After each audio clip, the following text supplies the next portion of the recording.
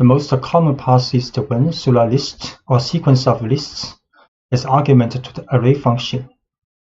So we create a two-dimensional array with adding two lists in np.array function.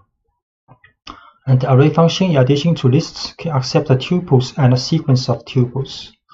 So we can also add two tuple in the np.array function, or we can add combined tuple and list in the function. First, create function with adding two lists, and we show this nd array, two-dimensional, and can create array using two tuples.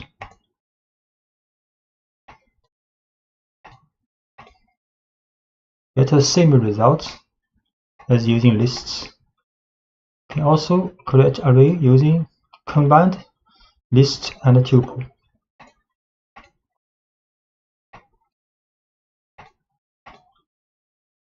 Also a two-dimensional array.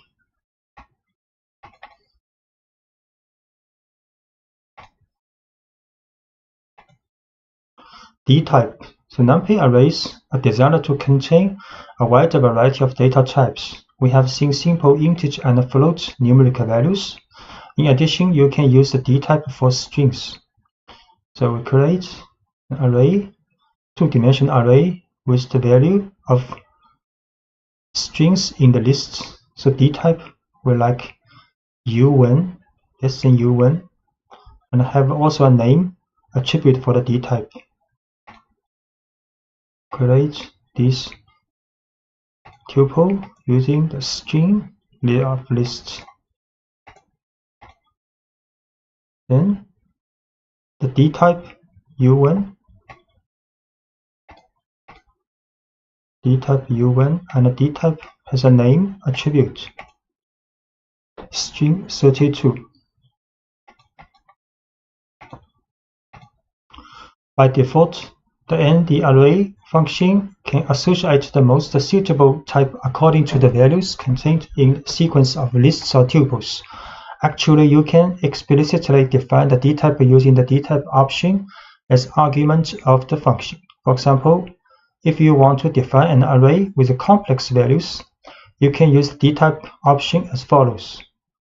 So if we add the D-type equals complex, so these numbers will be stored as complex number in the array. We'll create this array.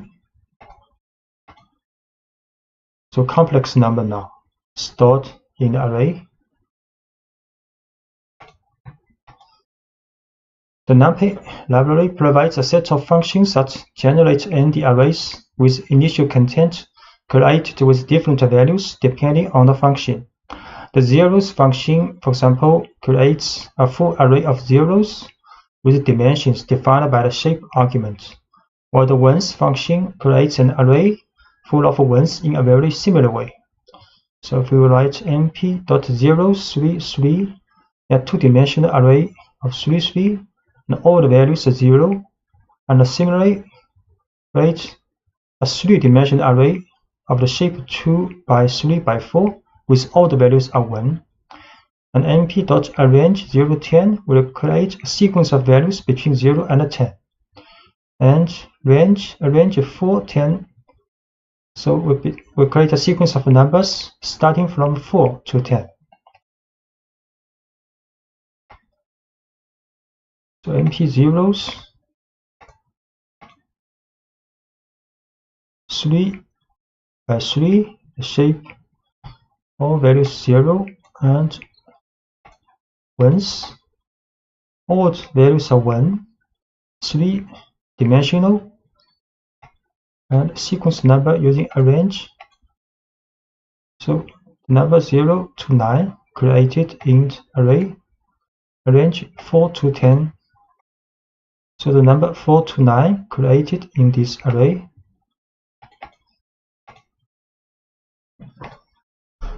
And you can also use the gap not equals 1. So here you create a sequence number between 0 and 12 with the gap 3, and this is the gap 0.6. Create number array 0, 3, 6, 9 now, and this array with the gap 0.6, so from 0 to 5.4. And you can also generate two-dimensional arrays using arrange and reshape. So we create a sequence number first from 0 to 12, then reshape to a two-dimensional array with the shape 3 by 4.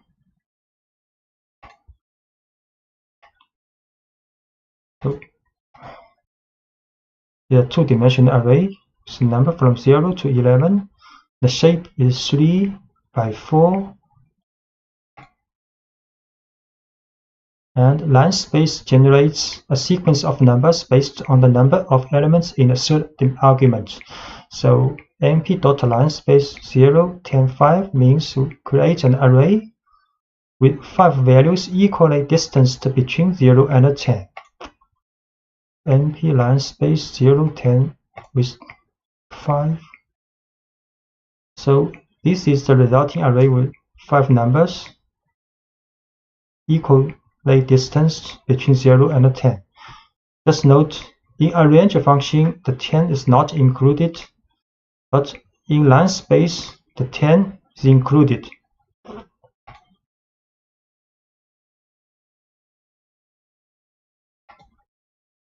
And np.random will generate random float numbers in the interval between 0 and 1.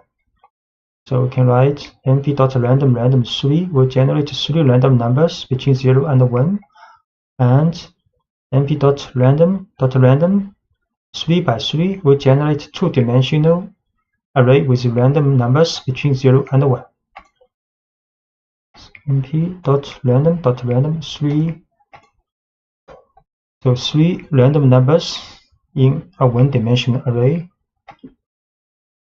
So this will create two-dimensional array with a shape 3 by 3 with all the values and random numbers between 0 and 1. Arithmetic operators. The most obvious are adding and multiplying an array by a scalar, and these operations are element-wise. Such as, the operators are applied only between corresponding elements.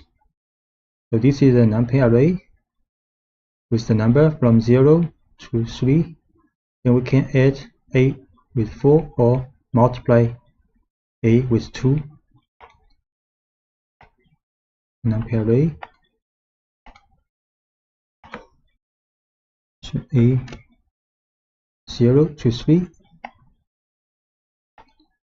A plus 4 will return another numpy array with the elements 4, 5, 6, 7. A multiply 2. So each element will be multiplied with 2 in the new array. And can create another array B with also 4 elements, then A can plus B or A multiply B. So B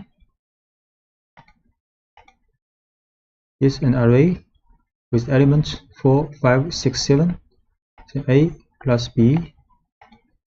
So element-wise addition between A and B will return another array with 4 elements. A multiply B will get also another 4-element array with element. Each element is the multiplication between the corresponding elements in A and B. And moreover, these operators are also available for functions provided that the value returned is a numpy array. So for example, you can multiply the array by the sum or the square root of the elements of array B, and they are also element-wise.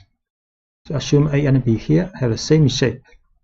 So we can A multiply numpy sum function of b, or a multiply the square root of b. A multiply the sum function of b, and the result is also a numpy array with 4 elements. A can multiply the square root of b. Also, the result is a 4-element numpy array. And for multidimensional case, arithmetic operators continue to operate element-wise. So this is a 2-dimensional numpy array with shape 3 by 3, and b is also a 3 by 3 shape 2-dimensional numpy array with elements all equals 1. Then a can multiply b element-wise. So we create a first.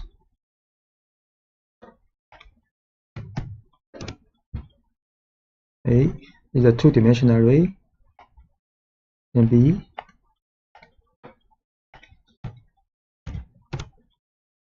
also 2-dimensional array. Then a multiply b element-wise a 2-dimensional array.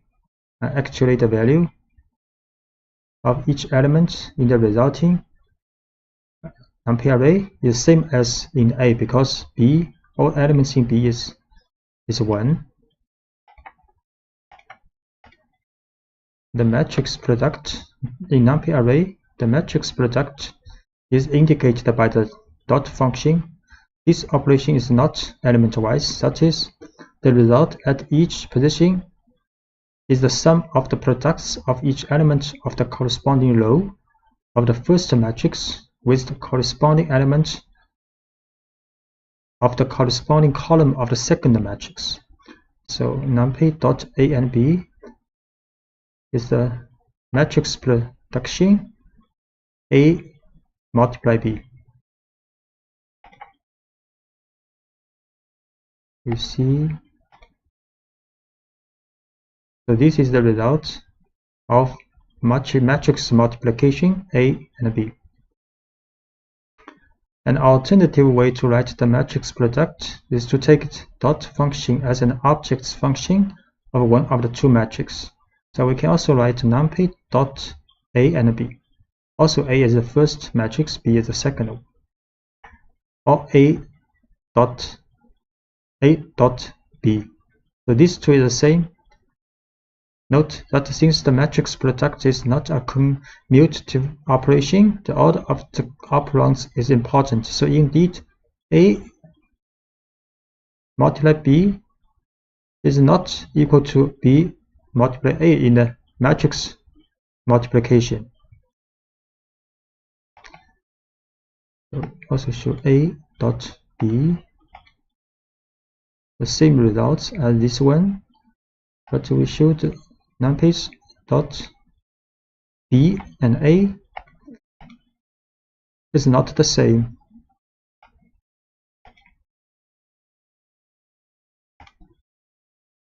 And increment and decrement operators. To increase or decrease values, we have to use operators such as plus equal or minus equal or multiplication equal.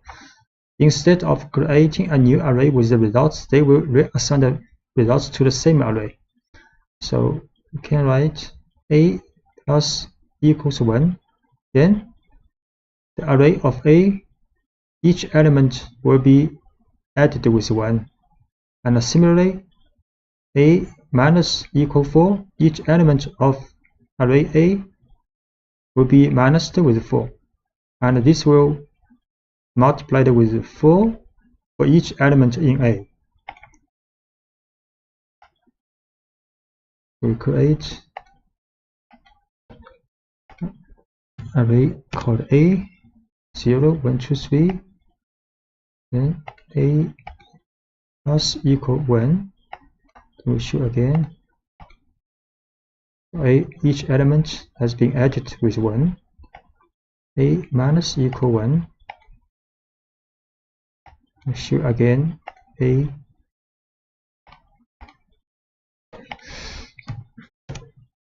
then the value is being changed back.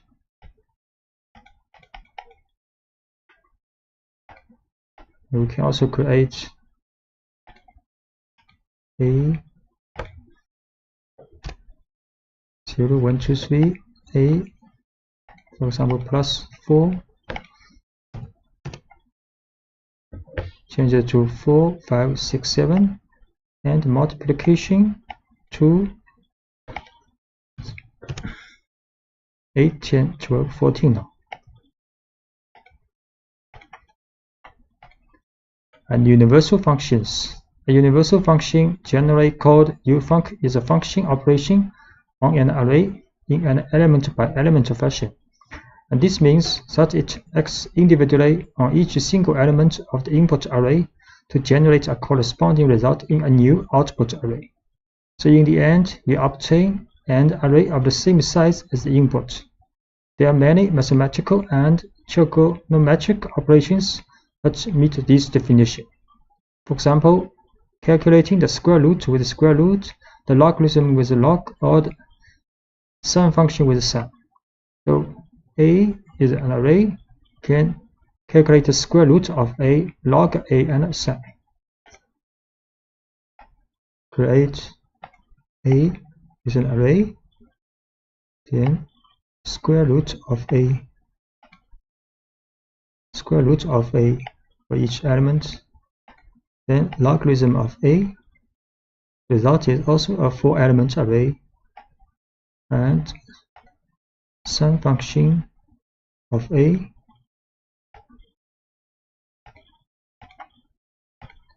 Aggregate function. Aggregate functions perform an operation on a set of values of an array, for example, and produce a single result. So many functions of this kind are implemented within the class and the array. For example, A is an 5-element array, so we can calculate the sum of A, minimum, maximum of A, and mean value of A, or standard deviation of A.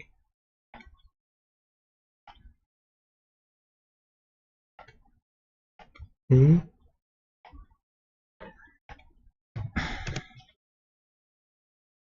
then A dot sum, summation, the minimum value of A, maximum value of A, and the mean or average value of A, and the standard deviation of A. Indexing. Array indexing always use square brackets to index the elements of the array so that the elements can then be referred individually, or various uses such as extracting a value, selecting items, or even assigning a new value.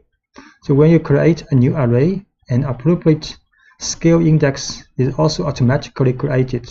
In order to access a single element of an array, you can refer to its index. So this is an array created with 6 numbers from 10 to 15. So we can write A bracket 4. Then the 5th element of this array will be selected. So create an array first.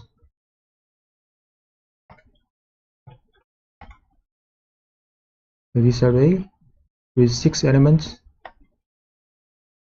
A bracket 4 will return the 5th element. And numpy array also accepts a negative index. So this index have the same incremental sequence from 0 to -1, -2, and so on. So this is the last one and last element of this array if we use A bracket -1, and this is the first element of this array if we use bracket -6.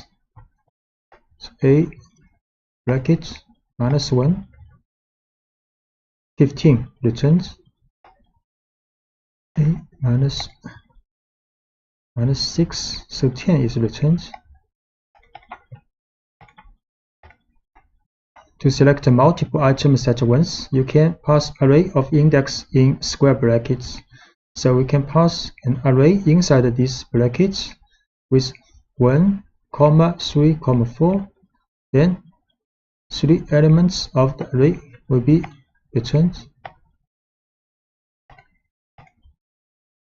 The 3 elements 11, 13, 14 of the array are returned. So moving on to the two-dimensional case, they are defined by two axes, where axis 0 is represented by the rows and axis 1 is represented by the columns. Thus, index in this case is represented by a pair of values. The first value is the index of the row, and the second is the index of the column. So for example, this is a two-dimensional array with shape 3 by 3. So A bracket 1, 2, we select the element in the second row and third column. We create an array first.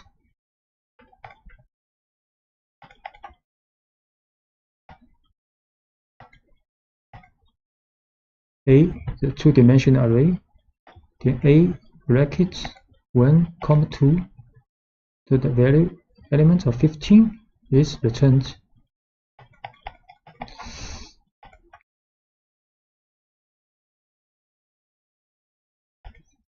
Slicing allows you to extract the portions of an array to generate new arrays. So when you use the Python lists to slice arrays, the resulting arrays are copies. So but in NumPy, the arrays are views of the same underlying buffer. So depending on the portion of the arrays that you want to extract or view, you must use the slice syntax, such as you will use a sequence of numbers separated by column within square brackets. For example, this is an array with 6 elements. So if we write A1 column 5 in the bracket, then it will return a slice of this array from second to the 5th element. So create an array with 6 elements. Then A1 column 5 will return this part of the array.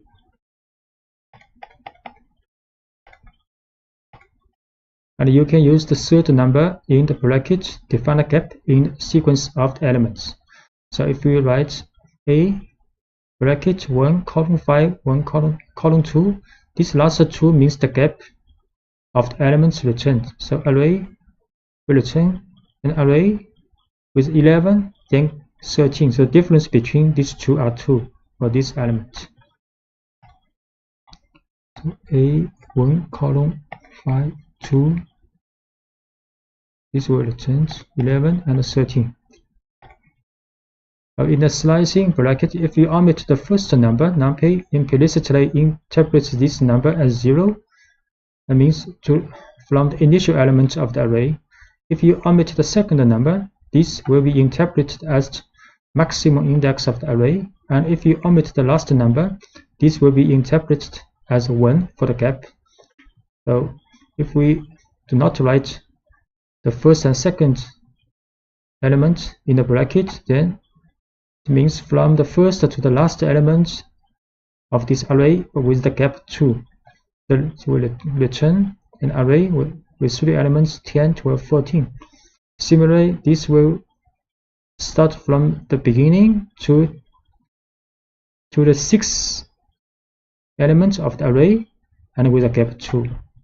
Actually, the result is the same as this one. And this will from the beginning to the 5th element but with gap 1. So A column 2 10, 12, 14, A column 5 column 2 also 10, 12, 14, A column 5 column.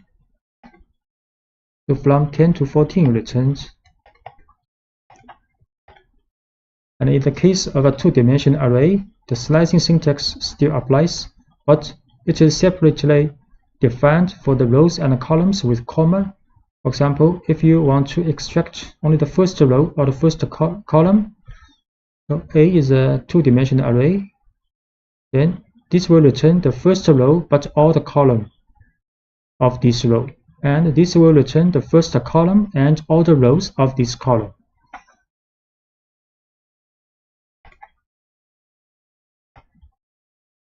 So A is a two-dimensional array. A0, column, return the first row of this array. And A column 0, return the first column of this array. And if you want to extract a smaller matrix, you need to explicitly define all intervals with index that define them. So, for example, A0 to 2 and comma 0 to 2, it will return the first two row and the first two column of this array. So it's a smaller array. And if we want to write, if we write bracket 0 to the first and third row and the first to second column, this part of array will be returned. So we'll see this one, first two row, first two column, this part of array returned. This is the first and the third row and first two column will be returned.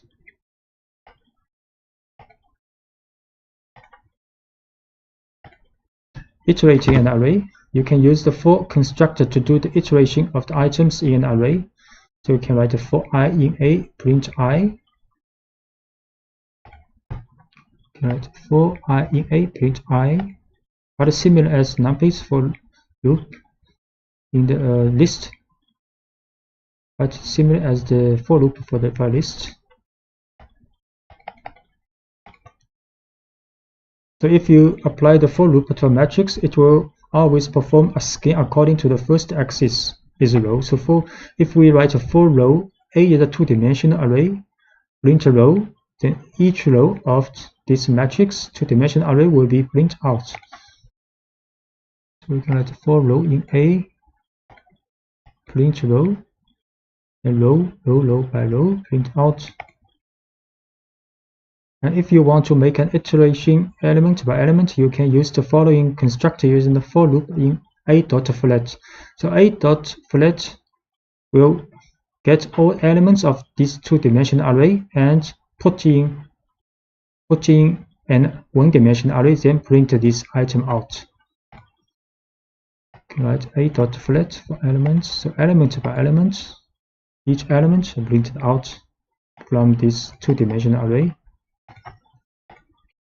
And if you want to launch an aggregate function that returns a value calculated for every single column or on every single row, there is an optimal way that leaves it to numpy to manage the iteration. You can use apply along axis function. So this function takes three arguments: the aggregate function, the axis on which to apply the iteration, and the array. So if the option axis equals 0, then iteration evaluates the elements column by column along the column, whereas if axis equals 1, then iteration evaluates the elements row by row. So for example, you can calculate the average values first by column and then by row. So if you write numpy dot apply along axis mean x0 array A, you see how it's going. And if we set axis 1, so we show matrix A first, 3 row, 3 column, then we apply a mean value for axis 0 for this matrix. Mean value 13, 14, 15, actually it's along the column. So along the column by column, then we mean value axis equals 1 so along the row.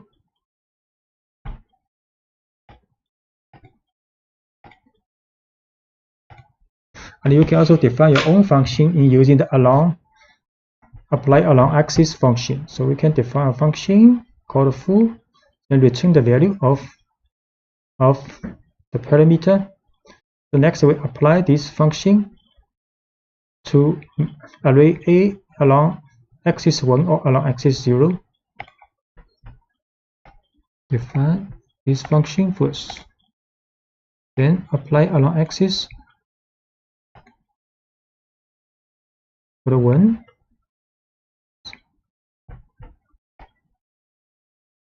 and apply this function with 0. Actually, the result will be the same because you divide elements by 2 along the row. It's same as you dividing elements by 2 along the column.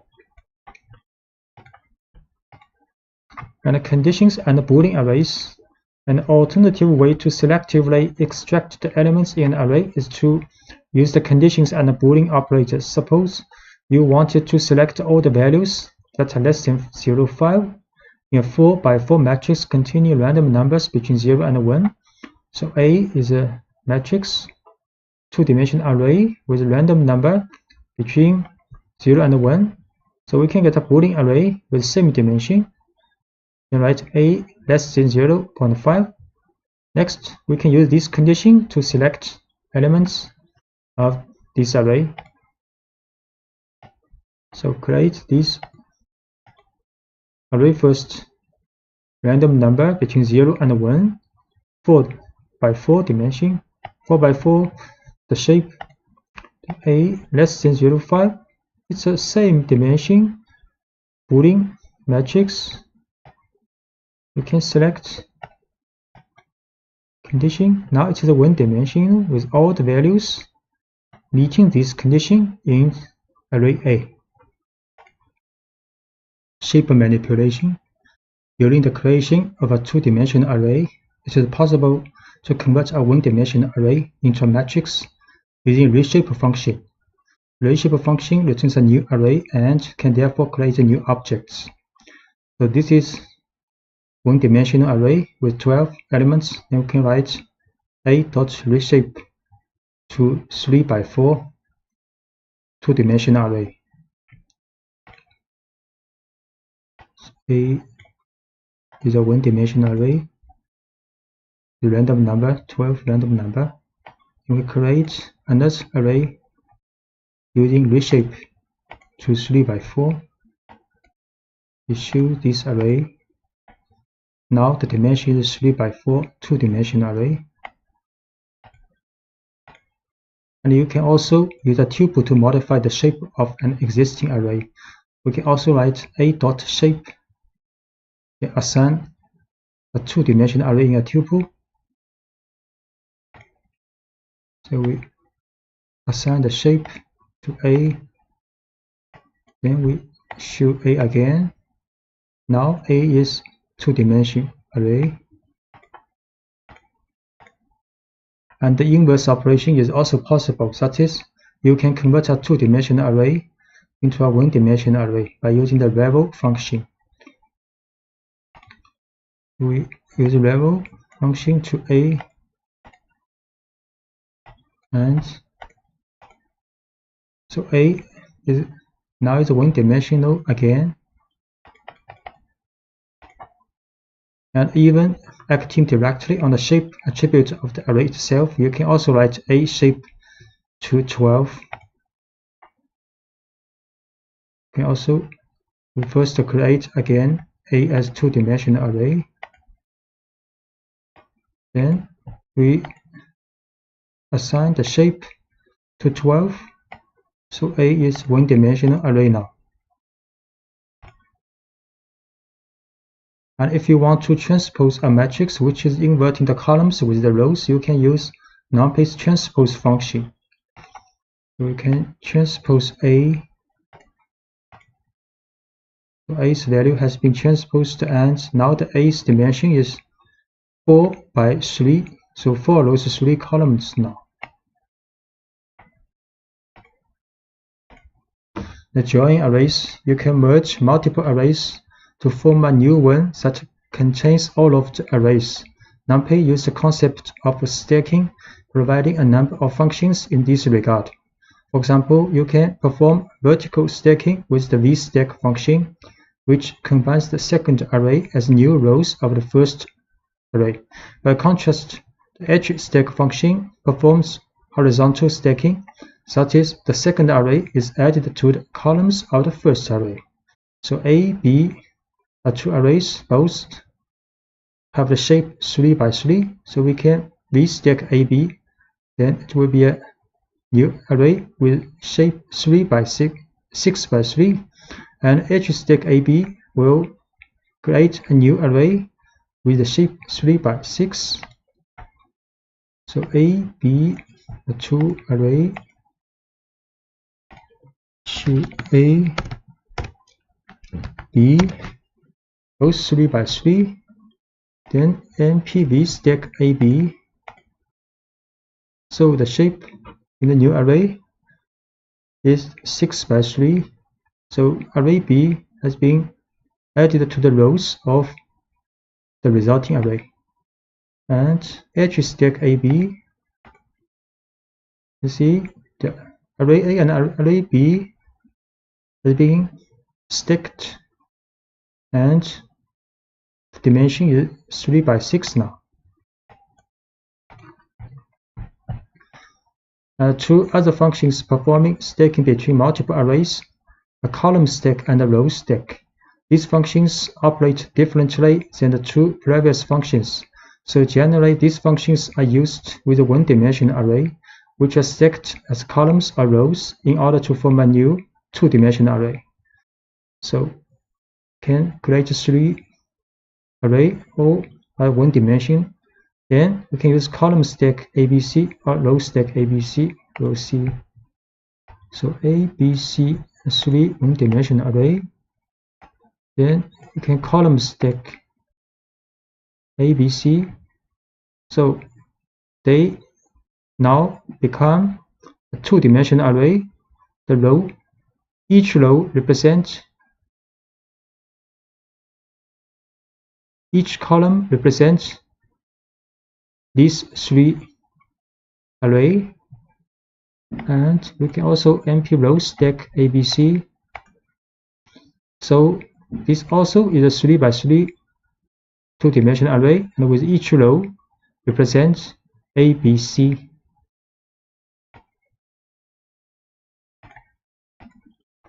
And splitting arrays. To divide an array horizontally or vertically into several parts, you can use numpy's splitting function hsplit or vsplit. For example, if you want to split the array horizontally, meaning the width of the array is divided into 2 parts. So the 4 by 4 matrix A will be split into 2 4 by 2 matrix. We create A is a two-dimensional array, then B and C, these two are the part of the edge split A into 2 parts. We see A is a two-dimensional array. The shape is 4 by 4. Then B and C is NP edge split A2 into 2 parts. Then we will show B is this part, and C is another part of the matrix A. And instead, if you want to split the array vertically, meaning the height of the array is divided into 2 parts, the 4 by 4 matrix A will be split into 2 by 4 matrix. We can write np.v split A2. So this time we use V split. Then we will show B is this part, and C is another part of matrix A. A more complex command is the split function, which allows you to split the array into non-symmetrical parts. So passing the array as an argument, you have also to specify the index of the parts to be divided. If you use the option x equals 1, then the index will be columns. If instead the option is axis equals 0, then there will be row index.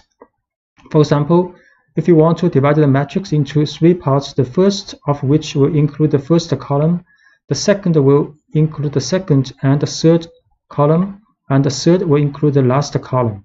So this, we can do this. A1, A2, A3, 3 parts is numpy split A by column, and 1, 3 are bounded of the separation. So we can see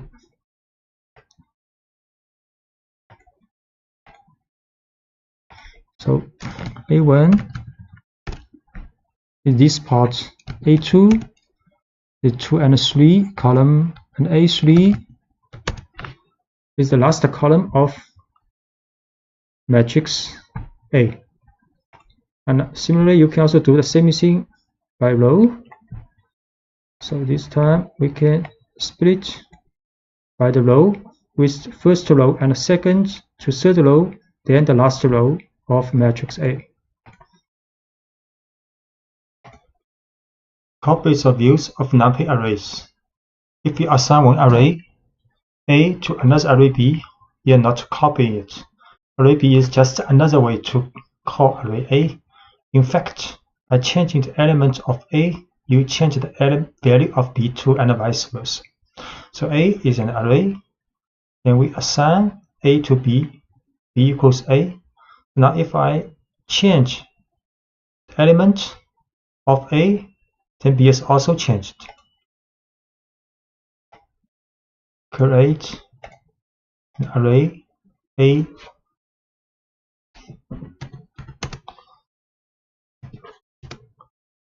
one, 2, 3, 4, then we run B equals A, we should be B also 1, 2, 3, 4. Now we assign the element, one of the elements in A to 0, then A will be 1, 2, 0, 4, and B is also 1, 2, 0, 4. So when you slice an array, the object returned is also a view of the original array. So if we create a C, it's a slicing of A, and now we also assign elements, change one of the elements in A to 0, then C is also changed. So C, then C is array 1, 2, and A is array 1, 2, 0, 4. Now we assign the first element of array A to 0. A, now A is 0 to 0, 4. Then we'll choose C. C will be 0, 2, because C is the slicing of first and second array element of array A. If you want to generate a complete and a distinct array, use the copy function. So we can use the C is equals A dot copy. So C is another distinct array. If we change some elements in A, C will not be changed.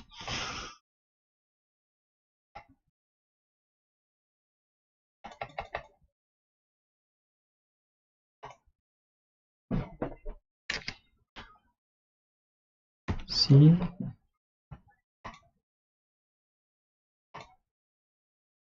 equals A dot y.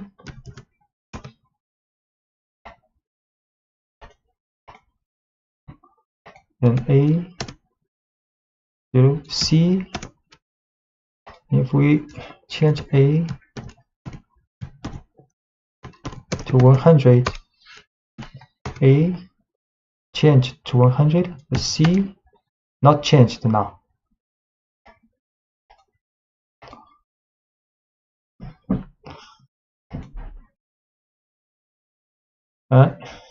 Copies or views of Python lists. If you assign one Python list A to another list B, you are not copying it.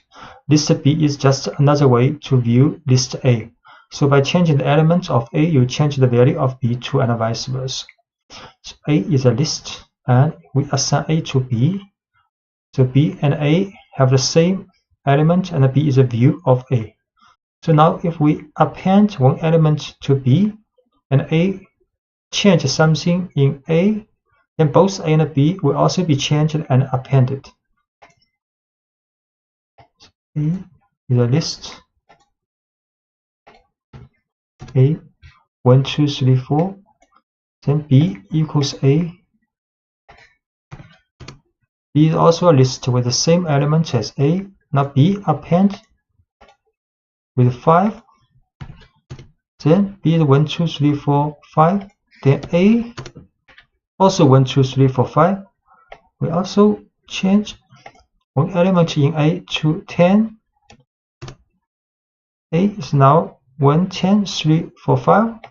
Then B also 1, 10, 3, 4, 5.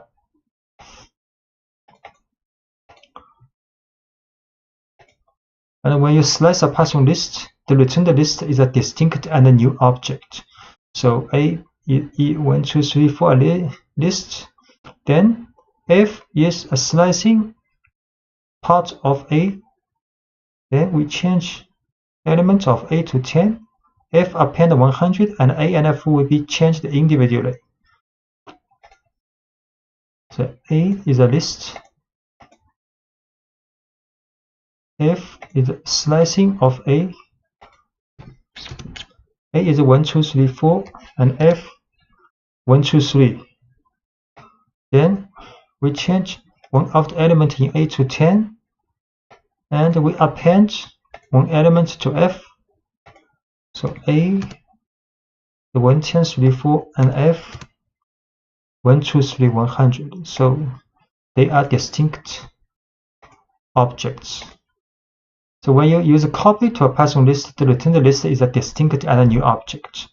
So A is 1, 2, 3, 4 a list. C is the copy of A. Then we change element in A to 10, and C append 10, and A and C will be changed individually. A is a list. C is a copy of A. A is a list 1, 2, 3, 4, and C also 1, 2, 3, 4. Then change second element in A to 10, and append one element to C. Then A is 1, 10, 3, 4. C is 1, 2, 3, 4, 10. So they are independent. Broadcasting of numpy arrays. Broadcasting allows an operator or a function to act on two or more arrays to operate even if these arrays do not have the same shape. Two arrays can be subjected to broadcasting when all their dimensions are compatible, which means the length of each dimension must be equal, or one of them must be equal to 1. If neither of these conditions is met, you get an exception that states that the two arrays are not compatible. So when the rule of compatibility is met, then the size of the smallest array will be extended to the size of the biggest array, so that the element-wise function or operator is applicable. So we see an example. A is a two-dimensional array, and B is a one-dimensional array. A plus B is compatible, and B will be broadcasted to the size of A, and then get the addition implemented.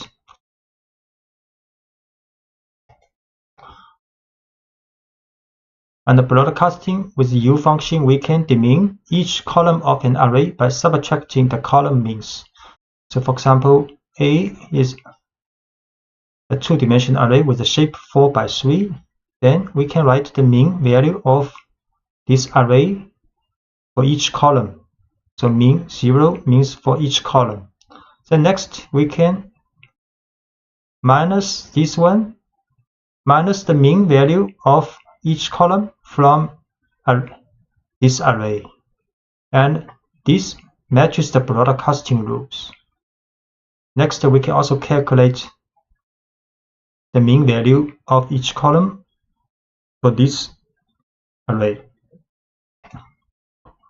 So first we show A is two-dimensional array and B is a one-dimensional array.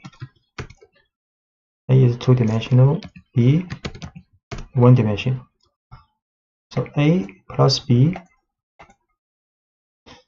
will get the same shape with A, and array is a two-dimensional array with shape 4 by 3. You can calculate column mean of this array. 3 value because there are 3 column.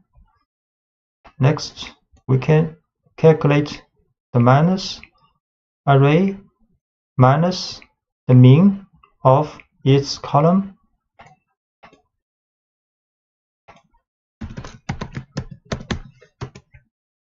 This is the result with the same shape as this array. So this minus is compatible with broadcasting automatically. Next, we can calculate this array's mean value for each column. It will be 0 for each column because it has been demined. This value is very close to 0.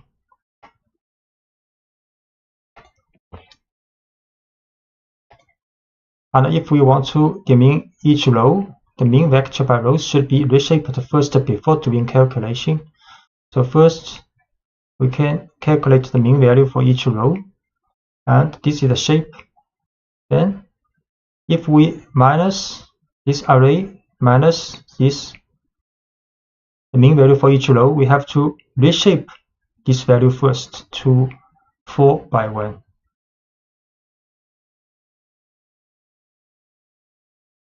So we will show again this array 4 by 3. Then the row mean for this array, we have to put 1 here.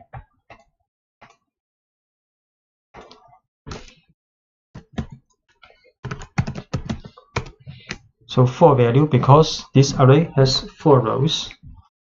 And we can also show the shape of this. Shape is one-dimensional array with 4. If we want to calculate, then we have to reshape this row means to 4, 1. Then it is possible with the broadcasting.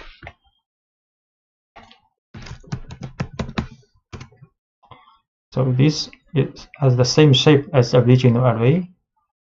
And we have to now calculate the mean value for this array. Have to row mean for this array is 0, very close to 0 because it has been demined by row.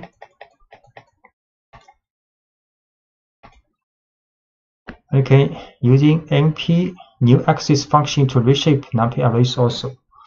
So in the 3-dimensional case, broadcasting over any of the 3 dimensions is only a matter of reshaping the data to be shape compatible.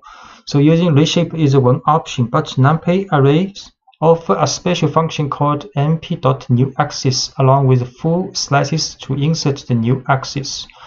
So what this means? We show one array in 2 dimensions, then we can change the shape of this array to 3 dimensions by adding np.newAxis here. Then the shape will be 4, 1, 4. So this array, the 2 dimension, A 2 dimension, all the values 0. Then we can create another array based on this array with 3 dimensions. Add np.newAxis here. Then show the shape of this array, now 4, 1, 4.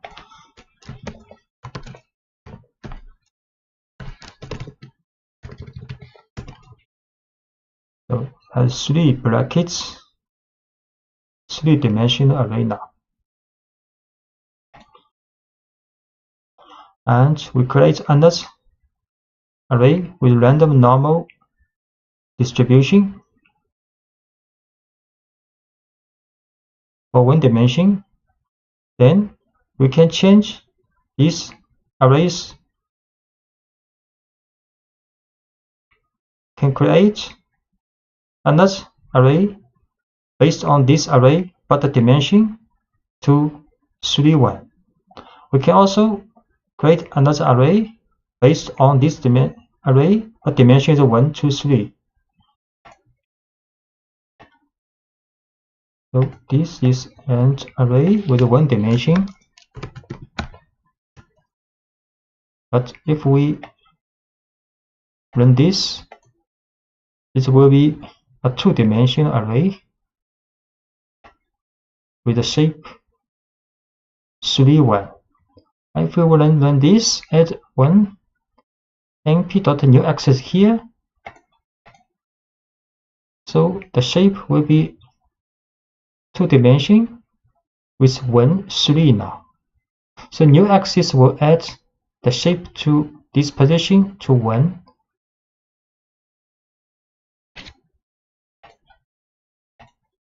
Thus, if we had a 3-dimensional array and wanted to the min axis to, say we would need to write, so this is a 3-dimensional array, and we want to get the min for 2 is the last dimension. So this min array will be 2-dimensional because the last axis has been mined out. And next, if we want to calculate AR minus this mean value, because this mean value is 2-dimensional, so we have to add one axis here with 1 dimension, 1. The shape is 1 for the last axis, then it is compatible for calculation. We'll show. So this is a 3-dimensional array. 3-dimensional, 3 brackets, and we get the means and min out at the last dimension. Sure. So this min matrix is 2-dimensional with 3, 4. We show the shape 3 by 4. So if we want to calculate the minus, then we have to add the np.new axis here after for this min matrix. The min, we can calculate again the min value for this. The min is 0 actually. Every value is 0 now. Random number generation with a Python random model.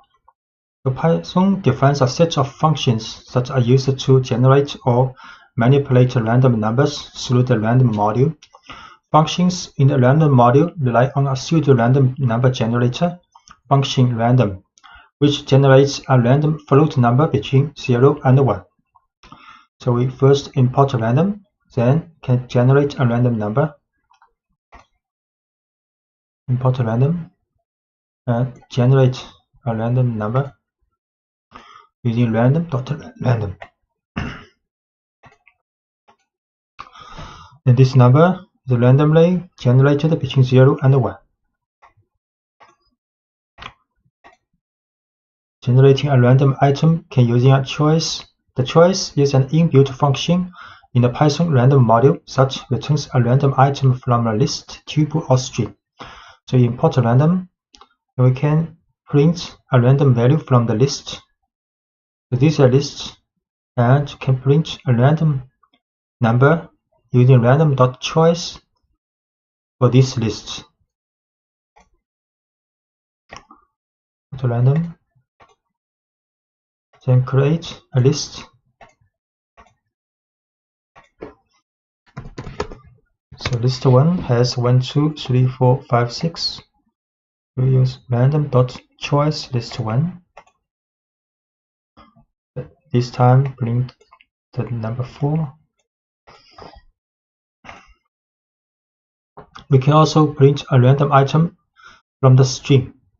So this is a string, can print random.choice string. String, then randomly choose one alphabet of this string to print out. S, this time is S. And generating random numbers from a specified range and step using random range. So using random range can generate in range from, for example, 20 to 50. The last parameter 3 is the size of a step to skip 3 numbers when selecting. So we can using random.random range 20, 50, 3, then print out.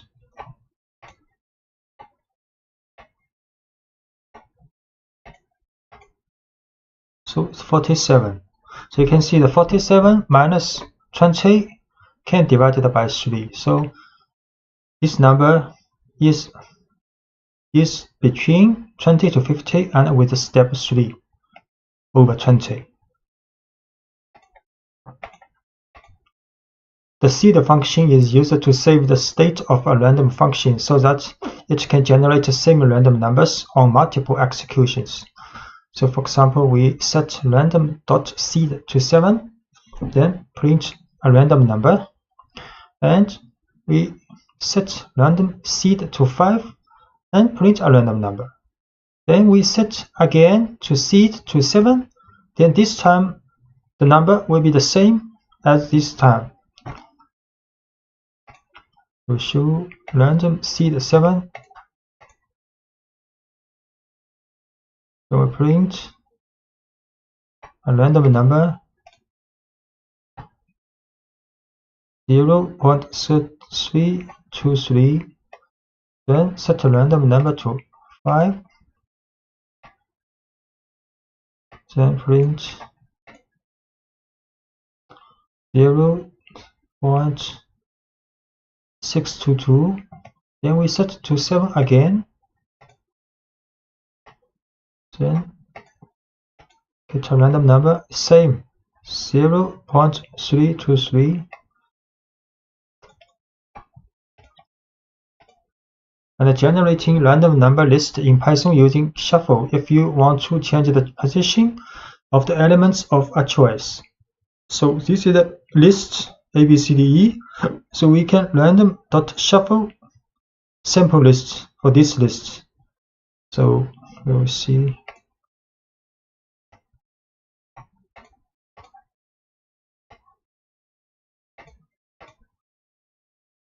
And print. This is the original list. And random shuffle sample list. We shuffle this list, then print again. So after the first shuffle, now the sequence of elements has been changed. Second shuffle also changed. Sequence.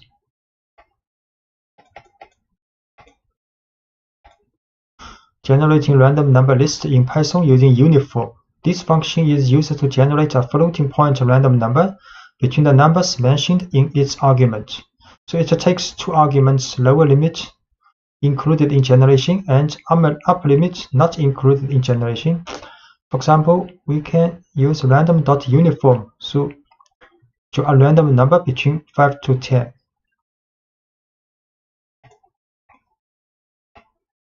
Uniform 5, 10, 9.54.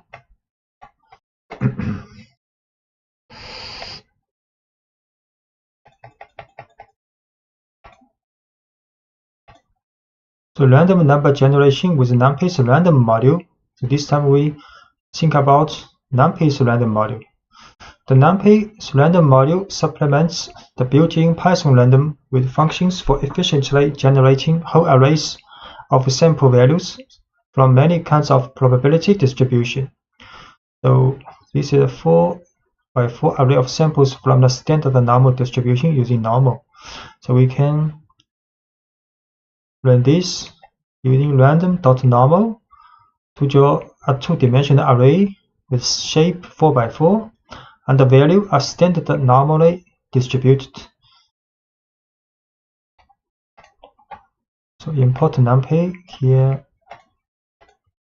Then we can use numpy's random module random.normal to a two-dimensional array. Then show this array two-dimensional and the value a standard normally distributed.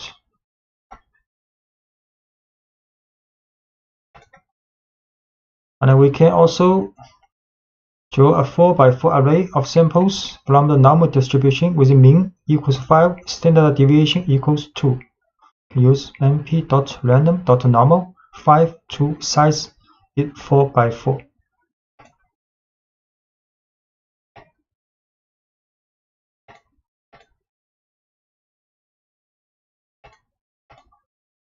So this time, this matrix 2x2 of two-dimensional numpy array with the shape 4x4 and the value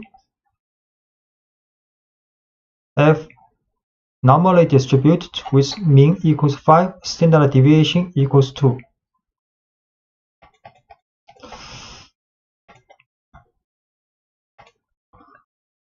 And set random seed in numpy. We can return the same random sample.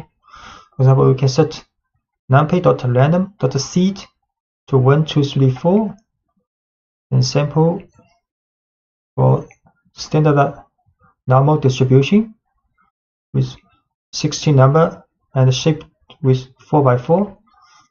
Then, if we run again, get the same result.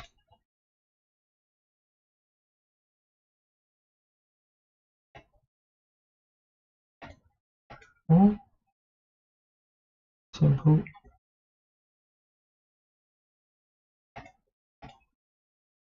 So this time, get this 4x4 in the array. So if we set seed again to 1, 2, 3, 4, we run this random draw again,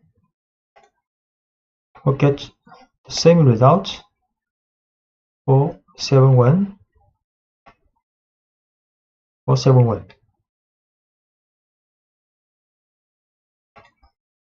And you can also use random n to generate a standard normal values. So np.random random n 10.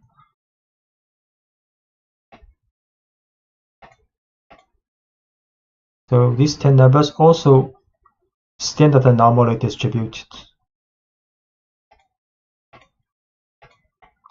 You can shuffle an numpy array with np.random shuffle.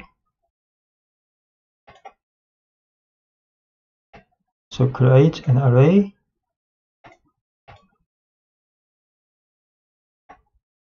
You can print this array 1, 2, 3, 4, 5, 6. And you can shuffle this array.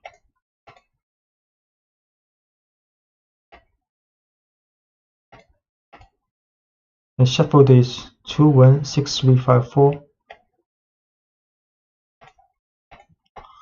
And numpy's random permutation method to get the random samples of sequence of permutation. So import numpy as np, then gfg equals numpy's random.permutation 20. See.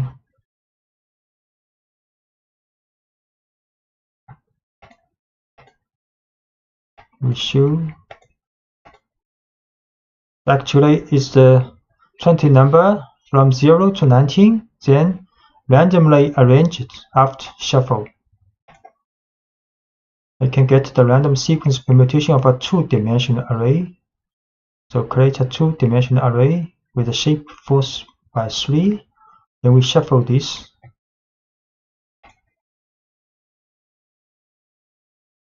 This is a two-dimensional array.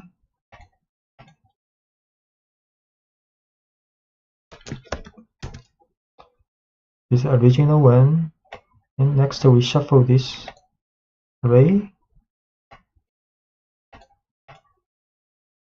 Then the rows, you can see the rows has been randomly reordered, but the element within each row will not be changed.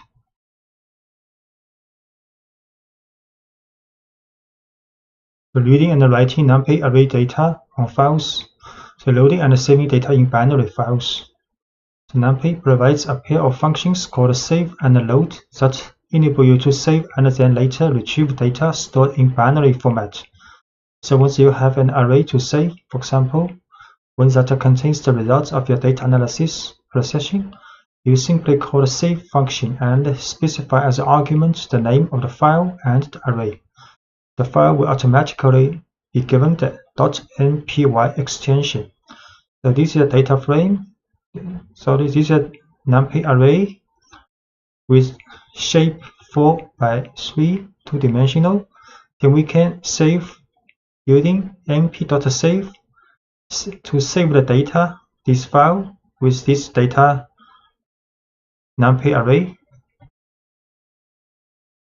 We have to import OS package and save the working directory. Then create a numpy array, two-dimensional array, the shape of 4 by 3. Then we can save this array to this file.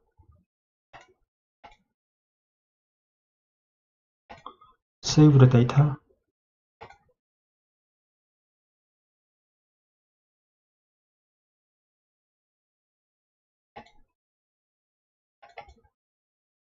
So you can find this data, save the data, but this is a binary file. You cannot open with txt file.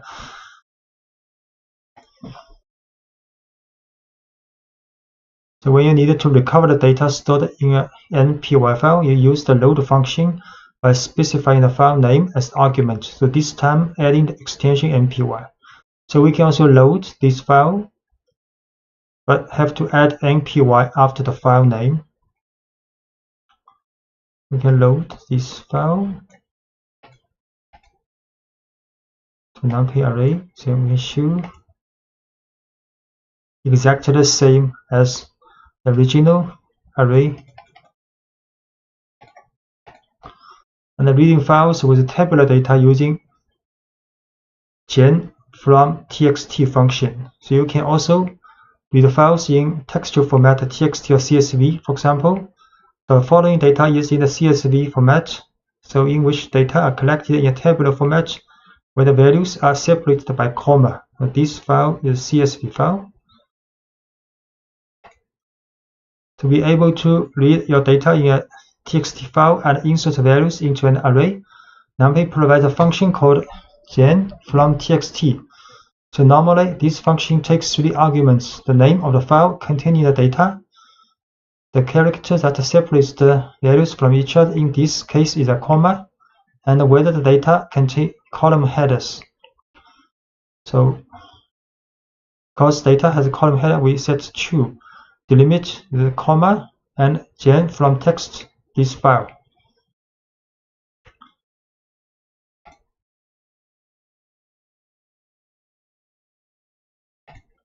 And we can show this file is a structured array in which the column headings have become the field names. So in the CSV file, the heading become the name of the field. So this is arrays value part, and this is dtype part for each column.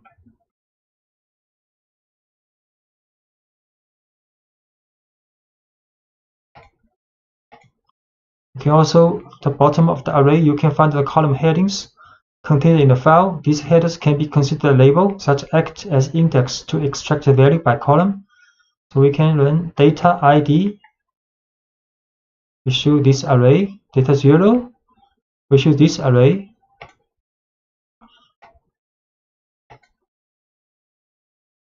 D data 0.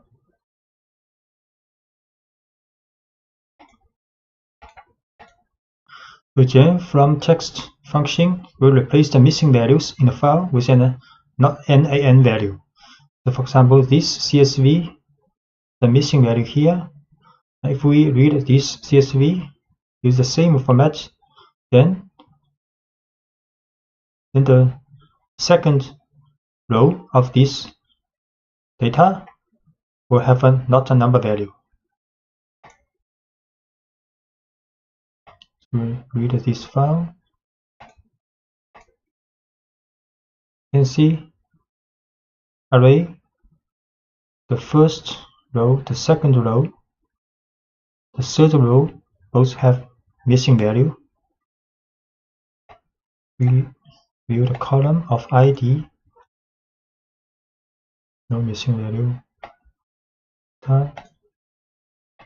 First row, no missing value. Second row has a missing value.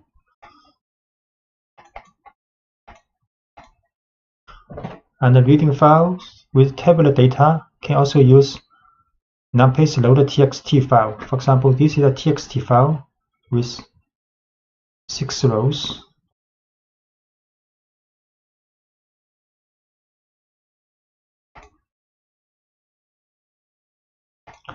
And when you read reading txt files, can have to set the d type to int, because this is a numerical value, integer value. So we set this to int and read this file, and we print out exactly what we want, a two-dimensional array with shape 6 by 2.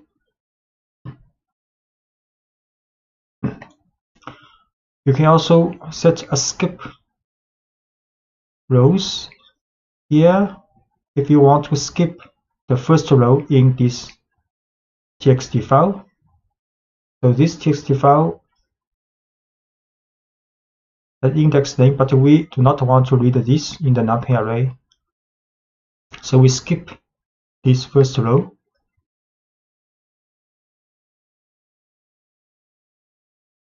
I have to set a row, skip rows here.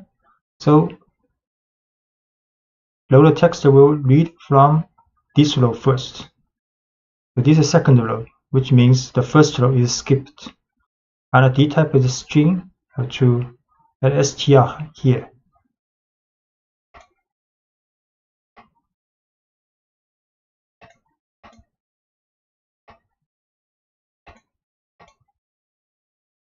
Exactly what we want, the 6 by 2 two-dimensional array. So pandas is an open source Python library for highly specialized data analysis.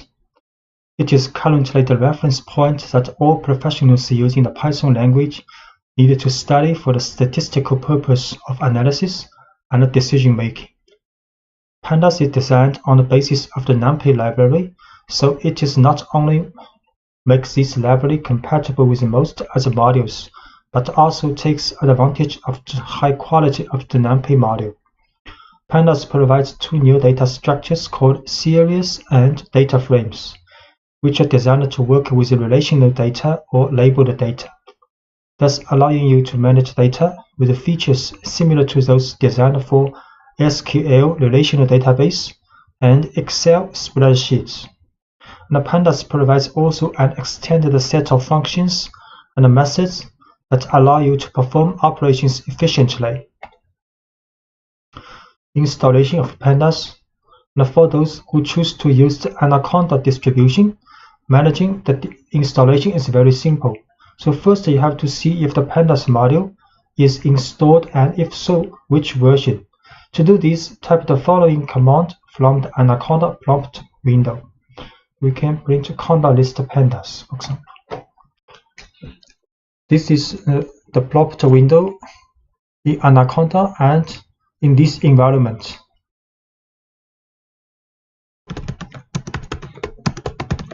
We can show conda list pandas.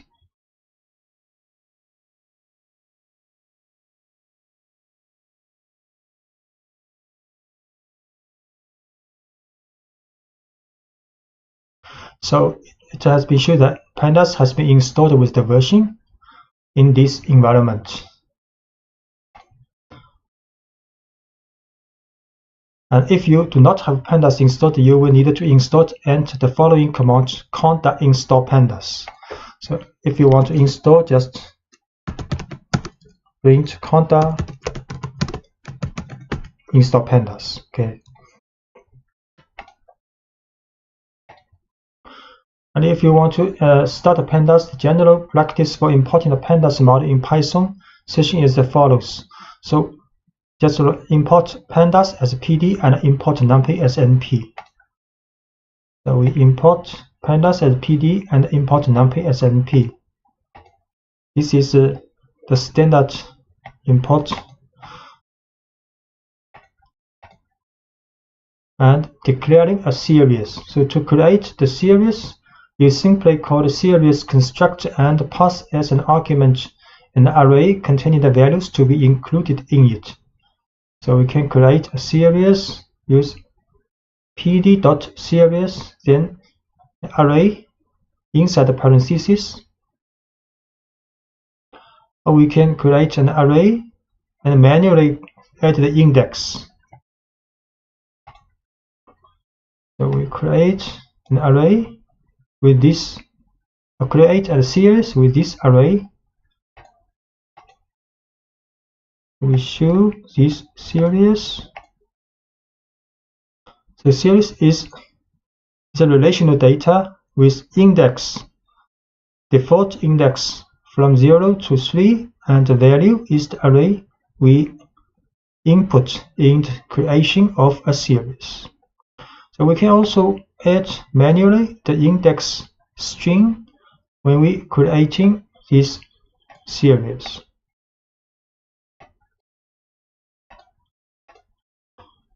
So this time the index has been changed from A to D.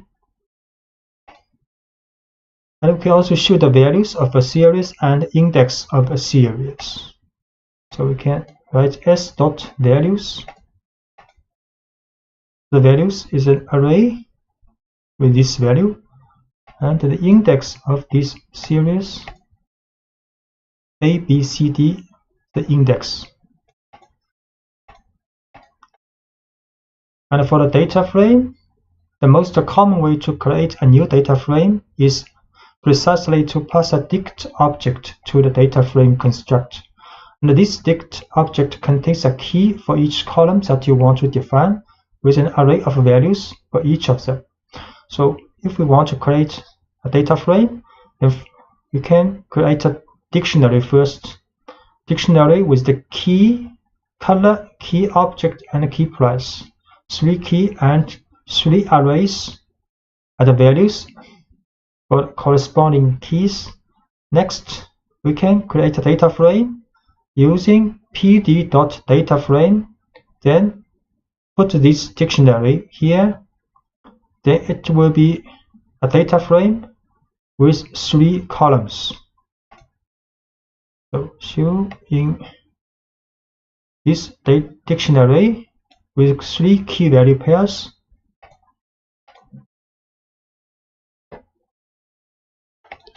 If we show this dictionary, 3 key value pairs, then create a data frame with this dictionary information. Then we show this data frame. The data frame actually is a tabular data with index. This index default because we have 5 rows. So pandas put the default index from 0 to 4 for these rows, and the column has a header, 3 header variables, exactly the 3 keys in this dictionary, and the values, 3 column values, are 3 value associated with these 3 keys in the dictionary.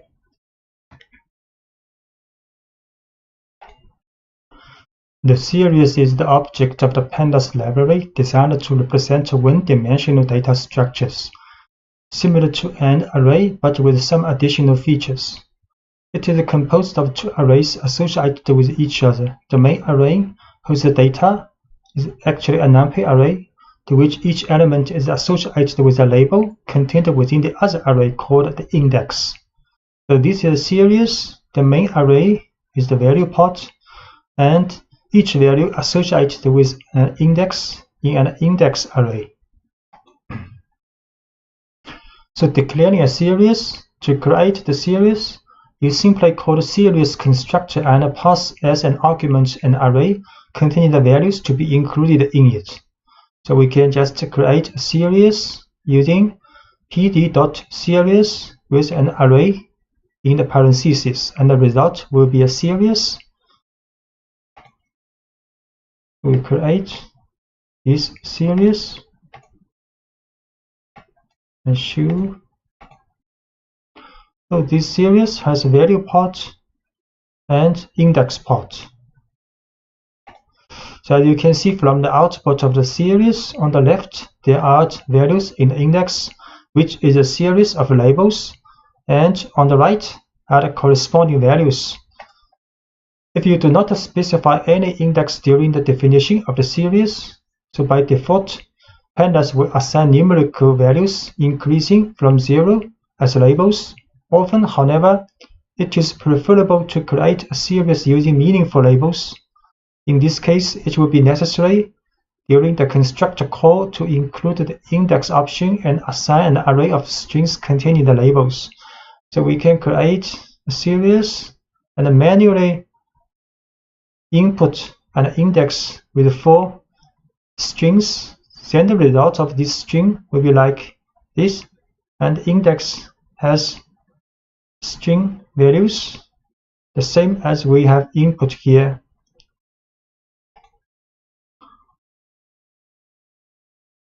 So we create series with ABCD index. So the index has been the value you want. And if you want to individually see the two arrays that make up this series, you can call the two attributes of the series as follows: index and values. We can write s.values, and it will show the value part, and s.index to show the index part of this series. So s.values, value part, s.index, the index array. And you can select the internal elements of series, then select the individual elements as ordinary numpy arrays by specifying the keys. So we can select, for example, the third value of this series, or we can select by the index string of this value. You can also select multiple items in a series. We select the the first two values of this series, and we put up an array inside this bracket. You can choose two values with index B and C. So choose this individual element.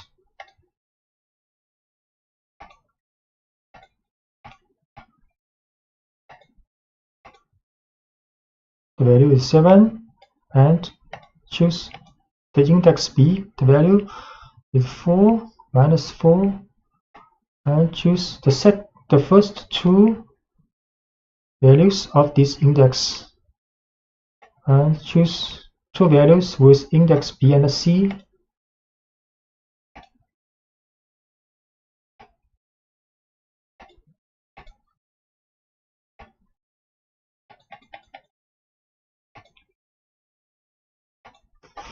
And you can assign values to the elements. So you can select and assign the value of a series by index or by labels. For example, we assign 0 to this series index 1's value. So the result will be like this. We can also assign 1 to this series index b's value, then the result will like this. Assign 0 to S1. We should this value has been assigned b to 1. Should again. Then this value has been assigned with 1. And both the series object itself and its index have a name attribute. So if we assign the name attribute of this series as count, and we can also assign the index.name alphabet. So the result will be like this. So the name is a count is for the value part this array, and alphabet is the name for this index. Assign name, and we assign index's name to alphabet. Then show this series again. See, the main part has a name called count, and index part has a name called alphabet. And you can define a series from numpy arrays and other series. You can define a new series starting with numpy arrays or with an existing series. For example, this is a numpy array, and we can define a series using this numpy array. The result is the value part is an array. The value is same as this numpy array, and index is added by default by pandas. We can assign first to create this numpy array, then create this series using the value of this numpy array. In the series like this, value part, index part. And we can also define a series from other series. For example, S is a series. You can create another series called S4, and using this series.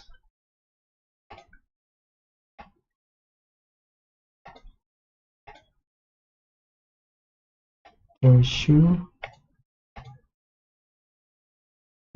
four values and with index same as this series. And you can always keep in mind that when you create new series from existing arrays or series, the values contained in the original numpy array or in the original series are not copied but are passed by the reference. So if the values of either one changes, then values in the other object will also be changed. What this means? So we show this series S, and we show this series S4. S4 is created from this series. So if we change S4, S4's last value to 100, we show S4. This value has been changed to S to 100. But if we show S again, S value, this value also been changed to 100. So both series are the reference to one series. So you can filter values of a series. So many operations that are applicable to numpy arrays are extended to the series.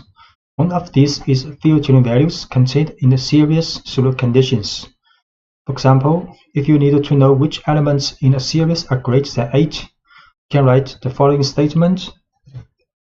PD series, create a series, then we can write S bracket S larger than 8, and the result will be these two values of the series. Create a series, with 4 values. Then if we write s bracket s larger than 8, so only this part of the series is returned based on the condition. And some mathematical operations.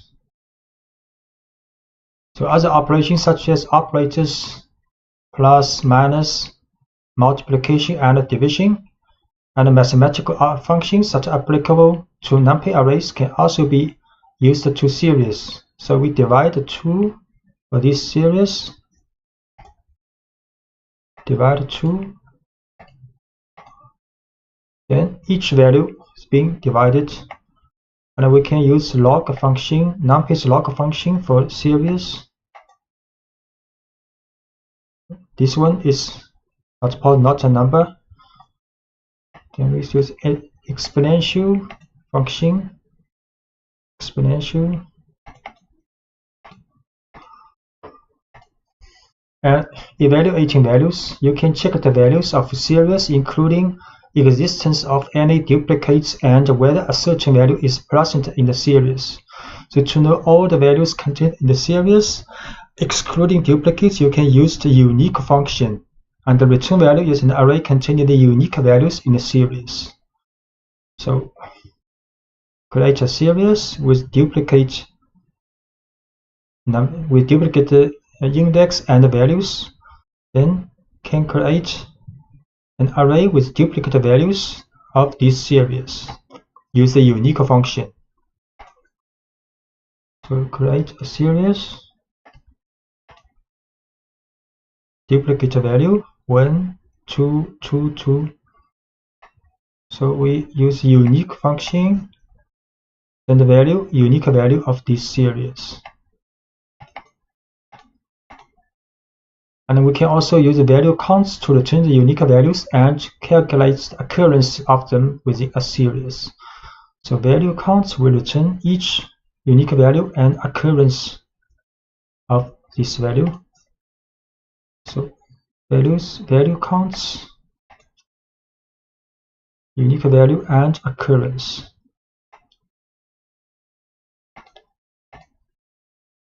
And we can also use function isIn to say if the values are contained in the series, and the returned Boolean values can be used to field data in a series.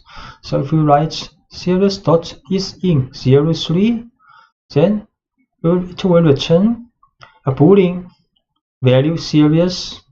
So if true means this value in the series is in these two values, is matched these two values. So next we can use the bracket to filter out the values only meeting this condition.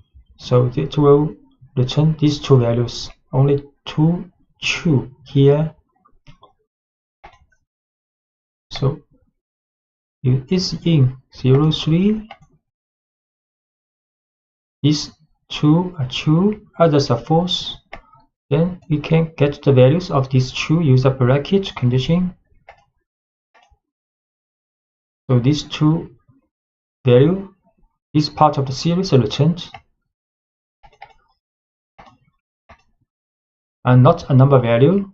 The specific value, not a number, NaN, is used in pandas data structure to indicate the presence of an empty field or something that's not definable numerically. So pandas allows you to explicitly define not a numbers and add them to a data structure such as series.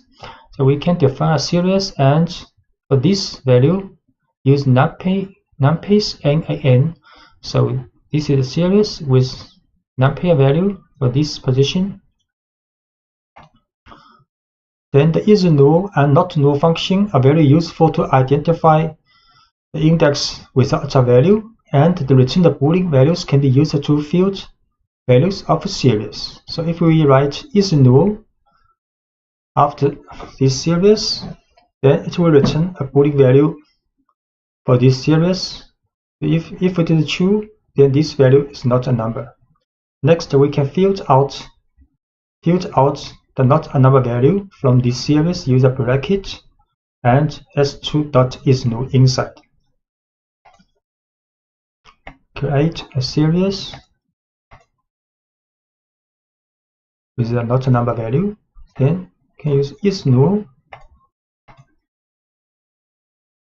This value is true, is null value. Then we can filter out this value, get this value. This is not a number. And similarly, we can use not null. So not null, these three are true, and this is false because this is null. And we can also use not null in the bracket to get the values not a value.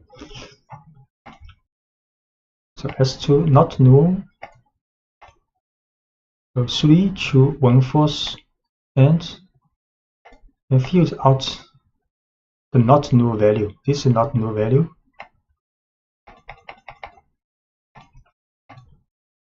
And series as dictionaries. So an alternative way to think of a series is to think of it as an object dictionary. In fact, you can create a series from a previously defined dictionary. So this is a dictionary with key value pairs, and we can create a series from this dictionary.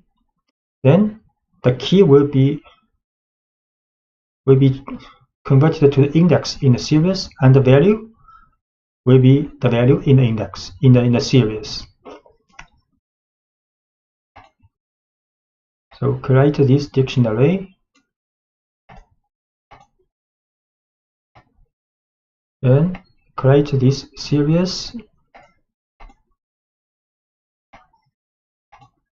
So the keys of the dictionary transformed as the index of the series. And you can also define the array index separately. In this case, controlling correspondence between the keys of the dictionary and the labels arrays of index will run. If there is a mismatch, pandas will add the not a number value. So we can also using this array as the index in the creation of a series. So because some values in this array does not match the key value in this dictionary, so the index for some of the values in this array but cannot be found in the dictionary will have not a number value. So we define an array called colors and use these colors as the index of the series, but the value part use my dictionary. So the resulting series will have this index matching this colors array, but this value is not a number because green cannot be found in the dictionary. And operations between series. So the labels of series will come into play when we perform operations between two series. So in the following example, we add two series having only some elements in common with the label. Then we get a new series in which only the items with the same label are added. All other labels present in one of the two series are still added to the result but have not a number value. So we create another series called another dictionary called mydict2, and then create another series with this dictionary. Then add this series with this new created series. The result will be like this. So we create a series called myseries2 with this dictionary. Then we add these two series together. The result will be like this. These four values are not a number because their index only appear in one of the series, not appear in both series. So the value is added to, but the value is not a number. Only these two index value added, because these two index red and yellow appear in both series. The data frame is a tabular data structure very similar to a spreadsheet. The data frame consists of an ordered collection of columns, each of which can contain a value of a different type, for example, numeric column, string column, and a Boolean column. The data frame has two index arrays. The first index array, associated with lines, is very similar functions to the index array in series. Now each label is associated with odd values in a row. And the second array consists of a series of labels, each associated with a particular column. A data frame may also be understood as a dict of series, so where the keys are the column names and the values are series that will form the columns of the data frame. And furthermore, all elements in each series are mapped according to an array of labels called an index. So this is a typical data frame. So this is the index. So index of a data frame are very similar as index of a series. And this is the column. Column is the color object price are the column names, column headers of the variable, and this part are the values of the data frame. So defining a data frame, the most common way to create a new data frame is to pass a dictionary object to the data frame constructor. So this dict object contains a key for each column that you want to define, so with an array of values for each of them. So for example, this is a dictionary with key, the value, key, value, key, value. So we can create a dictionary based on this dictionary. We can create a data frame based on this dictionary using pd.dataframe, then put this dictionary inside the parentheses. So we can create this dictionary first, then create a data frame using this dictionary. Then we show this data frame.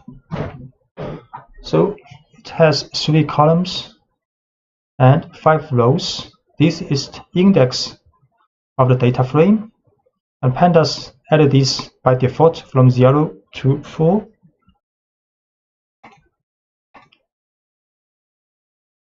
So if the dict object from which you want to create a data frame contains more data that you are interested in, you can make a selection. So in the construct of the data frame, you can specify a sequence of columns using the columns option. And the columns will be created in the order of the sequence regardless of how they are contained in the dict object. So we can, for example, create a data frame but with only 2 columns from this dictionary. So create this data frame. We show so only 2 columns in this data frame called frame 2.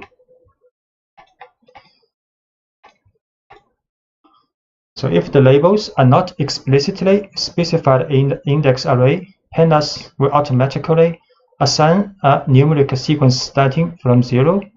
Instead, if you want to assign labels to the index of a data frame, you have to use the index option and assign it an array containing the labels.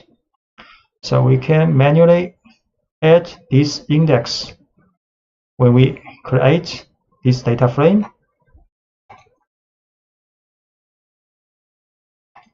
We can create again this frame 2 with index, and we show this data frame. So now index are from 1, 2, 3, 4, 5.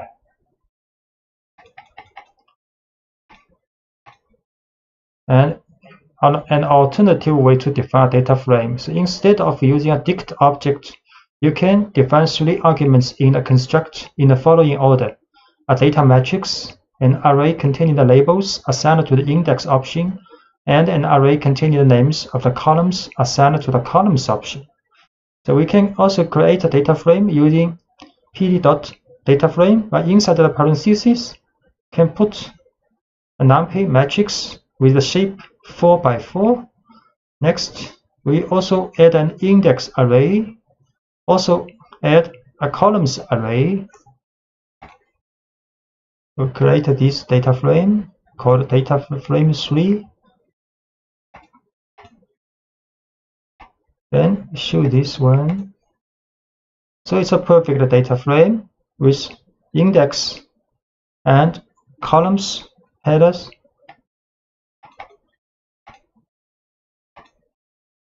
Selecting elements of data frames. If you want to know the name of all the columns of a data frame, you can specify the columns attribute on the instance of the data frame object. So for example, we can show the columns of the data frame and also can show the index of the data frame. We can also show the values of the data frame, use frame.values. So show columns, data frame, columns, this column variable name, and index from 0 to 5. Then the values, value part, 3 column, 5 row.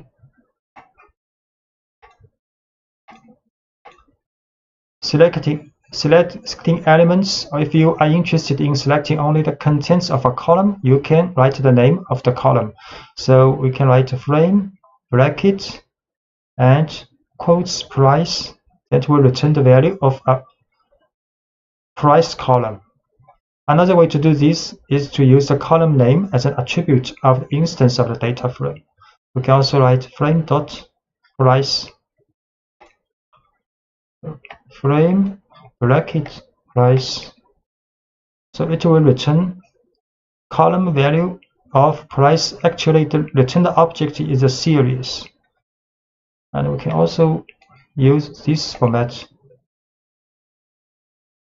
Same result is the same. And we can also use function loc and iloc to select the elements of a data frame. So for rows within a data frame, it is possible to use the loc attribute with the index value of the row that you want to extract. For example, frame.loc2, so it will return this row of the data frame. And if you want to select multiple rows, can specify an array inside the brackets. So inside the brackets, we put 2 number. So these 2 rows will be selected. And we also can select both from row and a column. We can select this row. Show this one. This row has 3 column variables, and the result will be a series. If we choose 2 rows, it's a data frame, 2 rows and 3 columns, a data frame. You can choose both for rows and a column. So only 2 columns and 2 rows selected.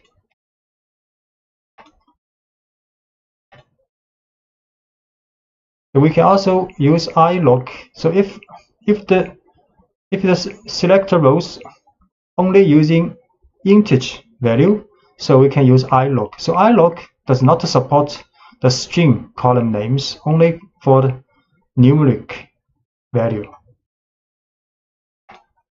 So for example, here iloc2 will get the same result as loc2.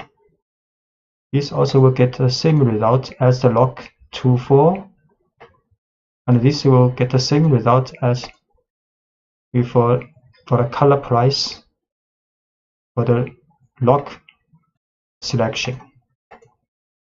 Now, if you needed to extract a portion of the data frame, selecting the lines that you want to extract, you can use the reference numbers of the index. The return value is an object data frame. So we can also write column from 0 to 1. In this case, only 1 line returned, and in this case will return 2 lines.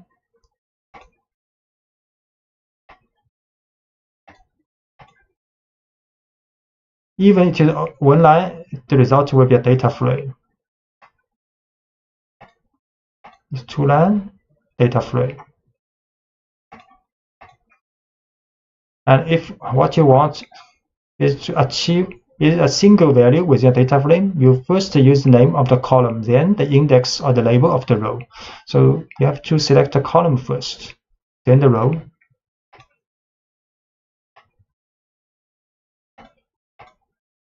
So the result is a single value.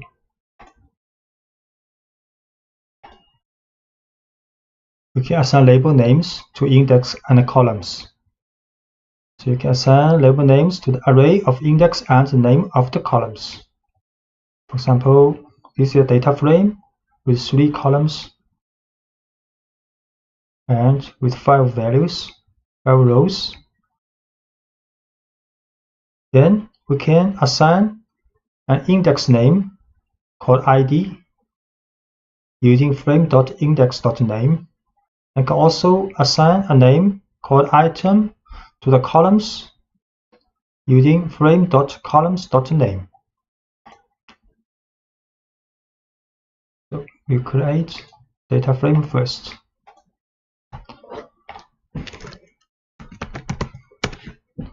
Three columns, 5 rows. Then we assign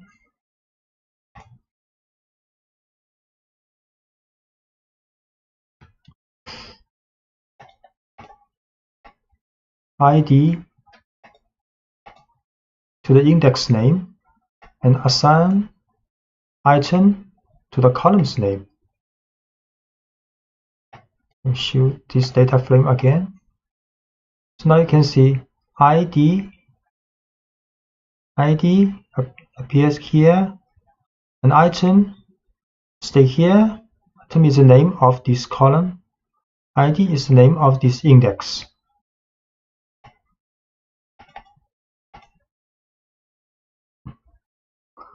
Add a new column. And you can do this by simply assigning a value to the instance of the data frame and specify a new column name. For example, if we write frame brackets new equals 12, then for this column, this is a new column created. Then all rows for this column has value 12. And if we assign this array to this column, also possible. So frame new equals 12. So we show this data frame again. You see this new column, all the rows have same value 12. And if we assign a new column with this array, value now is the array assigned.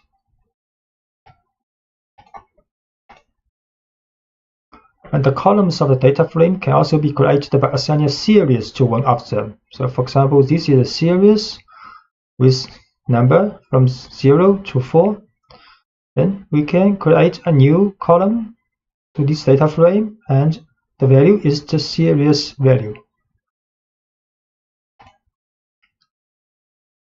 So this is a series, value 0 to 4, and we can assign this series to the column new of the data frame. Show again. So now data frames, this column's value is 0 to 4. And to change a single value, you simply select the item and give it the new value. For example, if we want to change the value of the column price, and this is the third value, third row of column price to 3.3, we can just write the frame bracket price, then bracket 2 equals 3.3.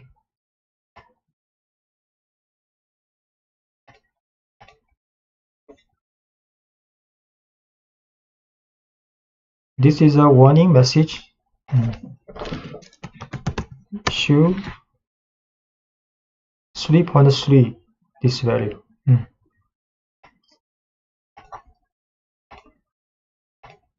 and the membership of a value. You have already seen in the previous lectures that the is-in function can be applied to the series to determine the membership of a set of values. And this feature is also applicable to data frame object. So we can write data frame dot is-in, and inside the parentheses is an array for these two values. So we can learn the data frame is in these two values. So you can see some appear as true. So if the value equals either this one or this one, it will be true. Otherwise, it will be false. And you get a data frame containing Boolean values, where true indicates values that meet the membership. If you pass the value returned as a condition, then you will get a new data frame containing only the values that satisfy the condition. So we can use this condition inside the bracket. So the data frame will only return the values of these three values. The other will be not a number.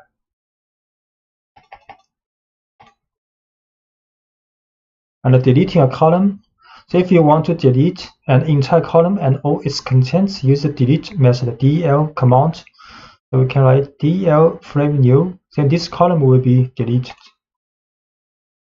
Delete frame new. Then we show this data frame again. So no column called new now. Only 3 columns left.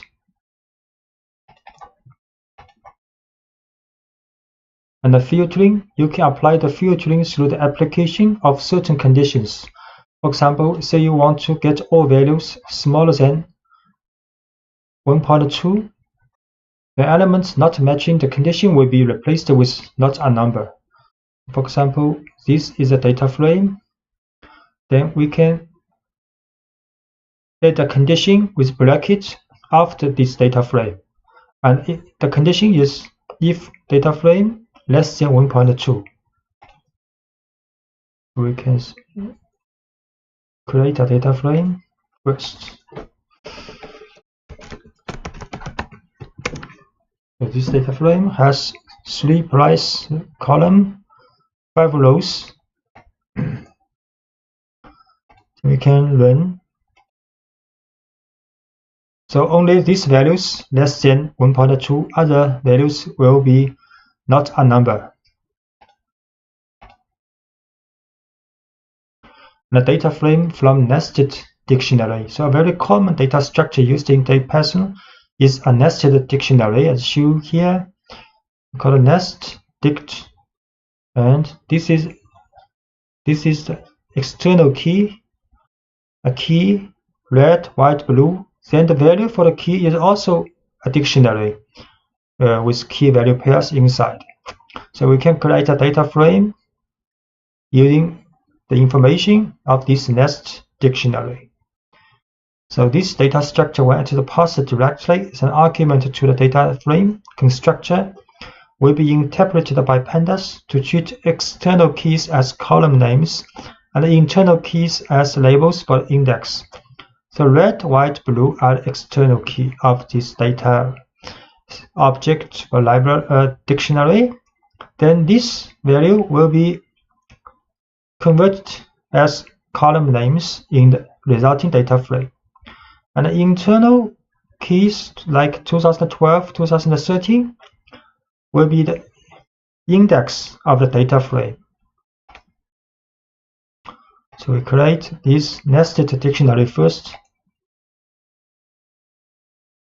Then create this data frame using this nested dictionary.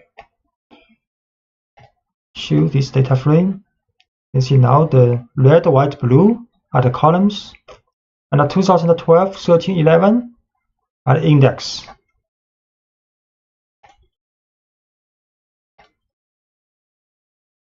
And it's also possible that not all fields will find a successful match. Pandas compensates for this inconsistency by adding NaN. You can see this not a value.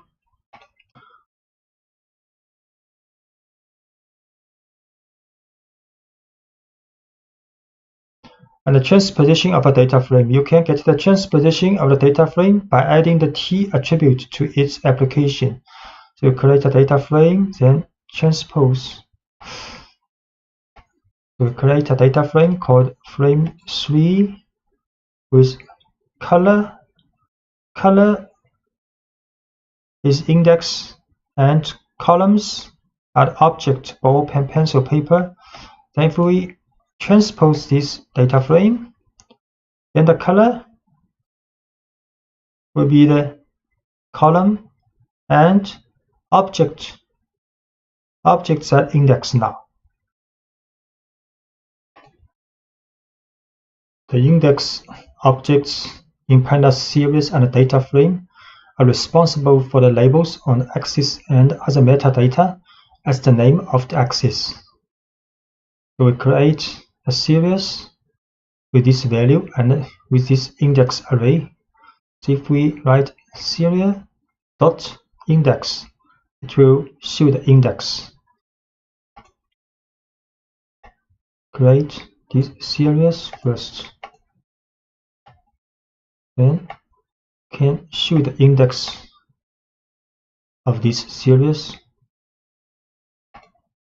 And unlike all the other elements in the pandas data structures, the index objects are immutable, so once declared, they cannot be changed.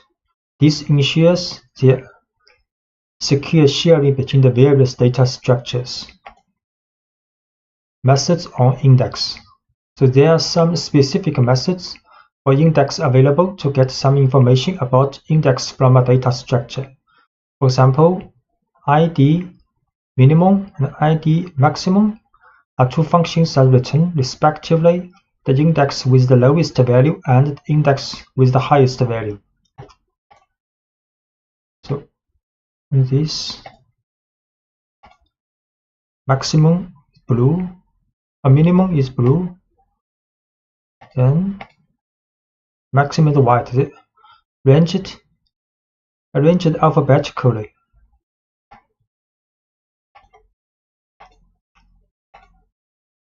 And index with duplicate labels. So far, you have met all cases in which indexes within a single data structure have a unique label. Although many functions require this condition to run, this condition is not mandatory on the data structures of pandas. For example, see a series with some duplicate label. We create a series with 6 values, and index array. You can see white, white, green, green, duplicate. So regarding the selection of elements in a data structure, if there are more values in correspondence of the same label, you will get a series in place of a single element. So if we want to show the value of this series with the white index, then it will return 2 values in a series. And the same logic applies to the data frame with duplicate index that will return the data frame. We create a series with duplicate labels in index, then we show the index with the values of index with white. To return 2 rows, and the result is a series.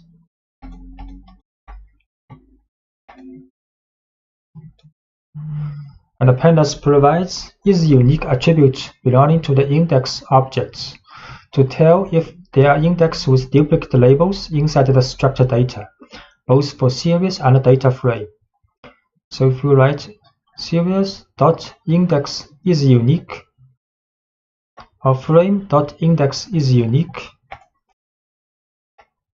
series.index is unique, false, because there are several duplicate index in this series, and we create a data frame also.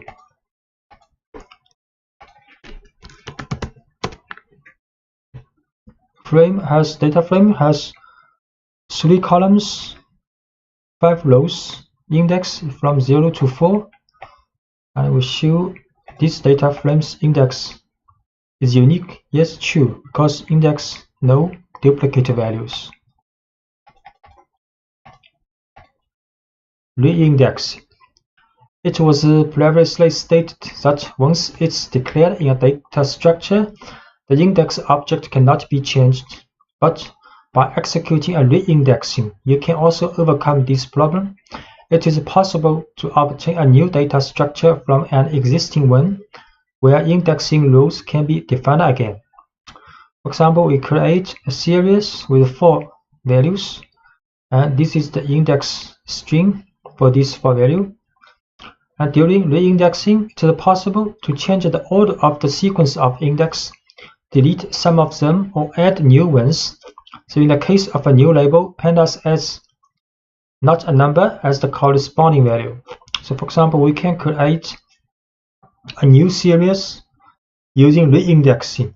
So series reindexing with these 4 index strings, then the result will look like this. 3, 4, 5, 3, 4, 1 has value, but 5, the value is not a number, because in this series, no index value equals 5. Create a series with 1, 2, 3, 4 index. Then reindexing with the index value 3, 4, 5, 1. Then the result is another index, but 5 index value is 5. This value is not a number.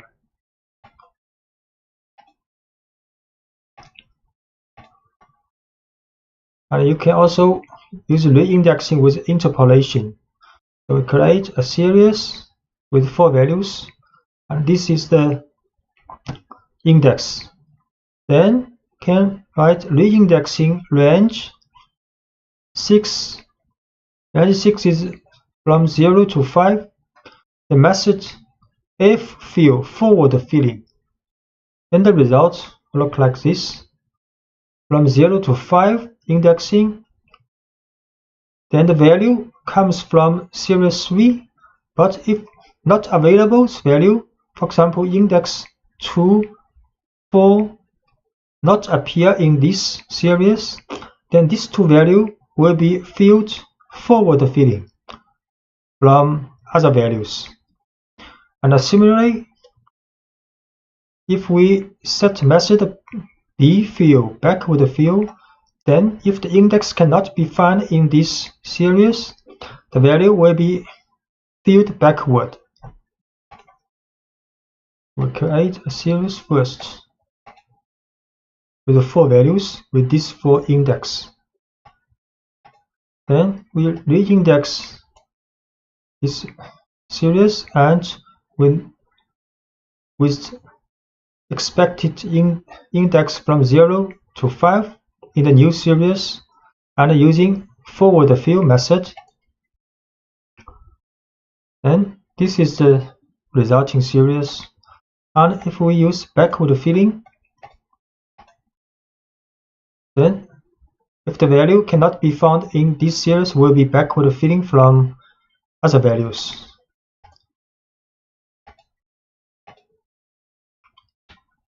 And we extending the concepts of reindexing with series to the data frame case. You can have a rearrangement not only for index, but also with regard to the column. So this is data frame, then reindexing this data frame, and we'll return a new data frame with the range, index with the range from 0 to 4. And the method is forward filling, and a column is these 4 columns. This is the result data frame. So we show the frame again. First, this is the data frame. Then we use reindexing of this data frame with index from 0 to 4, method forward filling, columns, colors plus news objects.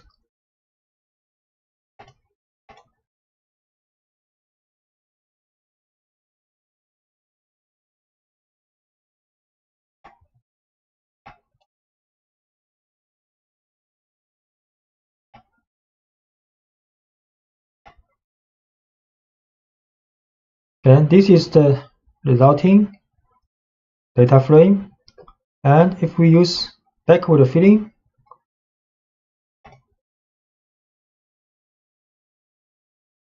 so this column new will be filled with the neighboring column's value, backward filling, and in this case it will be forward filling by the neighboring column's value. You can see this column the same as this one, and if we use backward filling, this column are the same as this one. Because the original data frame has a new column called new.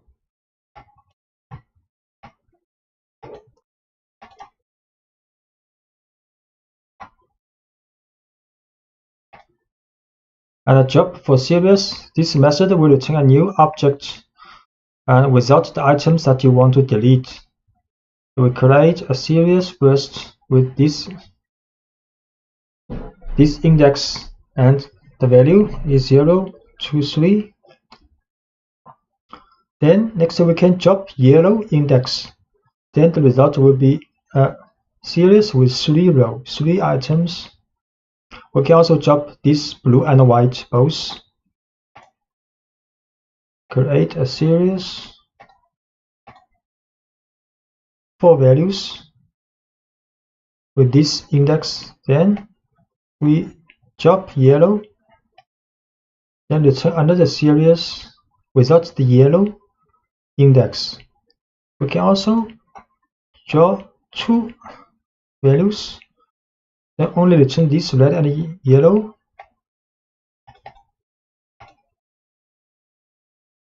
And job used for data frames. So regarding the data frame, instead the values can be deleted by referring to the labels of both axes. So this is a data frame with index column, 4 columns for index. And if we want to delete rows, you just pass the index of the rows. The frame.job pass these 2, then these 2 rows will be jobbed.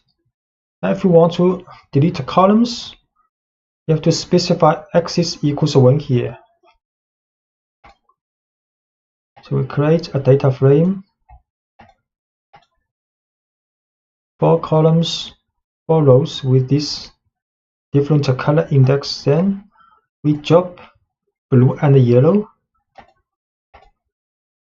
and the result will be a smaller data frame with 4 columns and 2 rows. And if we job pen and pencil at axis equals 1, then the result will be a data frame with only 2 columns, and the pen or pencil columns are jobbed. Arithmetic operations and data alignment. The pandas can align indexes coming from 2 different data structures when you are performing an arithmetic operation. For example, 2 series are defined, but the labels of them are not perfectly matching each other.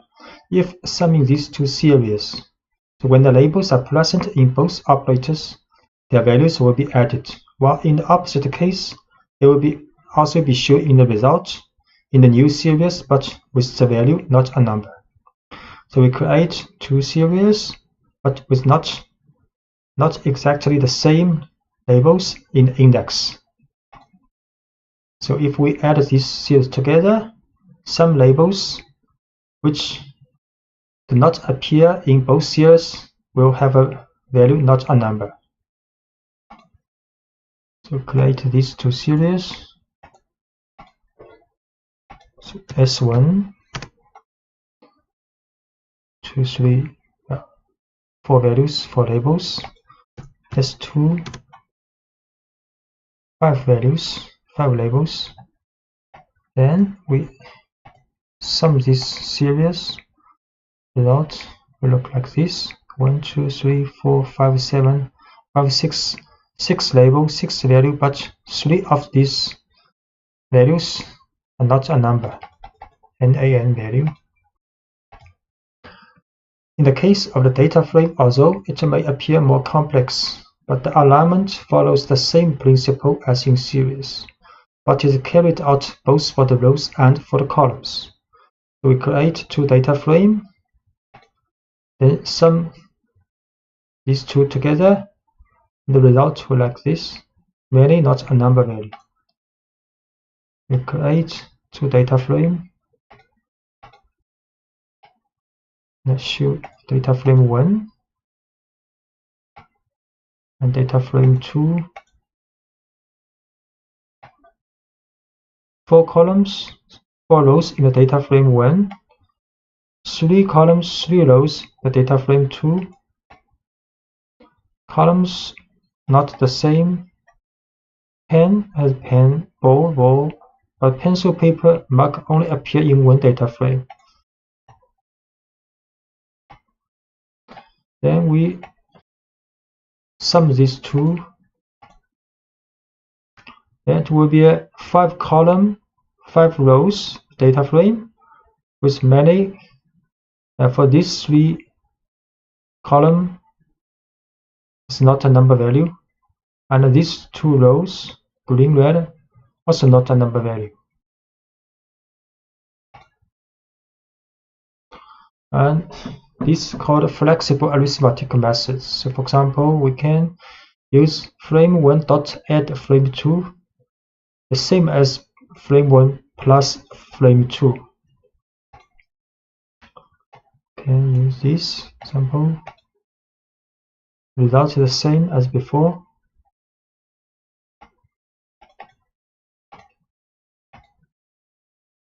And operations between data frame and a series. For example, we define these two structures, and the index of series match the names of the columns of the data frame. So this is a data frame with columns ball, pen, pencil, paper, and this is a series index also ball, pen, pencil, paper. So if we use minus the series from this data frame, the result will be like this. To create data frame first, 4 columns, 4 rows, then create this series, index same as the data frame's column, then minus, result like this. As you can see, the elements of the series are subtracted from the values of the data frame corresponding to the same index on the column. The value is subtracted for all values of the column regardless of their index. So the whole column has been minused with this series value for the ball, and pen column, all the rows value has been minused with series value of pen.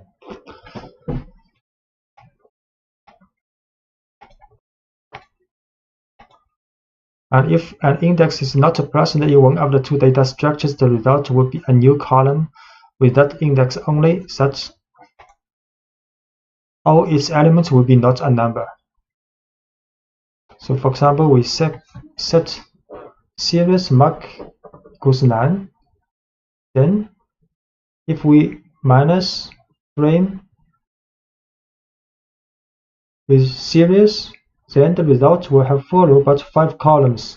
1 column mark comes from this series and with all the value, not a number now, because this mark does not appear in the data frame's column. We create the new value in the series. So now series has a label mark and the value is 9. Then frame minus series, the results, the extra column for mark but not value are all not a number. And function application and mapping functions by element. The pandas library is built on the foundations of numpy and then extends many of its features by adapting them to new data structures as a series and a data frame. So among these are the universal functions called ufunc And this class of functions operates by element in the data structure. For example, you could calculate the square root of each value in the data frame using the numpy np.squared. You can write np.square root, then apply to this data frame. So data frame created.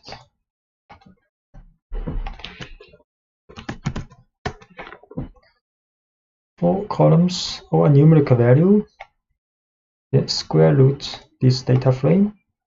We return another data frame, same column and the same row, and the value are square root of the corresponding data frame's value.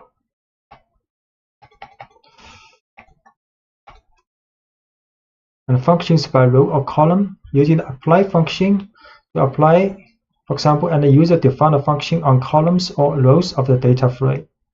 So we can define a function called fx and to return the maximum value minus the minimum value. So if we apply this function to the data frame, then the result will be a series and the labels, index labels at columns names of the data frame. So this function will be applied on each columns of the data frame. Define function. We can also define function like this way. This is another way, lambda, but we use this way also. Then data frame, apply this function, return a series, the labels at columns of the data frame, and the value at a difference between maximum value and minimum value for each column of the data frame. And if we want to apply by rows, we can set x is equals 1 in the apply function.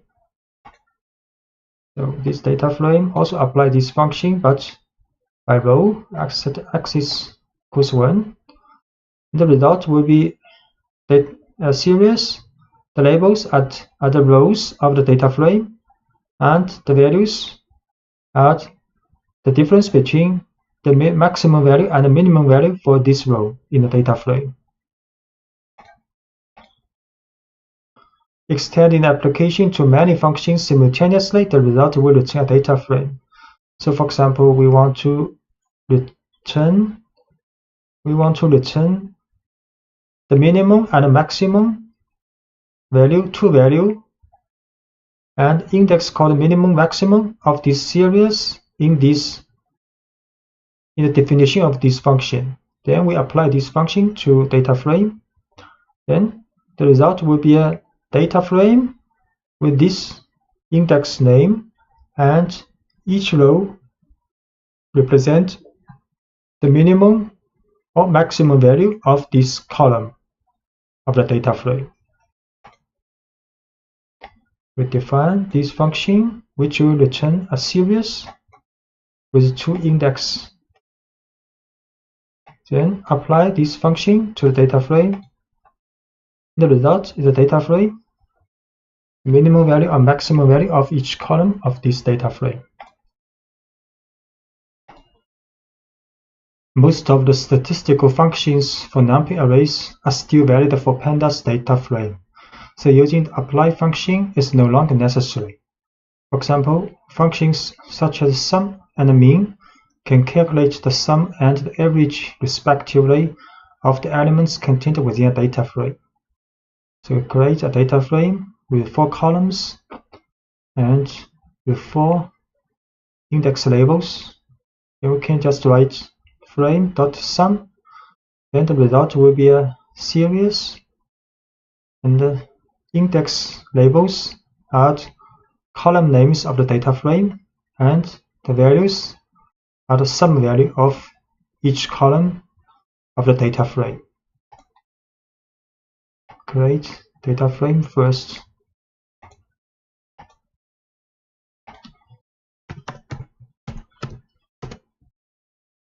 For columns, for rows, then frame.sum return a series, the sum value of each column of data frame. And if we want to get the sum of each row of data frame, we have to add axis equals 1 here. And we can also calculate the mean value of each column of the data frame. Sum of the row. So the result is a series with the index labels are color, and index of the data frame value are sum value for each row, and can get the mean value of the data frames each column. Also is a series. You can calculate accumulation of each column and a row, for example. So this is the accumulation value for each column. Use frame.cum_sum. And if you want to calculate the accumulation value for each row, then have to add axis equals 1 here. So the accumulation value for each column of the data frame. So each row by row calculated, accumulated. Then the accumulation of each column, each row, we have to add axis equals 1 here. Then for each row, accumulate the value. Accumulate the value.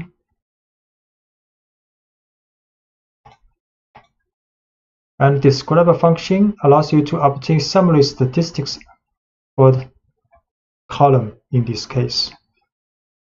So it will show the count, mean, standard deviation, minimum, and percentile value, quantile value, and maximum value. So frame.describe. So each column's statistics, descriptive statistics are calculated. And correlation and covariance between two series. So this is two series with same labels. And we can write SEQ, the first series, dot correlate the second one. And the result is the correlation of these two series. And similarly, we can calculate the covariance of these two series. Create two series. Then the correlation of these two, the covariance of these two. And the covariance and the correlation can also be applied to a single data frame. In this case, they return their corresponding metrics in the form of two new data frame objects. So, for example, this is a data frame with columns, ball, pen, pencil, paper, and the index red, blue, yellow, white. So if we just write this data frame .cor, then the correlation between each pair of columns will be returned in a matrix in a data frame, in the result data frame.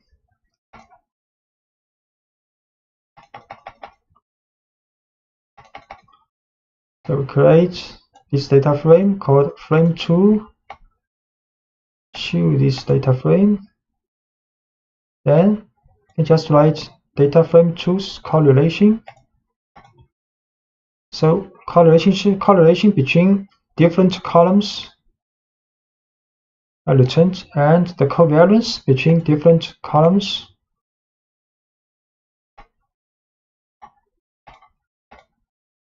Covariance. And using the COR with method, you can calculate the pairwise correlations between the columns or rows of a data frame with a series or another data frame.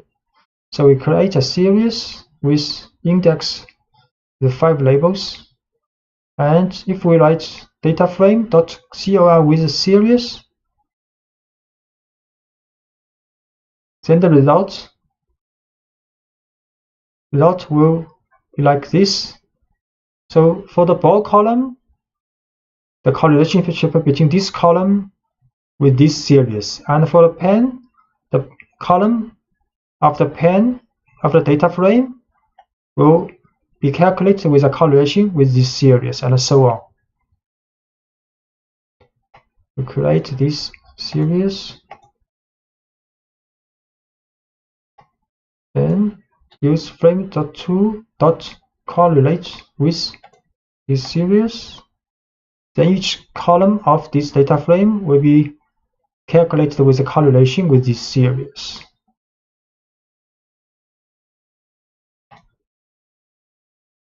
And we can also write frame2.cr with frame. So these two different data frames calculated with correlation for same column.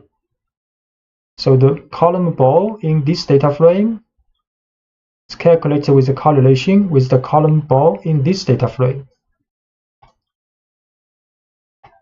Frame2 share with frame. So the result is a series, but the labels represent the different columns in both data frame, and value is the correlationship between these columns. Pandas provides the sort index function, which returns a new object that is identical to the original, but in which the elements are ordered. So let's start by seeing how you can sort items in a series. We create a series with 5 values and its label. Then write ser.sortIndex. Then output will be a series, and the order of the elements has been sorted according to the order of the index alphabetically. Create a series, then sort index. So the elements are sorted according to the index alphabetically. As you can see, the items were sorted in ascending alphabetical order based on their labels. This is the default behavior, but you can set the opposite order by setting the ascending option to false. So we set ascending to false. Then the items sorted, but with a descending order alphabetically of the index. And with the data frame, the sorting can be performed independently on each of its 2 axes. So if you want to order by row following the index, you just continue to use the sort index function without arguments, as you have seen before. Or if you prefer to order by columns, you need to set the axis options to 1. So we create a data frame. If we write frame.sortIndex, then the data frame's observations will be sorted by the index alphabetically in the ascending order. So we create a data frame, 4 rows, then sort index. You can see the observations rows have been sorted alphabetically in the ascending order based on its index.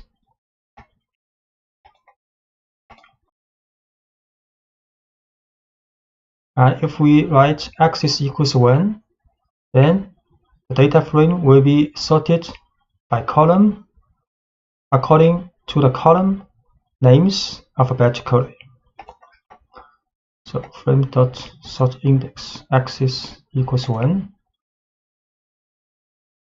So the column names have been sorted alphabetically in ascending order. And the pandas also provides a function to sort the values contained in the data structure. In this case, you have to differentiate depending on whether you have to sort the values of a series or a data frame. If you want to order the series, you need to use the sort values function. So we can write series.sort values, then elements of the series will be sorted according to their values from lower to higher. Sort value for the series. So elements have been sorted according to their values.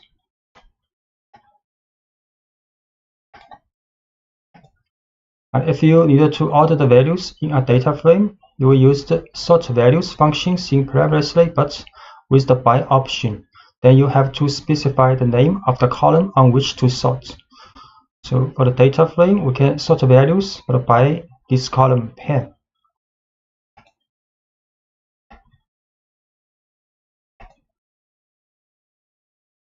So the data frame's observations rows are being sorted according to the value of pen column, from lowest to the highest. If the sorting criteria will be based on 2 or more columns, you can assign an array containing the names of the columns to the by option. So for the data frame, we can also sort values by more than 1 columns. So here by pen and a pencil. Data frame dot sort values by pen and a pencil. Pen and the pencil both have been sorted from lowest to the highest value. And the ranking is an operation closely related to sorting. It mainly consists of assigning a rank, that is, a value that starts at 1 and then increases gradually to each element of the series. The rank will be assigned starting from the lowest value to the highest. So if we run the rank function to the series, then the result will be a series, and the value of the series to each label is the rank with the lowest with rank 1 and the highest value with rank 5 here. And by default, even the ranking follows an ascending sort. To reverse this criteria, can set the ascending option to false. So we can rank set ascending to false, then the lowest value will have highest rank. Series.rank ascending false. So the lowest value will have the highest rank now. Missing data are quite often in analysis, and they are recognizable in the data structures by the not a number, NaN value, and pandas can better manage NaN in different situations. Assigning a NaN value to series. If you need to specifically assign a NaN value to an element in a data structure, you can use numpy's np.nan value of the numpy library. For example, this is a series. We can add np.nan for this position, this value. Now we can also write s, for example, series white equals none. We'll get the same result, or can get the same result if we write series bracket white equals np.nan. Just note these two n and n have capitalized. So the result of this series will be like NaN for the white index.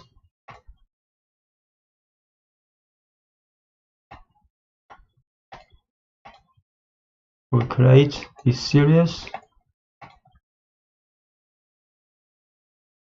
NaN here. We can also write like this, assign non-value to white, or we assign np.nan to white,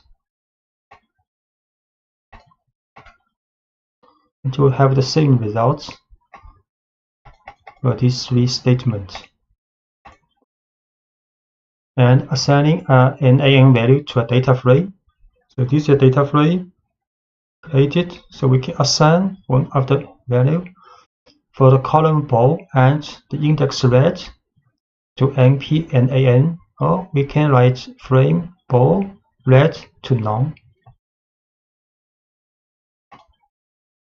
Create a data frame first, then we can assign ball red. So now this element's value is NaN. We can also do like this. Assign a none value to this position. Get the same result.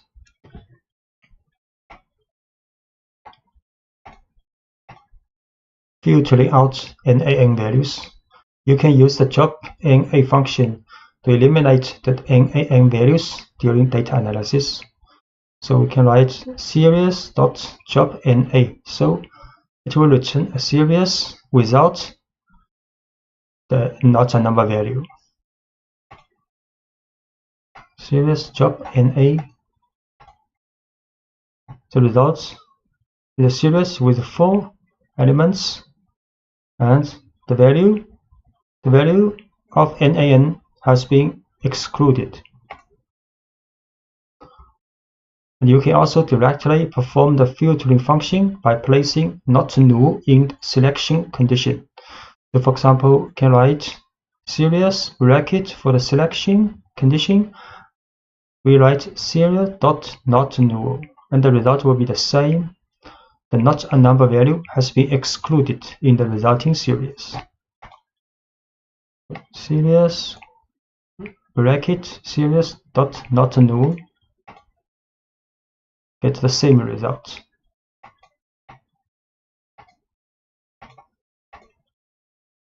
And if we are dealing with a data frame, it gets a little more complex. If you use the job NA function on this type of object and there is only one NaN value on a column or a row, then it will eliminate this column or row. So for example, this is a data frame with some not a number value, like this. And if we write frame.jobNA for this data frame, and the result will be an empty data frame. So create this data frame, and every row or column has some NaN value. Then we job NA for this data frame. The result will be empty because if one column or one row has at least one NaN value, then this column or row will be jobbed. So therefore, to avoid having entire rows and columns disappear completely, you should specify the how option. So assigning a value of all to it. This tells the job no function to delete only the rows or columns in which all elements are not a number. So we have to write like this. So frame.jobNA how is all. So the result is what we want. Only the row or columns with all the values are not a number will be jobbed. So the result is a data frame with 2 rows left. Filling in NaN occurrence. Sometimes you may want to replace NaN values with other numbers. For most purposes, the fill NA function is a great choice. And this method takes one argument, the value with which to replace any NaN. So we can write dataframe.fillNA0, then the not a number value will be replaced with 0. FillNA0. So now not a number's value has been replaced with 0. Or you can replace NaN value with different values depending on the column. specifying one by one the index and the associated value. So you can write also frame.view_NA. Inside the parentheses is a dictionary with key value pairs.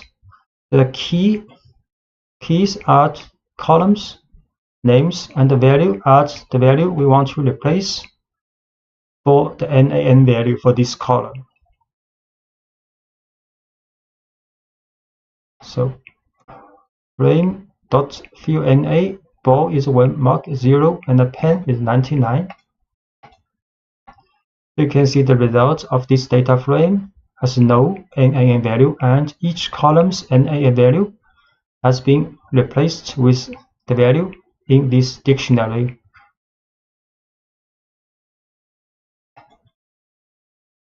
Hierarchical indexing pandas allows you to have multiple levels of index on a single axis. It gives you a way to work with data in multiple dimensions while continuing to work in a two-dimensional structure. So let us start with a simple example. Creating a series containing two arrays of index, such as creating a structure with two levels. So we create a series, these values, 8 values. Then the index will have 2 dimensions. So this series will look like this. This is the first dimension of series of index. First index, second index. Create series. Here's the first index, second index. And if we show the index, it will look like this. Color first, upside down second. Each pair of 2 index. So show the index.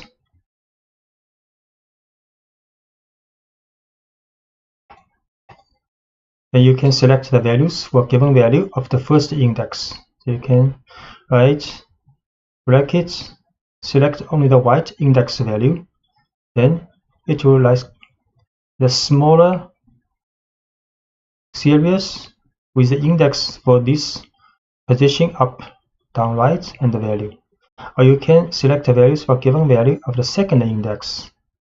For example, you can write, but have to write column first, then comma, then up. Then it will be a smaller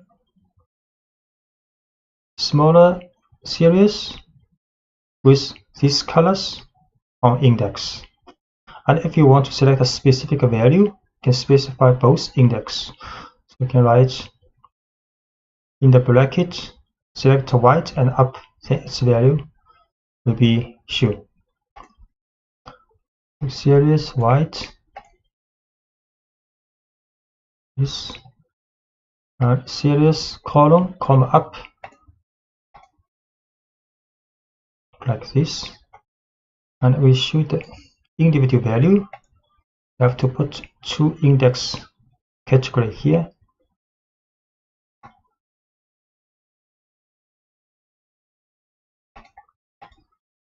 And hierarchical indexing plays a critical role in reshaping data and group-based operations, such as a pivot table.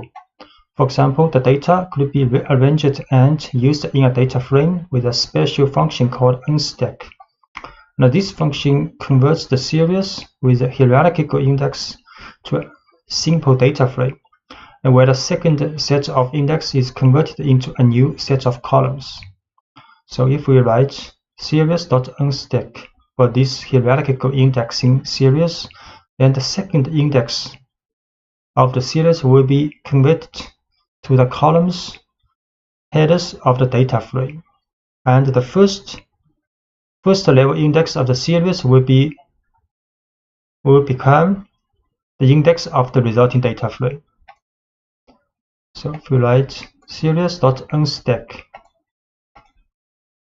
so it is the result of a data frame.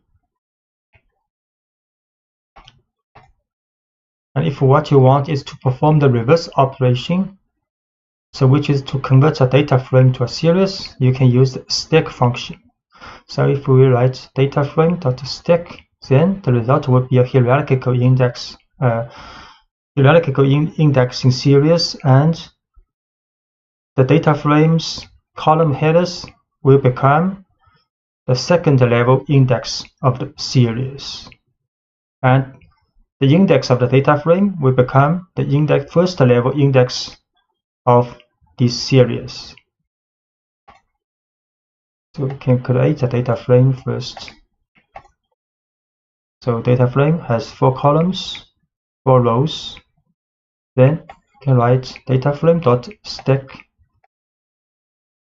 So the result is a series, and data frame's columns become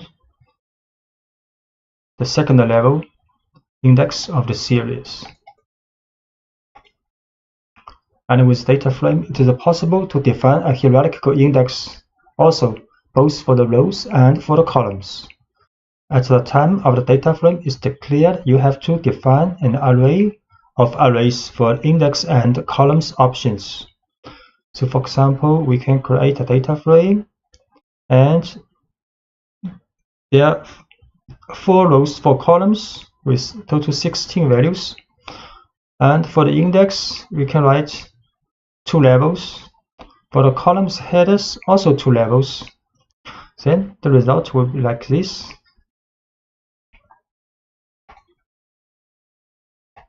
To define this data frame with 2 index and 2 column index.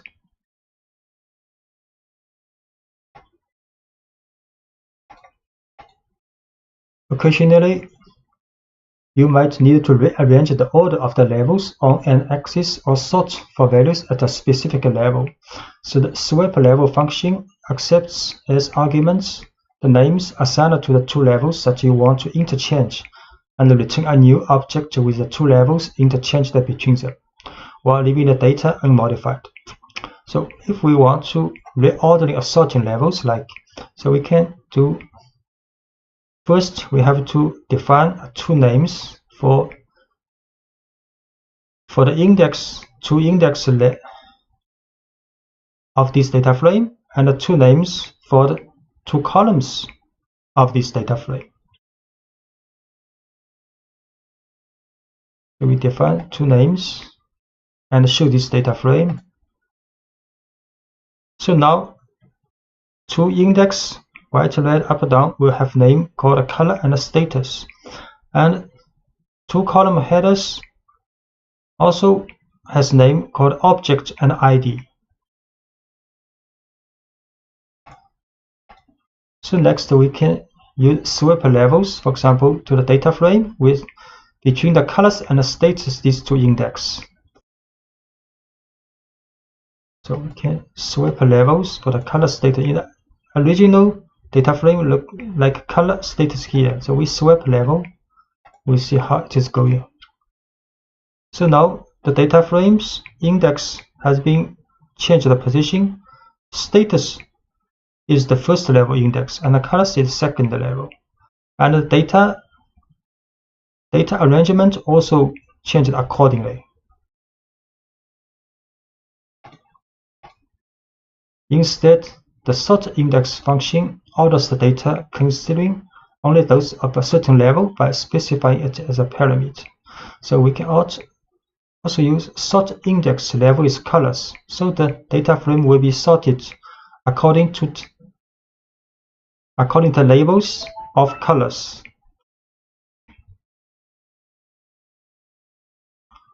So we can sort index level colors.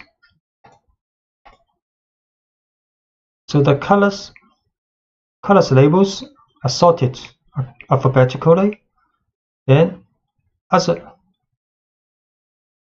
values will also rearrange it accordingly. And the summary statistics by level. So many descriptive statistics and summary statistics performed on a data frame or on a series have a level option, so with which you can determine at what level the descriptive and summary statistics should be determined. For example, if you create a statistic at row level, you have to simply specify the level option with the level name. So if you want to get the sum value by level colors, so we can just write data frame.sum level is colors. The result will be a data frame, and the index is the color for different color, and the value is for the different columns. Data frame sum level by color.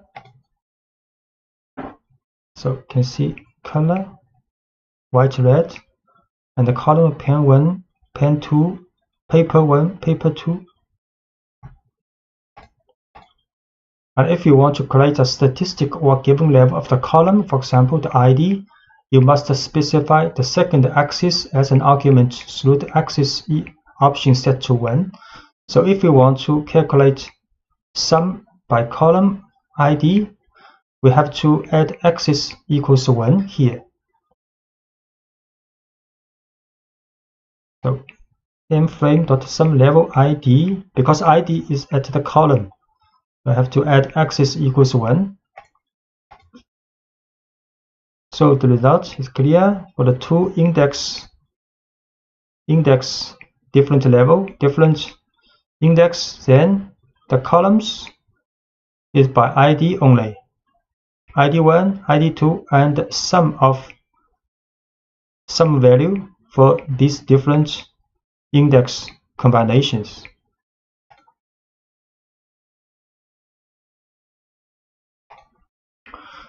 So the most common operation of a person approaching data analysis is to use the data contained in a CSV, comma separate the values, format or text separated by space or tabs, so generate with the txt extension file. Pandas provides a set of functions like read a CSV, read a table specific for these types of files. So let's start by creating a small CSV file in a working directory called section 1201 CSV with 5 rows, the data, and the first row is the column variable.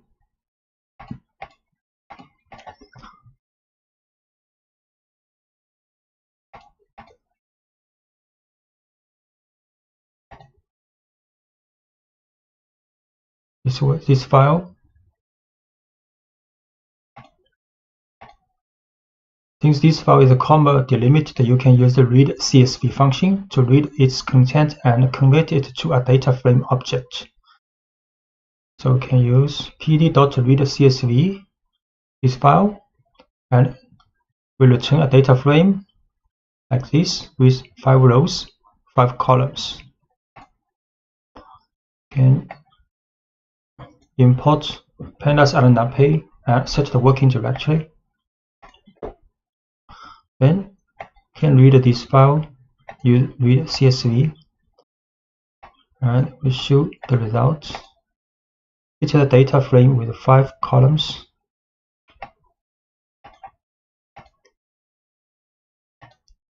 And since CSV files are considered text files also, you can also use the read table functions, but by specifying the delimit. So we can also read this file by using the function read table, but have to set the sep, the comma here. So we can also read table. So the result will be the same, this data frame. In previous CSV file, headers that identify all the columns are in the first row, but this is not a general case. It often happens that the tabulate the data begin directly in the first line. So for this CSV file, there are no header in file. So in this case, you could assign the default names to the columns by setting header option to none. So if we write header none, then the result data frame will be automatically set with header from 0 to 4. So we can read this file 2. File 2 has no header, so we can set a none. The result is a data frame with 5 columns, and the column headers have been set automatically by pandas with default value from 0 to 4. And in addition, you can specify the names directly by assigning a list of labels to the name option. So we can also set names here. Then the names will be manually added to the column headers in the resulting data frame. So we can read CSV, but set a names array. Then it will be perfect data frame with 5 columns and their column headers. So in the more complex cases in which you want to create a data frame with a hierarchical structure by reading a CSV file, you can extend the functionality of the read CSV function by adding the index column option, assigning all the columns to be converted into index. To better understand this possibility, create a new CSV file with 2 columns to be used as index of the hierarchy. So this is another CSV file.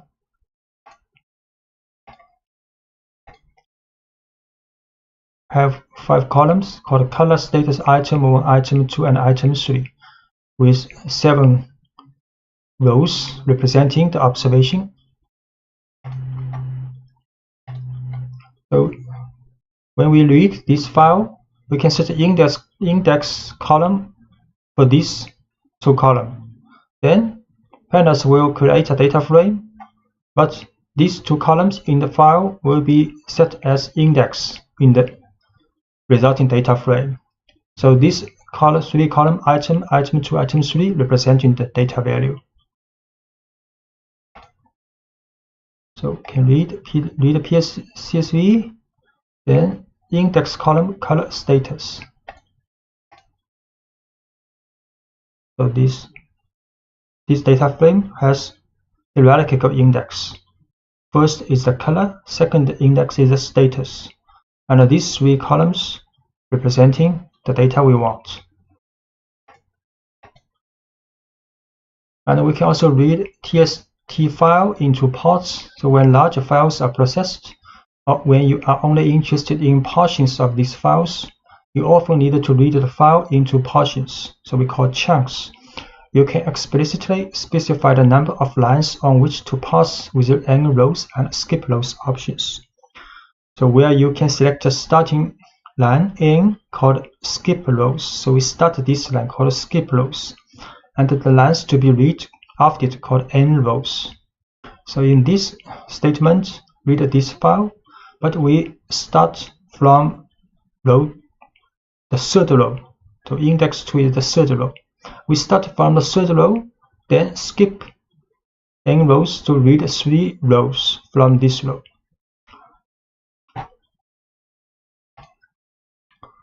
So we read this file, start from the 3rd row, and from this row we have to read 3 rows. So the result will be a 3-row data frame without the head is set by default.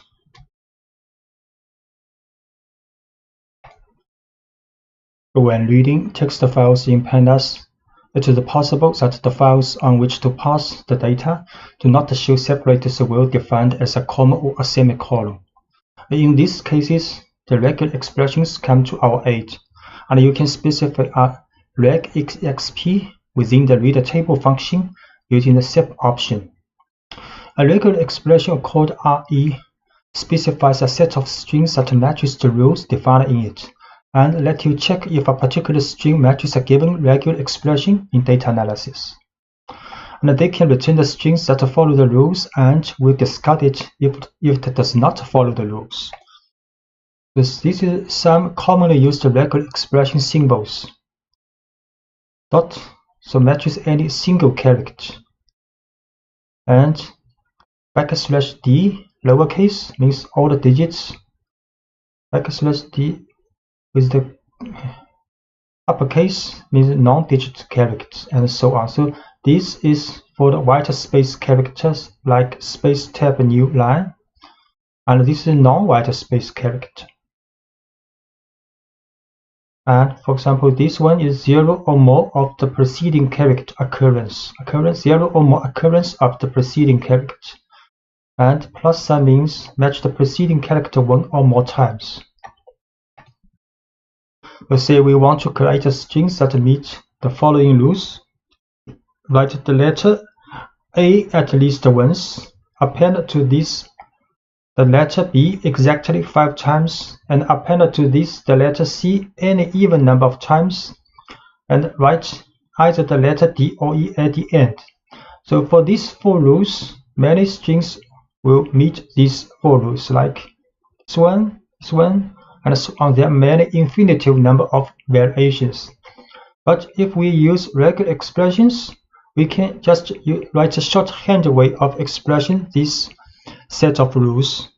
For instance, here is the regular expression for the series of steps just described. We can write A, first write A, then next A with a star means appear 0 or more times of A. So this means the letter A at least once. Then next 5B or 5B. And C with any even number of times occurrence, we can write in the parentheses 2C, then with a star. So this will occur at least 0 or more times. So any even number. Then in the last place we will write a parenthesis, and inside with a bar means D or E. So this will happen only one time. So this rule meets these 4 rules. And the strings might seem a little daunting at first, but it becomes clear when you break into components. So parsing text using regular expressions with pandas use read table function. Take for example in which we have the values separated by tabs or space in a random order in file 4, like this. Then we can read this file using sep with white space occur 1 or more times as the separate, and the engine will write Python. You can see.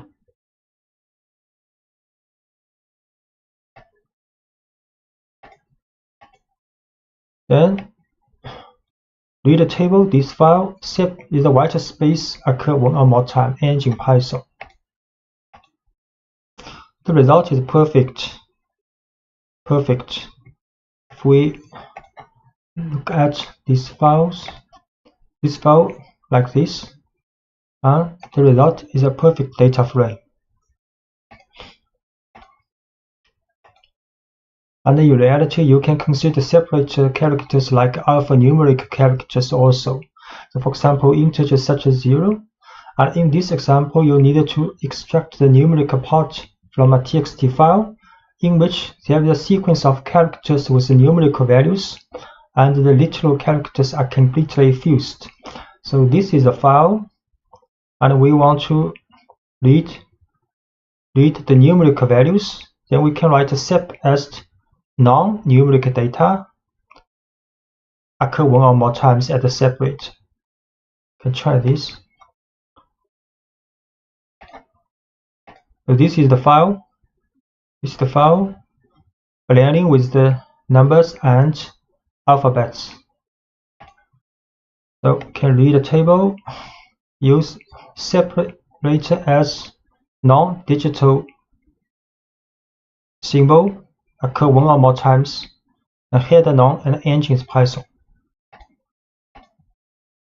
And the result is perfect. Numeric data has been extracted out and read into a data frame. You might want to write the data contained in a data frame to a CSV file. To do this writing process, you will use the toSV function of pandas and accept as an argument the name of the file you generate. So this is the data frame, and we can write this data frame to this file called 7CSV. Create a data frame with 4 columns and 4 rows. Both have column headers and index names. Then we can write to section 1207 CSV. And if we open this file,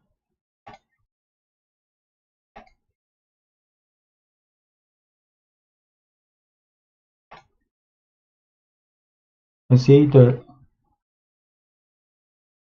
column header and the rows index and values row by row. But the first place will be a comma. So if you use Excel to open this file, you have to remove this manually, this comma manually. As you can see from the previous example, when you write a data frame to a file, index and columns are marked on the file by default. And this default behavior can be changed by setting the 2 options index and headers to false. So if we do not want pandas to add index and columns headers in the CSV file, we can set false to these 2 options. So we write to file 7b again with index and column header to false.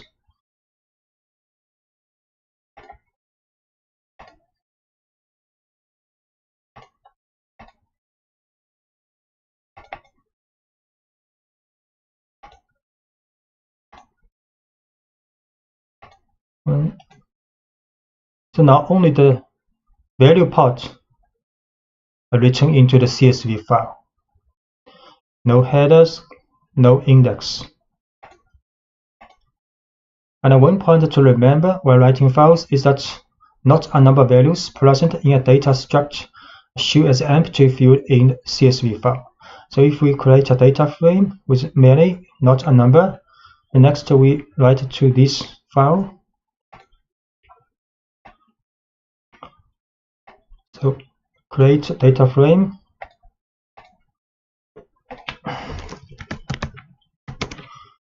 There are lots of not a number value. So we write to section 8 CSV.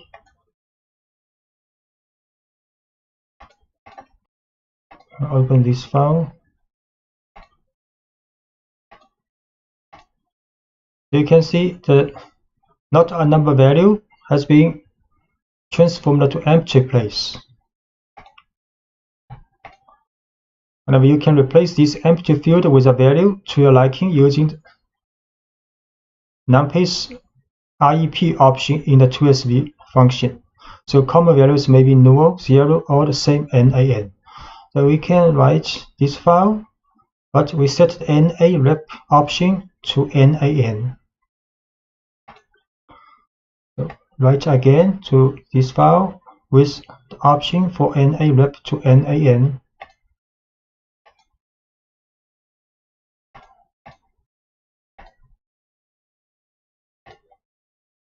Open this file. So now it's perfect. Not a number has been written into the file with not a number value. It is not uncommon that data collected in tabular form in an Excel spreadsheet. Pandas provides 2 functions to this purpose. To Excel, used to read data frame to Excel, and read Excel is used to read Excel data into a data frame. So note that you have to install OpenPyXL package. You can use, for example, conda install OpenPyXL. And the read Excel function can read both Excel 2003 and 2007 form. So let us see an Excel file.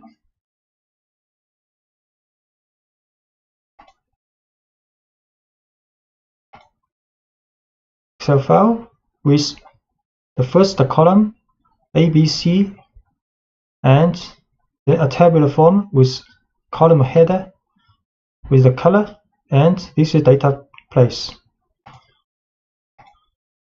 So to read the data contained in this Excel file and convert it into a data frame, you only have to use the read Excel function. So we can use read Excel, this data file, Excel file, and index column is 0.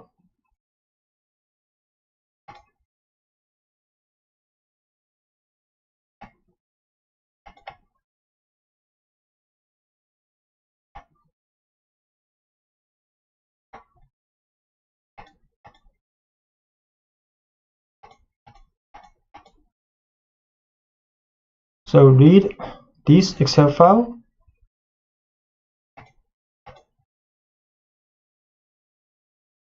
So the result is perfect data frame with index and column header and the value part.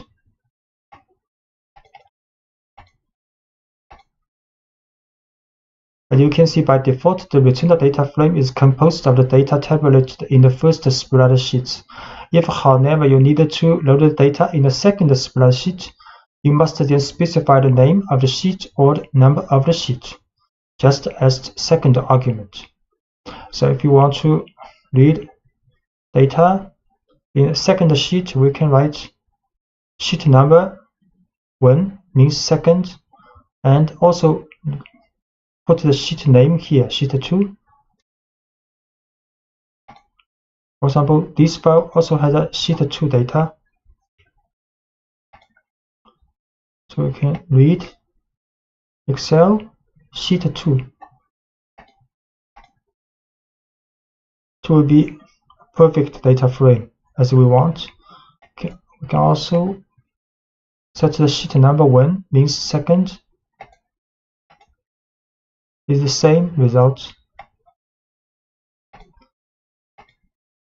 And to convert a data frame into a spreadsheet on Excel, you have to write the following.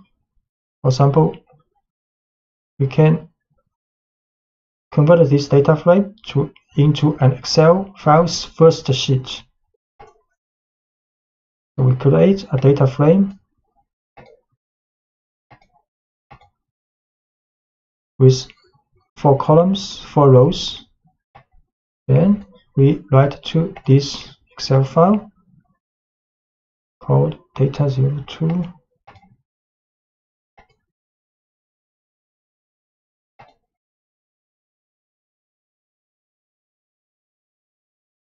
And it is perfect. So the first column is the index, and the first row is the column header. Then this is data part.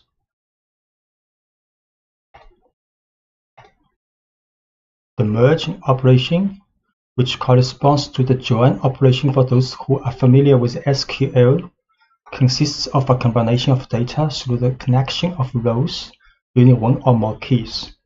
So in fact, anyone working with relational databases usually use the join query with SQL to get data from different tables using some reference values, keys, shared between them. So on the basis of these keys, it is possible to obtain new data in a tabular form as the result of the combination of other tables. So this operation with the library pandas is called merging, and the merge is the function to perform this kind of operation. So we define 2 data frames and carry out the merging by applying the merging function to these 2 data sets. So frame 1 and frame 2. The next we call the merging to frame 1 and frame 2. So this is data frame 1. Sorry.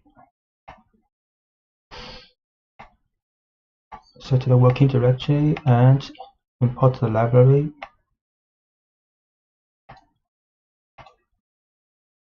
This is frame 1 with ID price column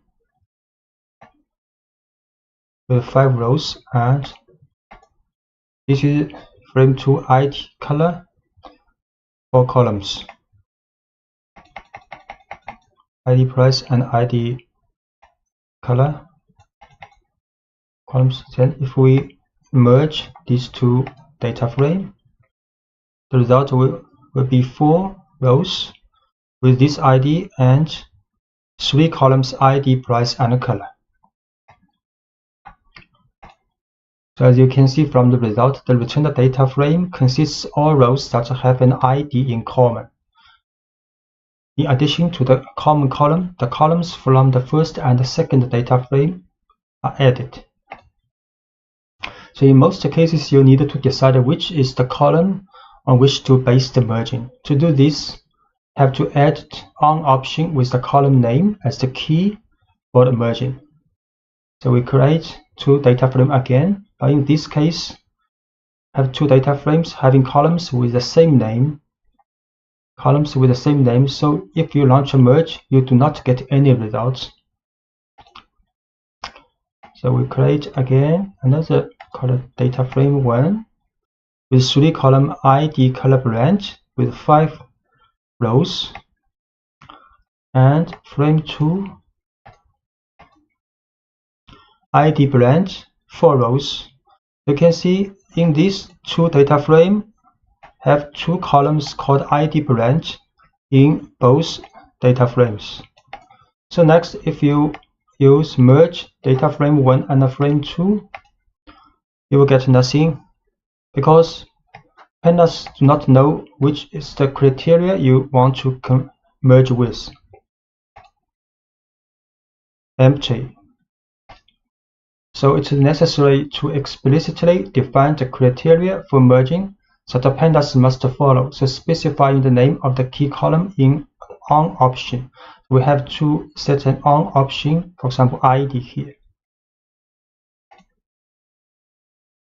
So merge data frame 1, frame 2 on ID.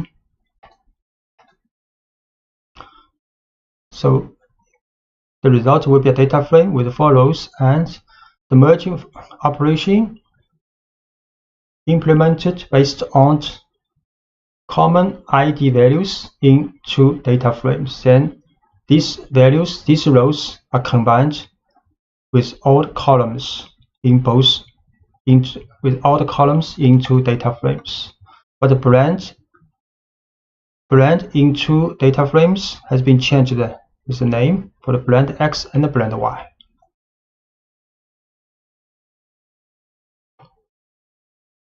Similarly, we can unbrand. So therefore there are 5 rows in the resulting data frame, and there are 2 ID, 1 ID from X, 1 ID from Y.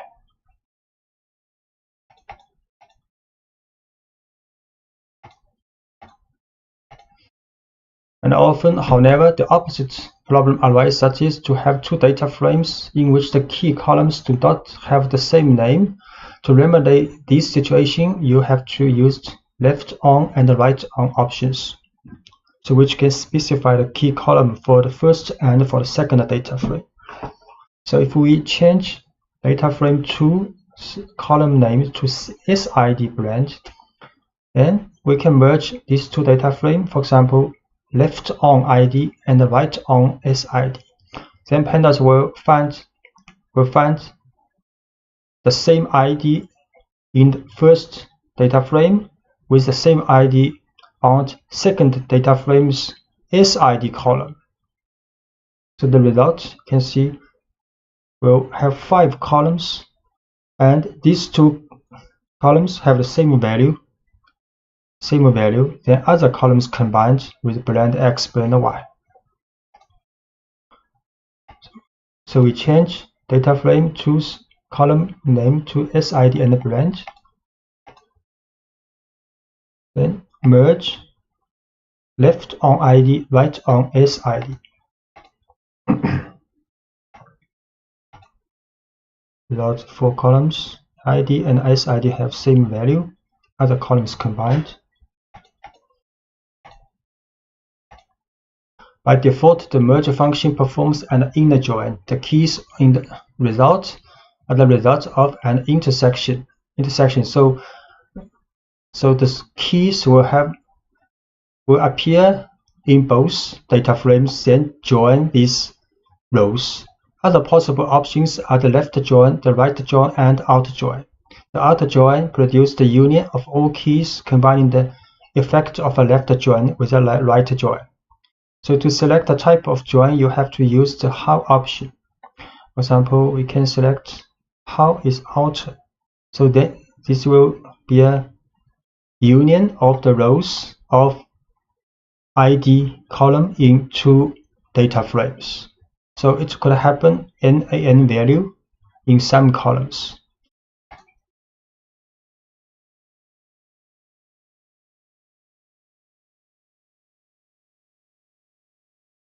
We change it back. First, change it back to ID branch to data frame. Then we use the out option for the join. Key is ID. Then there are 6 rows, and these 2 rows for the blend Y is not a number value. And we can try the left. So the ID's value will no more than the ID's value on the first data frame. So if the ID's value does not appear in the first data frame's ID value, then these rows will not be joined. So this is left. In this case, also 6 rows in the resulting data frame. And for the right, similarly, so the ID value only appear in the data frame 2, then these rows will be joined with the data frame 1. And the rows with the ID value not appear in data frame 2 will not be joined together. So only 4 rows in the resulting data frame.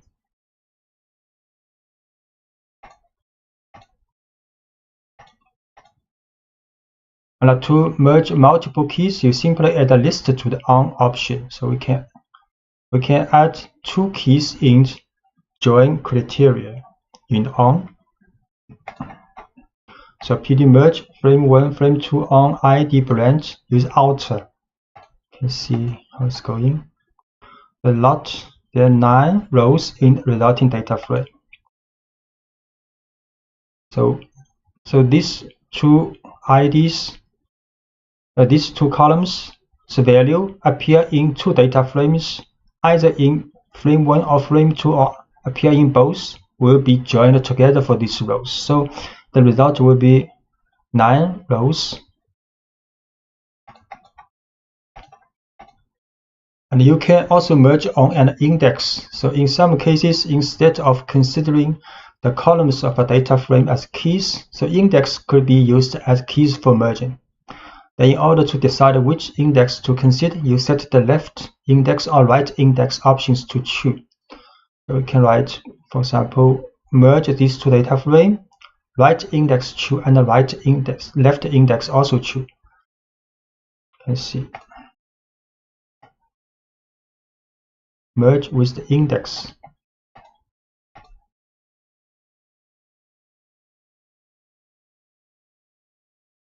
So 4 rows, and index will be set as IDX, IDY, blend X, blend Y, because these 2 data frames has same columns, so XY will be added.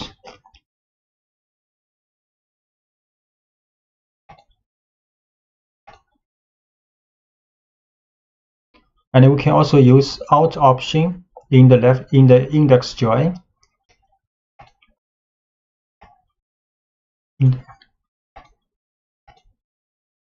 So it will be 5 rows. And the data frame objects also have a join function, which is much more convenient when you want to do the merging by index. So it can also be used to combine many data frame objects having the same index but with no columns overlapping. So in fact, if you launch, you will get an error code because some columns in frame 1 have the same name as frame 2.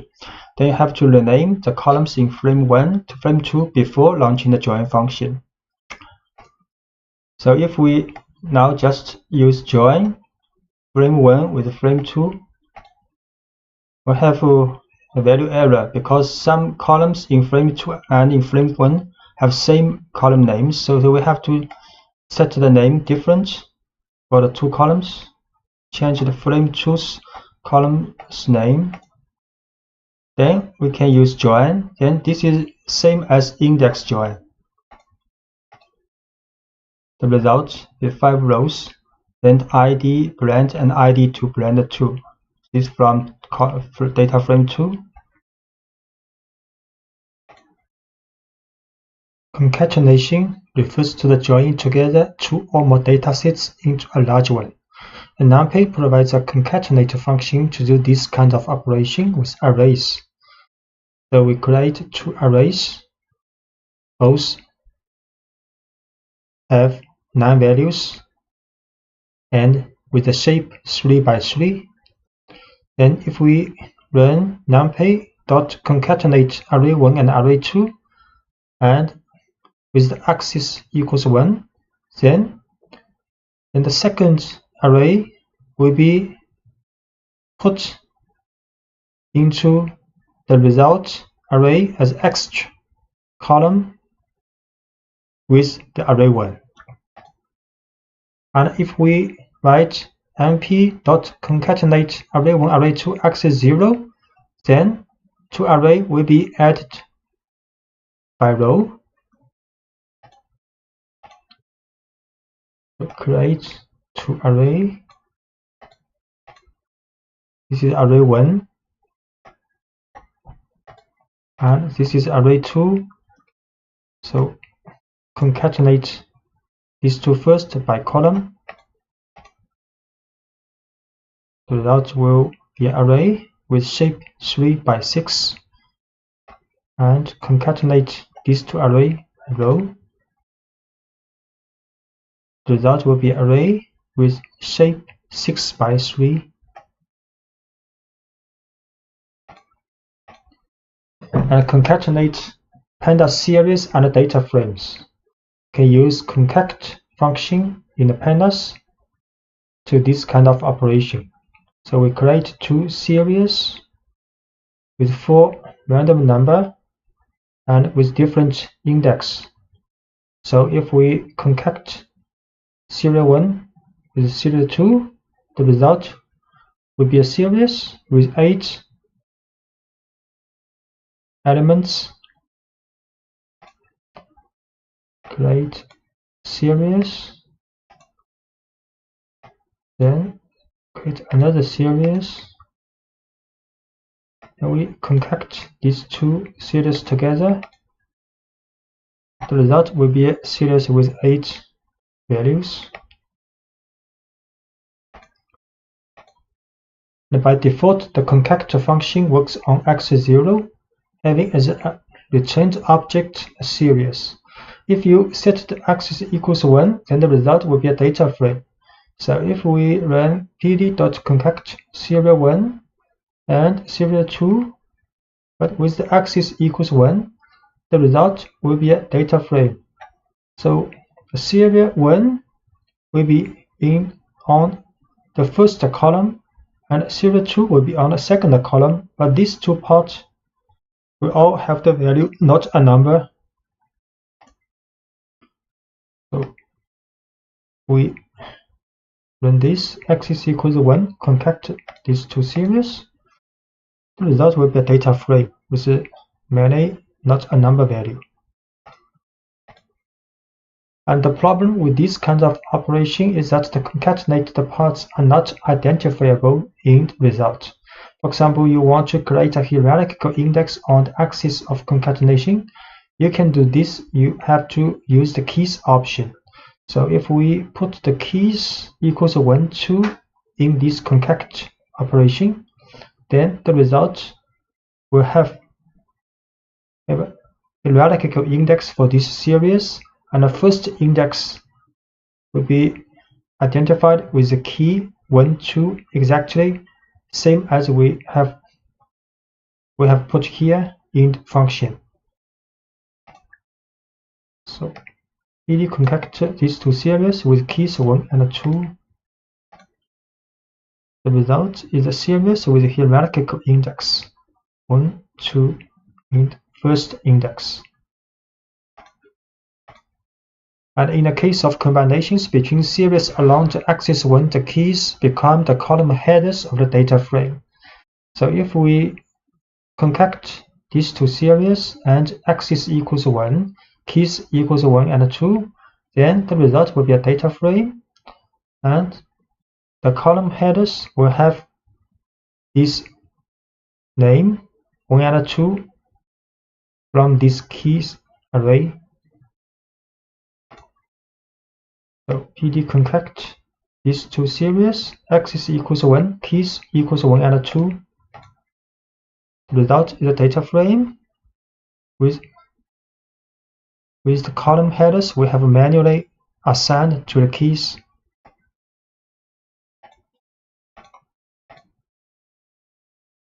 And for the data frame case, these two data frame with 3 columns, both have 3 columns with same column header and different index.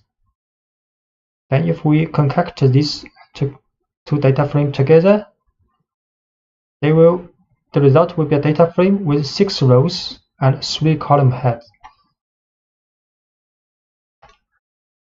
So create these two data frame.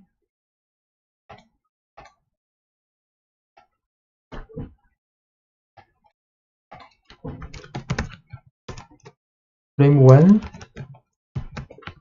frame 2, then we concatenate together these two. The result will be a data frame with 6 rows, 3 columns. And if we add axis equals 1 here for the concatenate for these two data frame, the result will be a data frame with 6 columns, A, B, C, A, B, C, and these two parts will have odd, not a number value. So we concatenate these two data frame with axis equals 1. So result will be a data frame with 6 columns.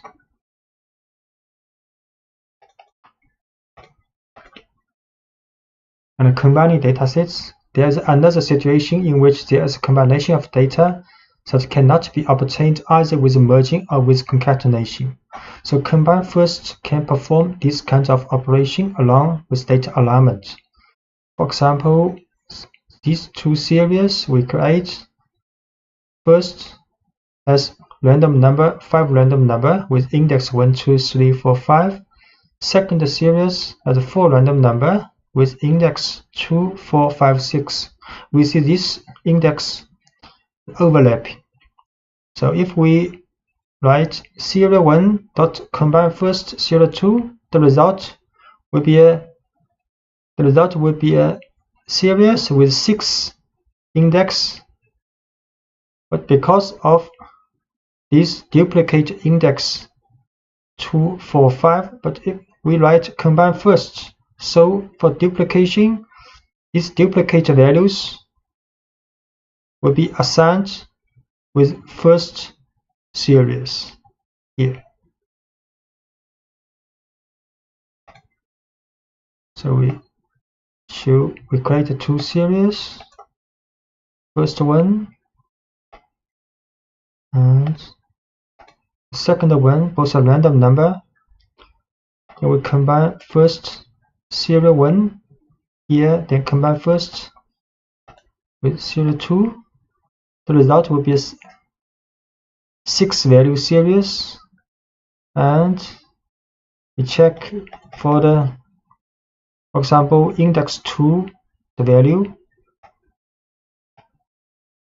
will be same as index 2's value in serial 1, and so on. And if we put serial 2 first, then use combine first function with serial 1, it will be different.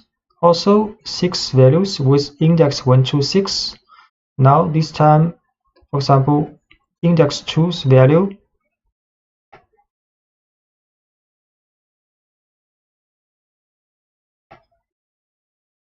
is same as index 2's value in serial 2, because here serial 2 with return first. And if you want a partial overlap, you can specify only the portion of the series you want to overlap. So we can also write serial 1, the first 3 value, combine first with the serial 2's first 3 value. The result will be like this.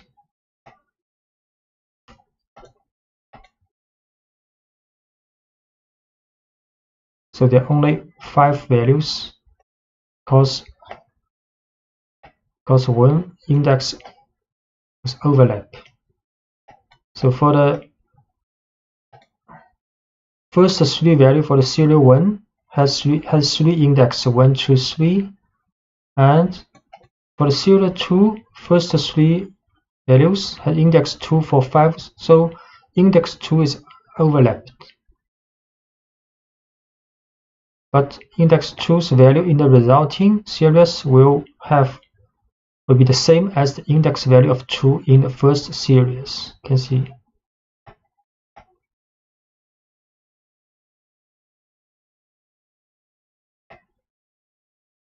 This one.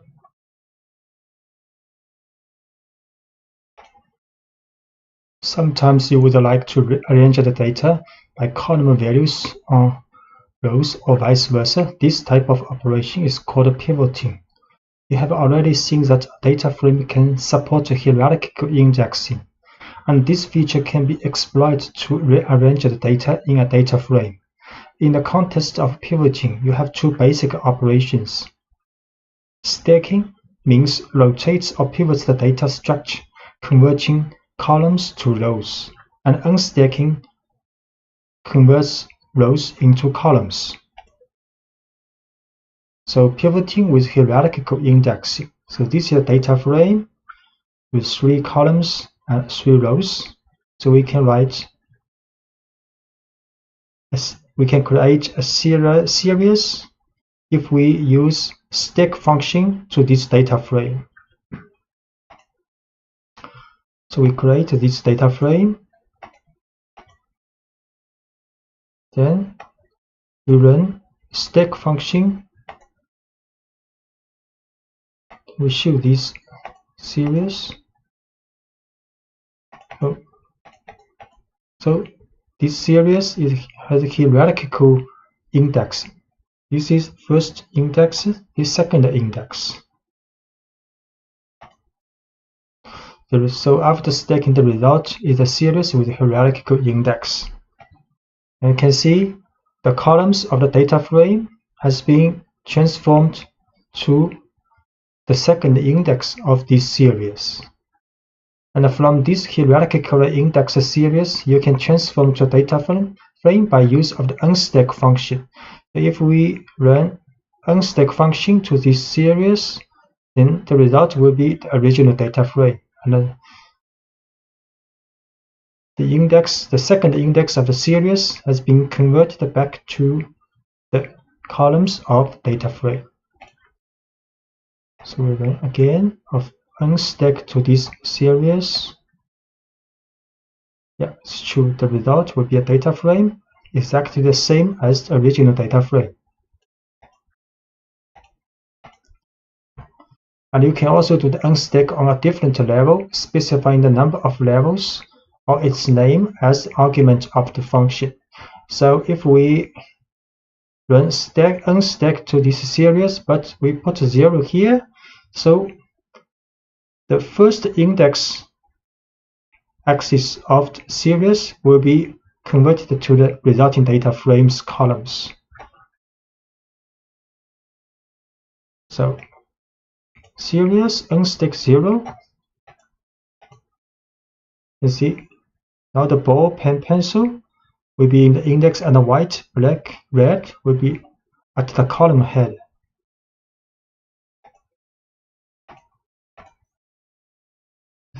Pivoting from long to wide format. The most common way to store datasets is produced by punctual registration of data that will fill a line of the text file, for example, CSV, or a table of a database. This kind of tabular format of datasets can be referred to as a long or stacked format, like Excel table, to get a clear idea about that, consider the following data frame. So we create a data frame. You can see this data frame has 3 columns and 9 rows. Each line represents a data observation with 3 variables. So instead of the long format, there is another way to arrange the data in a table that is called a wide format, in which the row index and column headers are the values of some columns in the long form. So in the wide form, the row index and column headers are the values of some columns in the long format. So pandas gives you a function pivot that allows you to make a transformation of a data frame from the long type to the wide type. And it accepts as arguments the column or columns which will assume the role of key. So starting from the previous example, you choose to create a data frame in wide format by choosing the color column as the key, an item as a second key, and the value of which will form the new columns of the data frame. So we will show if we run the pivot function to this long data frame, and we put color first, then item second, and the result will be a data frame in wide format, and color is index and item is columns. So this is create a long format data frame first. So this is a long form with 3 columns. Each row represents one observation for 3 variables. Then we create a wide format data frame using pivot function and assign the color first, then item second. So color is the column, item also a column in the long format, but we put these 2 column names here in the pivot function. Next, we show this wide format data frame. You can see color transformed to index and item converted to the header of the column. So this is a wide format data frame. If you want to remove rows or columns of a data frame, in order to remove a column, you simply use the del command applied to the data frame with the column name specified. For example, this is a data frame created with 3 columns and 3 rows. So we can write del frame ball. So if we show this frame again, data frame again, there are only 2 columns left. Create this data frame. Then write del frame 1 ball. And show the data frame again. Only 2 columns left.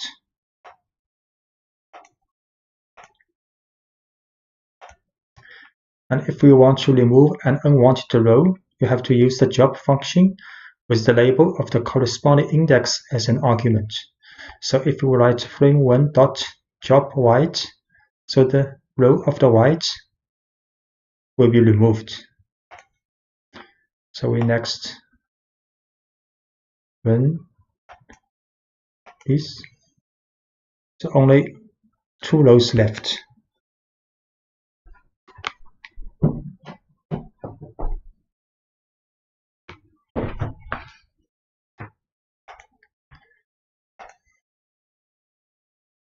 And we want to remove duplicate rows. So first, create a simple data frame with some duplicate rows. For example, this data frame has 5 rows, but we see row 1, row 2 are duplicate, and the row 3, row 4 are the same.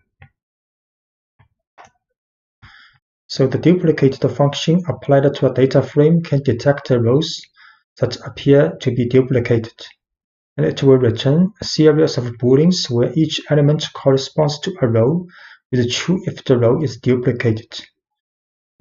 Notice that only the other occurrence, not the first, will be identified as duplicated row, and with false if there are no duplicates in the previous elements. So if we write data frame dot duplicated, so it will show this one is duplicated, this one also duplicated.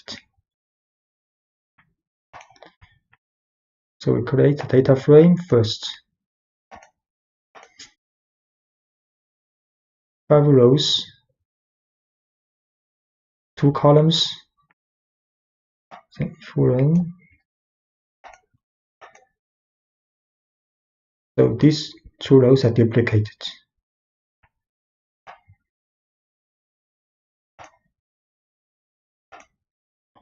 So next, if you want to know which are duplicated rows, just type the following data frame, then inside the bracket, data frame dot duplicated. So it will show these rows which are identified as duplicated rows. So data frame dot duplicated.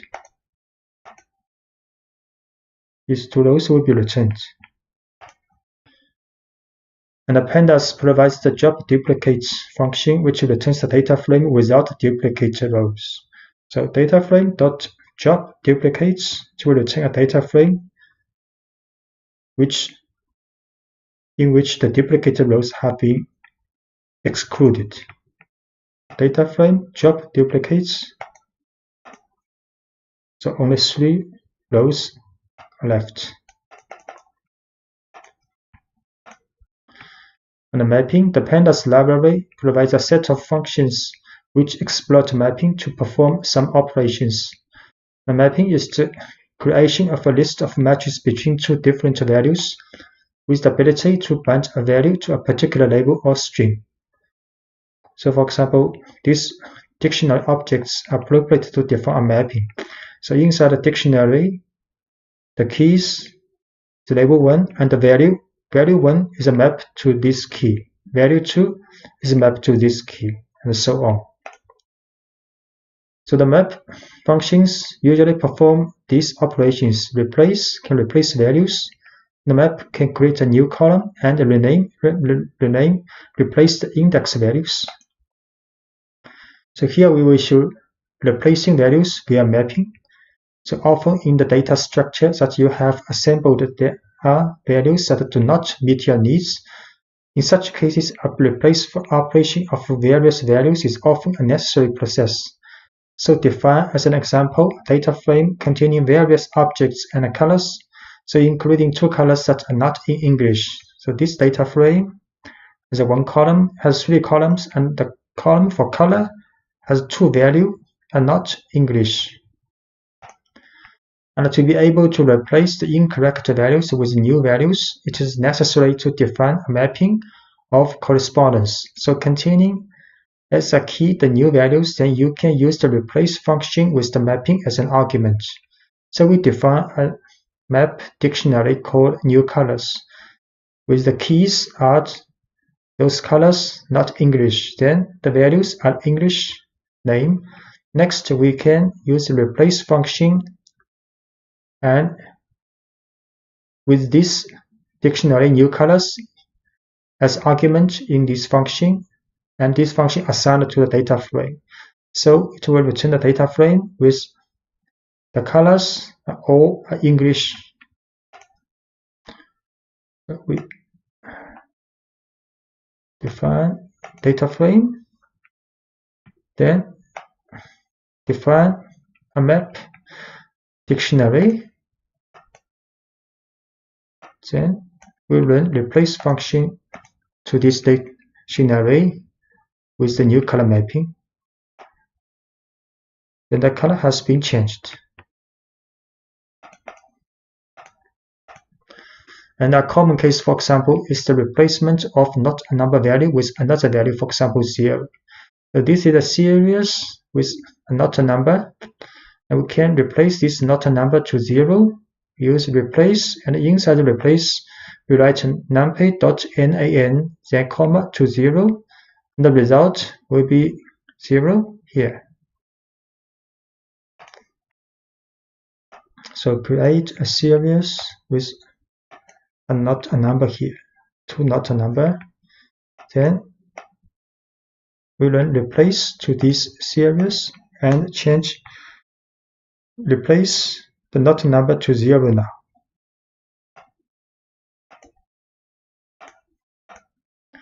And we can also add values via mapping. You can also perform mapping to add values in a column depending on the values contained in another. So this is a data frame with 2 columns, item, color. So let's suppose you want to add a column to indicate the price of the item shown in the data frame. So before you do this, it is assumed that you have a price list available somewhere in which the price for each type of item is described. Then define a dictionary object that contains a list of prices for each type of item. This is a list for the price. Each item has a price. Each item has a price.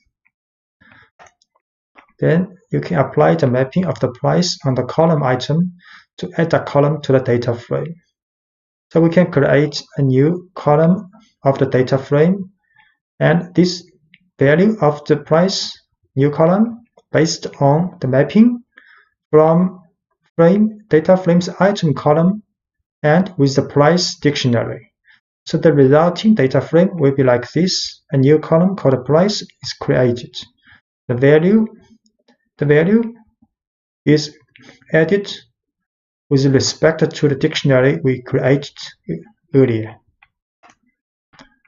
So we define a dictionary, define data frame with 2 columns, then create a dictionary for the mapping from the item to the price. Then next we can create a new column for this data frame with the mapping, with the map. Then we show this new data frame. The price column is created. Pandas provides the rename function, which takes the mapping, a dict object, as an argument to rename indexes of axes. So let's look at an example. This is a data frame with 3 columns, 5 rows. And we can define a dictionary called the reindex with the keys from 0 to 4 and the values from 1st to 5th. So next we can put this reindex dictionary in the function rename and apply to this data frame. So the result of this data frame's index has been renamed.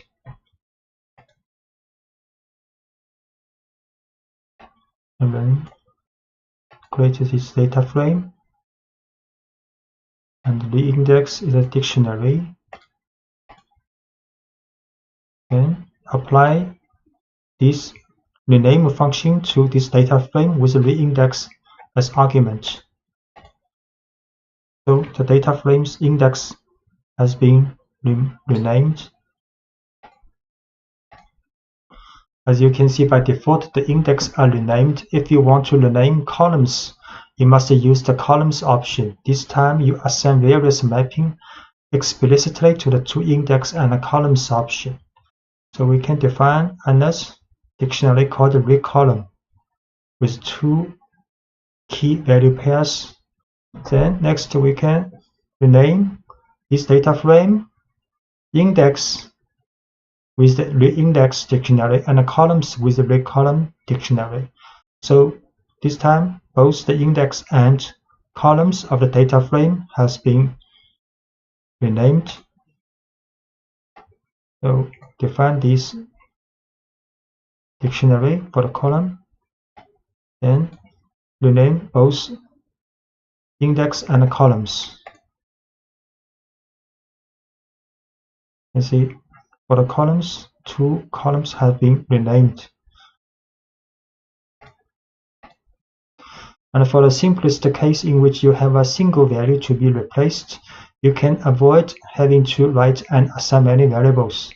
So if you want to just rename one index and one columns, you can just write frame.rename and inside the parentheses put index and assign a dictionary to index and columns, same assign one key value pairs in dictionary to these columns, and the result will be like only one index being renamed and only one column's header had been renamed.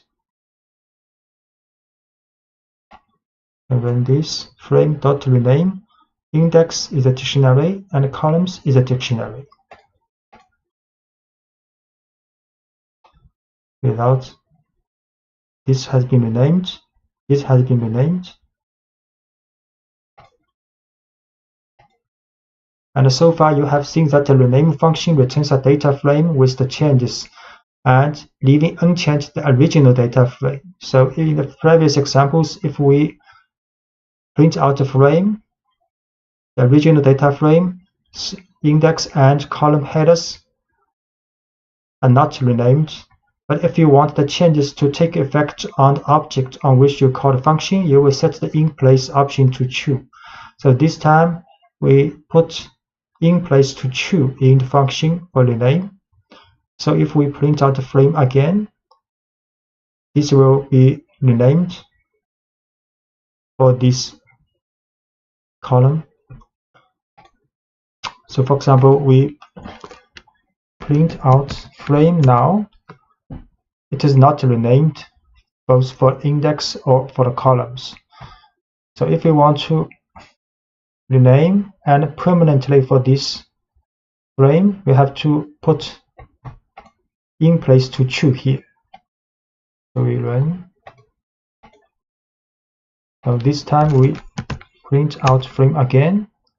These columns has been renamed.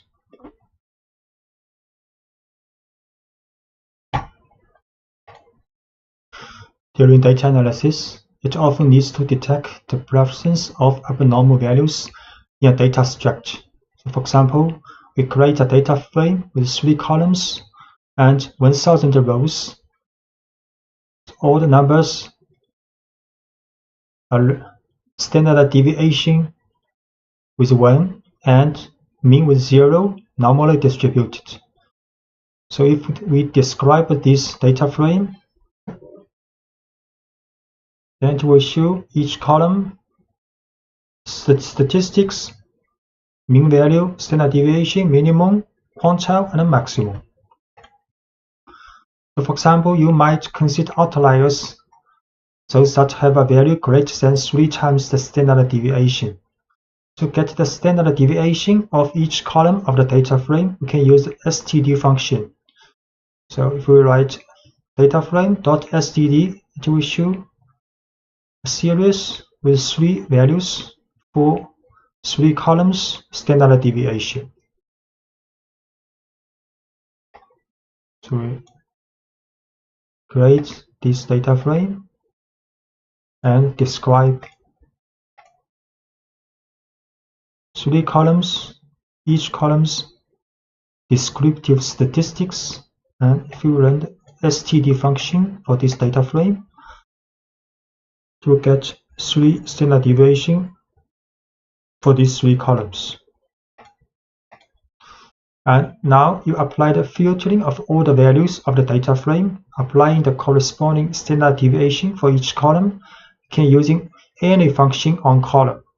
So if any of the column's value, absolute value, larger than its 3 times of its standard deviation, and we put any one for the column, then this observation will be taken as outliers.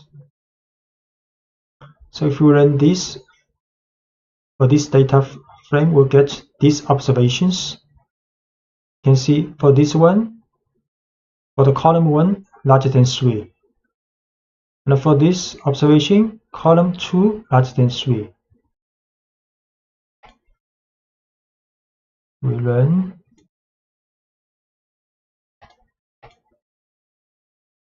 Yeah, these 4 values larger than 3. Taking outlier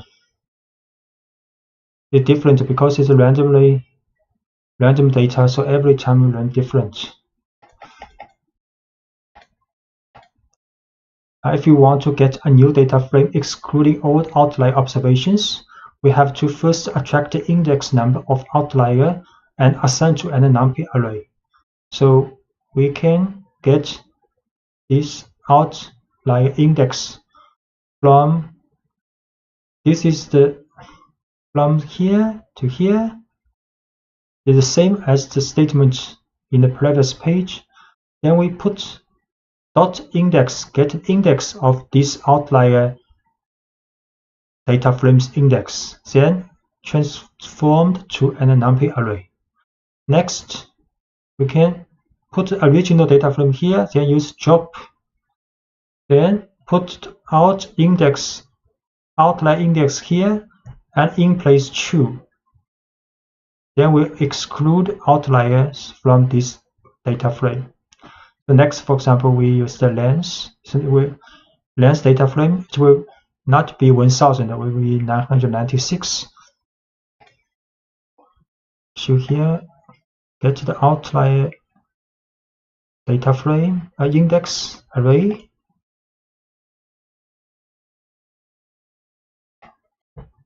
We show this array 1, 2, 3, 4. 4 observations, the index number, and drop these observations from the data frame with in place true. Then we show the length of the resulting data frame 996. 4 observations have been excluded. And if you want to, for example, detect and filter outliers based on only one specific column, so it can be implemented simply by the following operations. So this is the original data frame we create again.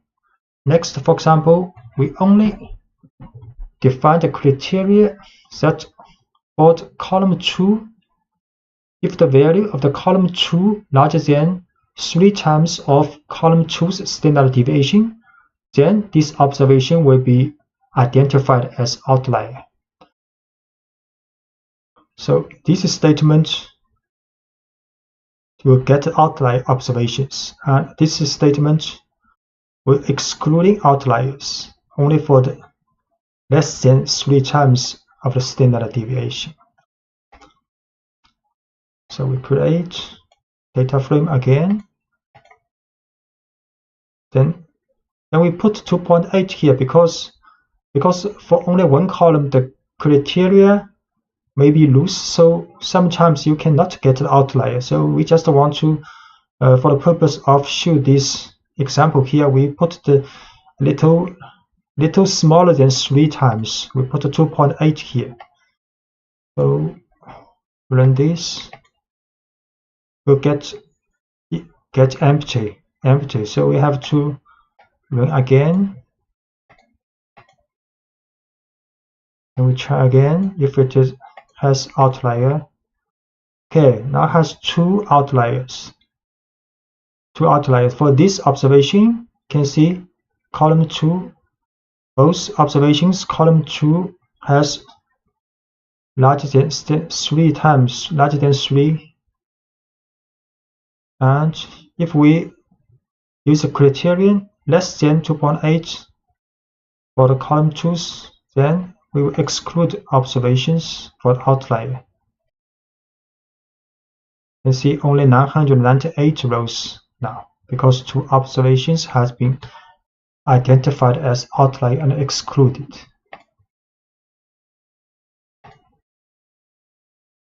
Sometimes it can be used, especially in some experimental cases, to handle large quantities of data generated in sequence.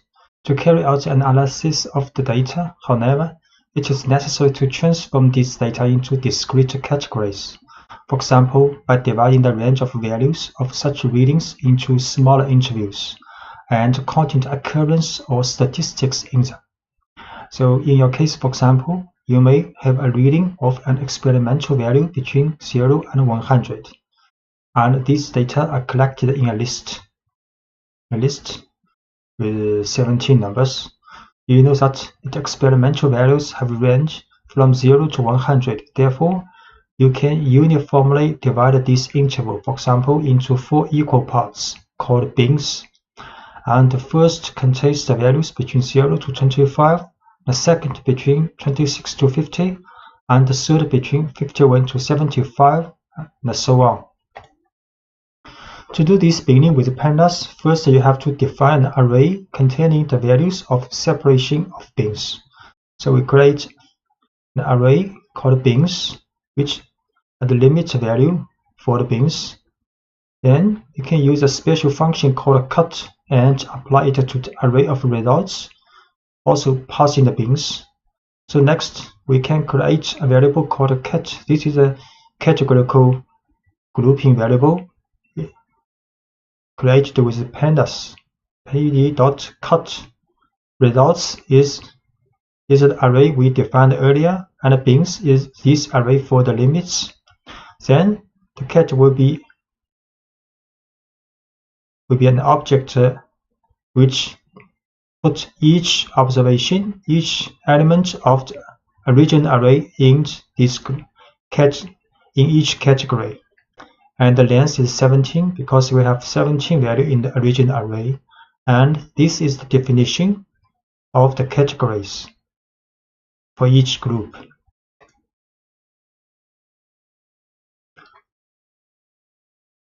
So this is the results, is the data we want to cut with pandas. Then bin is the limit of each category. Then we use pd_cut to the results with these bins. Then we should cut 17 value with the grouping. You can see the lower limit is open and up limit is closed, and this is for group definition. And the object returned by the cut function is a special object of categorical type. You can consider it as an array of strings indicating the name of the bin, and internally it contains a categories array indicating the names of the different internal categories, and a codes array that contains a list of numbers equal to the elements of results. So if we call cat.categories, it will show the category. If we run the cat.codes, it will return the code for each group and a group value from 0 to 3 because we have 4 groups.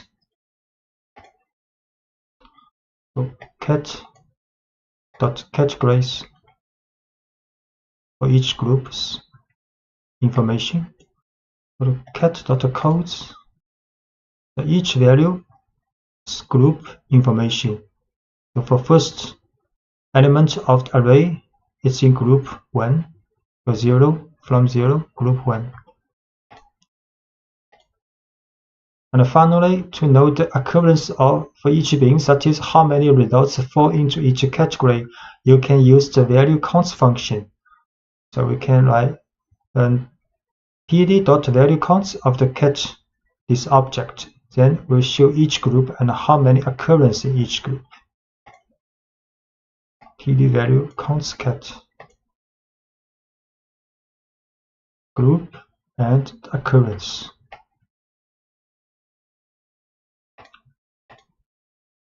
And you can give names to various bins by calling them first in an array of strings and then assigning to the labels options inside the cut function. So we can define an array called bin names and with 4 strings, like unlikely, less likely, and high likely. Then when we cut the results into bins. We put assignment argument labels, and with this array bin names here, then the result will be the value same as this array for the bin names.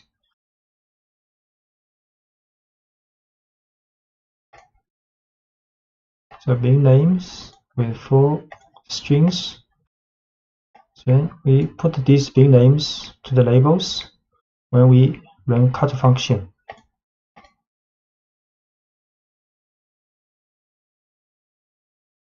So the labels has been assigned to each value and for each group. And if the cut function is passed as an argument to an integer, instead of explicating the bin edges, this will divide the range of values of the array in equal intervals as specified by the number. The limits of the interval will be determined by the minimum and maximum of the sample data and divided by the number of bins. So if we put 5 here in the cut function, then pandas will calculate the minimum value and the maximum value of the sample data, then divided by 5 to determine the limit of each group. So you can see the lower limit, difference between lower to upper limit for each group almost the same with 5 group. PD cut results 5 with 5 group.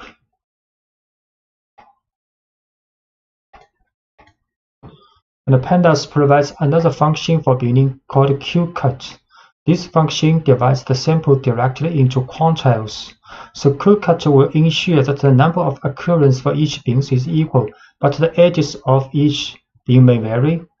So if we use pd.qcut results 5, it will also be 5 groups, but the criteria is the occurrence in each group are the same, but the difference between lower limit to upper limit may vary between from group to groups. So you can see this group, the lower limit to upper limit difference smaller than this group, and the difference between lower limit to upper limit for this group is even smaller.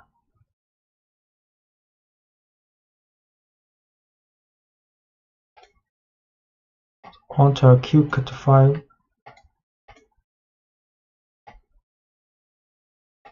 to show quantiles. And if we run the value counts for the quantiles, it will be the same for each group, because 17 elements cannot be divided by 5 groups. So if we have, for example, 20 elements, then it will be 4 occurrences for each group.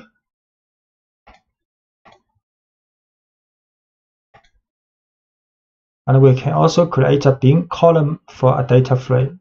So this is the data frame with only one column called number, and the 10 value. Each value is a random integer number between 1 to 100. So next we can create a bin column, but this bin column is actually a categorical column based on the PD cut function. And inside the cut function, we put the column number here. So cut the number, then this is the bin limit, and this is the label. So if we show this data frame again, it will be a new column created called bins. The value is for each group defined here. So we create original data frame, show this data frame, only one column called number, Then we create another column for this data frame, and the value is the group from the cut function. Then we print this data frame again. Now there are two columns, but that could be happen with not a number value in some cases. Permutation, random sampling with pandas. The operations of permutation, random ordering of a series or the row of a data frame are easy to do using the numpy random permutation function.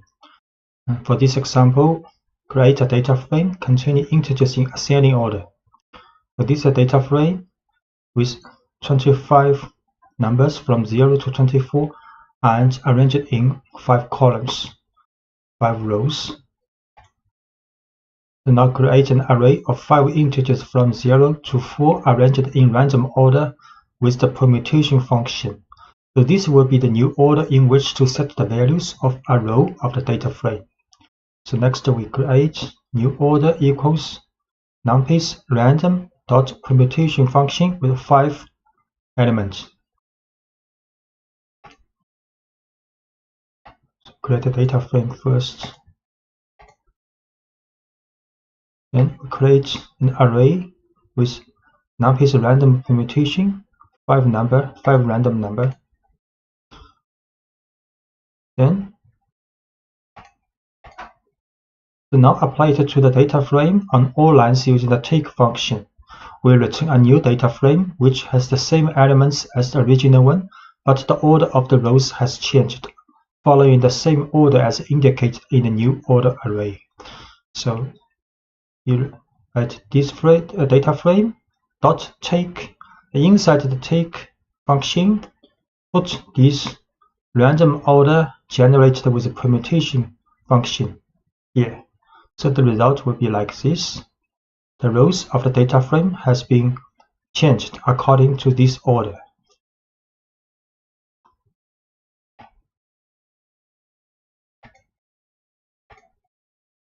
So this is the reordered data frame, and the index order is same as this new order.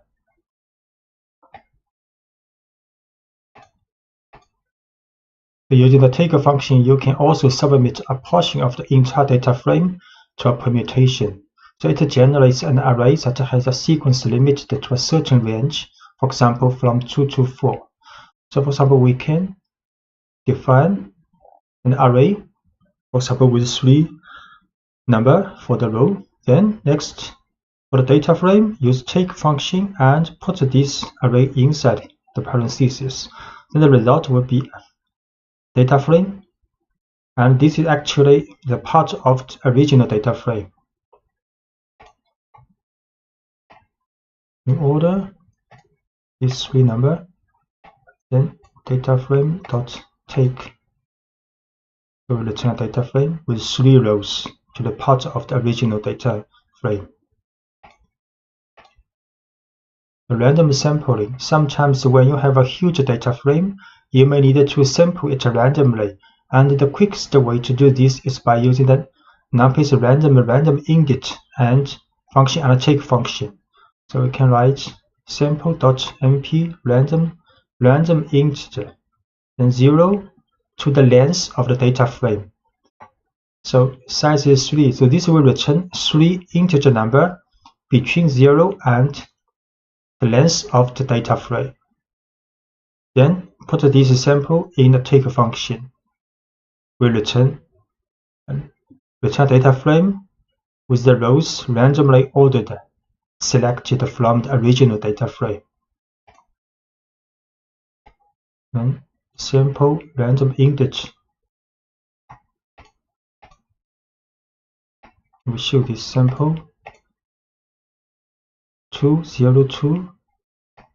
Next, we put this sample in a take function to the data frame to show part of the original data frame, but you can see the duplication of index 2 observation. There are 2 with E2 from the original data frame. The categorization of a set of data carried out for grouping is often a critical stage in the process of data analysis. It is a process of transformation, since after the division into different groups, you apply a function that converts or transforms the data in some way depending on the group they belong to. So very often, the two phases of grouping and application of a function are performed in a single step. Also, for this part of the data analysis, pandas provides a tool that's very flexible and high performance, called group by.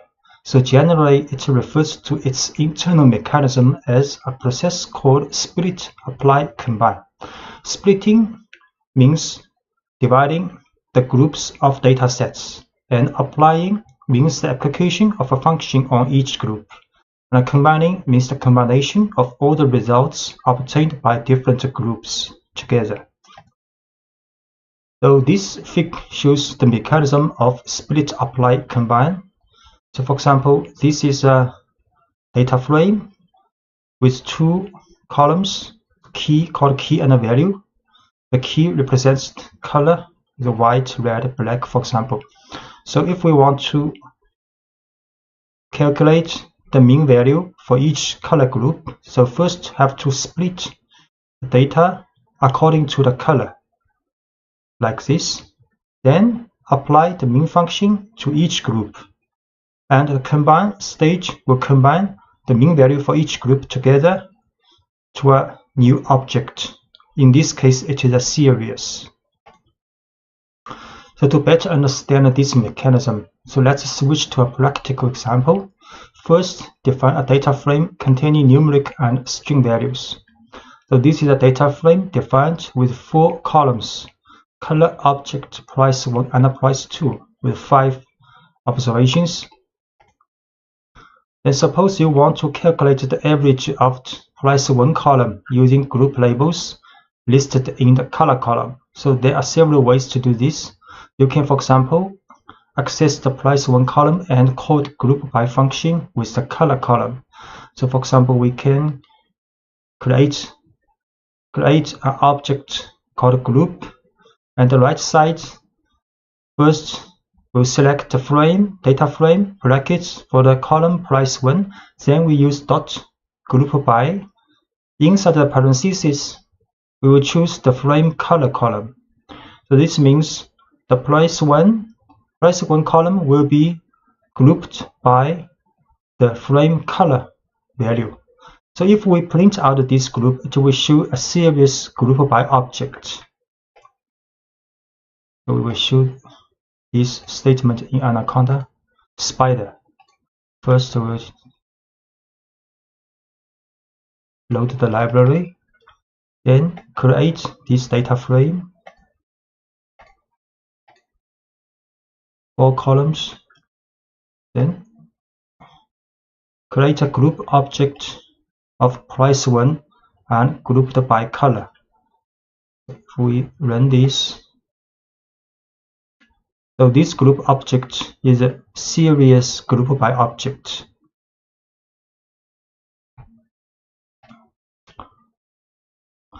So what you have done is group in which all rows having the same value of color are grouped into a single item.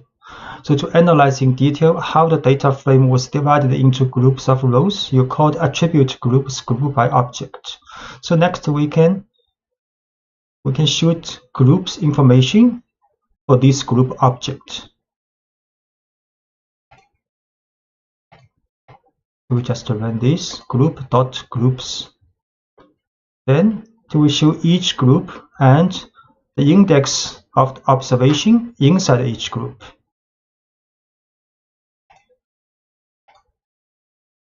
So now it's sufficient to apply the operation on the group to obtain the results for each individual group. For example, we can calculate the mean value for each group and the sum value for each group. So group mean. So mean value for each color group for the price 1, group sum. So the price 1, the summation value for each color group.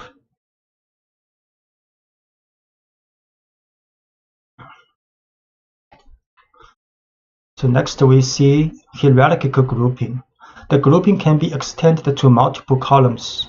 That means making a grouping of multiple keys hierarchical. For example, we can choose the price one and group by, this time, not only by color, we can by color and by object. So if we next show the groups, it will show the observations inside each group. The group criteria is the color and object. So hierarchical grouping. Sorry.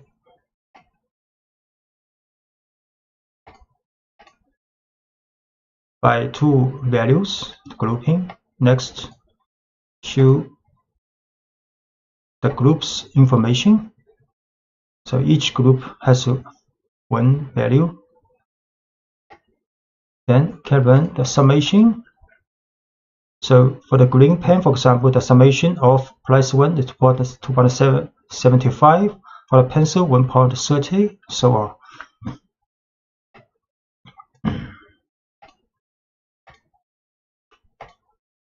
So far you have applied the grouping to a single column of data for the price 1, but in reality it can be extended to multiple columns or to the entire data frame.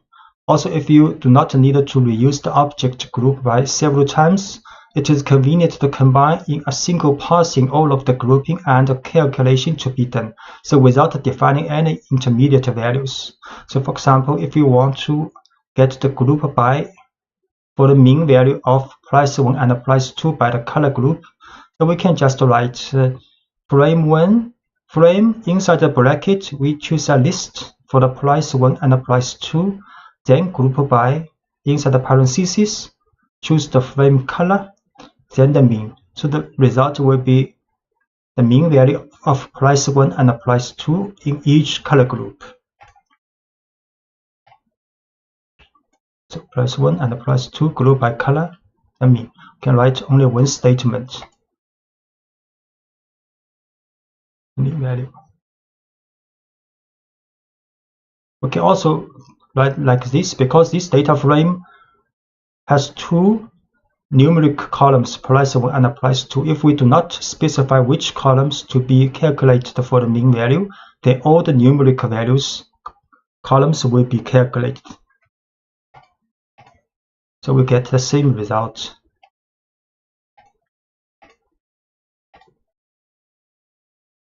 Like this.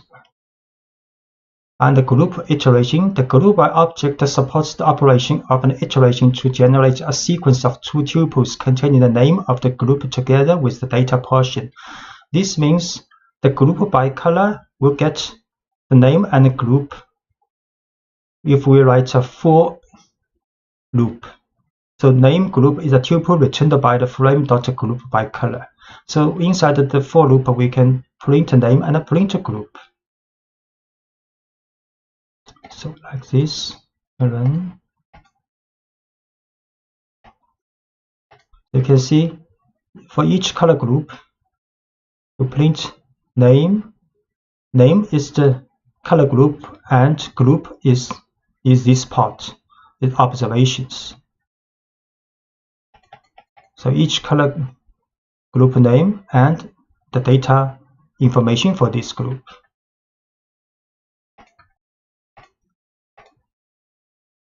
Chain of transformations. So from these examples, you have seen that for each grouping, when subject to some function calculation or other operations in general, regardless of how it was obtained and the selection criteria, the result will be a data structure series. So if we selected a single column data or a data frame, which then retains the index system and the name of the columns. So if we choose only price 1, group by color, calculate the mean value. If we type this, the result will be a series. And if we do not choose any specified columns, then all numerical columns will be calculated with the mean value and inside each group. So the result will be a data frame. So we calculate only one value like we have done before. Then if we choose the type of result 1, It is a series. And if we do not specify any columns, the result will be a data frame, because both price 1 and price 2 are calculated inside each group.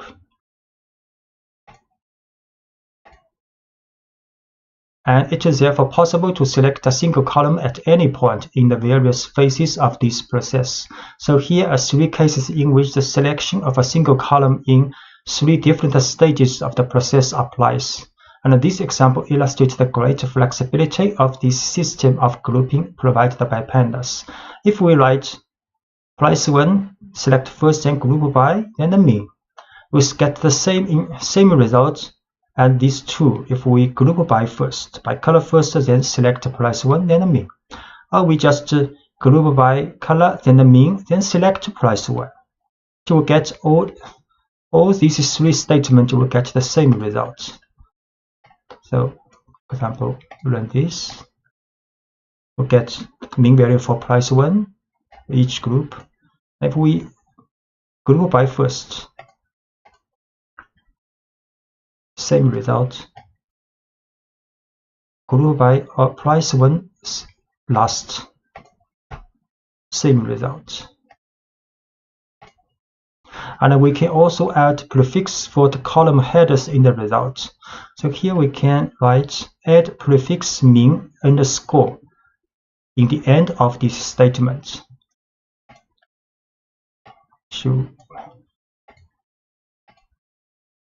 Then if we show the mean, the data frame the header of the column has been changed with the value specified. So to apply function for the group, you can specify the name of the column and then by applying the method to make the calculation. For example, you can use the calculation of quantiles with the quantiles function. So we group first with the color, then we can choose the group object price 1 column, then apply a quantile function with 0.6.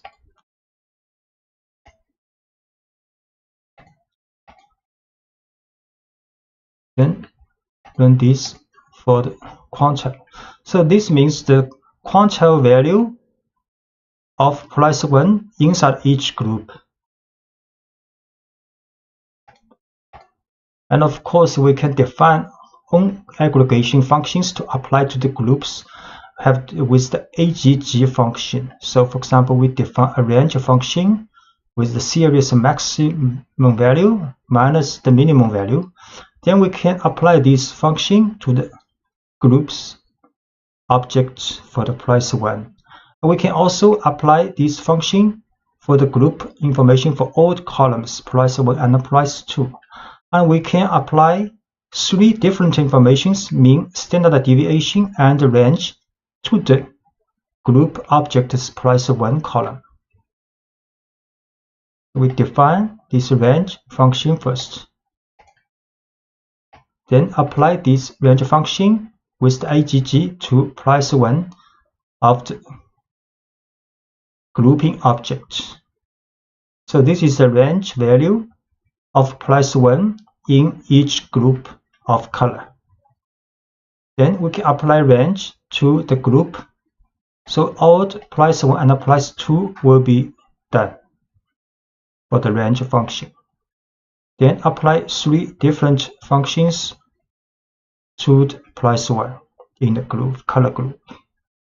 The mean value, standard deviation, the range value for the price 1 inside color group. Hi, I'm Wilson.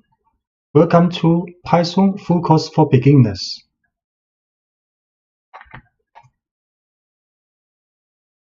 In this course, we will present most of the fundamentals for learning Python at beginning level. And this is the contents of this video. You can find detailed lectures in each section from description of this video, where you can find also links to download Python source files.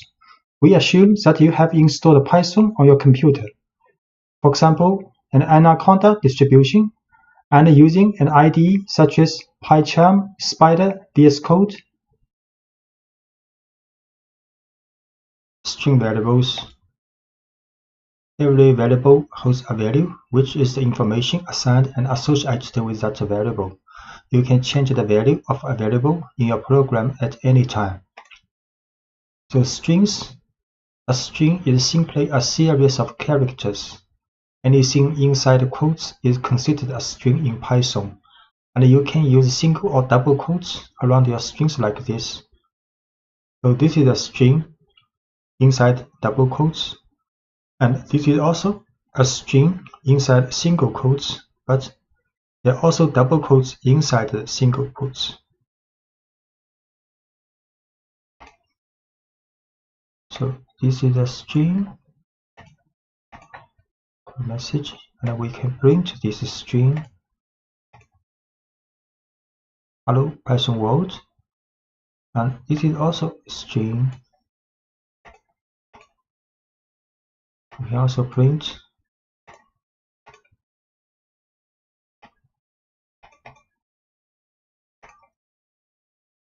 the changing case in a string with methods. So this is a string with all lowercase alphabet. Then you can print name.title. So each word begins with a capital letter.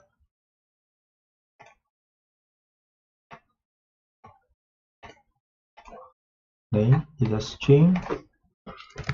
If we show all alphabets are lowercase, then we can print this string but with the title method after this string.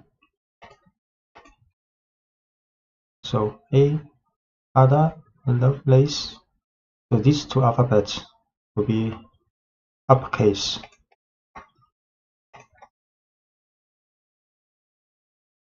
Can also print a name dot up. So all alphabets will be uppercase. Or name dot lower, then all alphabets will be lowercase. So we create string name again. We show name as title case. So we can print with uppercase.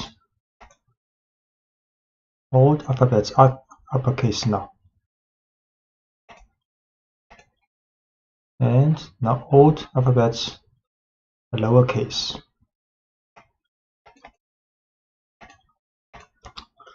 Combining or concatenating strings.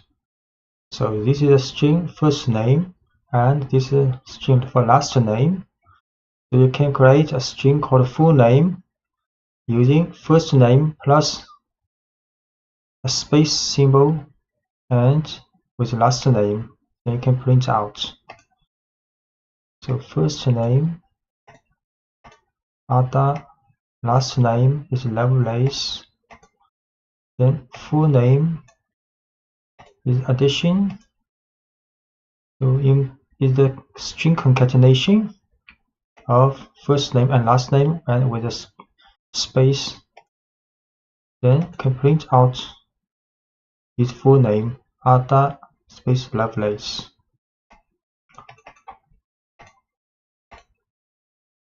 Adding white space to strings with tabs or new lines.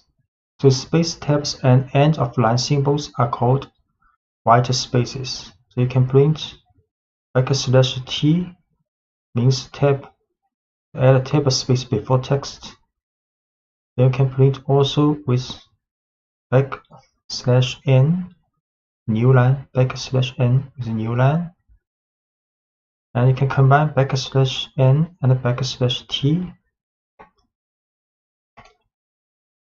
So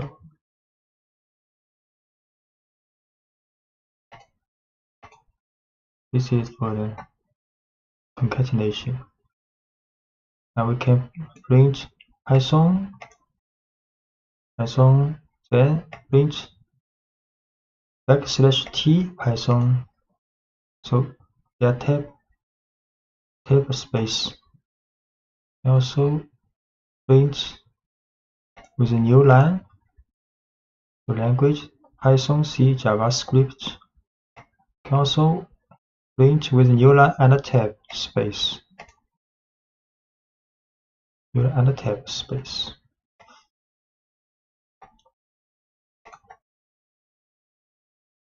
stripping white spaces. So favorite language is Python with a space. Then favorite language rstrip will right side white space removed temporarily. And favorite language lstrip will remove white space at the left side. Favorite language .strip will remove white space at both sides. So favorite language Python, the space, and can print out. You see a space here. And if we use rstrip, then no space here now. But fifth language has not been changed, so rstrip is temporarily remove this space.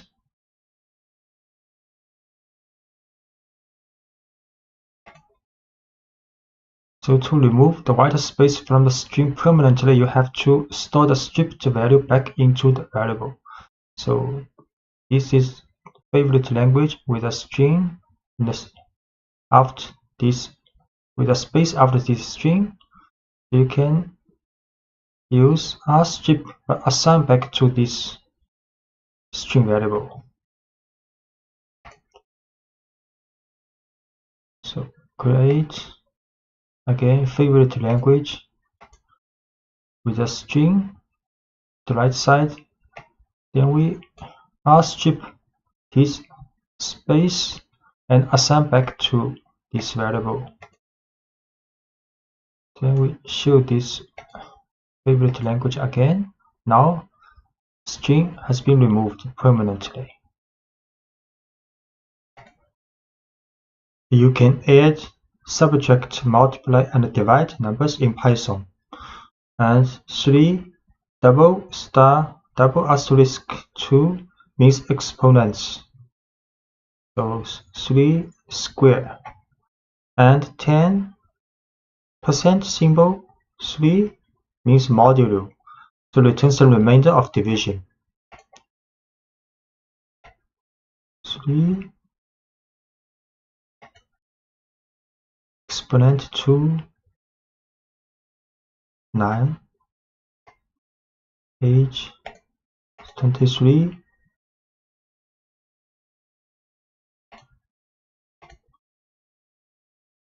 and avoiding type errors with the str function. So age is 23. Next, if we create a string variable called message equals happy plus age plus at birthday, then it will have error because Python not allowed you to add numeric variable with string directly, so you have to transform this numeric variable to the type string before adding together. So now message happy plus strh and plus best birthday. Then we can print a message happy 23rd birthday. A list is a collection of items in a particular order. In Python, square brackets indicate a list, and individual elements in the list are separated by commas. So we can create a list called bicycles with 4 different types as the elements of this list. So we create another list called number list with 5 numbers in the brackets. So this is a string type list, and this is a numeric list. Create a list.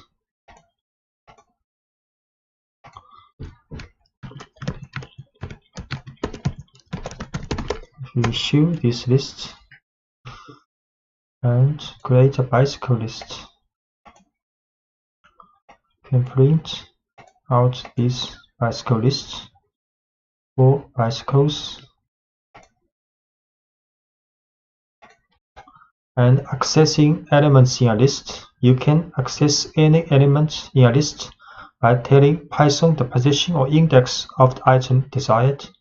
For example, we can print the first bicycle in this list. And you can also use the string method on any element in a list.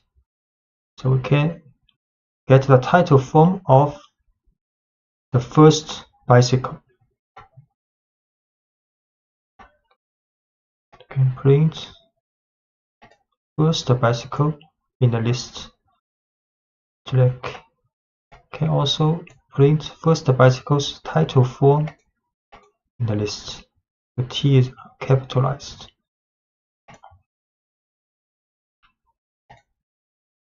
And note that index in the list starts at 0, not 1. And Python considers the first item in a list to be at a position 0, not position 1. The second item in a list has an index of 1. So if we print bicycle bracket 1, then the second item will be pulled out. And if we write print bicycles 3 in the bracket, then the fourth item will be get out. So we can print the second bicycle and print the fourth bicycle. And we can also access items from the end side. So -1 means the last item in a list. -2, the second item from the end of the list, and so on. So we can print the last bicycle. We also print the second item from the end of the list.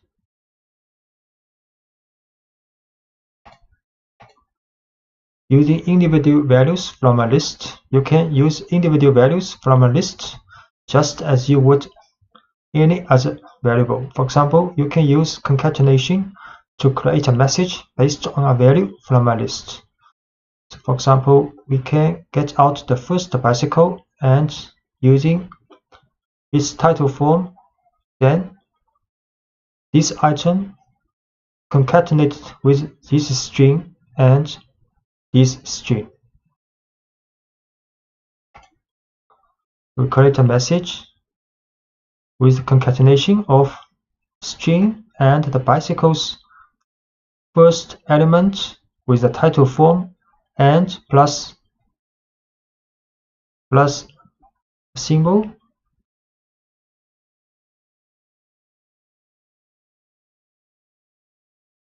Then we print out this message. So this message is my first bicycle with a track. Most lists you create will be dynamic, meaning you will build a list and then add and remove elements from it as your program runs its course.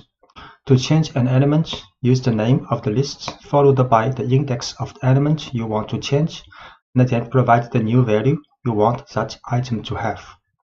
For example, this is original list with 4 car brands, and we can change the first element of this list to another value. So this is a list with 4 cars. Print. Then we can set the first value to Ducati, and we print again. Now the first value has been changed. And we can also add elements to a list. Python provides several ways to add new data to existing lists. We can append elements to the end of a list. So this is the original list for the motorcycle. And we can use append function. So motorcycle.append Ducati. So the Ducati is added to the end of the list. Create this list with 3 motorcycles. 3 motorcycles now. Then we can append Ducati to the end of the list. So now the list has 4 cars now, with Ducati at the last position. You can start with an empty list and then add items to the list using a series of append statements. So we can also create an empty list first with 2 brackets. Then motorcycles, append Honda, append Yamaha, and append Suzuki. Create first an empty list. Then we can append 3 motorcycles. We show this list again. So now the list motorcycle has 3 cars now. And you can also insert elements into a list. So you can add a new element at any position in a list by using the insert method. You do this by specifying the index of the new element and the value of the new item. So this is a list, and we can insert the first position, a new motorcycle here.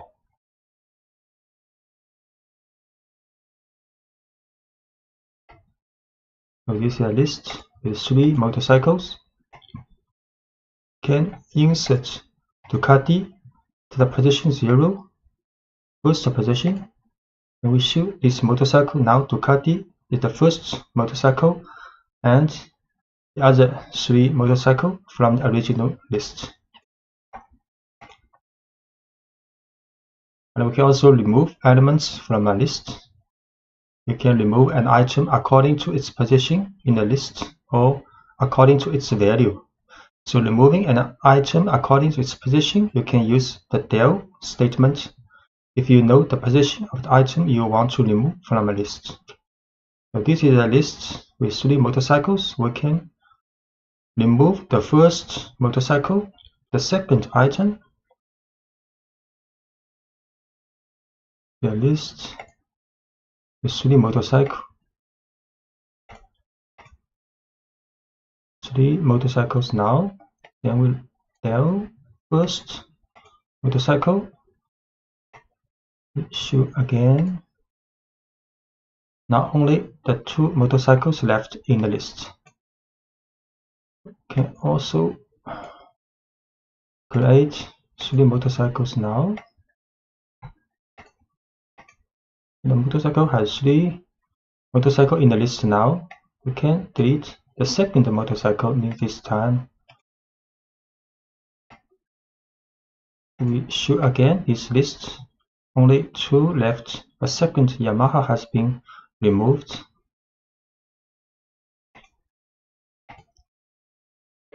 You can use pop method to remove an item. Sometimes you will want to use the value of an item after you have removed it from a list. So the pop method removes the last item in a list, but it lets you work with that item after removing it. So this is a list with 3 motorcycles. So we can use pop method to remove the last one of this list. Then put this removed item in this object. So we can print this object later. So this is a list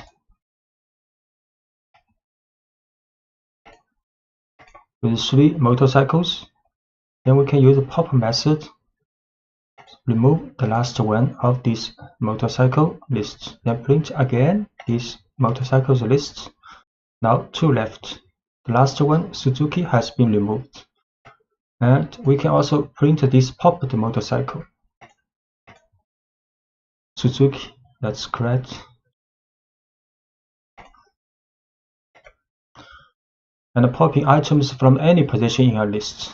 You can actually use pop to remove an item in a list at any position by including the index of the item you want to remove in parentheses. So this is the list with 3 motorcycles. So we can pop 0. So the first item is removed from the original list and stored in variable called first owned.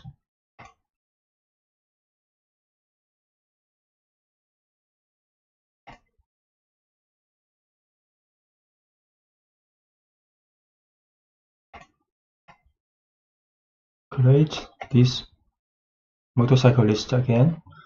So we pop the first one. Then we can print the first motorcycle I owned was is the title. This message is the string concatenated with this popped value with a title form.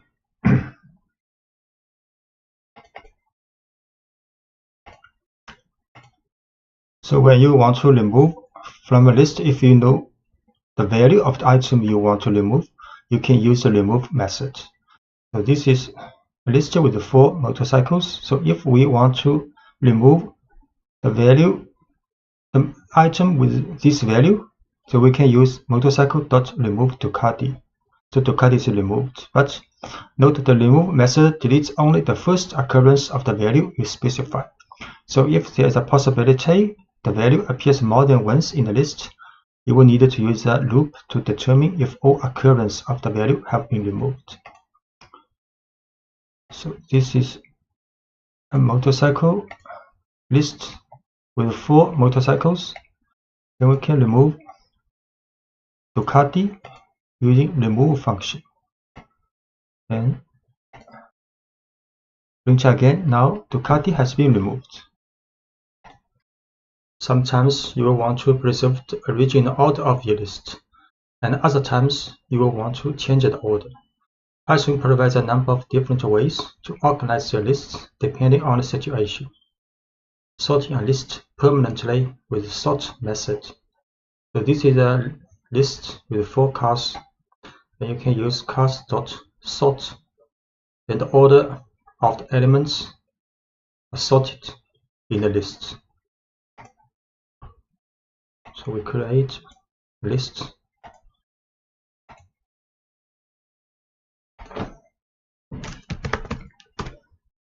So the order of the elements in the cars, like now, you can use sort. We'll print again. So now the elements are sorted alphabetically in the list.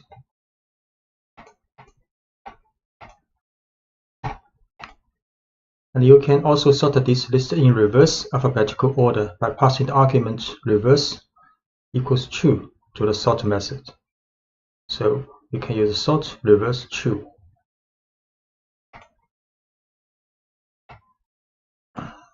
This is a car list with 4 motorcycles. You can sort reverse true. Then print again. So now the elements in the list has been sorted alphabetically with a reverse order. So sorting a list temporarily with the sorted function. The sorted function lets you display your list in a particular order but doesn't affect the actual order of the list.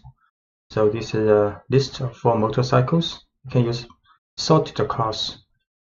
So it will show the list in a sorted order. But if you print this car again, the order has not been sorted. It has the original order. We'll create again this list for the motorcycle. So this is the original order. Play again. So here is the original list. Print with the sorted function. So this is the sorted list alphabetically. Okay, again print. Here is the original list again. We'll choose. So the original order in the list has not been changed. We can also print sorted cars in the reverse order. So this is the reverse alphabetical list if we use sorted.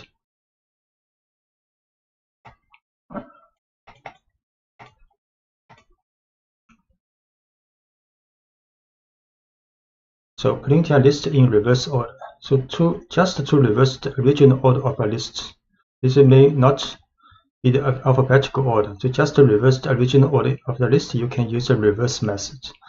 So this is the original list. If we use cast reverse and print a cast, then the order of the elements are reversed. So the last one will be printed first. So the reverse method changes the order of a list permanently, but you can revert to the original order anytime by applying reverse to the same list a second time. So we print. This is the. Okay, we create again this motorcycle list. This is the original order, and we use cars dot reverse, then print again. Then order of elements are reversed in the list. Okay, finding the length of a list. You can quickly find the length of a list by using the len function. So we can use len cars and it will return the number 4. So note that Python counts the items in a list starting with 1, not from 0. So this is the list for cars with 4 elements. We use len cars. It will be 4. Looping allows you to take the same action or set of actions with every item in a list. So when you want to do the same action with every item in a list, you can use Python's for loop. Let's say we have a list of magicians' names, and we want to print out each name in the list. A for loop will let Python to handle this task easily. So in the for loop, Python pulls a name from the list magicians and store it in the variable magician. Then print the name that was just stored in magician. Python then repeats this operation for each name in the list. So this is a list of magicians with 3 magicians. And we can write 4 magicians in magicians. So magicians is a list. In the for loop, for magician will take each element from the magicians and store in this variable called magician. Then inside the for loop, we print each magician until there's no magician left in this list. So where the no more values are in the list, Python moves on to the next line in the program after the for loop. So this is a for loop. We create a list called magicians with 3 magicians. Then we can write 4 magician, print magician. So each magician has been printed out. It is helpful to choose a meaningful name that represents a single item from the list. For example, here's a good way to start a for loop for a list of cats, a list of dogs, and a general list of items. We can write, for example, for cat in cats, for dog in dogs, or for item in list of items. And using singular and plural names can help you identify whether a section of code is working with a single element from the list or entire lists. Doing more work within a for loop. So every indented line following the line for magician in magicians is considered inside the loop, and each indented line is executed once for every value in the list. So for example, this is a magician list. We can write for loop from the 4 magician in magicians, then these 2 lines indented considered inside the for loop. So we can write print magicians title form. That was a great trick. And print I can't wait to see your next trick, the magician's title name, then a new line. Then after this for loop finished, then we can print a single message. But this statement not considered inside the loop. So any lines of code after the loop that are not indented are executed for once without repetition. We create a medicines list again. Then a for loop with 2 print lines included in the for loop. Run this. So for each element, each medicine in list, we share 2 messages. So Alice, that was a great trick. I can't wait to see your next trick, Alice. And David, that was a great trick. I can't wait to see your next trick, David, and so on. Then after the for loop has been finished to run, then we can print one message. So this message, this print statement is not considered in the for loop, so print only once. Lists are ideal for storing sets of numbers, and Python provides a number of tools to help you work efficiently with lists of numbers. So we can use the range function. Python's range function makes it easy to generate a series of numbers. For example, you can use the range function to print a series of numbers like this. You can write a for loop, the for value in range 1 to 5. Can print a value. The result will print 1, 2, 3, 4. The range 1 to 5 will print a number from 1 to 4. Then for each value of this 1 to 4 will print out. So although this code looks like it should print the numbers from 1 to 5, it doesn't print the number 5. So in this example, range prints only the numbers 1 through 4. This is the result of off by 1 behavior you will see often in Python and many other programming languages. So if you want to print the numbers from 1 to 5, you would use range 1, 6. So for value in range 1, 6, print value. Can print out for value in range 1 to 5, print value. So 1, 2, 3, 4 has been printed out. Use a range to make a list of numbers. If you want to make a list of numbers, you can convert the results of a range directly into a list using the list function. So for example, we can create a list called numbers, and the value is 1 to 5. Then next we can print numbers. We create a list called numbers. Then print these numbers. So it's a list 1 to 5.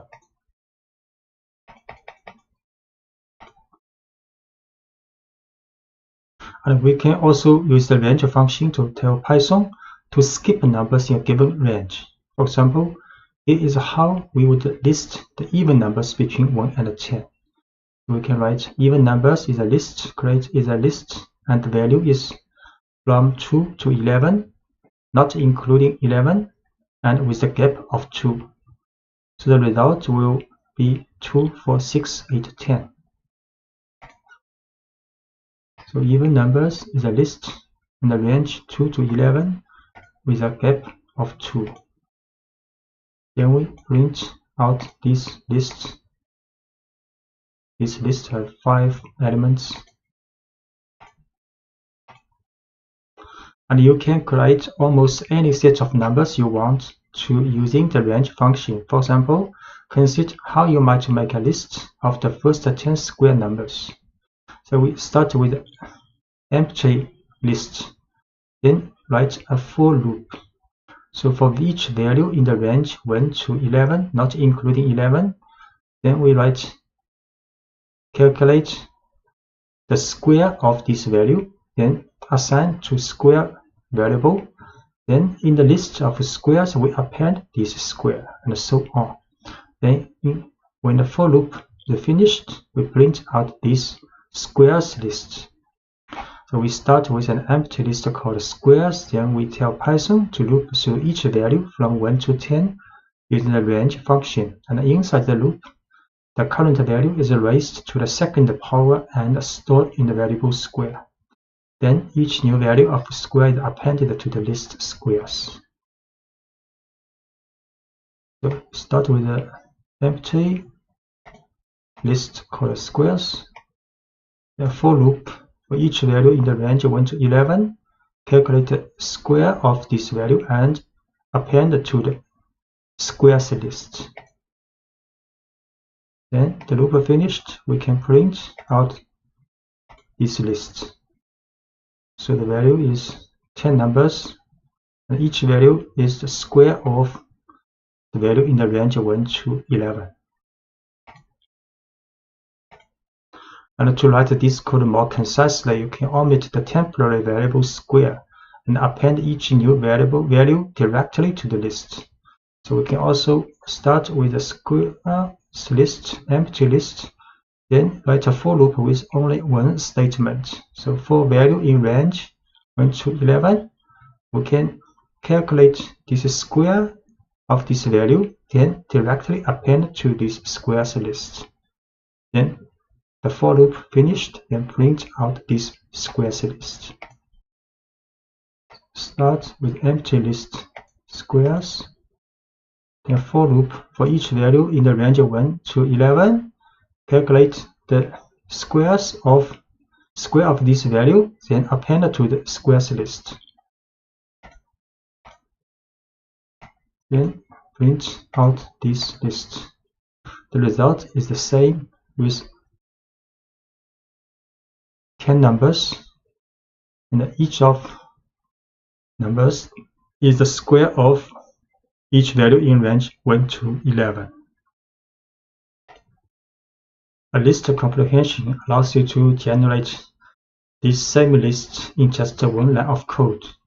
A list comprehension combines the for loop and the creation of new elements into one line, and automatically appends each new element. The following example builds the same list of square numbers you saw in previous lectures, but uses a list comprehension. So we can write squares is list, and inside the bracket we write value asterisk 2, then space, then it's like a for loop for value in range 1 to 11. Then we can print out this squares list. The list comprehension begins with a bracket and the descriptor name for the list, such as squares. Next, open a set of square brackets and define the expression for the values you want to store in the new list. In this example, the expression is value square of this value, which raises the value to the second power. Then write a for loop to generate the numbers you want to feed into the expression and close the square brackets. Notice that no colon is used at the end of the for statement in list comprehension. So we can create this list use list comprehension. Then print out this list. Okay, so 10 numbers, and each number is squares of each number in the range of 1 to 11.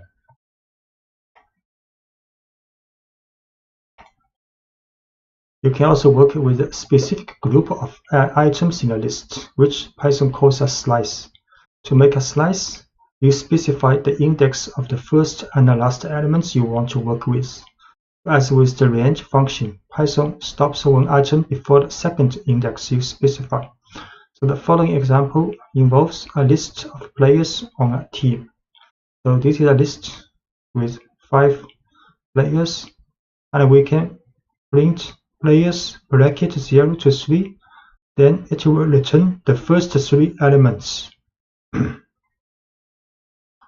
So the code prints a slice of this list, which includes just the first 3 players.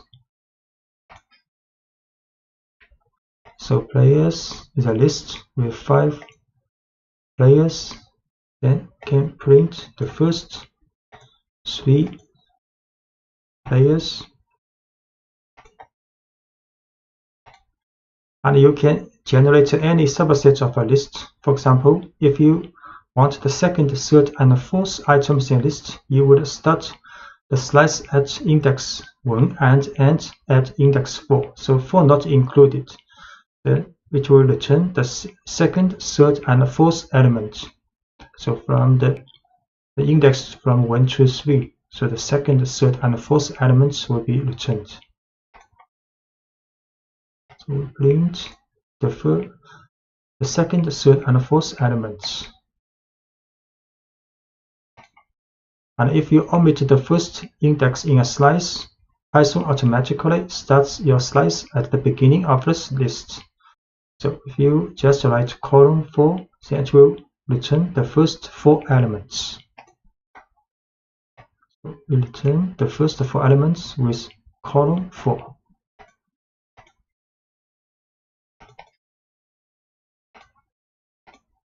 And a similar syntax works if you want a slice that includes the end of a list. For example, if you want all items from the third item through the last item, you can start with index 2 and omit the second index in the bracket.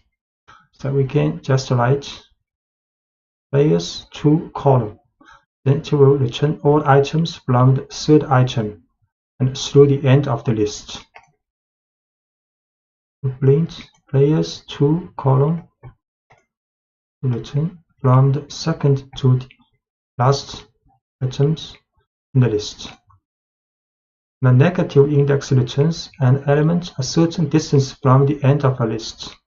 So therefore, you can output any slice from the end of a list.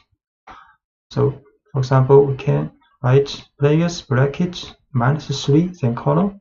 Then it will return the last 3 players. So it will return the last 3 players with negative index.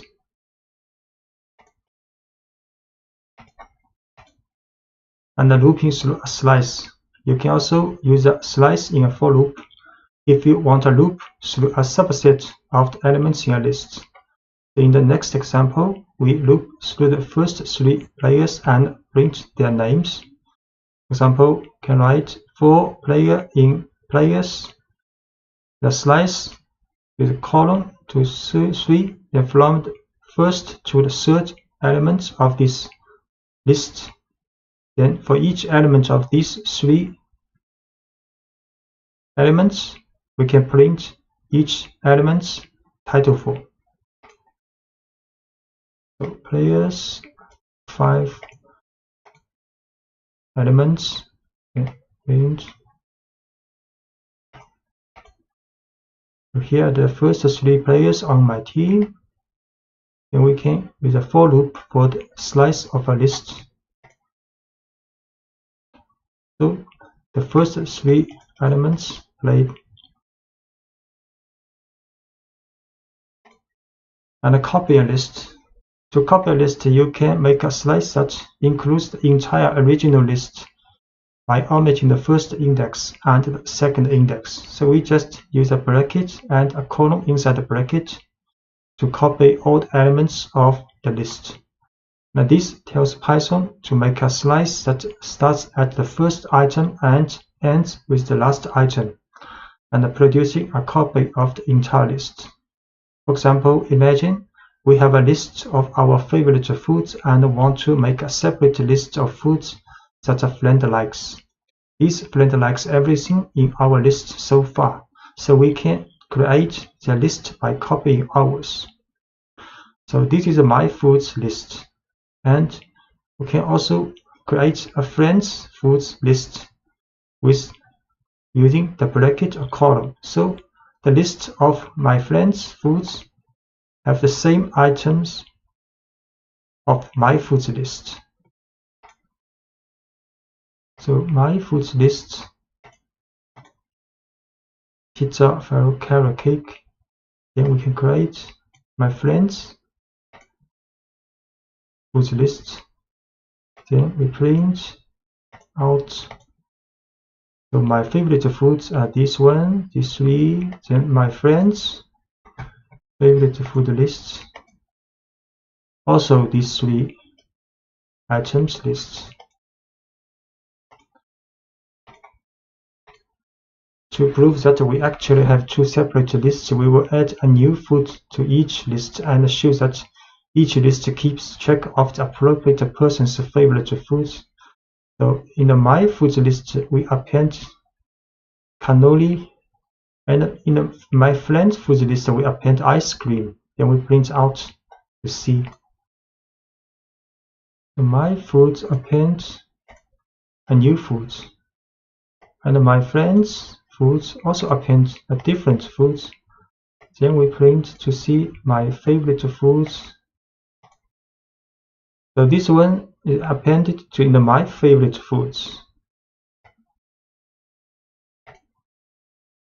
And this one appended to the My Friend's Favorite Foods. So which means these two lists are independent, separate lists. If we had simply set My Friend's Foods equal to My Foods, we will not produce two separate lists. So for example, this is My Food list, and we just use equal. So my friend's foods list is equal to my foods list. Then we append two different items to each list, and in this form, if to connect the two lists, then append item in one list will also do for the other. We will see. So for example, my foods list, create first with three items. Then we just use equal to assign the same value to my friend's foods list. Then we append two items to these two lists. Then we print out my foods list again. Now you can see these two items have been appended in the my foods list. We also print my friend's foods. Also, these two items have been added, which means if we use equal sign to assign my foods to my friend's foods, they are just reference to the same object. They are not copy, not independent objects. So if you append one item in one of the two objects, and this will also happen for the other one. Sometimes we want to create a list of items that cannot change. Tuples allow you to do just that. Python refers to values that cannot change as immutable, and an immutable list is called a tuple. A tuple looks just like a list, except you use parentheses instead of square brackets. And once you define a tuple, you can access individual elements by using each item's index, just as you would for a list. For example, if we have a rectangle that should always be a certain size, we can ensure that its size doesn't change by putting the dimensions into a tuple. So we define the tuple dimensions using parentheses instead of square brackets. Then print each element in the tuple individually, using the same syntax we have been using to access elements in a list. So this is a tuple with two elements. We use parentheses to create a tuple. Then if we want to get the elements, first elements, we just can use this tuple with a bracket 0. This form is same as the list, and this can get the second elements of this tuple. We create a tuple. Then we print out the first element and print out the second element of this tuple. And let's see what happens if you try to change one of the items in the tuple. So if we set the first element to 250, and Python will raise an error. We create this tuple first. Then we try to assign a new, change the value of one element. Then type array tuple object does not support item assignment. And the looping through all values in a tuple. You can loop over all the values in a tuple using a for loop, just as you did with a list. So this is a tuple. We can also use a for loop for dimension in dimensions, then print each element. Create a tuple. Then we print a message. And we print each element of the tuple using a for loop. So 2 elements printed out. So writing over a tuple. Although you cannot modify a tuple, you can assign a new value to a variable that holds a tuple. So if we want to change our dimensions, we could redefine the entire tuple. So you can. This is the original tuple. This is the new tuple we defined. So if you want to change the value, because you cannot change the element by element, so you can define the tuple again with the new value. You can define the entire tuple again with the new value you want. So we create this tuple again with the new value. Then we print out. Then using a for loop to print this tuple out. Conditional tests. At the heart of every if statement is an expression that can be evaluated as true or false, and is called a conditional test. Python uses the values true and false to decide whether the code in an if statement should be executed. So if a conditional test evaluates to true, Python executes the code following the if statement. If the test evaluates to false, Python ignores the code following the if statement. A simple example of conditional test. The following example shows how if tests let you respond to special situations correctly. Imagine you have a list of cars and you want to print out the name of each car. Car names are proper names, so the names of most cars should be printed in title case.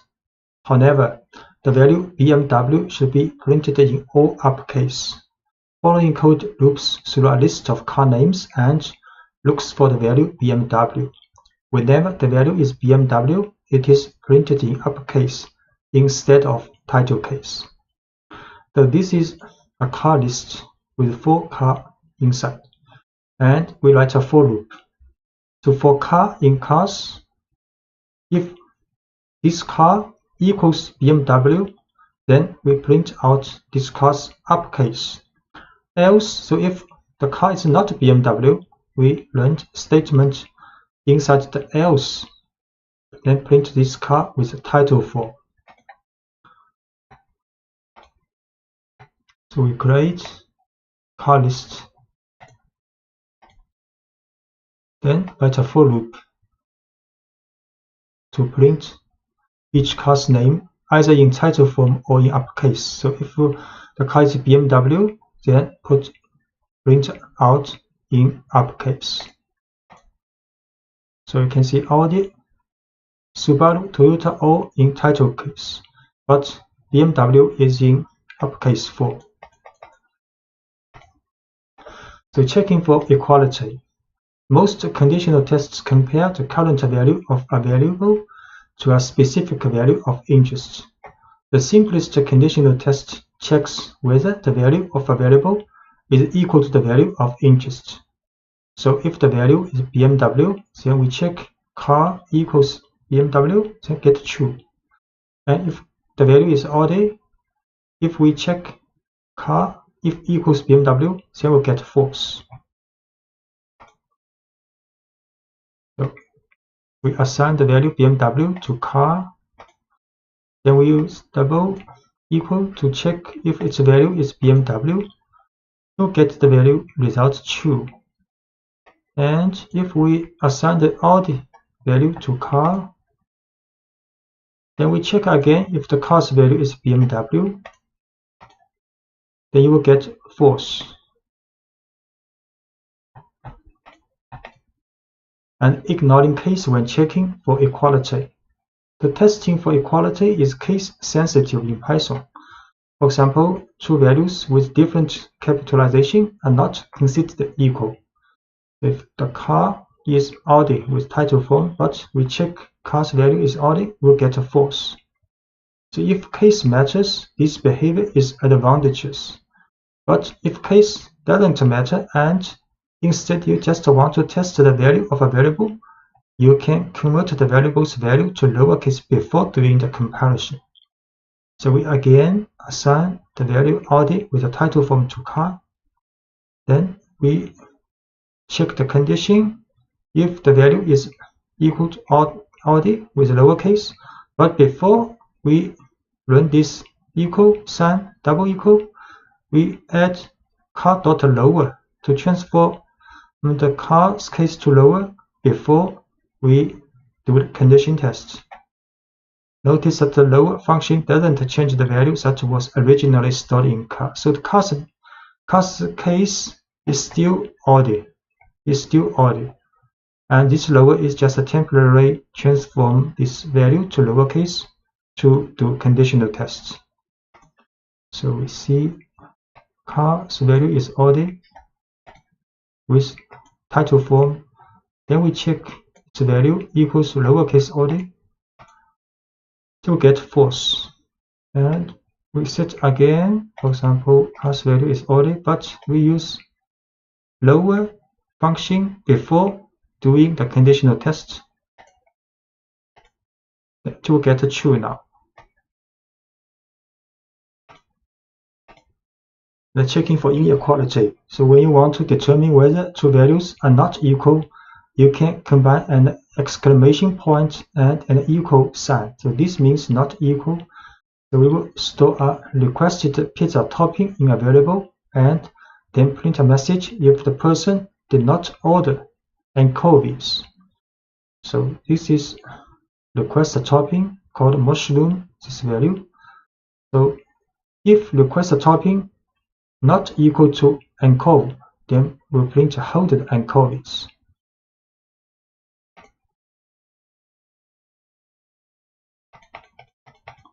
So request topping is mushroom. We check if this topping not equal to anchovy, we'll print holded anchovies. So this message printed out because this value is mushroom, and we test if this value not equal to anchovy. This test will get true. Will get true, then this statement will be run in the for loop, in the if statement. And the numerical comparisons. So testing numerical values is pretty straightforward. For example, the following code checks whether a person is 18 years old. So if the person is 18 years old, then you test numerically if the age equals 18. You get a true result. You can also test to see if two numbers are not equal. So for example, the following code prints a message if the given answer is not correct. So answer is 17. So we test if answer not equal to 42. Then we print a message. This is not the correct answer. Please try again. So age is 18. Then we test age. If age is 18 equals 18, the result is true. The answer is 17. Then we test if answer not equal to 42, then we show the message. Because answer is not equal to 42, the message is printed out. And the numerical comparisons, you can include various mathematical comparisons in your conditional statement as well, such as less than or equal to, greater than, and greater than or equal to. So age is 19, for example, we can run these tests. So each of the above mathematical comparisons can be used as part of an if statement, which can help you detect the exact conditions of interest. So age is 19. Then we can test if age less than 21. We can also run if age is less than or equal to 21, or if the age is larger than 21, we get false. If the age is larger than or equal to 21, we'll get the false. And you can use AND to check multiple conditions. To check whether two conditions are both true simultaneously, you can use the keyword AND to combine the two conditional tests. If each test passes, the overall expression evaluates to true. If either test fails, or if both tests fail, the expression evaluates to false. For example, you can check whether two people are both over 21 using the following tests. So these two people has age 22 and 18. We can test if this age larger than equal to 21, and this one also older than 21. The result will be false because one is not larger than or equal to 21. But if we change the second one to 22, then we test again, then it will be true because both are older than 21. To write concisely, you can also add parentheses here, so it will be more clear.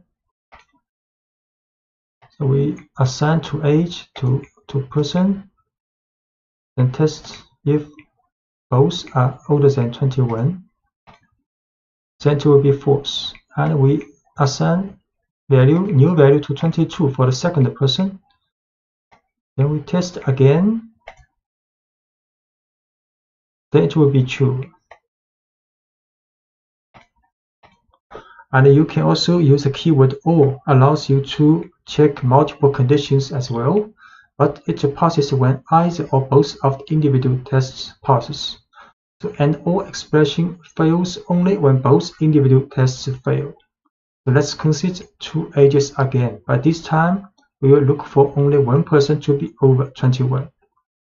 So these two persons, 21, 22, 18 years old, then we test if one of the person is older than 21, the result will be true.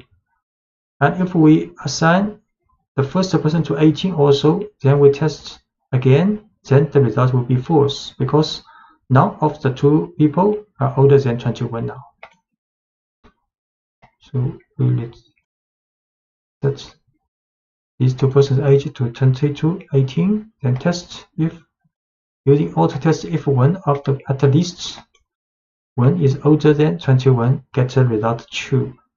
But if we set the first person also to 18 years old, then test again if at least one is older than 21, we'll get the false.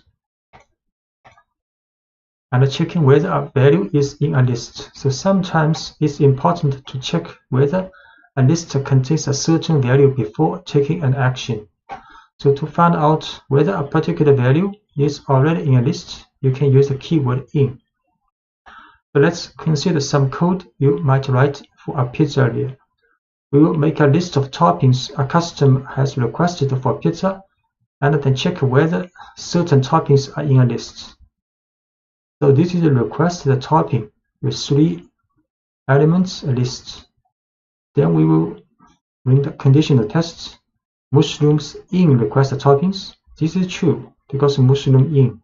But if we run the pepperoni in requested toppings, we'll get false because this list does not contain pepperoni. The requested topping is a list called pizzeria. Then we run the conditional test. Mushroom in requested topping, get the true in results. If we run pepperoni in requested topping, the result is false. And you can also check whether a value is not in a list. So similarly, you might want to know if a value does not appear in a list. You can use the keyword not in this situation. For example, consider a list of users who are banned from commenting in a forum. You can check whether a user has been banned before allowing that person to submit a comment. So this is a list for the banned user with 3 people. So another user called Mary. So if user not in banned user will print user's title form, you can post a response if you wish. So because this Mary, user's value is Mary not in this list. So this conditional test will get the true. So this message will be printed out. So we create a list for the banned user and we create a value. Object user is Mary. Then we run this conditional test. If she's not in banned user, then it's true because Mary is not in the banned user. So the print out message, Mary, you can post a response if you wish. So simple if statement. The simplest kind of if statement has one test and one action. We can write if, for example, the conditional test to do something. This is the typical form. So if the conditional test evaluates to true, Python executes the code following the if statement. If the test evaluates to false, Python ignores the code following the if statement. So let's say we have a variable representing a person's age, and we want to know if that person is old enough to vote. So the following code tests whether the person can vote. So assign 19 to this age variable. So this if test if age is older than 18, then the message you are old enough to vote will be printed out. And indentation plays the same role in if statement as it did in a for loop. So all indented lines after an if statement will be executed if the test passes, and entire block of indented lines will be ignored if the test does not pass. So you can assign age is 19. We can test this.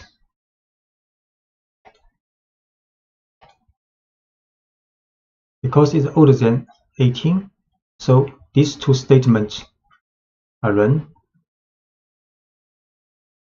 So you can have as many lines of code as you want in block following the if statement. So let's add another line of output if the person is old enough to vote, so asking if the individual has registered to vote yet. So these 2 messages will be printed out. And if-else statement. And if-else block is similar to a simple if statement, but the else statement allows you to define an action or set of actions that are executed when a conditional test fails. So we will display the same message we had previously if the person is old enough to vote, but this time we will add a message for anyone who is not old enough to vote. So if we assign 17 to the age, then test if age is 18, is larger older than 18, we will print these 2 messages. But if this test fails, so we will run the else statement.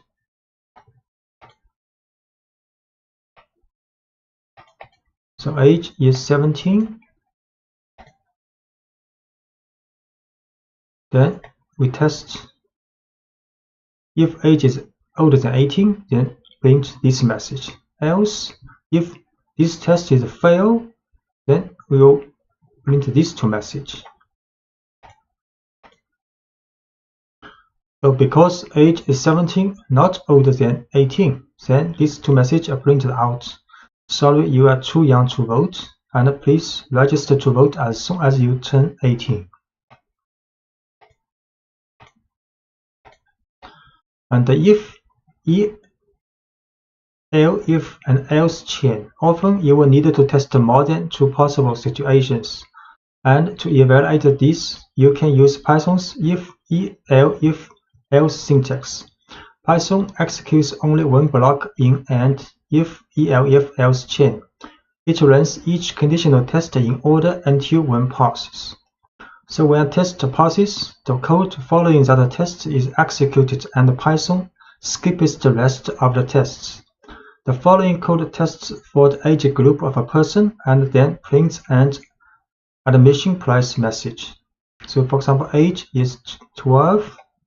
Then we run if age is younger than 4, then print this message.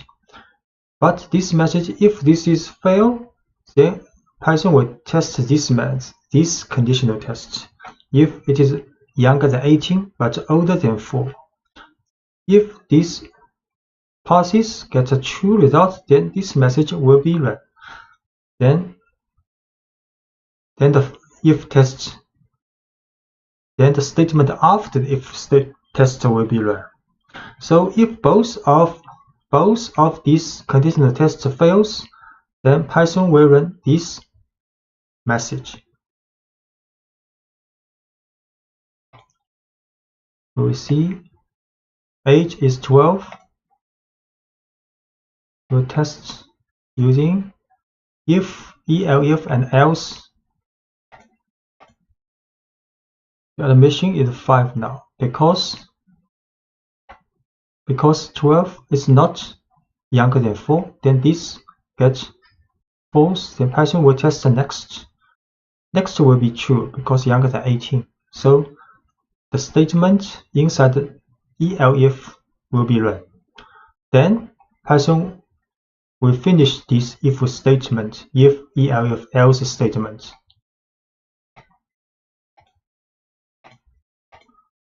And you can omitting the else block. Python does not require an else block at the end of an if, elif chain. Sometimes an entire block is useful. Sometimes it is clearer to use an additional elif statement that catches the specific condition of interest. So for example, age is 12 again, then we can run if conditional tests, then elif another one, then elif another one, then elif another one. So we do not use else here. We just use very specific conditional test for each age group.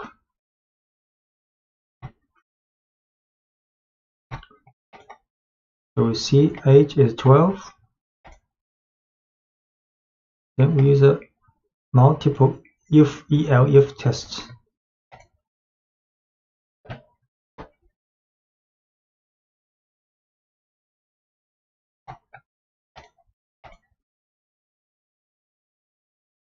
So in this if, elif test, price has been assigned one of each value. Then next we print out this value. We see your admission cost is 5. So age 12 for this group, price 5, because not younger than 4 but younger than 18. And the else block is a catch-all statement. It matches any condition that wasn't matched by a specific if or elif test, and that can sometimes include invalid or even malicious data. So if you have a specific final condition you are testing for, consider using a final elif block and omit the else block. This is what we have seen in this code. You can do some interesting work when you combine lists and if statements. You can watch for special values that need to be treated differently than other values in the list. You can manage change conditions efficiently, such as the availability of certain items in a restaurant throughout a shift. You can also begin to prove that your code works as you expect it to in all possible situations. So checking for special items. So let's continue with the pizzeria example. The pizzeria displays a message whenever a topping is added to your pizza as it is being made. The code for this action can be written very efficiently by making a list of toppings the customer has requested and using a loop to announce each topping as it is added to the pizza. So this is a request a topping list with 3 items. Then we can write a for loop for request a topping in request a toppings for each element of this list. Then we print adding this request a topping. So you can create a list called request toppings. Then you can write for loop. For each request topping in request toppings, print add this request topping. So it's very clear: add mushroom, add green peppers, add extra cheese. Then last one, outside of for loop will print a final message. The job finished. But what if the pizzeria runs out of green peppers, and if statement inside the for loop can handle this situation properly?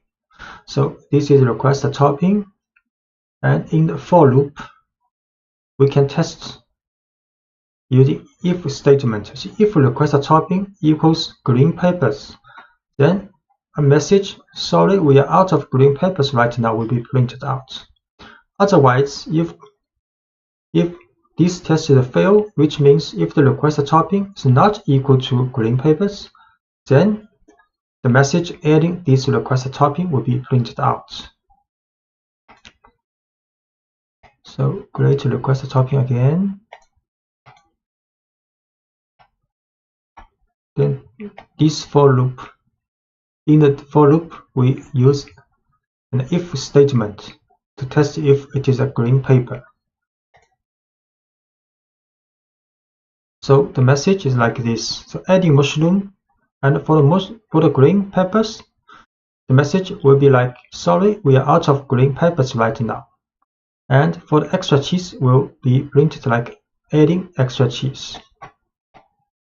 So this is the last message of the for loop.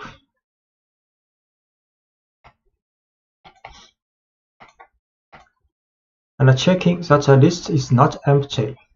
Sometimes it's useful to check whether a list is empty before running a for loop. So as an example, let's check whether the list of request topping is empty before building the pizza. If the list is empty, we will prompt the user and make sure they want a plain pizza. If the list is not empty, we will build the pizza just as we did in the previous examples. So we first create an empty list to request toppings. So just next we will run if request toppings, which means if request topping has at least one element and not empty, then it will run the for loop. Else, if request topping is empty, we will run another loop, another message. So when the name of a list is used in an if statement, Python returns true if the list contains at least one item. An empty list will evaluate to true to these conditional tests. So here we create an empty list for request topping. Then we will run if else statement. So if request topping is not empty, we will run this for loop. But if it is empty, then this test will fail. Then we run the else statement. So the else statement is run in this case now. Using multiple lists. What if a customer actually wants French fries on their pizza? You can use the lists and if statement to make sure your input makes sense before you act on it. So let's watch out for unusual topping requests before we build a pizza. And the following example defines two lists. The first is a list of available toppings at the pizzeria, and the second is the list of toppings that the user has requested. And this time, each item in request toppings is checked against the list of available toppings before it's added to the pizza. So the code will look like this. Available toppings is a list created, and request toppings is another list which created for the request toppings from the customer. Then we will write a for loop. Then for each request topping in the request toppings, we will check if this request topping in this available toppings list. So if this test gets true, then we'll print add this request topping. Otherwise, if this request topping item is not in available toppings list, then we will run another message. We ask customer, say, sorry, we don't have these toppings. So we create two lists. One is available toppings and one is requested toppings. Then we write a for loop for each requested toppings. Then test if this one is in available toppings. If it is true, then we print this message. If it is not true, then we run the else statement. So you can see the mushroom is in available topping list. So we're adding mushrooms. The same for the extra cheese, but for the French fries in the requested topping, the message, sorry, we don't have French fries, will be run out. A dictionary in Python is a collection of key-value pairs, so each key is connected to a value, and you can use a key to access the value associated with that key. A key's value can be a number, a string, a list, or even another dictionary. In fact, you can use any object that you can create in Python as a value in a dictionary. In Python, a dictionary is wrapped in braces, with a series of key-value pairs inside the braces. So this is a dictionary with two key-value pairs, and the key is color and points, and the value is green and 5. Accessing values in a dictionary. To get the value associated with the key, give the name of the dictionary and then place the key inside a set of square brackets as shown here. So we can access the value of key color. So this will print out the value of color. And similarly, this will print out the value of points in this dictionary. So this dictionary with two key-value pairs, so we can get the points value of this dictionary and assign to new points. Next, we can print out these new points with a message. So alien 0 is a dictionary with two key-value pairs, and we can print out the value of this dictionary's color. Its color is green. And we can print out the value of points. Points is 5. We can create this dictionary again. And we can get out the value of points and assign to this variable called new points. Then we can print out a message using these new points. So you just earned 5 points. So you can add new key-value pairs to a dictionary. To add a new key-value pairs, you would give the name of the dictionary followed by the new key in square brackets along with the new value. So let's add 2 new pieces of information to the alien 0 dictionary. The alien's x and y coordinates. So this is original dictionary has 2 key-value pairs. Then we can add a new key-value pair called x position equals 0 and y position equals 25. So this is the dictionary with 2 key-value pairs. And print out this dictionary, 2 key-value pairs. Then we add another 2 key-value pairs. We print out again. Now the dictionary has 4 key-value pairs, color, points, x position, and y position, and their values. Notice that the order of the key-value pairs does not match the order in which we added them. So Python doesn't care about the order in which you store each key-value pairs in a dictionary. It cares only about the connection between each key and its value. And you can start with an empty dictionary. sometimes convenient or even necessary to start with an empty dictionary and then add each new item to it. To start filling an empty dictionary, can define a dictionary with an empty set of braces and then add each key value pairs on its own line. So we can start with an empty dictionary with 2 braces. Then we add 1 key value pairs using alien 0, brackets color equals green, and points equals 5. So add these 2 key value pairs into this dictionary.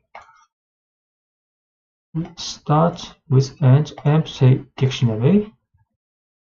Then we add these 2 key value pairs into a dictionary.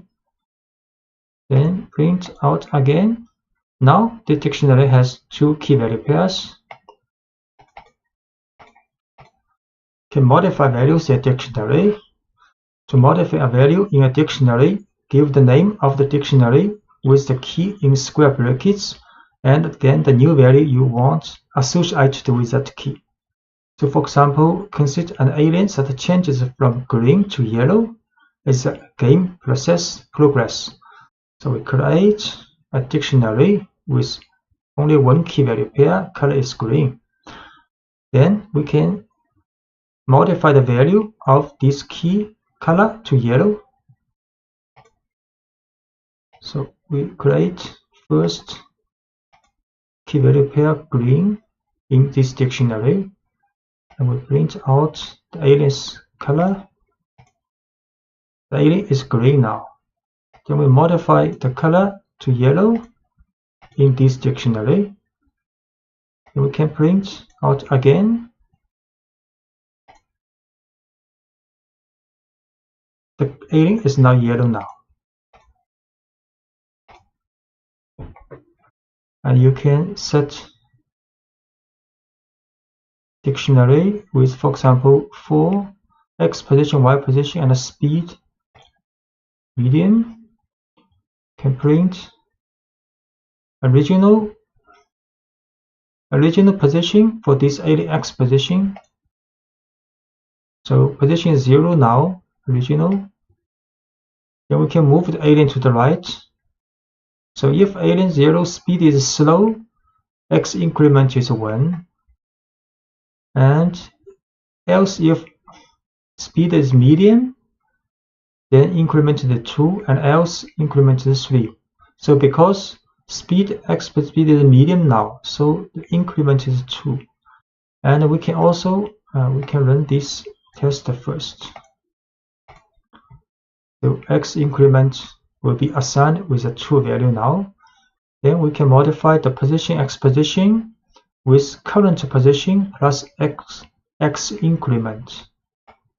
So run this to modify the value of X position. So print new X position. Now we'll see new position 2 because have increment with true value to the X position. And we can also remove key value pairs. So when you no longer need a piece of information that is stored in a dictionary, you can use the del statement to completely remove a key value pair. All del needs is the name of the dictionary and the key that you want to remove. For example, let's remove the key points from the alien 0 dictionary along with its value. So this is a dictionary with 2 key value pairs.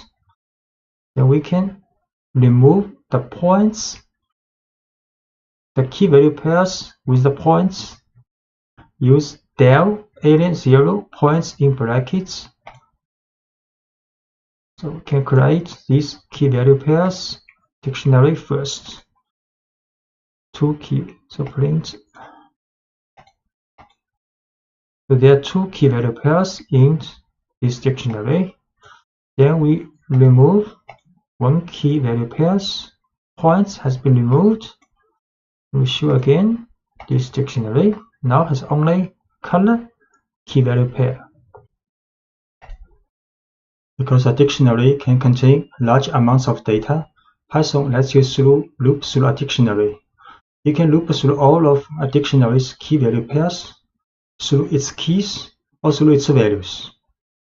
So looping through all key value pairs, to do so, you could loop through the dictionary using a for loop to write a for loop for a dictionary. So let's consider a new dictionary designed to store information about a user on a website. The following dictionary will store one person's username, first name, and last name. So this is a dictionary called user, and will store username Fermi, first name Enrico, and the last name Fermi. Then we can write a for loop for key value in user this dictionary's items attribute. So this username items attribute will return the key value pairs.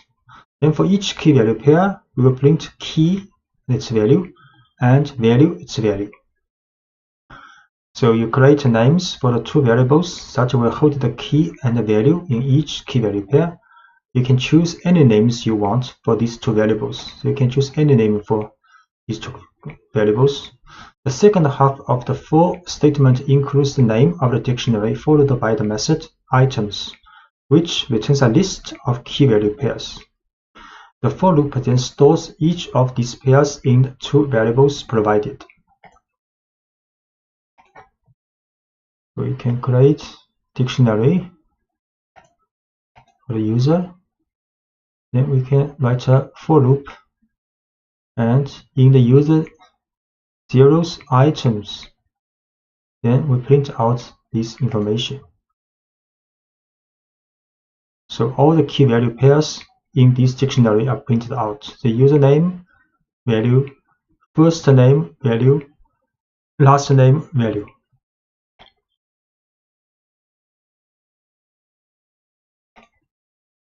Another example of looping through all key value pairs. So we look at a dictionary of a favorite programming language of a number of people. So favorite language is a dictionary.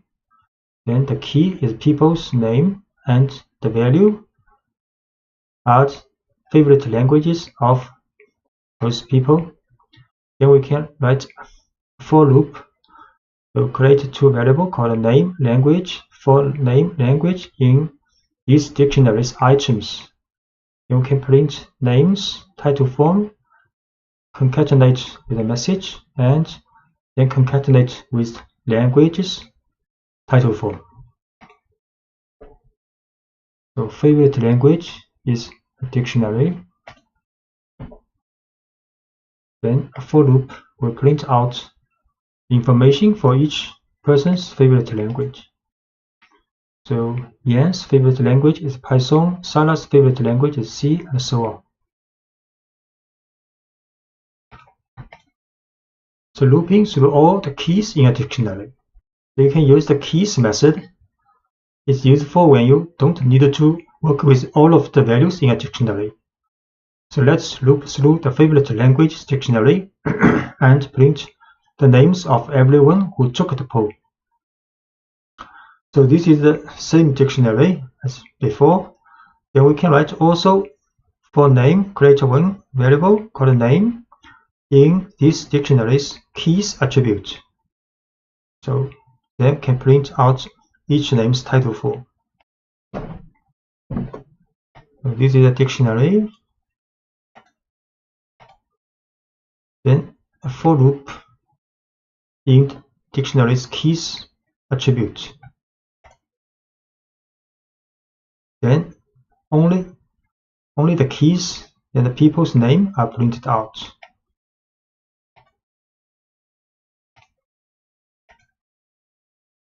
So looping through the keys is actually the default behavior when looping through a dictionary. So the following two codes would have exactly the same meaning.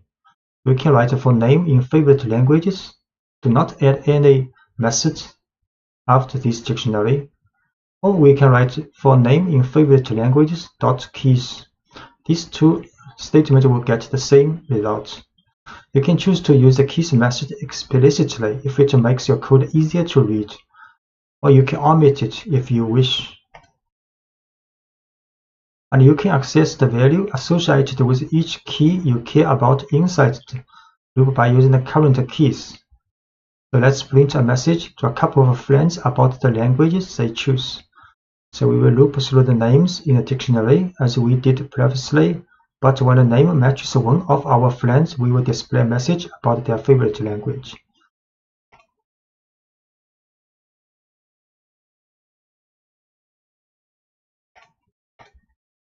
So this is the code. So we create same dictionary as before. Then we have friends, a list, 2 people of our friends. Then write a large for loop for name in favorite language to keys. So this name represents each name in this dictionary. Then print this name's title form first. Next, we write an if conditional test. So if this name in friends is this list. So if one of these keys is in this list, then we will print another message, hi, the name's title form, and a message, I see your favorite language is your favorite language's value, which language is title form. So we show this. Create this dictionary first. Then we create another list called friends with 2 items. Next, write a for loop to print out each people in the favorite languages list first. Then, if this person matches in this list, then we'll print another message for this friend. So first Yang print out, then Sarah print out. Because Sarah is in the friend list, then Sarah will have another message printed out. Then Edward print out. Then Phil, because Phil also in the friend list, then Phil will also have another message printed out.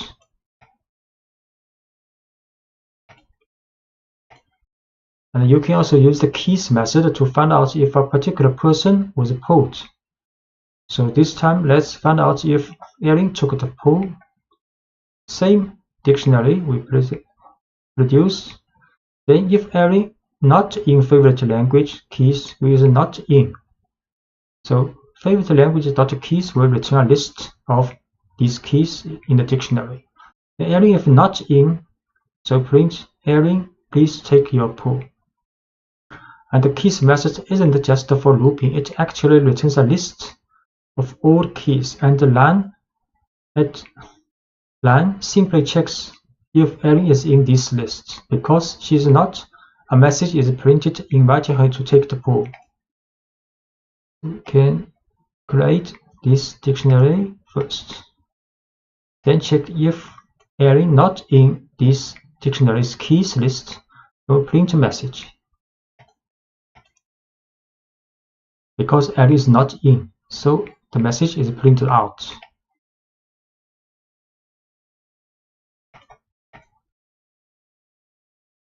You can also loop through a dictionary's keys in order. So one way to return items in a certain order is to sort the keys as they are returned in the for loop. You can use the sorted function to get a copy of the keys in order. So create this list. Then we use naming sorted favorite languages keys, then print out.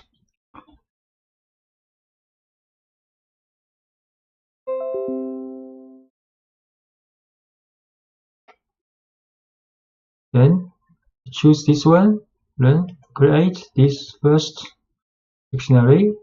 Then we just sorted this list first before we choose each item in this list. Then print message for the name, title, thank you. You can see. So now the names are sorted in alphabetical order.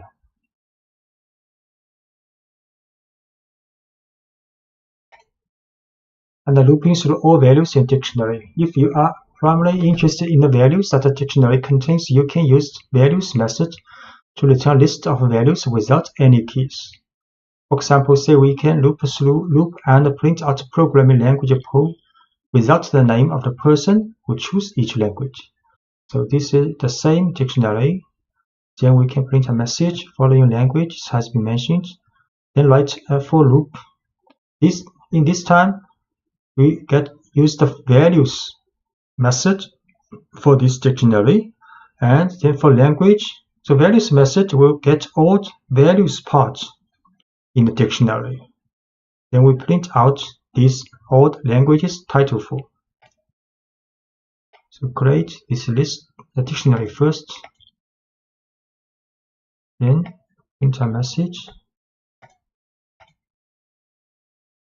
Then we use a for loop to print out all languages in this list.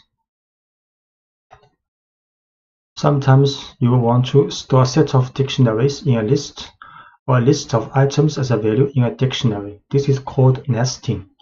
You can nest a set of dictionaries inside a list of items inside a dictionary, or even a dictionary inside another dictionary. So first, look at a list of dictionaries. In the last lecture, the Alien Zero dictionary contains a variety of information about one alien, but it has no room to store information about a second alien, so much less a screen full of aliens. How can you manage a fleet of aliens? One way is to make a list of aliens in which each alien is a dictionary of information about that alien. For example, the following code builds a list of 3 aliens. So we create 3 aliens with different information, for example, different colors. Then we can store these 3 aliens in a list called aliens. Then next, we can write a for loop for alien in aliens, print out each alien. Actually, each alien is a dictionary's information with key value pairs. A more realistic example will involve more than 3 aliens with code that automatically generates each alien. So in the following example, we also can use range to create a fleet of 30 aliens. We can start with an empty list. Then next, use a for loop. For loop in the range from 0 to 30. For each alien number, we create each alien, new alien. Then append this new alien in the aliens list. Actually, each alien's information is the same. So next, we can show the first 5 aliens in this alien list. Print out. We should create 3 aliens first. Each one a dictionary. Then we can put these 3 aliens in a list. Then next, using a for loop for alien in aliens, print out each alien. So each alien is a list printed out. The next, we make an empty list first. Then we create 30 aliens and put them in this list. Then we can print out the first 5 aliens in this aliens list. Actually have the same values, key value pairs for these 5. And we can also print the length of aliens, how many aliens in this list. So the total number of aliens is 30. So these aliens all have the same characteristics, but Python considers each one a separate object, which allows us to modify each alien individually. So imagine that one aspect of a game has some aliens changing color and moving faster as the game progresses. For example, to change the first 3 aliens to yellow, medium speed aliens worth 10 points each. We can do this. We write a for loop for the first 3 aliens in this list, then the if test, if alien's color is green, then we change it to yellow and change the speed to medium and change the alien's point to 10. So we can set alien's color speed points to this value if alien's color is green in the first 3 aliens.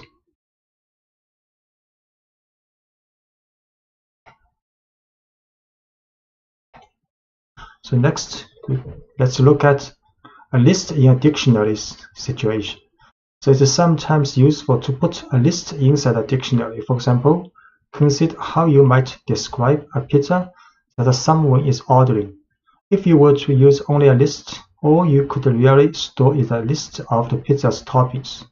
So with a dictionary, a list of toppings can be just one aspect of the pizza you are describing. So in the following example, 2 kinds of information are stored for each pizza: a type of crust and a list of toppings. So the list of toppings is a value associated with the key toppings.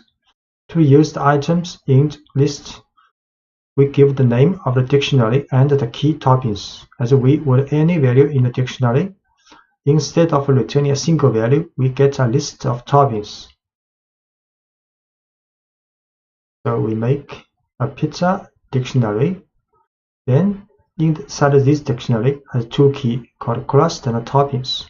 So for the crust, there only one value is 6, but for the toppings is a list of values. Next, we can print out information. You order the pizza's crust. You put this type of pizza with the following toppings. Then inside the toppings, print each topping. So we create a dictionary, pizza, and with 2 keys, especially for the toppings, the keys is a list. Then we can print out information. You order the pizza. Which kind of pizza? The crust, thick pizza. You order the thick crust pizza with the following toppings. Then a loop for topping in pizza toppings. So pizza toppings will get this list because this list is the value of the key toppings. Then this is a list of with 2 elements. Then a for loop for topping in this list can print out each topping. So each topping are printed out.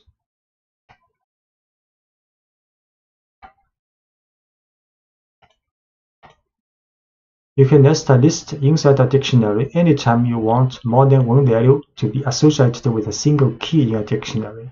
So in the earlier example of favorite programming languages, if we were to store each person's response in a list, people could choose more than one favorite language. So when we loop through the dictionary, the value associated with each person would be a list of languages rather than a single language. So for the programming languages dictionary, in this time we use list to store the value for the languages each person like. For example, Phil, there are 2 programming languages, and Jan also 2 programming languages, but for Sarah only 1 programming language. Next, we can write a for loop for name language in favorite languages item. The item method will get a key value pairs. So key is the name, language is the value of this person. Then we can print name, the titles forms, favorite languages are. Next, inside the for loop, we'll write another for loop because this is a list. So we can write a for loop for language in languages. So languages is a list here. Key value pairs, the value for this key, for example, is a list. Next, we can write a for loop for the value for each item in this list. then print out each language. We create favorite languages dictionary with value as list. Then for each people, we will print out his favorite languages. So this is the result. Dan's favorite languages are Python, Ruby. Sarah's favorite languages are C, so on. And the last case is dictionary in a dictionary. So you can nest a dictionary inside another dictionary, but your code can get very complicated quickly when you do this. For example, if you have several users for a website, each with a unique username, you can use the usernames as the keys in a dictionary. You can then store information about each user by using a dictionary as the value associated with their username. So in the following listing, we store 3 pieces of information about each user: their first name, last name, and the location. We will access this information by looping through the usernames and the dictionary of information associated with each username. So we create a dictionary. So inside this dictionary, for the key Einstein is a person, then we store another dictionary as the value of Einstein, this key. And for Marie Curie, we store another dictionary as the value of this person. Next, inside, and for each dictionary of the value, there's 3 information for the first name, last name, and the location for this person.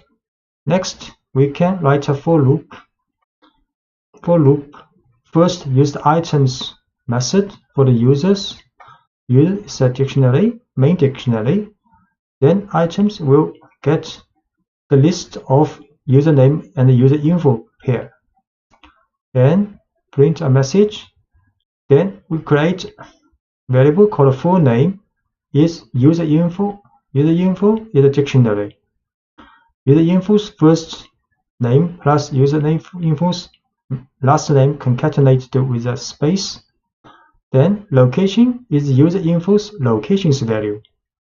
Next, we can print message with full name and location, title form.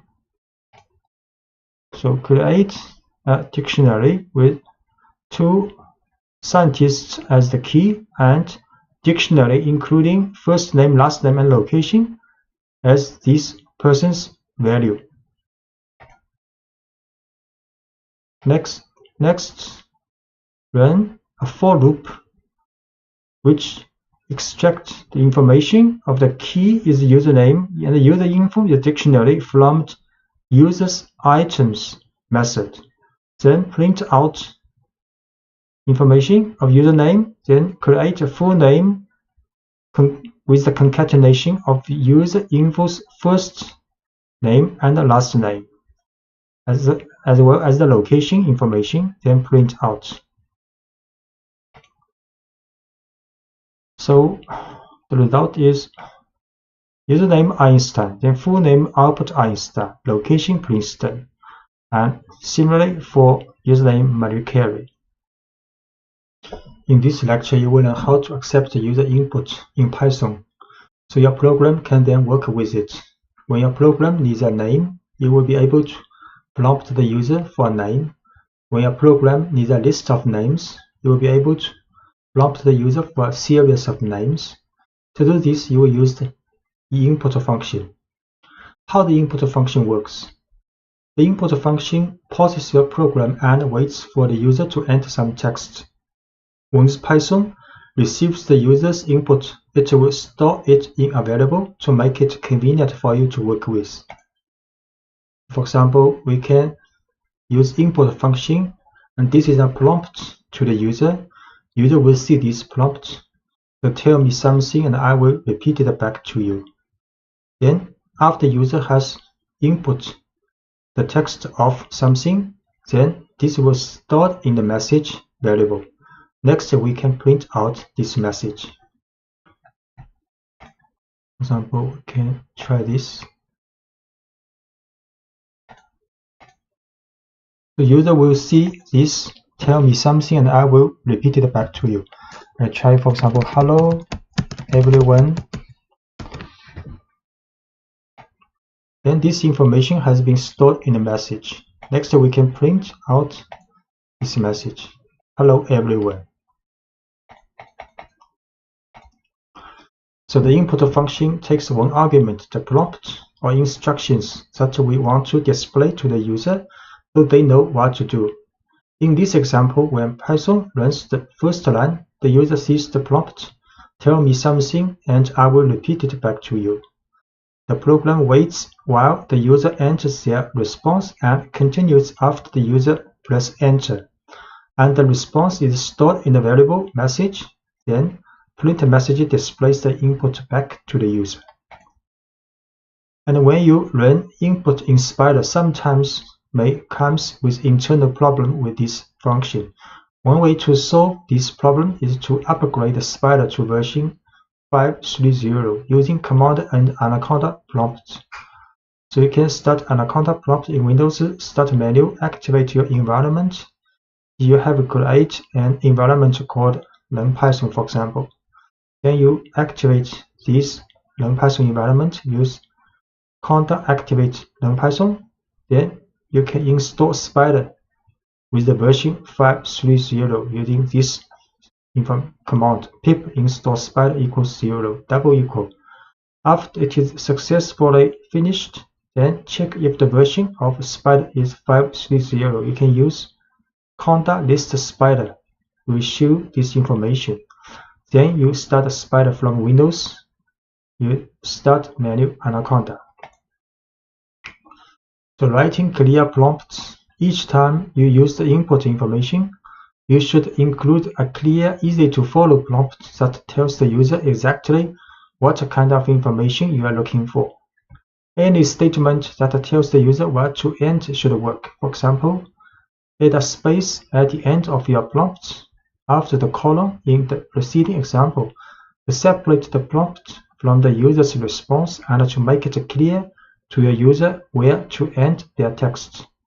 So for example, you can set the prompt to input as please enter your name, here with a space.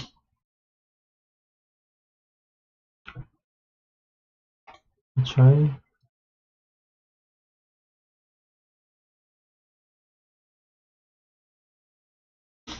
And build a multi-line string for the prompt. Sometimes you will want to write a prompt that's longer than one line. For example, you can store your prompt in a variable and pass that variable to the input function.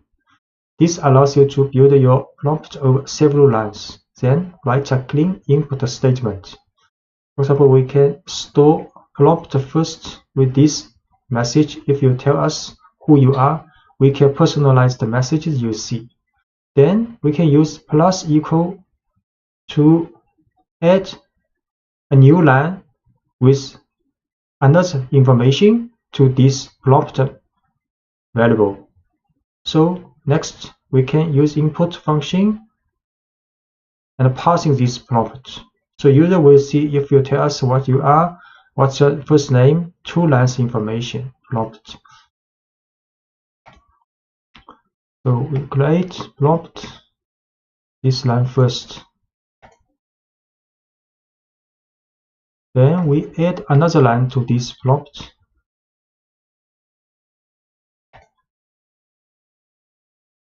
Then we use input and with this prompt to the user. The user will see 2 lines for the prompt. Try a name, Wilson. Then next we can print out this name. Hello Wilson.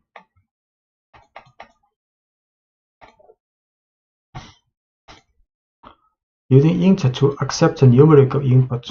So when you use the input function and the user inputs a number, Python interprets it as a string. If all you want to do is print the input, this works well.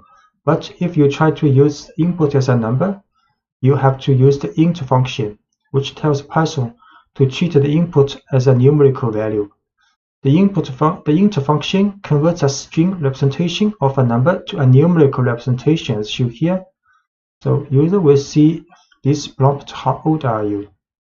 So if, for example, if E inputs 21, then the age will store this 21, but this value is a string. So next, you can use int function to change this string value to a numerical variable. Then we can use some numerical comparison. For example, if this age is older than 18. We try it. How old are you in inches?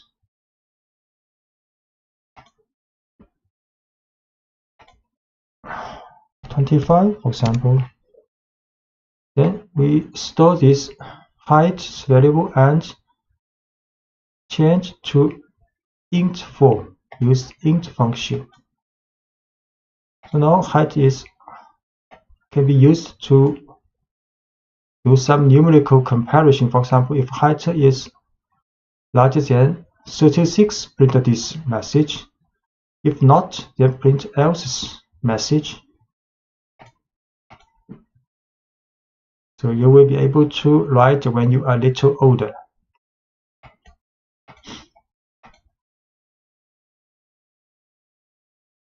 Yeah, this is the code what we have used. The modulo operator. A useful tool for working with numerical information is the modulo operator, which divides one number by another number and then returns the remainder. So we use the percent symbol for the modulo operation. For example, 4 modulo 3 will get 1, and 5 modulo 3 will get 2 here. Get 2 here. The following program will tell the input value is even or odd using modulo operation. So user will input something according to this prompt, enter number, and I will tell you if it's even or odd. Then use int function to change this number as a numerical variable. Then we can use an if statement test to test if the number is modulo 2 will be 0. If modulo 2 0, then this number is an even number. Will print is even information. If not, then this number is odd number. So first we'll accept a user input. For example, input 19. Then use int function to set number as numerical value. Then we can run this if-else statement. So the number 19 is odd. The for loop takes a collection of items and executes a block of code once for each item in the collection. In contrast, the while loop runs as long as or while a certain condition is true.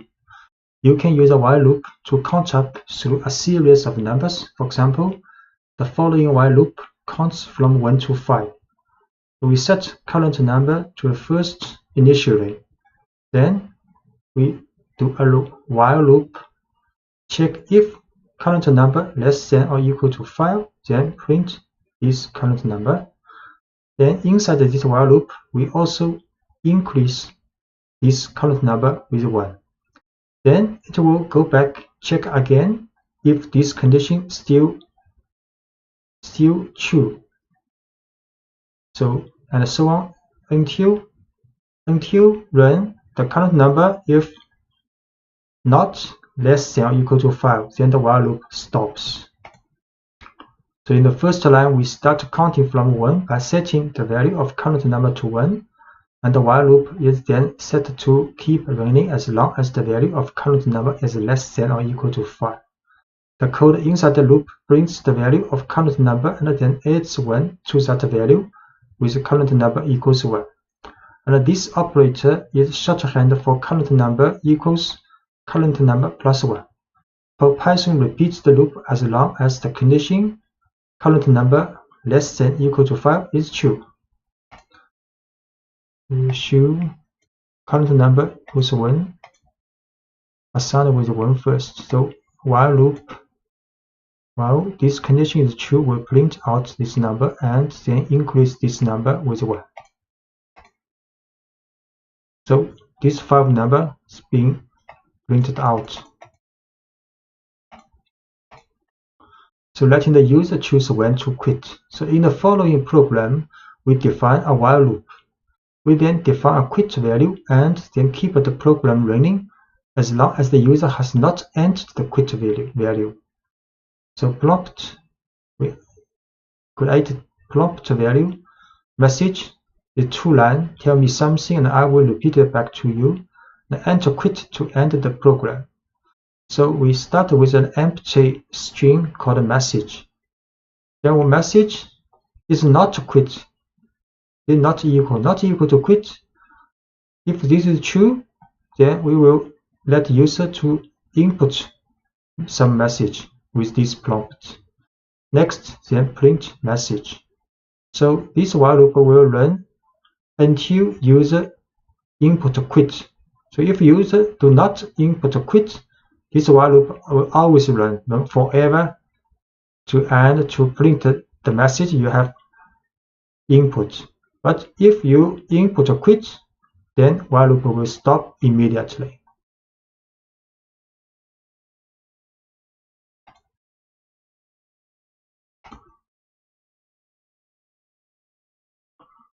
So we create this prompt variable,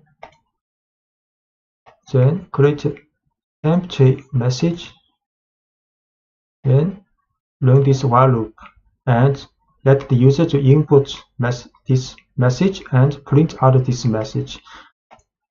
Try hello.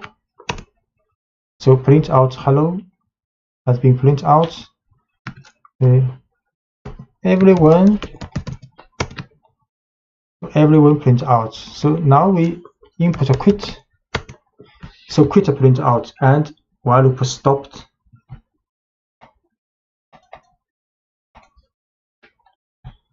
This program works well, except that it prints the word quit as if it were an actual message. So actually quit is not the message you wanted to be printed out. The simple if test fixes this. This is same 2-line prompt and same for start with an empty message. Then inside the while loop, we can get the input from the user. Then we will test if this message not equal to quit, then we can print this message. So if this message is a quit, we will not print out this message.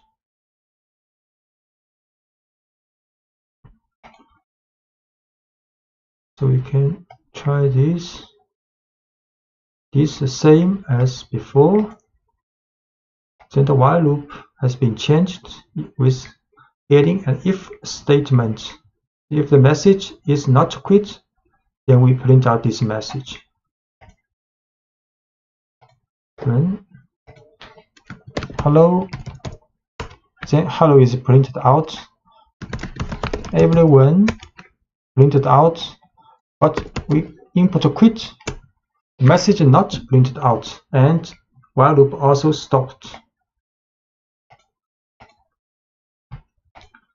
Using a flag. So in the previous example, we had the program perform certain tasks while a given condition was true. But what about more complicated programs in which many different events could cause the program to stop running? So if many possible events might occur to stop the program, trying to test all these conditions in one while statement becomes complicated and difficult. So for programs that should run only as long as many conditions are true, you can define one variable that determines whether or not the entire program is active. This variable, called a flag, acts as a signal to the program. So we can write our program so they run while the flag is set to true, and stop running while any of several events sets the value of the flag to false. So let's add a flag to the previous program. This flag, which we will call active, so you can call it anything. We'll monitor whether or not the program should continue running. So we set create to their message, prompt message. Then we create a variable called active is true. Next, we will run a while loop. Start with while active. So while active means if the active's value is true, then while active will be true. If the active's value is not true, so while active will not be true. So the while loop starts with while active. So the message, user will input a message. So if the message equals quit, then we'll set active to false. If the message is not quit, then we will print this message, then run while loop again. Until user input quit, we will set active to false, then while loop will stop. We create this prompt message, then set a flag variable active to true first.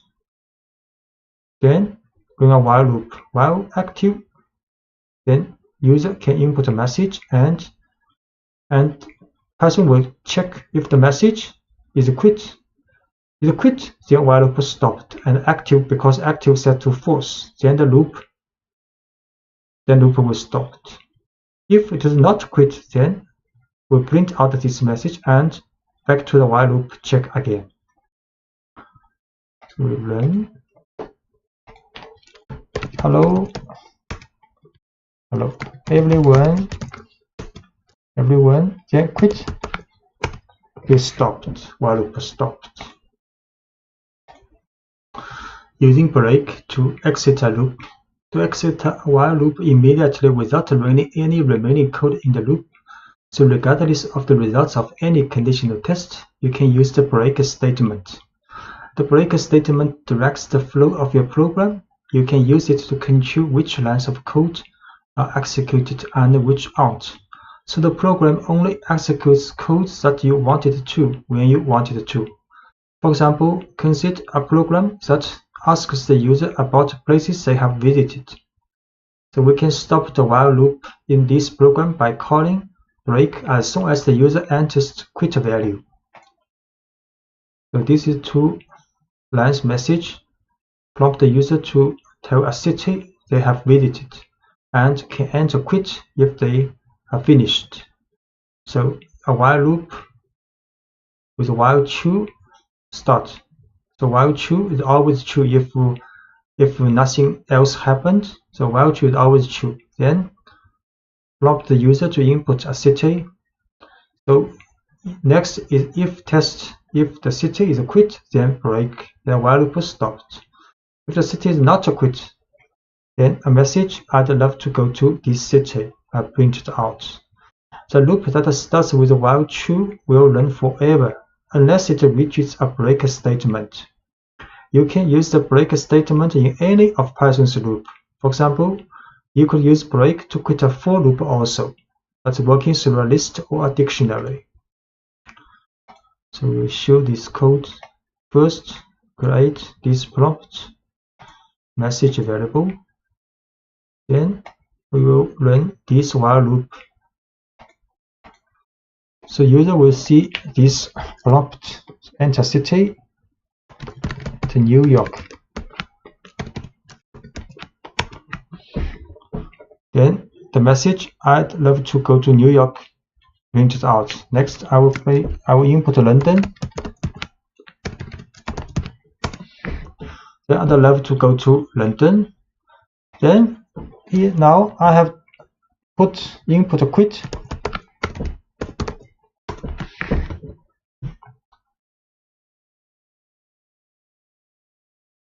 So the while loop stopped. And you can also use continue in a loop. So rather than breaking out of a loop entirely without executing the rest of its code, you can use a continue statement to return to the beginning of the loop based on the result of our conditional tests. So for example, consider a loop that counts from 1 to 10 but prints only the odd numbers in that range. So we create a create the first value of current number is 0. Then we run a while loop for the test if current number is less than 10. So at the beginning it is true because 0 less than 10. So run the while loop. Inside the loop, first we add 1 to this number. Then we if test if this number modulo 2 equals 0, which means it is an even number, then it will continue. So continue will go back to the while loop, and without running the rest of code in the while loop, but not stop this while loop. Just skip the rest of the code and back to the while loop. So if it is an even number, we do nothing, just back to the while loop. But if it is not even number, it's an odd number, then we print this number and back to the while loop also. So first we set the current number to 0 because it's less than 10. Python enters the while loop. So once inside the loop, we increment the count by 1. So current number is 1. And the if statement then checks the modulo of current number and 2. If the modulo is 0, which means current number is divided by 2, the continue statement tells Python to ignore the rest of the loop and return to the beginning. So if the current number is not divisible by 2, the rest of the loop is executed and Python prints the current number and back to the while loop again. So we will show current number is 0. Then a while loop will print out only odd number. So only odd number 1, 3, 5, 7, 9 are printed out, and the even number not printed out, and the code using continue. So you will not stop the while loop, just skip the rest of the code in this run.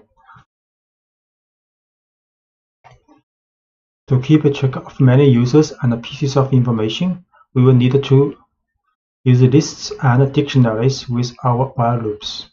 A for loop is effective for looping through a list, but you shouldn't modify a list inside a for loop because Python will have trouble keeping track of the items in the list. To modify a list as you work through it, use a while loop. Using while loops with lists and dictionaries allows you to collect, store, and organize lots of inputs to examine and report on later. So we can move items from one list to another. So consider a list of newly registered but unverified users of our website. After we verify these users, how can we move them to a separate list of confirmed users? One way would be to use a while loop to pull users from the list of unconfirmed users as we verify them, and then add them to a separate list of confirmed users. So this is a list of unconfirmed users. Then we create an empty list called confirmed users. The next use a while loop. So while loop, the purpose of this while loop is to move each unconfirmed users to verify and then to confirm the users list. So while unconfirmed users means if unconfirmed users list is not empty, there are users in this list, then we will run the while loop. So we use a pop function to take the last one of this list, last item of this list out, then store in a current user. Then we print a verifying message. Then in confirmed users list, we append this current user. So this process will run until there are no items left in unconfirmed users. Then next, we can write a for loop to print out each confirmed users from this confirmed users list. We set a unconfirmed users list first. Then create confirmed user list with empty. So run a while loop to move every unconfirmed user out, verifying them, and put in confirmed users list. So verifying user, each being done. Then we print following users have been confirmed. Then for loop for the confirmed users list, each item will be printed out.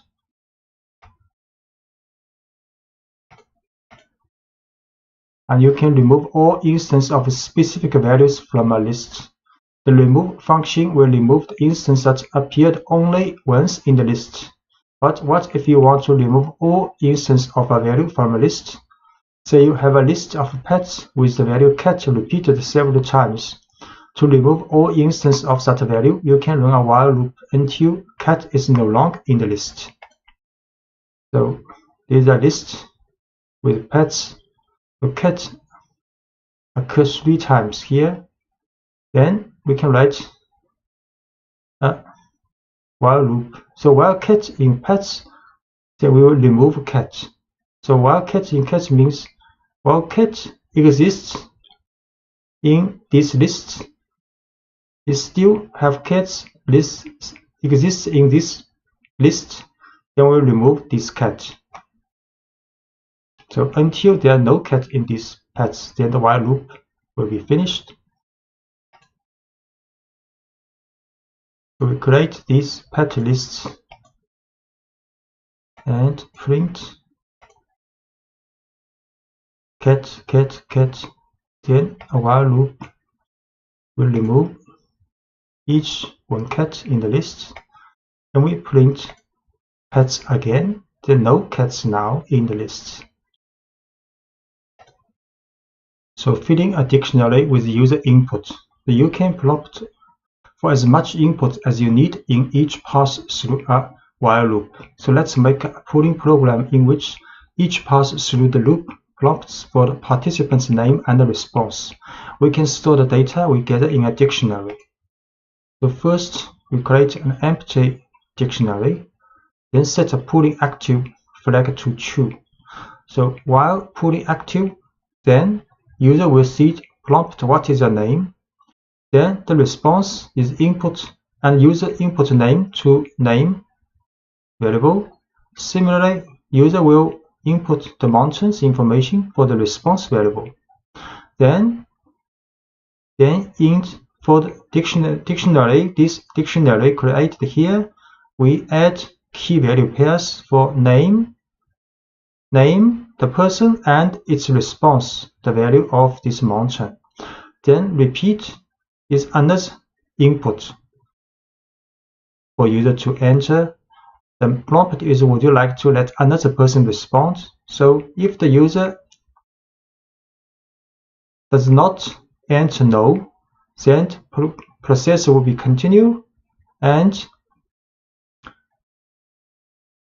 the user can do back to the while loop, and the user can input again the name and the information for the response with mountains, then add another key value pairs in dictionary.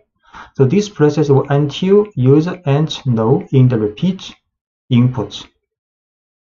If the user enter repeat input with no, then pooling active flag will be false. So back to the while loop, pooling active will not be successful, then the while loop is stopped.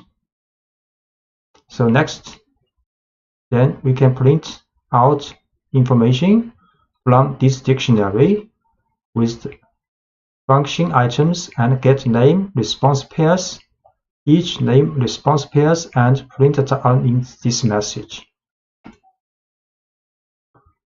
So we set this empty dictionary first, then while loop.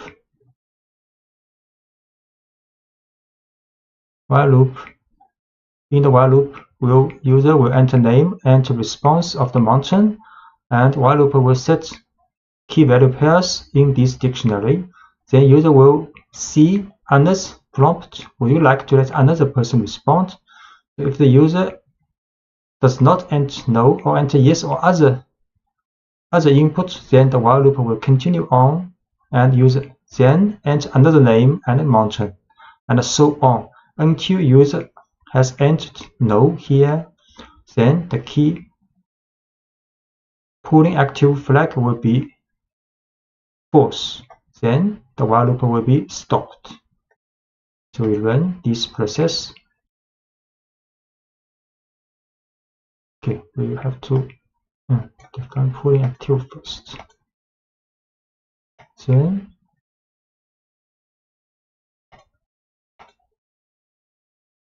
what's your name? Wilson. Himalaya is mountain. Would you like to let another person respond? Yes. What's your name? Shirley. What the mountain would you like to climb someday? Kilimanjaro. Would you like to let another person to respond? This time enter no. So the while loop stopped. Then we print out the results.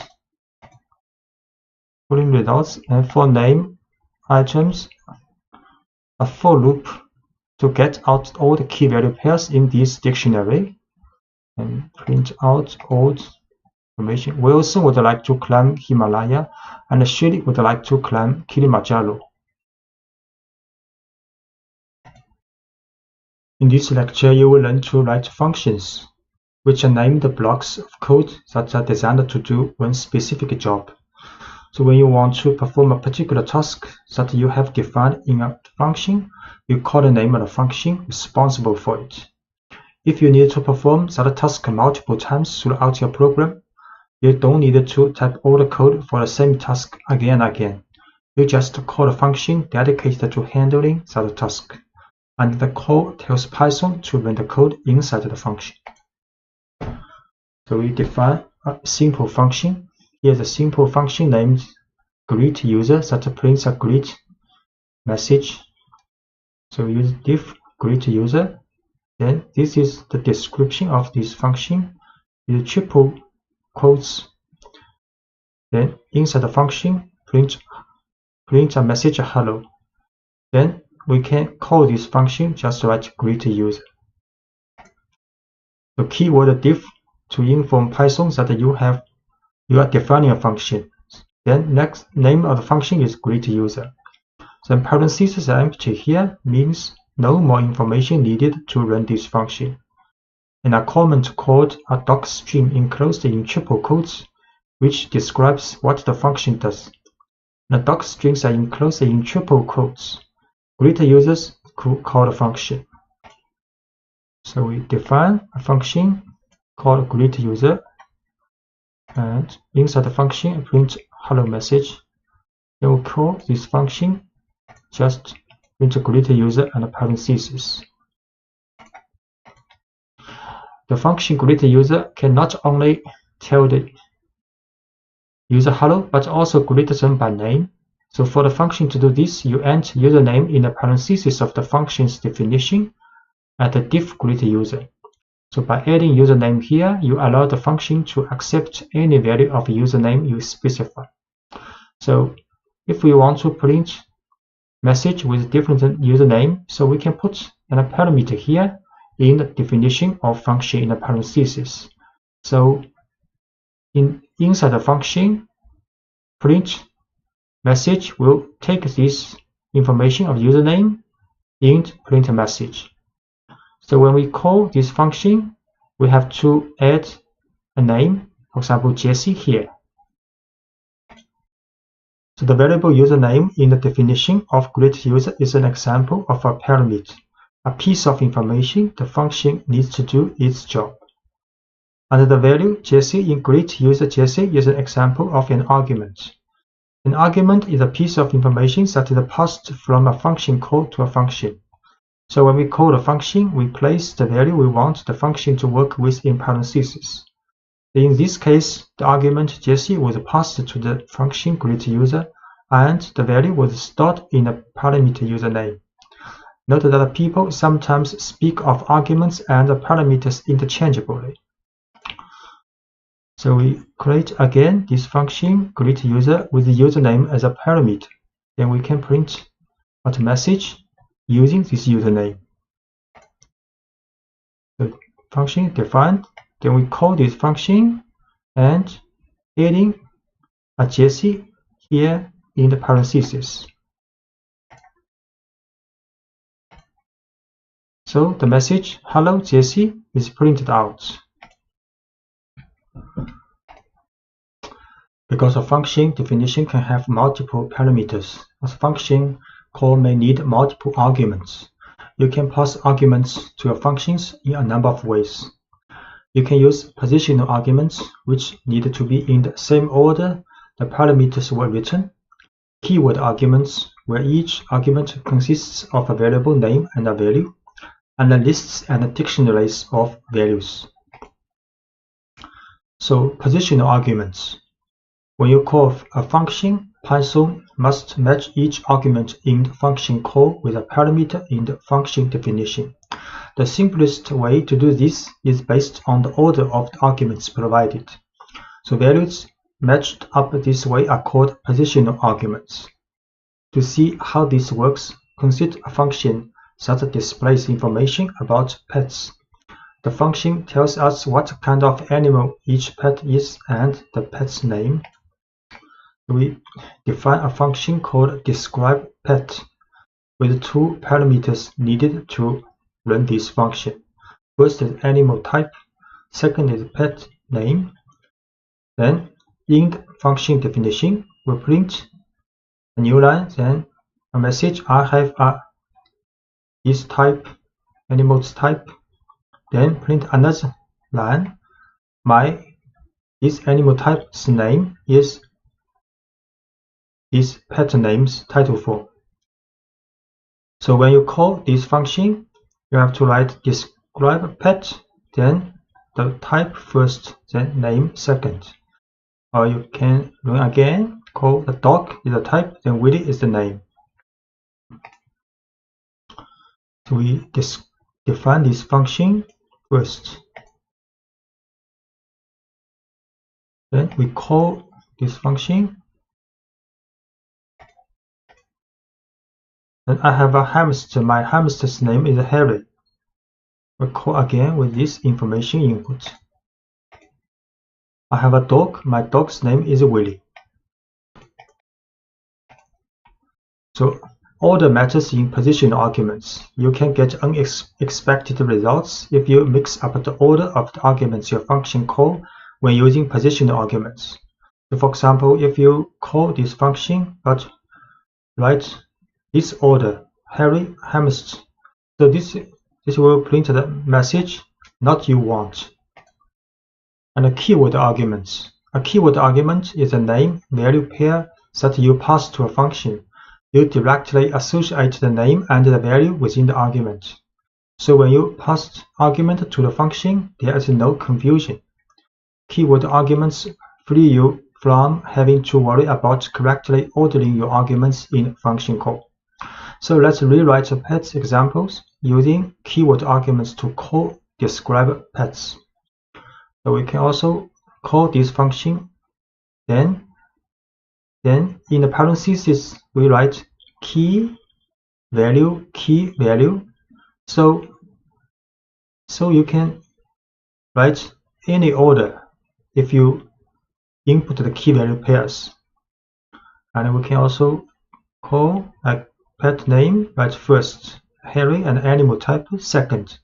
It's correct.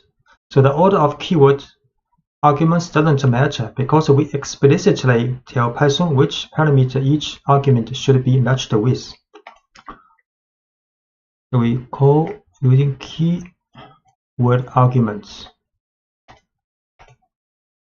So I have a hamster, my hamster's name is Harry. Then call again with this keyword order. So I have a hamster, my hamster's name is Harry. The return result is the same. And default values. So when writing a function, you can define a default value for each parameter. If an argument for a parameter is provided in a function call, Python uses the argument value. If not, it uses the parameter's default value. For example, if you notice that most of the calls to describe a pet are being used to describe dogs, so you can set the default value of animal type to dog. Now anyone calling describe pet for a dog can omit that information. We can define this function with pet name, but animal type we set a default value as dog. So when you print, when you call this function, if it is a dog, you can just input the name of this pet. You need not input a dog, but the function definition with the default value have to be put after the argument parameter without default name, without default value. So dog, because the default value for animal type is dog, so we have to put this parameter in the end in the function definition. So when we call this function, we can also write pet name Willy. So in both calling without animal type in the input, so the function will assume that animal type is dog.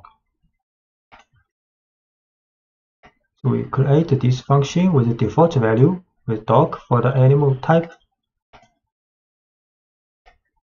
Then call this. So I have a dog, my dog's name is Willy. So this information is for name. And I call again. I have a dog, my dog's name is Willy. To get the same result.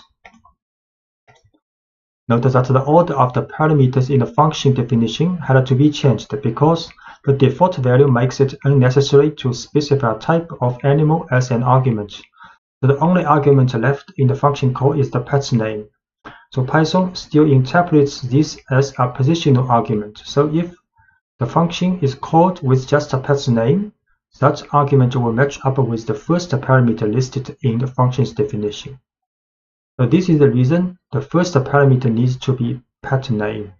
And the simplest way to use this function now is to provide just a dog's name in the function call. And to describe an animal other than dog, you could use a function call like this. So if we describe a pet, but the pet is not a dog, so we have to input pet name is Harry and animal type is hamster. Because the position arguments, keyword arguments, and default values call can be used together, often you will have several equivalent ways to call a function. For example, we will have a dog, the name is Willy, so we can describe a pet, Willy, which we have seen, and describe a pet name is Willy, these two we have learned. And if a hamster name is Harry, we can write Harry here, hamster second, because this is in the definition is the second place for the type, but with a default value because the hamster is not dog, so we have to input hamster here.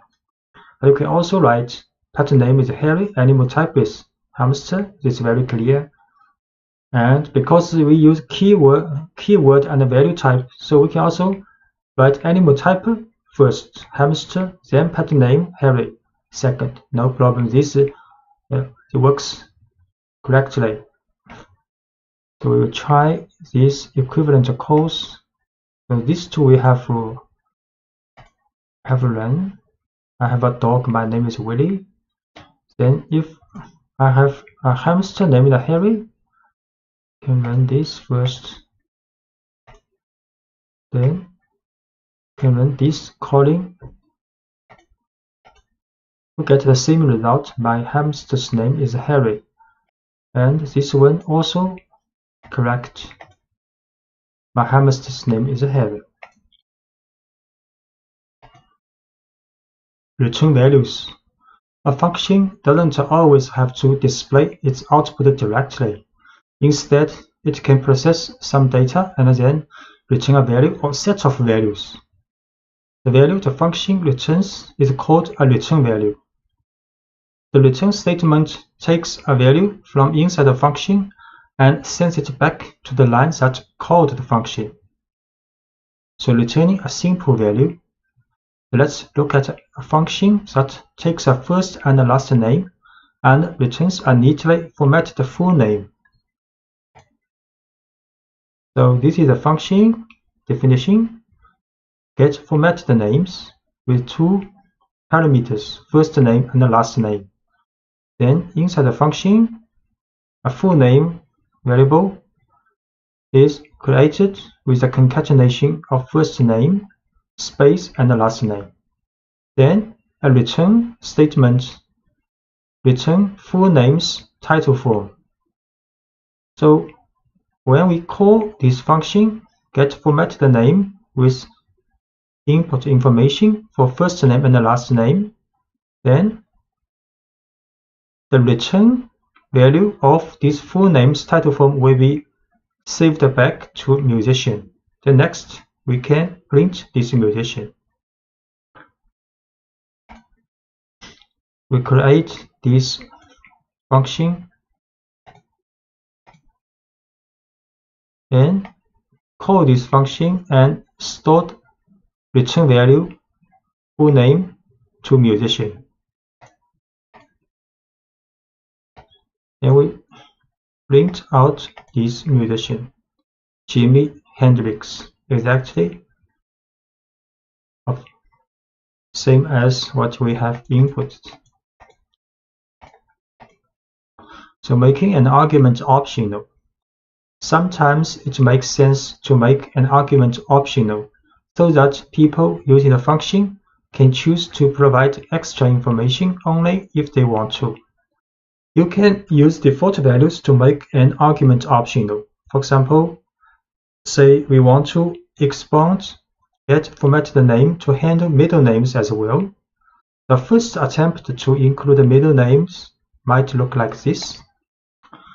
So we need middle name in this function. So normally people may write like this: first name, middle name, last name in as the parameters.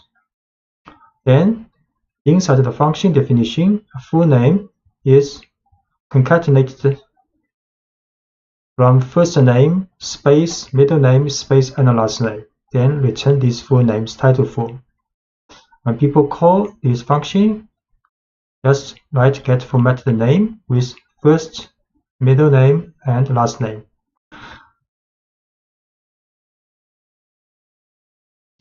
So we try this function definition and call this function with first name, middle name, and the last name. Is a positional argument, passing position argument. So then after calling this function, the musician will get the value of this returned value full name. Then we print this musician. So first name John Hooker Lee printed out. This function works when given a first, middle, and a last name. The function takes in all three parts of a name and then builds a string out of them. But middle names aren't always needed, and this function as written would not work if you try to call it with only a first name and a last name. So this function does not work when people have not middle name to input. The better solution would be to make middle name optional. So we can give the middle name argument an empty default value and ignore the argument unless the user provides a value. So this is a better solution for definition of this function. So inside the parenthesis position, we write first name, last name, then middle name at the last with a default value of empty string. Then inside the function, we use if-else test.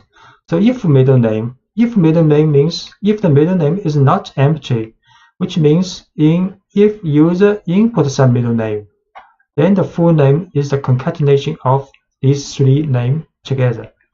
Else means if user did not input the middle name, So full name is only first name concatenated with last name. Then in the end, function will return full name, the title form. So when we call this function, no matter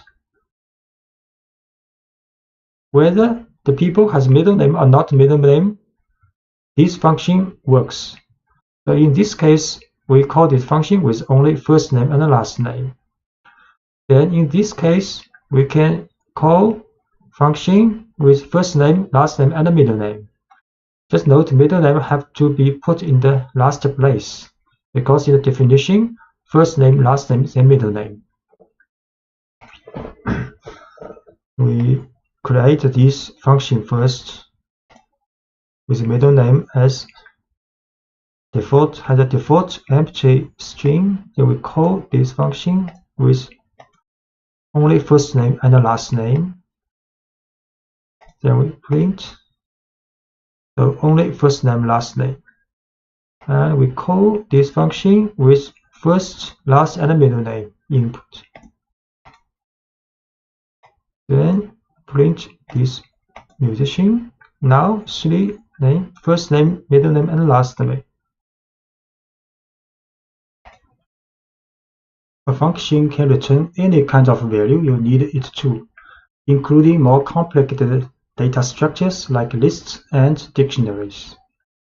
For example, the following function takes in parts of a name and returns a dictionary representing a person. We define a function called buildPerson.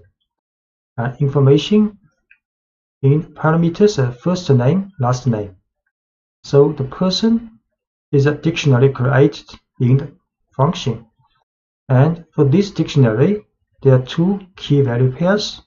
First is the first value is the first name from the parsing of this first name, and key last, the value is last name passed from these positions parameter.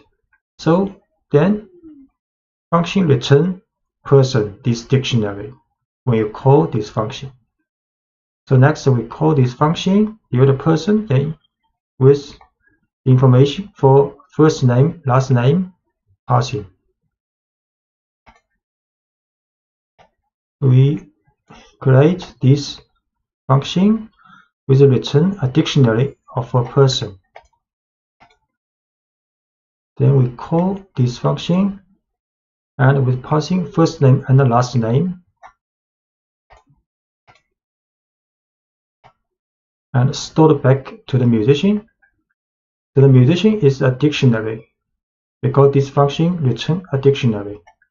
So we print out this musician is a dictionary with first two key value pairs. Key first value is Jimmy, last is key, the value is Hendrix. And you can easily extend this function to accept optional values like a middle name, an age, an occupation, or any other information you want to store about a person. For example, the following change allows you to store a person's age as well. So we define a function called buildPerson, but this time we add another parameter called age with default value is empty string in addition to first name and the last name. So inside the function, we create a dictionary called person with two key value pairs, first and last first. Then we run a if test if age. So if age means if user input age when calling this function, then we create another key value pair for this person's dictionary. Then key is age and the value is the age user input. Then in the end we return this person dictionary. So when you call this function, you input Jamie, Hendrix, first name, last name, then you add a key value pair like age equals 27. Then the musician will be a dictionary include information with a key value pair for first name, last name, and age. We define this function with age as a default empty string value in addition to first name and the last name, and return this person. If age is input with a value, then the person has key value pair for age also. Then we call this function, and the return person's dictionary will be stored in the musician with input Jamie, Hendrix, and age 27. Then we print out this musician. So now musician is a dictionary with 3 key value pairs: first name, last name, and age. Using a function with a while loop, you can use functions with all the Python structures you have learned about so far. For example, let's use the getFormatTheName function with a while loop to greet users more formally. It is the first attempt at greeting people using their first and last names. So you can define a function with 2 parameters, first name, last name. Then inside the function, create variable called full name with the concatenation of first name, space, and last name. Then return these full names title form. Then we write a while loop.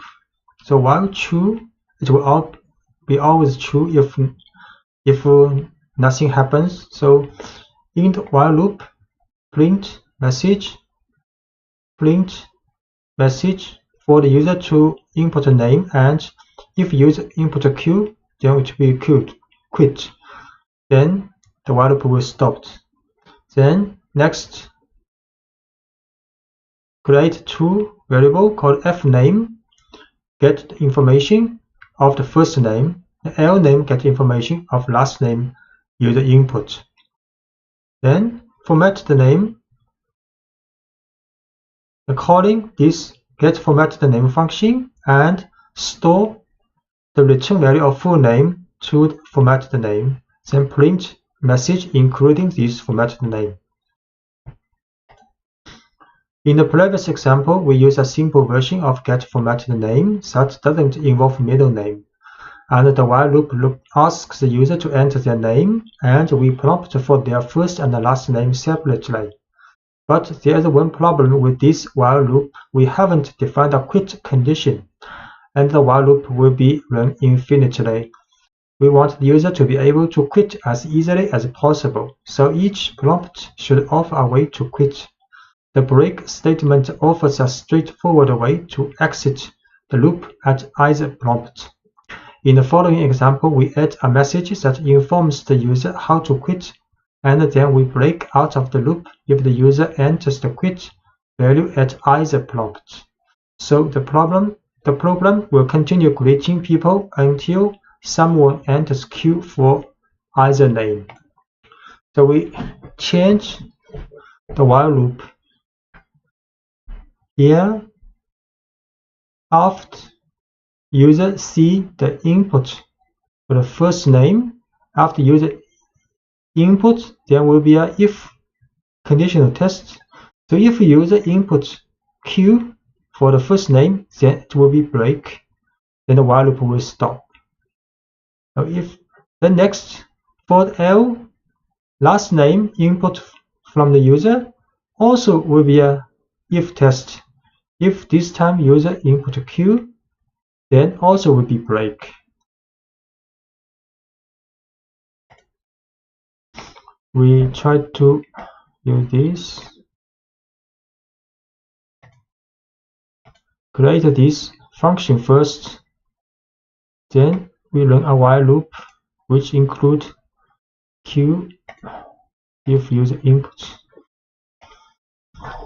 So first name Wilson, last name Shirley, then hello Wilson Shirley, then first name James, last name Wilson, then print it out. Then we input Q, and the while loop stopped. Passing a list to a function. You will often find it useful to pass a list to a function. whether it is a list of names, numbers, or more complex objects, such as dictionaries. When you pass a list to a function, the function gets direct access to the contents of the list. Say we have a list of users and want to print a greeting to each. The following example sends a list of names to a function called greetUsers, which greets each person in the list individually. So we define a function called greetUser with parameter called names, and the names is a list. So inside the function, there's a for loop for name in names. So get each element of this names list, then set it to variable name. Next, we create a message with the concatenation of hello and the names title for. Then print this message. So when we call this function, we create a user names with 3 names in this list. Then call this function greetUsers with passing this user names list. We define this function first. Then create a list called usernames. And call this function with passing this list. Then greeting message for each person in the list has been printed out. Hello, Hannah, hello, Chai, hello, Margot.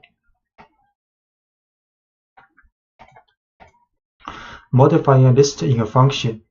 When you pass a list to a function, the function can modify the list. So any changes made to the list inside the function's body are permanent. Consider a company that creates 3D printed models of designs that the users submit. So designs that need to be printed are stored in a list, and after being printed, they are moved to a separate list. The following code does this without using function. So if we do not use a function, we will use the following codes. So we create a list called unprinted designs with 3 elements. Then create a completed models with empty list first. Then we write a while loop. So while unprinted designs, if there's any element left in unprinted designs, then we pop out this element, the last element in this list, then set to current design. Then we print a message. So printing model, printing this current design now. Then we append this current design to this completed models list we created here. So when while loop runs until unprinted design is empty, because we pop it out empty. So then the while loop are finished and all items have been moved from the unprinted design to the completed models. So next we can print out this information for each completed model in the completed models list.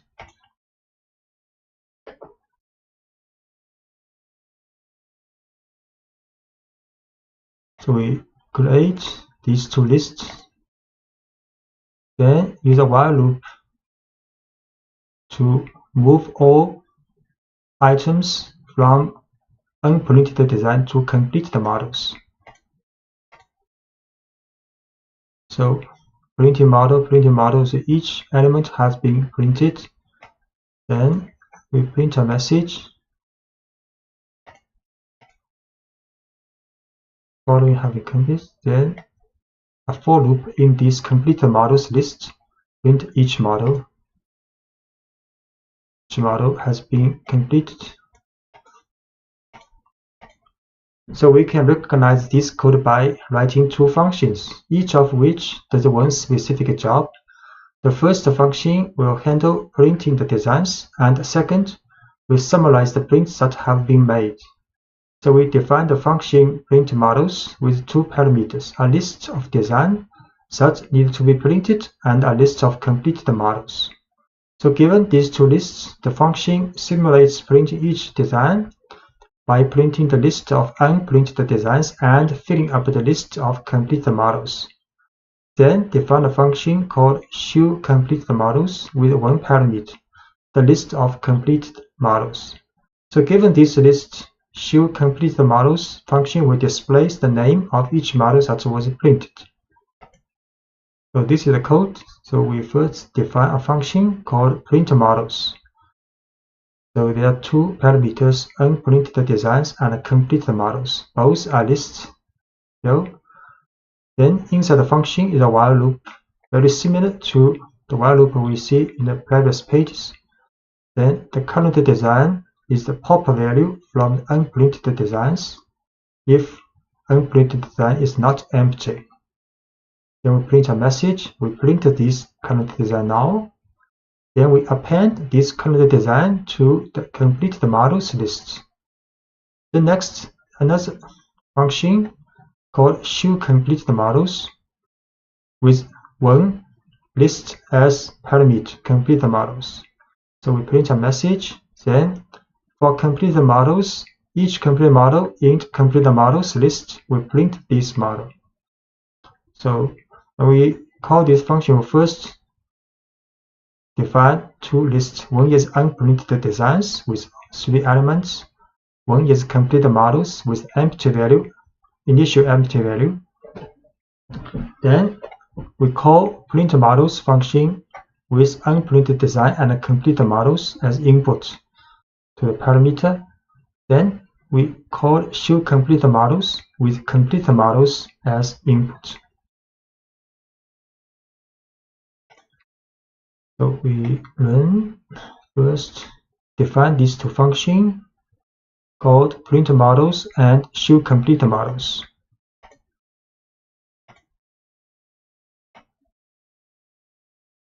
Then we define two lists. One is unprinted design and one is complete design with empty lists. Then we first call printModels with input as unprinted design and completed models as parameter input. So 3 models has been printed. Then we show the printed models. So the completed models now has 3 elements, and if we run show the unprinted design again, it is empty now. So which means for the calling this function, printModel calling this line, we input two lists, and both have been changed.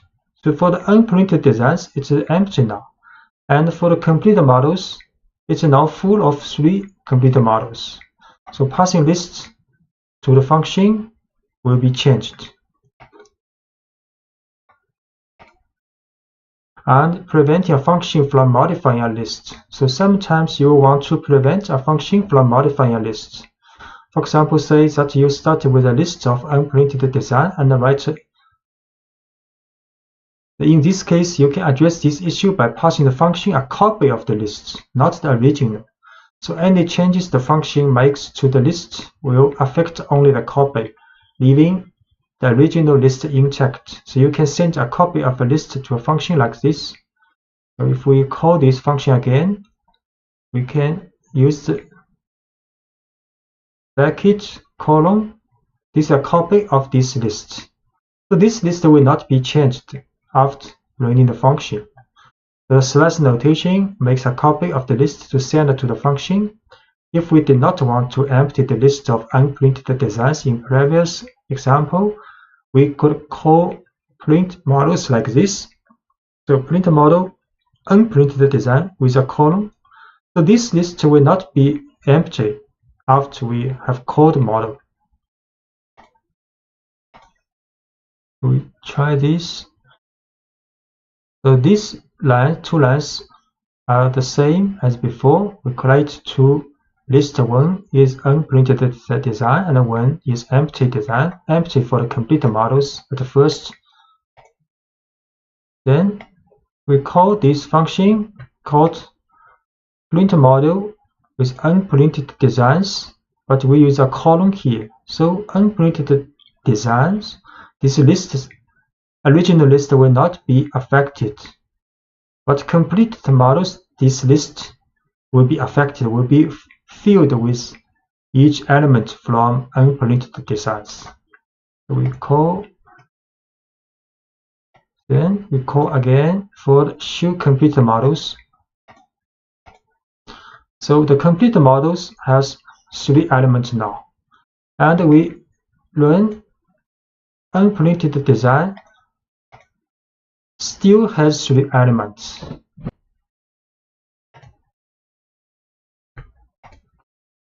Passing an arbitrary number of arguments to function.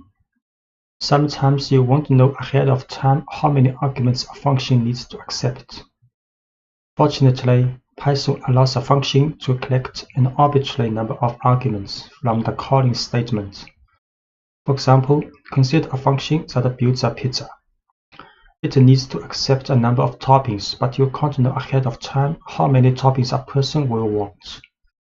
The function in the following example has 1 parameter, asterisk toppings, but this parameter collects as many arguments as the calling line provides. So we define a function called makePizza with the parameter asterisk toppings. Then we print these toppings. And when we call this function makePizza, we can input 1 argument pepperoni, or we can input with 3 or many more arguments when we calling this function.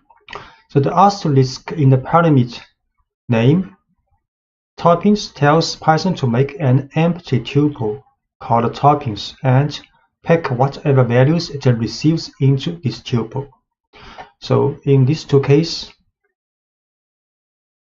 pepperoni or mushrooms, green peppers, extra cheese will be stored in these star toppings, and this asterisk toppings will be a tuple, will be used in the function.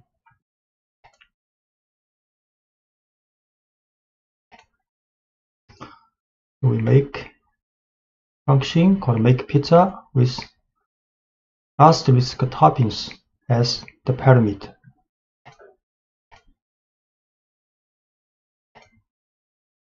Then we call this function, this time with only 1 item, pepperoni, as the argument for this parameter.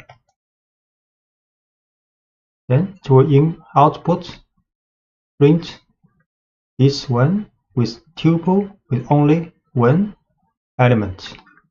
Then this time call this function, but with 3 toppings as arguments input. Then Python will print out a tuple with 3 elements.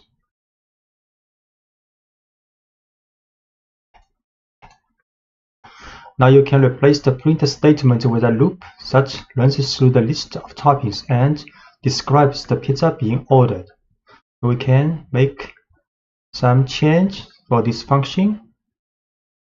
Then we can print a statement and then a loop for each topping inside this toppings list. So this tuple is also a list. Then print out each topping.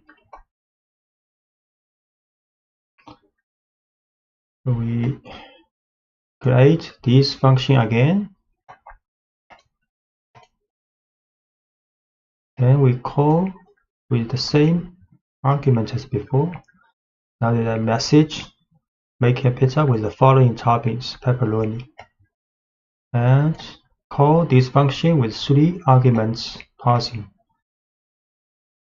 Then make a pizza with the following toppings with these 3 toppings. And mixing positional and arbitrary arguments. If you want a function to accept several different kinds of arguments, the parameter that accepts an arbitrary number of arguments must be placed last in the function definition. Python matches positional and keyword arguments first and then collects any remaining arguments in the final parameter. So for example, if the function needs to take in a size for the pizza, such parameter must come before the parameter asterisk toppings. So in the function definition, Python stores the first value it receives in the parameter size. All other values that come after are stored in the tuple toppings. So the function calls include an argument for the size first, and followed by as many toppings as needed. So we make modification for this function definition. Then this time there are two parameters. The first is the size for the pizza. The next is an arbitrary number of arguments will be stored in this toppings tuple because there are asterisk here. Then inside the function we print a message using the string value of this size. Then in a for loop, same as before, we print out this topping. So when we call this function, the same form for the calling as before, but this time we add size first. Have to add size first because size is stay the first position in the parameter in the function's definition. So size first, then next either is 1 items or 3 items will be stored as this toppings tuple.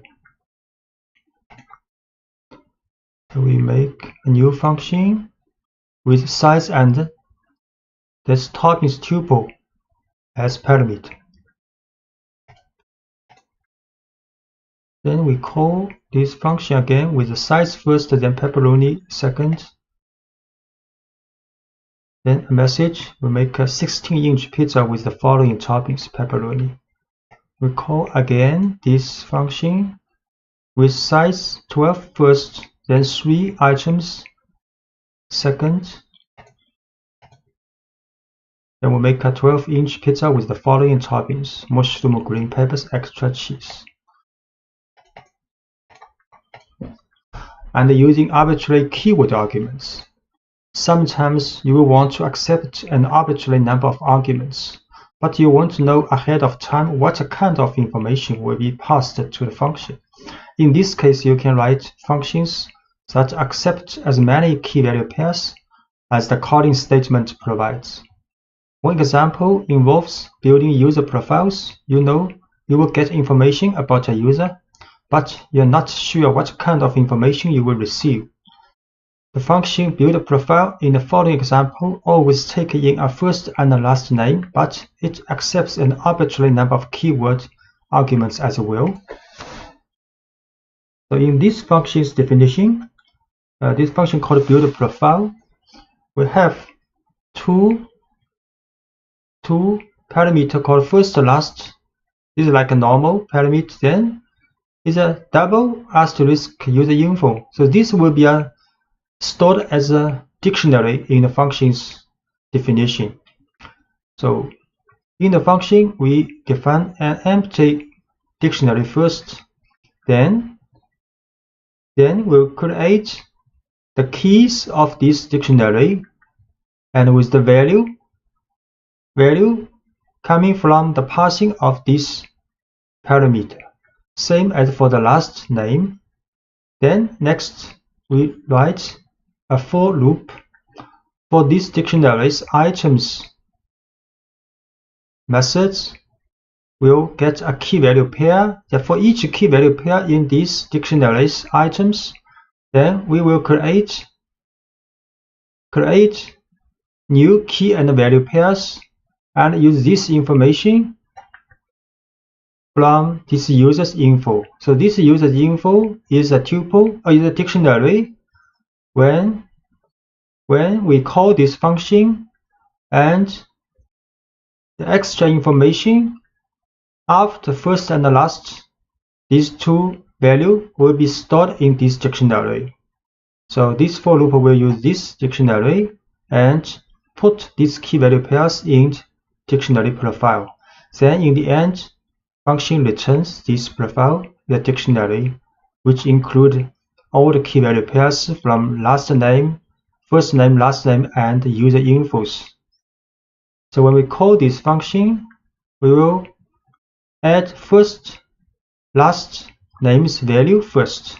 Then we will add several key value pairs as we want.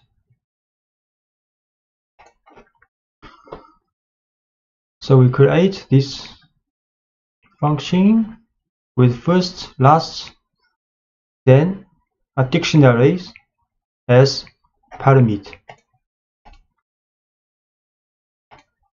We call this function with Albert Einstein as first and last name, then location as Princeton, field is physics as two extra key value pairs. Then we print this user file. So the print result will be a dictionary with 4 key value pairs. So first name Albert, last name Einstein, and location Princeton, and field physics. Once you have created a function or a dozen functions, you can go a step further by storing your functions in a separate file called a module, saved into same directory as your current source file, and then importing that module into your main program. An import statement tells Python to make the code in your module available in the currently running program file. So storing your functions in a separate file allows you to hide the details of your program's code and focus on its higher level logic. It also allows you to reuse functions in many different programs. So when you store your functions in separate files, you can share those files with other programs without having to share your entire program. There are several ways to import a module. So importing an entire module. To start importing functions, we first need to create a module. A module is a file ending in .py that contains the code you want to import into your program. So let's make a module file called pizza.py that contains the function make pizza. So this function is written in the file pizza.py in the working directory. So this function is same as the function we made in the previous lectures, with size and these tuple toppings as input parameter. Then print a message with the size of this pizza and print out each topping.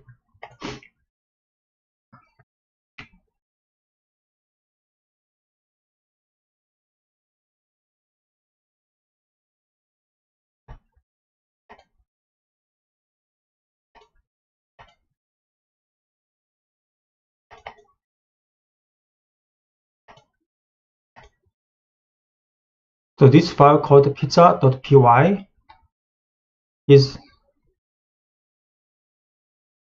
a module file stored in the working directory, and their own function in this file called make pizza. Then first we set the working directory.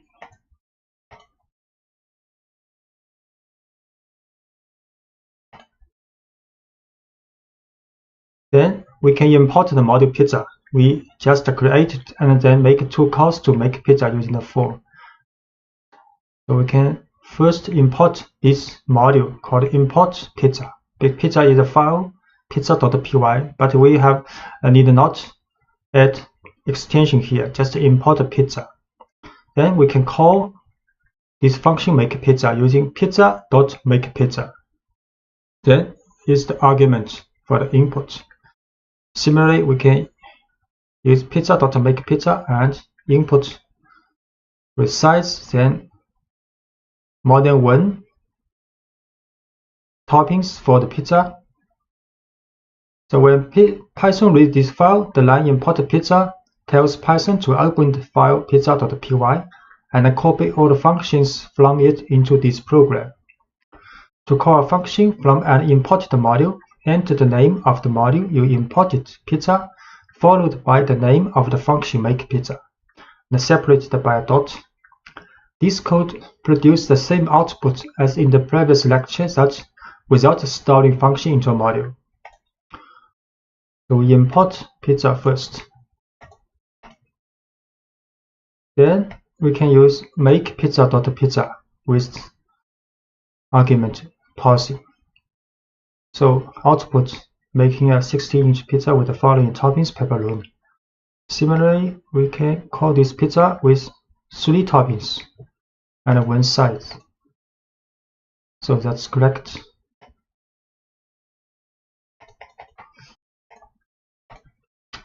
And you can also import specific functions from this import module file. You can also import a specific function from a module. Here is the general syntax for this approach. You can also write like from module name, import this function name. So you can import as many functions as you want from a module by separating each function's name with a comma. So if the module file contains more than 1 function and you want to import these functions, you can write from module name, this file, import the function, first function, second function, third function, and so on.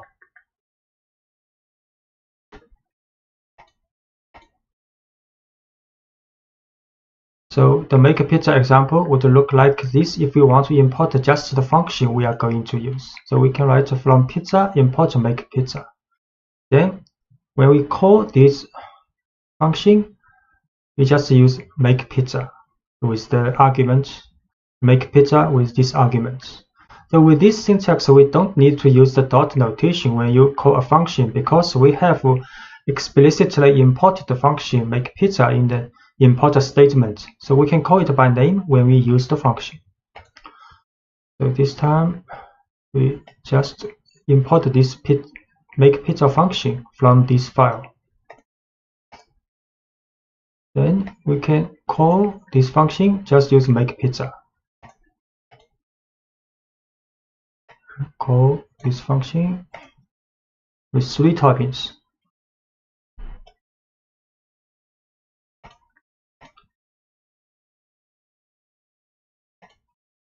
And using s to give a function an alias. So if the name of a function you are importing might conflict with an existing name in your program, or if the function name is long, you can use a short unique alias, an alternate name similar to a nickname for the function.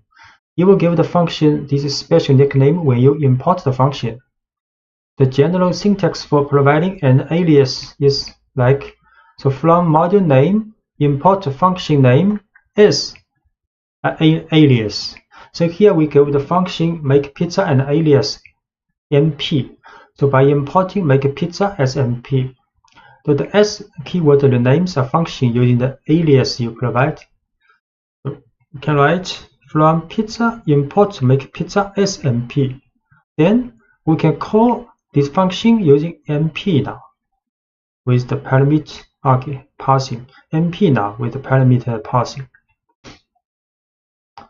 We can from pizza import make pizza as mp. Then we can use mp16 pepperoni to call this function. You can make a call with mp12 mushroom, green peppers, extra cheese. So the output of this calling is the same. We use s to give a module an alias. You can also provide an alias for a module name. The general syntax for this approach is import module name as an alias. So giving a module a short alias, like p for pizza, allows you to call the module's functions more quickly. So calling p.makePizza is more concise than calling pizza.makePizza. So we can import pizza as p. So we can call module with p.makePizza. p.makePizza. So we can import the module as p. Then call module with p.makePizza 16 pepperoni. p.makepizza 12 and with 3 topping. So the result is the same in the printing. And you can also import all functions in a module. You can tell Python to import every function in a module by using the asterisk operator. So we can write from pizza import this asterisk, means all the function. Next, we can also use make pizza with the parsing. The asterisk in the import statement tells Python to copy every function from the module pizza into this program file. Because every function is imported, you can call each function by name without using the dot notation. However, it's best not to use this approach when you are working with large modules that you didn't write. If the module has a function name that matches an existing name in your project, you can get some unexpected results. Python may see several functions or variables with the same name, and instead of importing all the functions separately, it will overwrite the functions. So this is not a good approach. We write here just to let you know if in the later time you may see such approaches in other people's code. So we can try this, make from pizza import with the asterisk. Then we can call this function with just to make pizza. The result is the same. So the best approach is to import the function or functions you want, or import the entire module and use the dot notation. Class object-oriented programming is one of the most effective approaches to writing software. In object-oriented programming, you write classes that represent real-world things and situations, and you create objects based on these classes. When you write classes, you define the general behavior that a whole category of objects can have. And when you create individual objects from the class, each object is automatically equipped with the general behavior. You can then give each object whatever unique traits you desire. Making an object from a class is called instantiation, and you work with instances of a class. You can also specify the kind of information that can be stored in instances. So creating a dog class. So let's start by writing a simple class, dog, that represents a dog, not one dog in particular, but any dog. So they have all a name and age. We also know that most dogs sit and roll over. These two pieces of information, name and age, and those two behavior, sit and roll over, will go in our dog class because they are common to most dogs. After our class is written, we will use to make individual instances, each of which represents one specific dog. So this is a dog class. So class dog. Then this is a description of this class. Then we define df initial method. So every class has an initial method with the parameter self and a name age. Then inside this method function, then we define self.name is a name, because we need a name when we create this class for instantiation, and self-age is the age, these two information. Then we define two functions or called methods of this class. So sit, inside the sit parentheses, we pass self. So this means all the dog will have this sit method, same as roll over. Then inside these two function method, then we print the name of this dog and is now setting message. And similarly for roll over, we print this dog is roll over. So by convention, capitalize the name referred to classes in Python.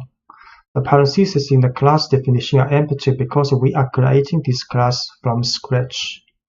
So the initial method A function that's part of a class is a method, and everything you learned about the functions applies to methods as well. The initial method is a special method. The Python runs automatically whenever we create a new instance based on the dog class.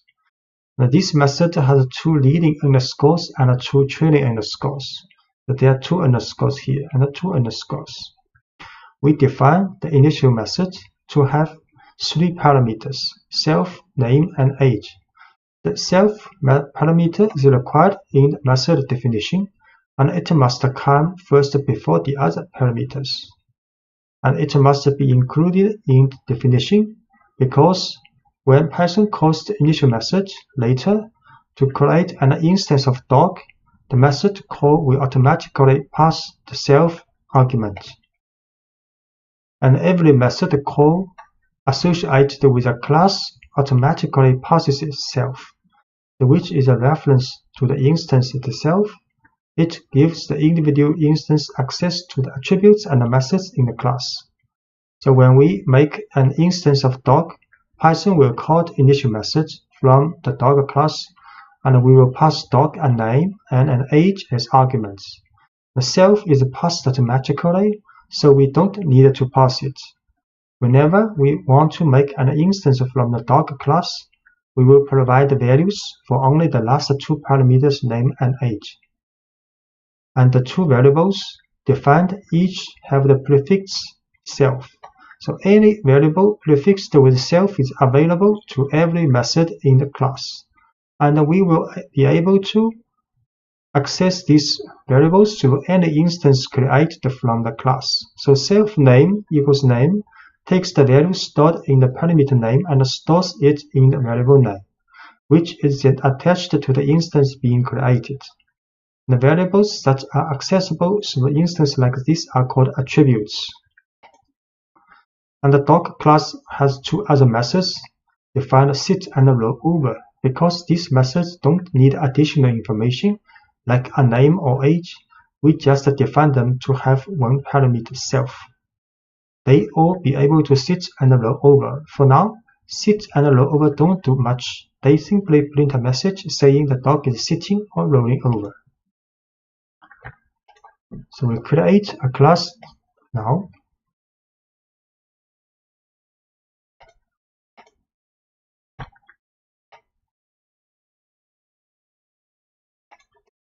Then make an instance from class. The class dog is a set of instructions that tells Python how to make individual instances representing specific dogs. So let's make an instance representing a specific dog. So we can create a specific dog, use dog equals, then this dog is the class name, and inside parentheses is the name and age, two parameters needed when we define initial function in the class definition. So we tell Python to create a dog whose name is Willy and whose age is 6. When Python reads this line, it calls the initial method in dog with the arguments Willy and 6. The initial method creates an instance representing this particular dog and sets the name and age attributes with the values we provided. The instance is stored in variable myDog. We create an instance myDog with Willy and 6 age old. And we can create another dog called your dog, named Lucy and 3 years old. Then can access attributes. To access the attributes of an instance, you use dot notation. So we can get the name and age of my dog using myDog.name and myDog.age. For example, we can print a message using myDogs.names title4 and print a message of myDogs.age years old. You can print a message. So my dog's name is Willy. Then print message using the attribute of age. My dog is 6 years old. And we can also print your dogs. Your dog's name is Lucy. And print using your dog's age attribute. Your dog is 3 years old.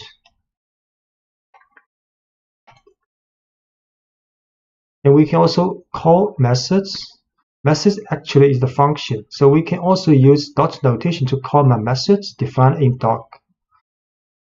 So let's make our dog sit and roll over. So my dog dot sit.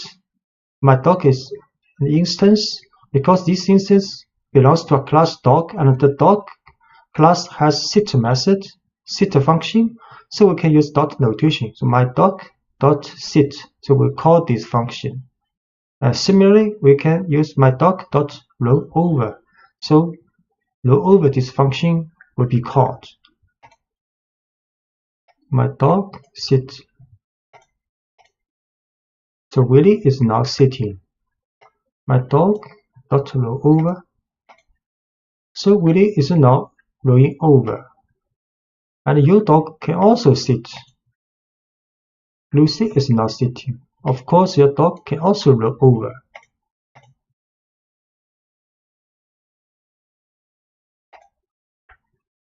So let's write a new class representing a car. Our class will store information about the kind of car we are working with, and it will have a method that summarizes this information. So we defined initial method with the self parameter first. We also give 3 other parameters: make, model, and year. A method called getDescriptiveName that puts a car's year, make, and model into one string neatly describing the car. Then we make an instance from the car class and store it in variable myNewCar. Then we call getDescriptiveName to show what kind of car we have. So this is a class for car, capitalized class for car. And inside the class definition is an initial method with self first, then 3 parameters: make, model, year. With the information, when we calling this, when we make an instance of this car, we will put and input this information. Then for this initial method, we'll pass this 3 information to the attribute of this car called make, model, and year. Then a method called getDescriptiveName with the parameter self will create a variable called longName, which concatenates the information of year, make, and model together. Then we'll return these names title form. So next we can make an instance of this car class called myNewCar with 3 information for make, model, and year. And we can also call this method getDescriptiveName for myNewCar. So we see create this class.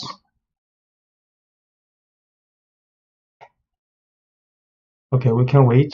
There are lots of other methods.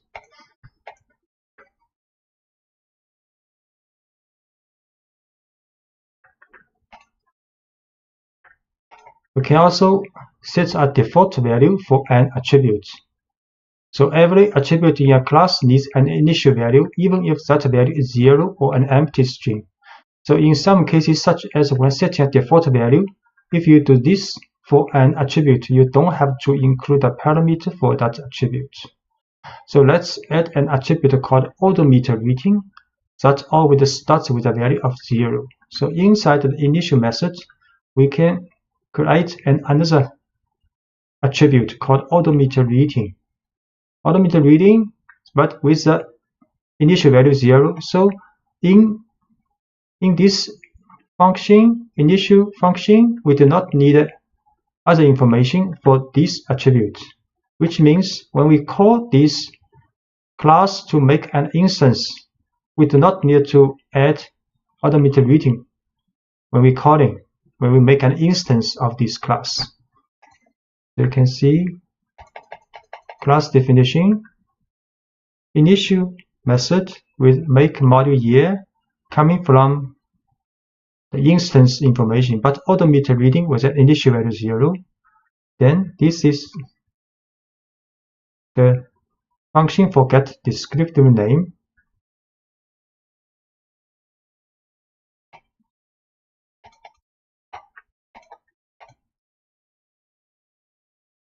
Then we will also add a method called read odometer that help us read each car's odometer. So read odometer function with self as parameter will print this car's odometer reading attribute in the message. So when we have this instance called my new car, we can use this method with dot notation, my new car dot read odometer. So calling method read odometer will read a car's current mileage. So we can this function define read odometer self, then we print out this car's odometer reading attribute in the message. And we can also modify attribute values. You can change an attribute values in 3 ways. You can change the value directly through an instance, set the value through a method, or increment the value, add a certain amount to it through a method. So modifying an attribute value directly, the simplest way to modify the value of an attribute is to access the attribute directly through the dot notation of an instance. So here we set an odometer reading to 23. Because the odometer reading's initial value for each car is 0, so now we can modify this reading use this way. We can use my new car dot odometer reading is 23. So next we use my new car dot read odometer will get this new value. We will try this. We create this car class.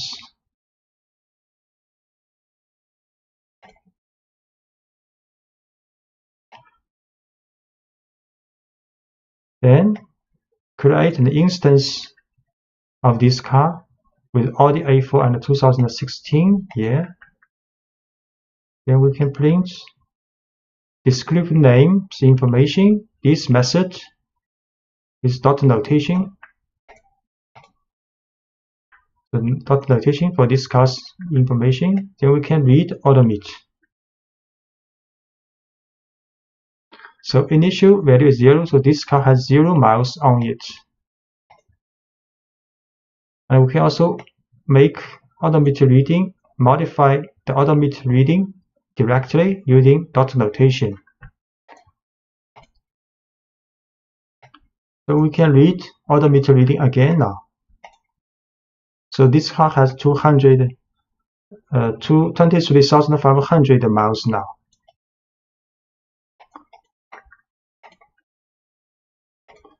So you can also modify an attribute value through a method. So instead of accessing the attribute directly, you can pass the new value to a method that handles the updating internally. Here is an example showing a method called update odometer. So we can also write a method called update odometer with 2 parameters. First is self for this car, then the miles. So next, int function definition of update odometer. You can write self dot odometer reading. Self is this car dot odometer reading is this attribute. Then equals the miles we passing for this function with the new value.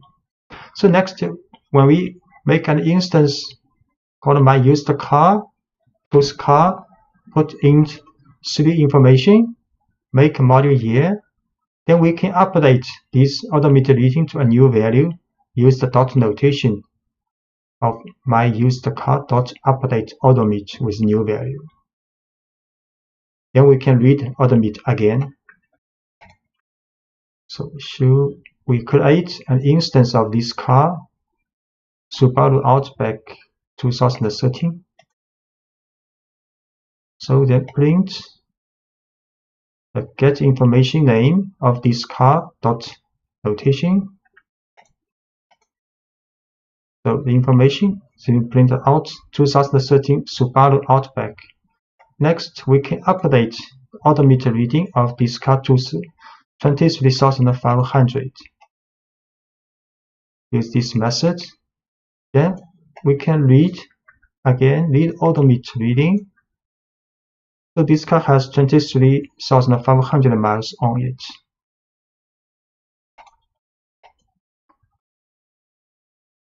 So we can extend the method update odometer to do additional work. Every time the odometer reading is modified, let's add a little logic to make sure no one tries to roll back the odometer reading.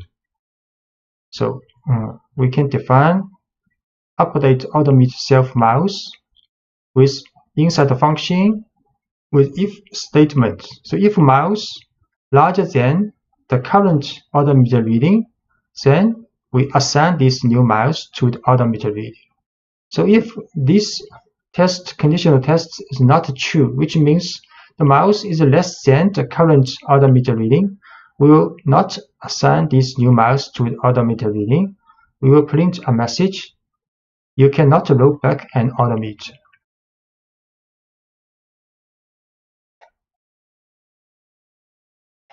So this is the function for update odometer reading in the class definition.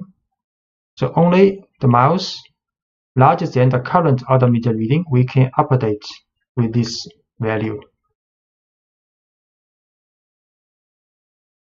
So for example, when we try my used car dot update odometer with 20,000, you will get a message: you can't roll back in odometer because current value is 23,500. So 20,000 is less than this current value. So incrementing an attribute value through a method. So sometimes you will want to increment an attribute value by a certain amount rather than set an entirely new value. Say we buy a used car and put 100 miles on it between the time we buy it and the time we register it. Here is a method that allows us to pass this incremental amount and add that value to the odometer reading. So we can define a function called increment odometer, with self is the car and miles is increment the value with two parameters. So inside the function, we can write self means that this car dot odometer reading plus equal means odometer readings attribute of this car will be incremented with this value miles, which have been passed for the function. So when we create this instance called my used car of car class with the information Subaru Outback 2013, we can use a function, use dot notation with my used car dot increment odometer this function, and with input value was 100. So then the car's odometer reading will be incremented with 100 miles upon the current value. Then we can also read odometer reading. So we'll try create an instance first called my used car. Then we print out the information of this car. Then we read odometer of this car is 0 miles now. Then we can update this car's odometer reading. Then we read odometer reading again, 23,500 now. Then we increment odometer with 100. Then we read again this car. Now has 23,600 miles on it. Inheritance of classes. The inheritance, you don't always have to start from scratch when writing a class. If the class you're writing is a specialized version of another class you wrote, you can use inheritance. So when one class inherits from another, it automatically takes on all the attributes and methods of the first class. The original class is called the parent class, and the new class is the child class. The child class inherits every attribute and method from its parent class, but is also free to define new attributes and methods of its own. So, the initial method for a child class. The first task Python has when creating an instance from a child class is to assign values to all attributes in the parent class. To do this, the initial method for a child class needs help from its parent class. So as an example, let's model an electric car. An electric car is just a special kind of car, so we can base our new electric car class on the car class we wrote earlier. Then we will only have to write code for attributes and behavior specific to electric cars. So let's start by making a simple version of the electric car class which does everything the car class does. So this is the car class. Part of the car class called is a parent class in this case. We have seen car class with 3 input information for make, model, year when you create an instance of this class, and inside the initial method we also define automated reading with beginning value 0, and there are several methods. We only show 2 methods here. For example, get descriptive name of this class information and can read automate for this class automate information. So making a simple version of the electric car class which inherits from parent class car, then we can define an electric car class like this. So inside the electric car class, the parameter we have to write car class, which means electric car class inherits from car class. And in definition of initial function, we also write self, make, model, year, the same as the parent class. But the definition of this function, we have to write sup.initial. Sup means the parent class. So which means the definition of these variables, attributes for the electric car class is based on the definition of these attributes in car class. So when we call or make instance of electric class, we can just write electric car, then with the information Tesla Model S 2016, and we can also use the method, for example, get descriptive name, same as we using this function method for a normal car. So when you create a child class, the parent class must be part of the current class and must appear before the child class in the file. So we define the child class electric car, and the name of the parent class car must be included in parentheses in the definition of the child class. And the initial method for child class. The initial method takes in the information required to make a car instance, and the super function is a special function that helps Python make connections between the parent and the child class. This line tells Python to call the initial method from electric car class's parent class, which gives an electric car instance all the attributes of its parent class. And we make an instance of the electric car class with the same kind of information we had provided when making a regular car, and store it in my Tesla. The initial method defines an electric car, which in turn tells Python to call the initial method defined in the parent car class. So let's see. Because we have to create the car class before this line, so we can create an electric car class now. So electric car, then in the parentheses is a car class. So this means electric car class is inherited from car class. Okay, so initial method self, model, make, year, and super, have to write a super.initial make, model, year.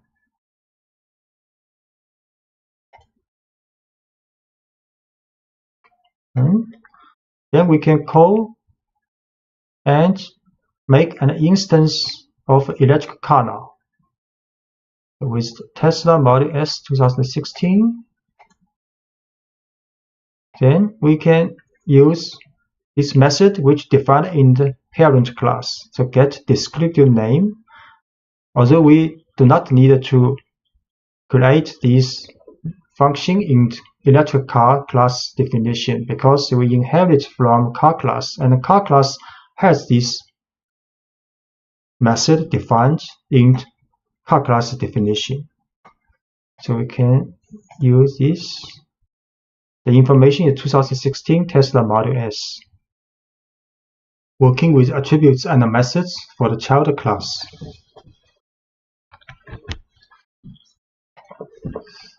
So defining attributes and methods for the child class.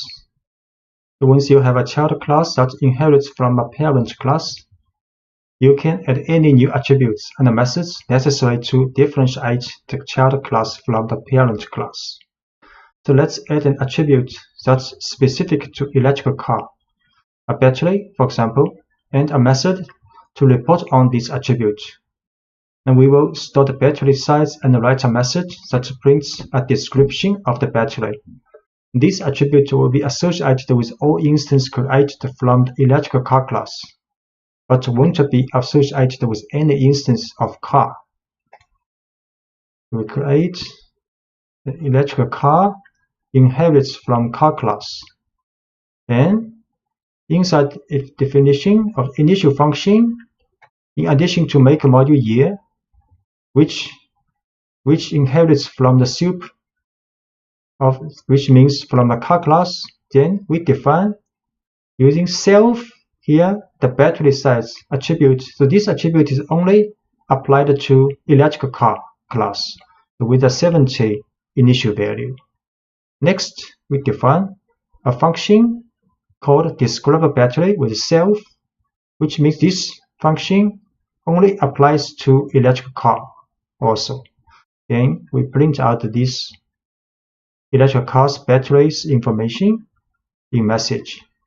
So next we can create an instance of electric car with these three information. Then we can print and to call this function get descriptive name. Then next we can call this method called describe battery, which can get the battery's information of this electric car. We create this first. Create this electric car class. Then make an instance now. Then can print out car's information. Then we can also call the describe battery function of this car. So this car has a 70 kWh battery.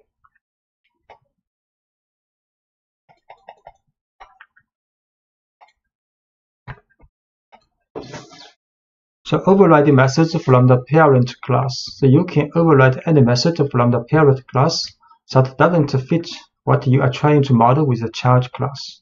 To do this, you can define a method in the child class with the same name as the method you want to override in the parent class. So Python will disregard the parent class method and only pay attention to the method you define in the child class. Say the class car, the parent class, is a method called fuel gas tank. And this method is meaningless for an all-electric vehicle, so you might want to override this method. So here is one way to do that. You can define a function with the same name in class electric car here and print a message for this function's definition. Then if for the electric car instance, when you call this function, then the information will be printed out like this. And instance as attributes. So when modeling something from the real world in code, you may find that you are adding more and more detail to a car. You will find that you have a growing list of attributes and methods, and that your files are becoming lengthy. In this situation, you might recognize that parts of one class can be written as a separate class. So you can break your large class into smaller classes that work together.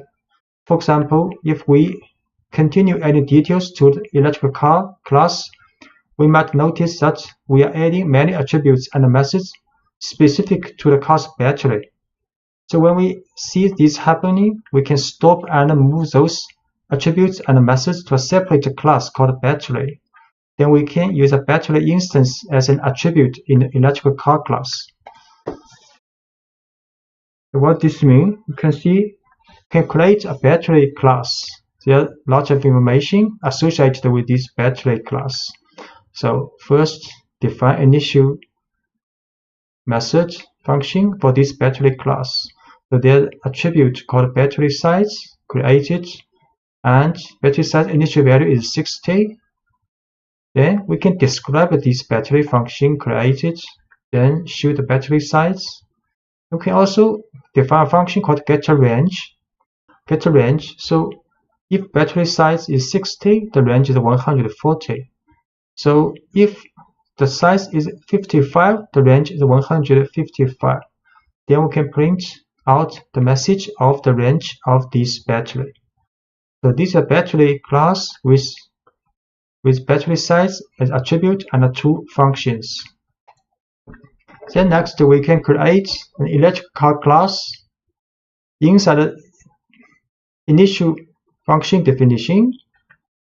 In addition to this make module year information, we can add an attribute battery, but this time the attribute's value is the instance of battery class now.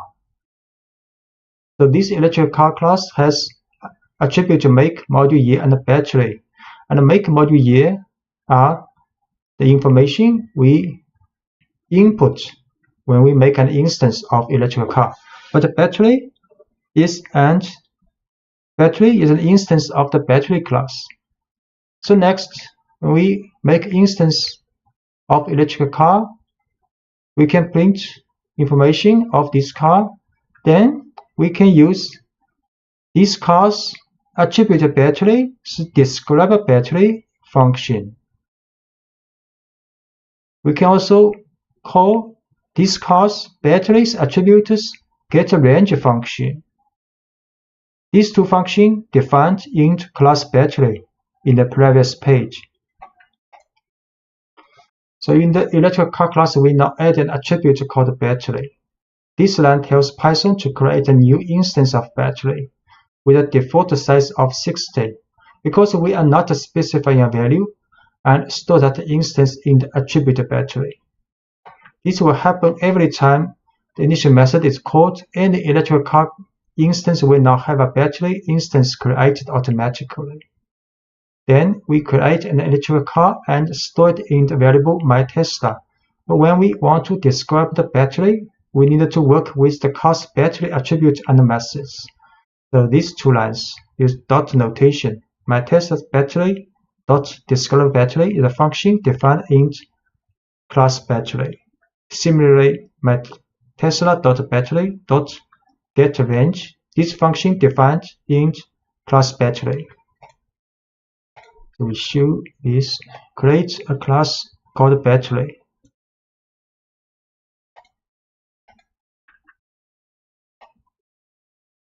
Then create a class, and attribute battery will be the instance of battery class. Then after this class has been created, we can make instance of electrical car. Then we show this class name information. Then we describe battery, show this class battery information, and we'll get a range information of this electrical car. The car has approximately 140 miles on a full charge. importing classes. As you add more functionality to your classes, your files can get long, even when you use inheritance properly. In keeping with the overall philosophy of Python, you will want to keep your files as uncluttered as possible. To help, Python lets you store classes in modules and then import the class you need into your main program. So we can, for example, import a single class. Let's create a module containing just a car class. This module file will be named car.py, and the car class is stored in this module file. The module file car.py is put in the same directory of your working source file. So this is part of the file, module file car.py. Inside this file is a class definition for car, which we have introduced in the previous lectures. In your working source file, you can import car from module. So this car is a class from module car.py. So from car, import a car. So this is the file name without the .py. The file name, module name, then import this class. So next we can make an instance of this car, and we can also print out this instance's descriptive information. We can also add automated reading for the function automated reading attribute to this car with 23, then use the function of this car to read automate.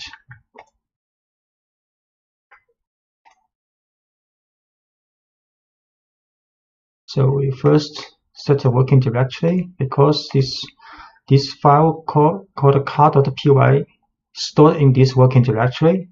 Next we import from this car module, import this car class. Then can create an instance of the car class. We can print out descriptive information of this car. Then we can set automated reading attribute of this car to 23. Then we can call this function read automate of this car. So this car has 23 miles on it. We can also store multiple classes in a module, so you can store as many classes as you need in a single module file, although each class in a module should be related somehow. The class battery and electrical car both help represent cars, so let's add them to the module car.py. So in the file car.py we add class battery also, which we have introduced in the previous lectures.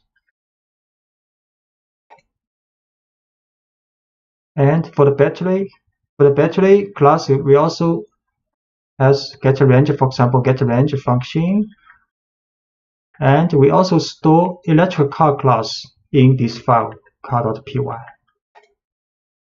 So when you import multiple classes from a module, you can use from car import car class, then comma electrical car class. So next, in our program, we can make instance from car, or we can make instance from electrical car. And we can also print out attributes or information of this car and attribution of this electrical car. So we see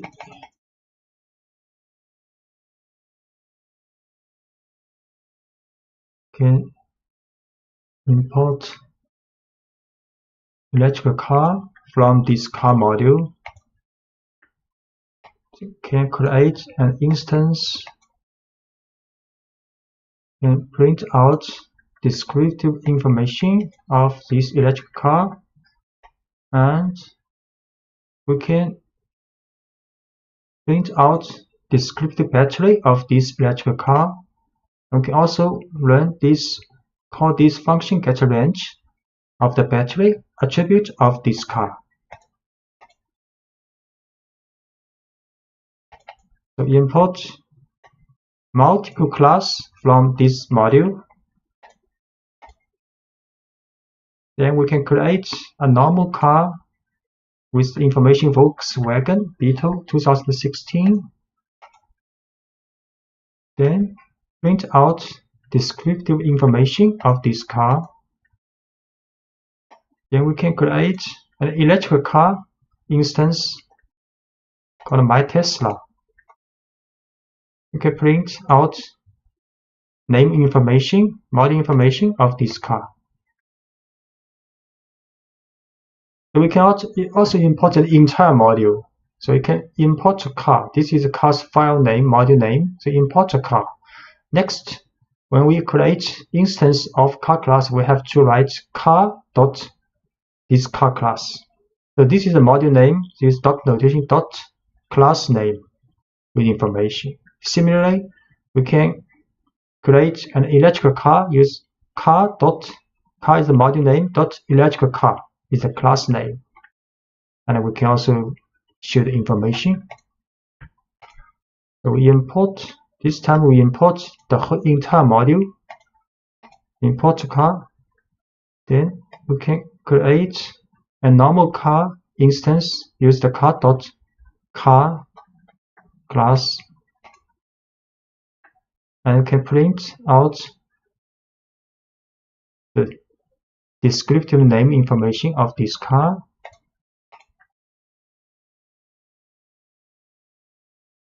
And we can also create an electrical car.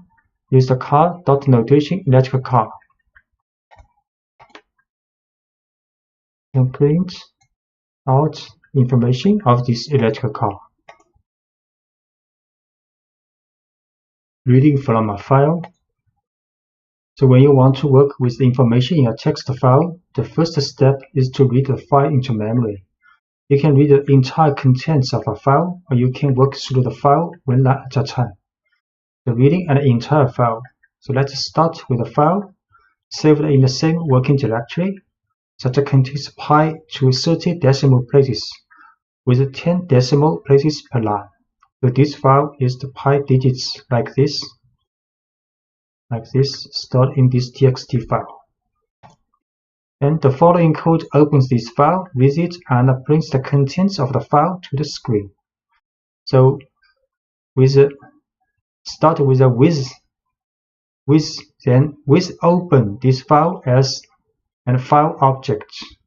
Then inside this block, with block, we write contents is this object dot read function. Then we can print contents, and the result will be like this. So we first set working directory. Then we read this file. Use with open this file as file object. Then contents is this object to read. Then print this information. But we use rstrip here. We will talk about it later. So output like this.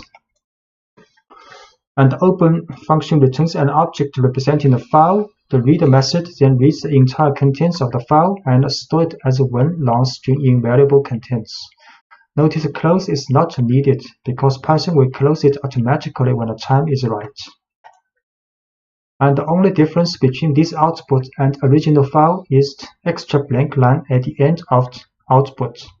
The blank line appears because read returns an empty string when it reaches the end of the file, and this empty string shows up as a blank line. So if you want to remove the extra blank line, you can use rstrip in the print statement. So that's why we use rstrip here. Rstrip here because we want to remove this blank line in the reading.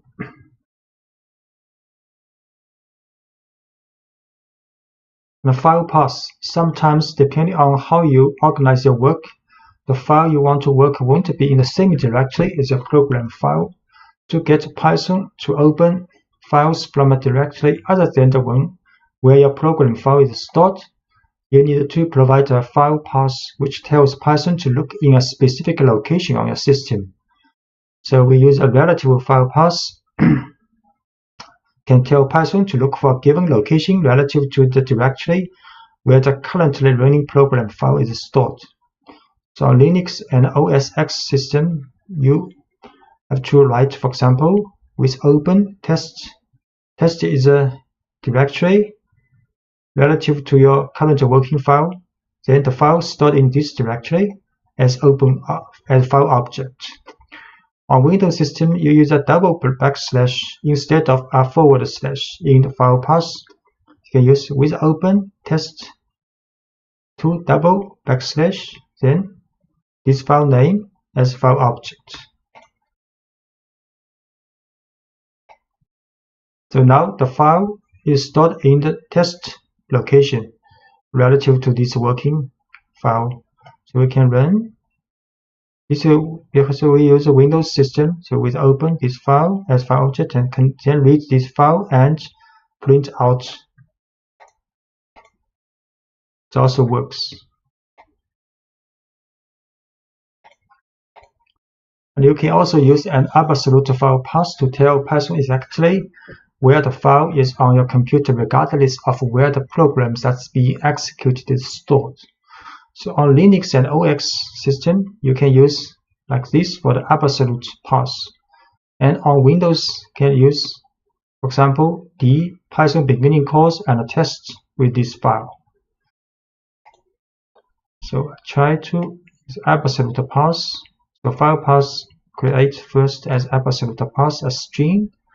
And we can open this file as file object, then read file and print.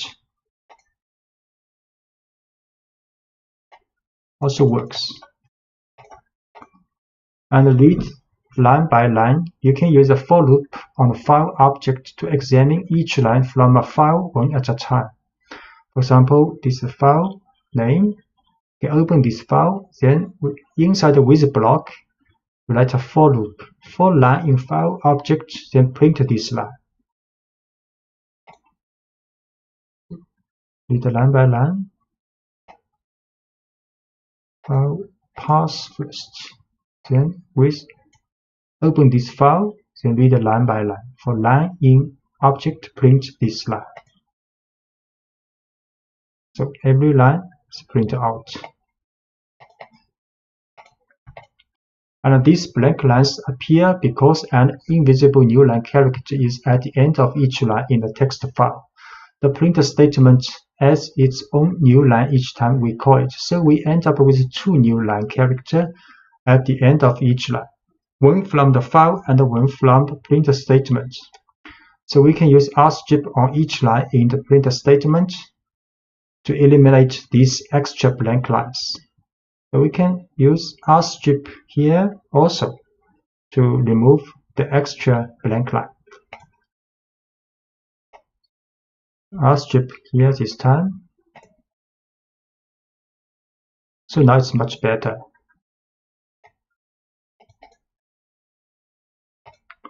Make a list of lines from a file. So when you use with, the file object returned by open is only available inside the with block that contains it. So if you want to retain access to a file's content outside the with block, you can store the file's lines in a list inside the block, and then you can work with that list later. And the following example stores the lines of pi digit text in a list inside the with block, and then prints the lines outside the with block. So we can read this file with block, then use read lines and save these lines to a list called lines. Then outside of the with block, we can next print out each line with a for loop.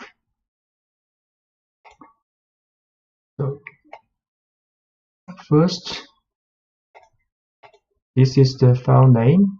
Then we use a with block to read the lines, then save to the lines. This lines is a list.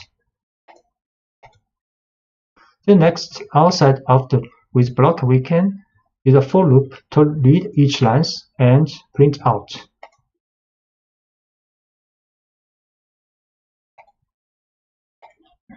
Working with the file's contents, after you have read the file into memory, You can do whatever you want with that data. So let's briefly explore the digits of pi. First, we will attempt to build a single string containing all the digits in the file with no white space in it. So file name, then we open this file, then read the lines and store back to the lines list. Next, we can create an empty string called pi string. Then for inlines this list, we will use concatenate with odd lines with this string. Then print out a long string. Next, we can print out the length of this string.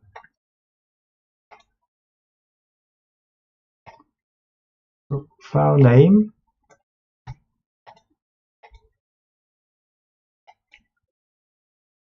So,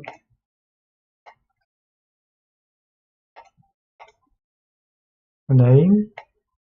Then read the lines and store to this list lines, each line. Next, pi string. It's a space string. Then for each line, we can take this lines string, then use rstrip, then concatenate it to pi string. Then we print out this long string. And we print out the length of this string. 36 elements. And the variable pi string contains the white space that was on the left side of the digits in each line, but we can get out that by using the strip instead of rstrip. So here we use strip. Strip can get the white space on the left side also. File name, read the lines, but use strip this time. Then print pi string. So it is a long string without white space. Then length of this string 32 now. And the larger files, 1 million digits, the code in previous example would work just as well on much larger files. If we start with a text file that contains pi to 1 million decimal place instead of just 30, we can create a single string containing all these digits. We'll print just the first 50 decimal place. The file this time the file name is pi million digits. We open this file and read the lines. Then we create a pi string, empty string, and for each line we will concatenate all the strings for each line. Then we will print out the first 52 decimal place of this string. And we will print the length of all the string.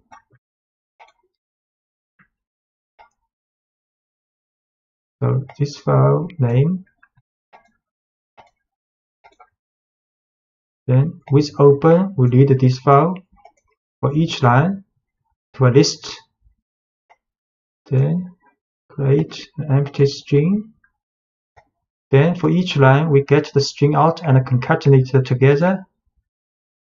But with the strip for to remove the white space. Then we print out the first 50 decimal places for this long string. And we print the length of the whole string. 1 million 2 because 1 million decimal place. So next we can test, is your birthday contained in pi this string? So let's use the program we just wrote to find out if someone's birthday appears anywhere in the first million digits of pi. We can do this by expressing each birthday as a string of digits and seeing if that string appears anywhere in pi string. So we can use the input for user to input your birthday. Then we test if birthday in PyString will print out this message. If birthday not appear in the PyString, we'll print another message. So create and read is the same as before. Then next we can let the user to enter birthday. For example, okay, birthday. Then is your birthday in string, and if not in string, we'll get a message. Your birthday appears in the first million digits of pi. So this birthday appears in the first million digits of pi. Write into a file. To write a text to a file, you need to call open with a second argument, telling Python that you want to write to the file. To see how this works, let's write a simple message and store it in a file instead of printing it to the screen. So first, we set a file name in the working directory. Then we open this file with W mode, write mode as file object. Then we can write file object.write this message inside this with block. So the argument W tells Python that we want to open the file in write mode. You can open a file in read mode with R, write mode with W, and append mode with A.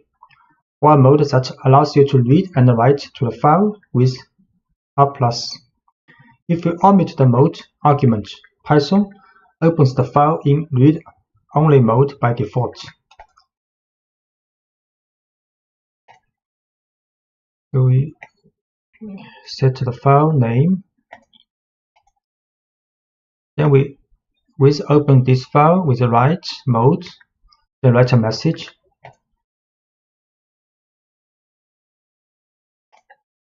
Then we open this file in the working directory, create it. Put the message in this file now. The open function automatically creates the file you are writing to if it doesn't already exist. However, be careful opening a file in write mode W, because if the file does exist, Python will erase the file before returning the file object. Python can only write strings to a text file. If you want to store numerical data in a text file, you will have to convert the data to string format first using the str function. So we can also write multiple lines. The write function doesn't add any new lines to the text you write.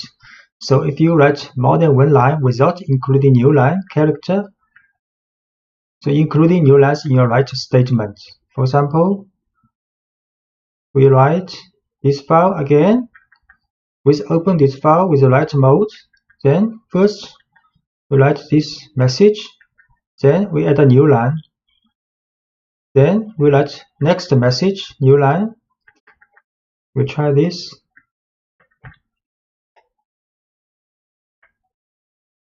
In this file, then write two lines message. Then we open this file. Now there are two lines message in this file now. And we can also append to a file. If you want to add content to a file instead of writing over existing content, you can open the file in append mode. Let's modify this file by adding some new reasons why we love programming to the existing file programming txt, so file name. Then open this file with append mode. So we write two more lines in this file. Try this.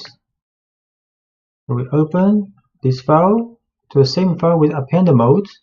Then write two message. Then we see this file again.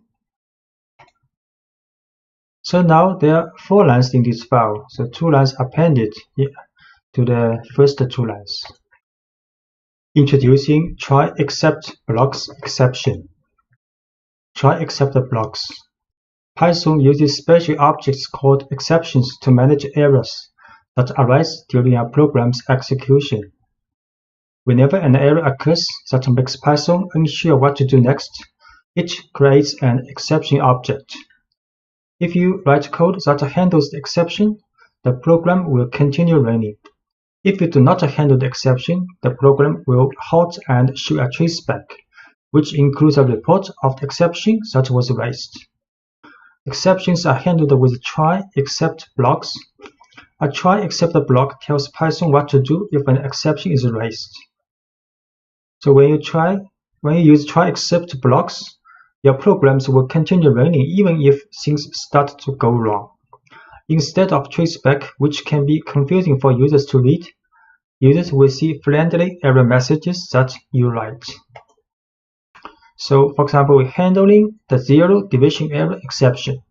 So let's look at a simple error that caused Python to raise an exception.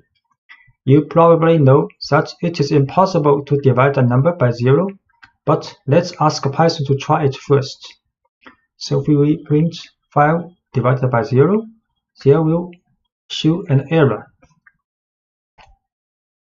Print 5 divided by 0, so there will be an error called zero division error. But the error reported in the traceback zero division error is an exception object. Python creates this kind of object in response to a situation where it cannot do what we ask it to.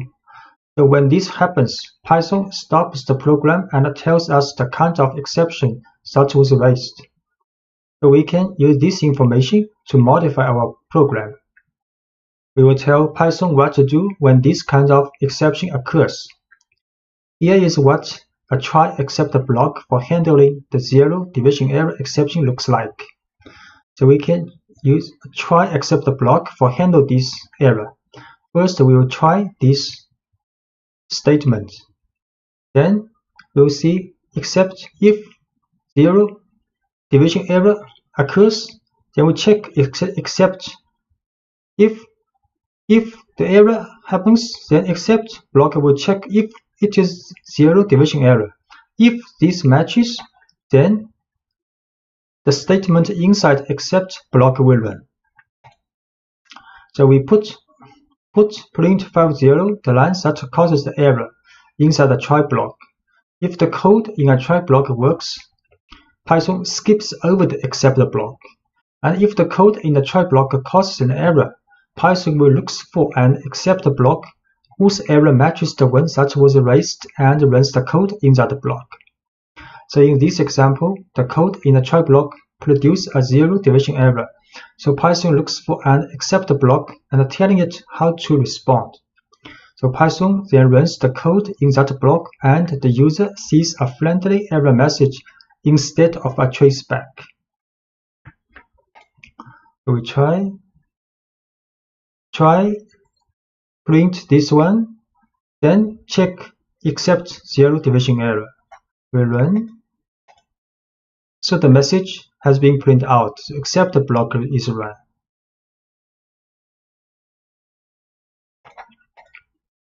We can use try except else to prevent crashes. So in some cases, we can use try except else block, handling errors smoothly when the program has more work to do after the error occurs. This happens often in programs that prompt users for input. If the program responds to invalid input abruptly, it can prompt for more valid input instead of crashing. So let's create a simple calculate that does only division. We can make this program more error resistant by wrapping the lines that might produce errors in try except else block.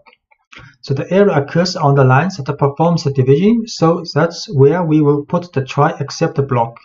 And this example also includes an else block. So any code that depends on the try block executing successfully will go in the else block. We print a message, then print another message, then if while true, let the user to input first number. If user input first number equals to Q, then the while loop will break. Then second number is also an input by user. Next, we'll run a try except else block. So in the try is division between int value of int value first number divided by int value of second number. So if this statement runs successfully, then the else block will run. Print this answer. If it raise an error except block object, then Python will check except statement if this error is zero division error. So then we'll print if matches this error, then we'll print you cannot divide by 0. So we should first we print the two messages on the screen. Then we will run this while true, while loop. So let user to input first number and second number. If user in the first number enters Q, then the while block running will stop. And if user enters 0 in the second number, then the error will come and will print out this message. If both number cause the division runs successfully, then we print answer. First number 10, second number 5. Then the answer printed and while loop runs again. First number 100, second number 3, also runs successfully. Then first number 19, second number 0. Then you can't divide by 0. Message is printed out. Then the while loop is not stopped. You can also try next first number. For example, write Q, then stopped while loop. So handling the file not found error exception. So one common issue when working with files is handling missing files. The file you are looking for might be in a different location. The file name may be misspelled, or the file may not exist at all. You can handle all of these situations in a straightforward way with a try except block. So let's try to read a file that doesn't exist. The following program tries to read in the content of Alice in Wonderland, but file Alice1 text has not been saved in the same directory as the current working source file. So we try to read this file, but this file does not exist.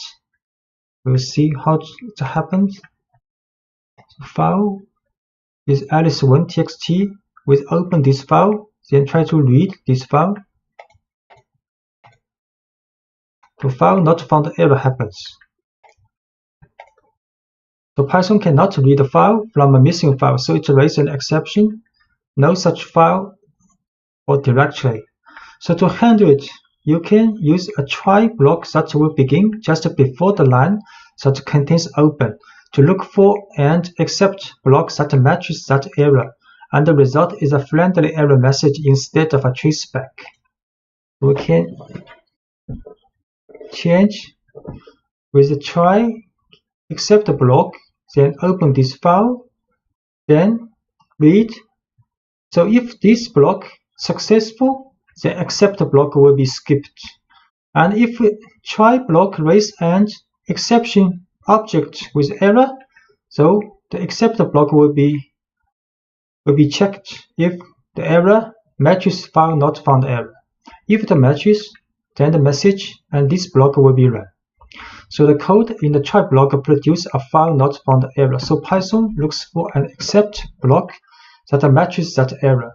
Python then runs the code in that block, and the result is a friendly error message instead of a traceback. So we try this file name. Then use try except block. So now the message is run. The file, this text does not exist. So we can also analyze text using try except else block. So for example, you can analyze text files containing entire books. The texts used in the following example come from Project Gutenberg, which maintains a collection of literary works that are available in the public domain. Now let's pull in the text of Alice in Wonderland and try to count the number of words in the text. We will use the string method split, which can build a list of words from a string, then count the items in the list to get a rough idea of the number of words in the text. So this is the file we want to work with, and we write try to read this file. If it's not successful, then except block will be implemented to check if the error is file not found error. And we'll run this message if it matches. If try block successful, then the else block will be run. We'll split the text first, then count the words, then print out the message how many words this book has. We try this. Alice, this book, then try except else block to read and count the words. So to run successfully, this text has about 29,000 words. And we can also create a function holding the whole try except else block. We can move the try except else block to a function called count words. So it will be easier to run the analysis for multiple books. And missing this file has no effect on the rest of the program execution.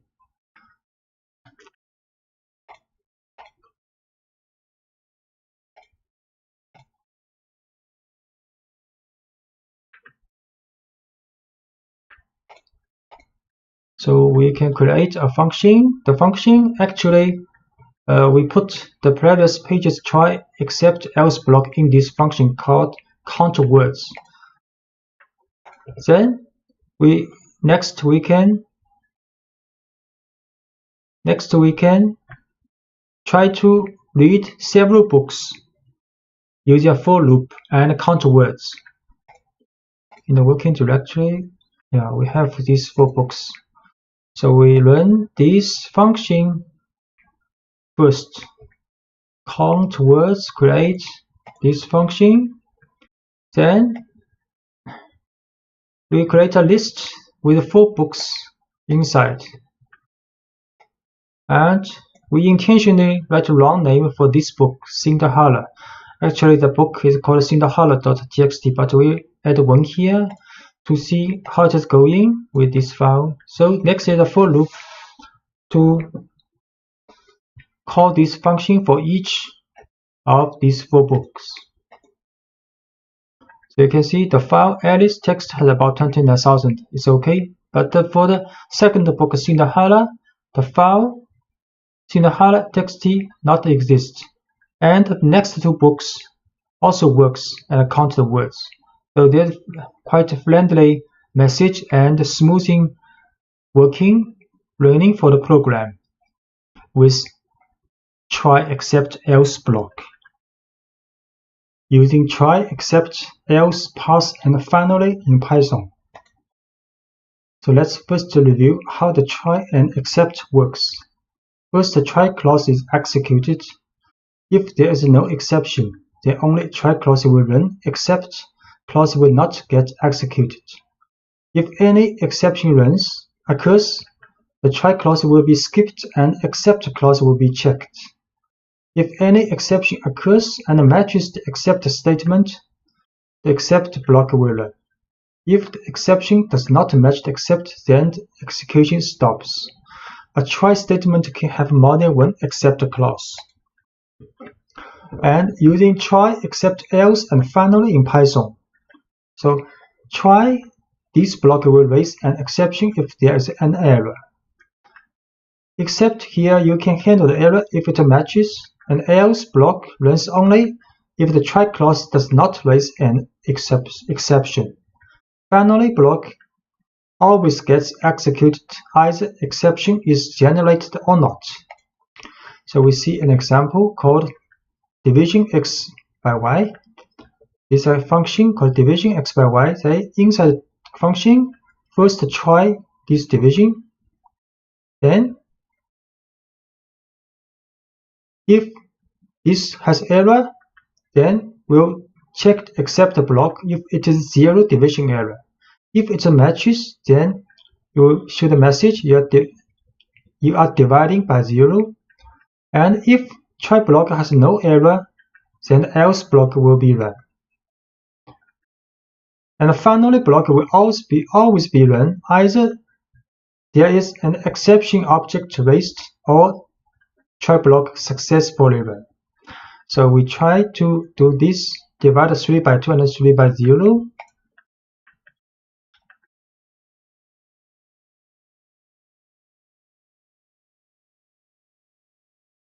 This is called floor division. See, create this function, then try to run this. 3 by 2, the answer is 1, and this always executed. So finally, block also run, and the answer is run. So answer is run, else block is run because there's no error in the try block. If we try to divide 3 by 0, the message is sorry, you are dividing by 0. So except the block is run, and this is always executed. So finally, block is also run.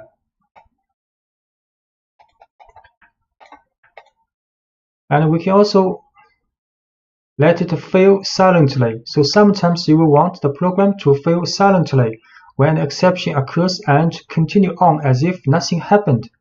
To make a program fail silently, you write a try block as usual, but you explicitly tell Python to do nothing in the except block using a pass statement. So else blocks runs only if the try clause does not raise an exception, and the finally block always gets executed either exception is generated or not. So this is a pass function. So we changed this function called count words in the previous lectures. Count the words of text. So inside this function, the try to read this book. Then int except block if the error is found not found error, and we pass here. Then in the else block, we count the words and print out the message. So we should first create this count words function. Then we create a list of 4 books, but with this name intentionally add 1 here. So this book does not exist in the working directory. Then in a for loop to read each book and count words. So you can see the first book has about 29,000 words working correctly. The second book, because it's not found, so Python runs silently, does not show any information about this book. The next 2 books implementation work correctly. NumPy is a basic package for scientific computing with Python and especially for data analysis. In fact, this library is the basis of a large amount of mathematical and scientific Python packages, and among them the pandas library, which is specialized for data analysis and fully developed using the concepts introduced by NumPy. And in fact, the building tools provided by the standard Python library could be too simple or inadequate for most of the calculations in data analysis. So having knowledge of the NumPy library is important to being able to use all scientific Python packages, and particularly to use and understand the pandas library. NumPy is currently the most widely used package for the calculation of multi-dimensional arrays and large arrays. In addition, the package comes with a range of functions that allow you to perform operations on arrays in a highly efficient way and perform high-level mathematical calculations. So installation and import of numpy. Generally, this model is present as a basic package in most Python distributions. However, if not, you can install it later. In Anaconda prompt, you can install numpy by printing conda install numpy. Once numpy is installed on your distribution, to import the numpy module within your Python sessions, for example, like Anaconda spider, you can write the following: import numpy as np.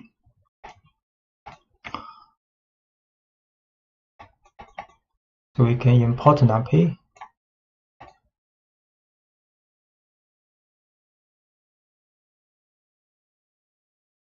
In the array, the heart of the numpy.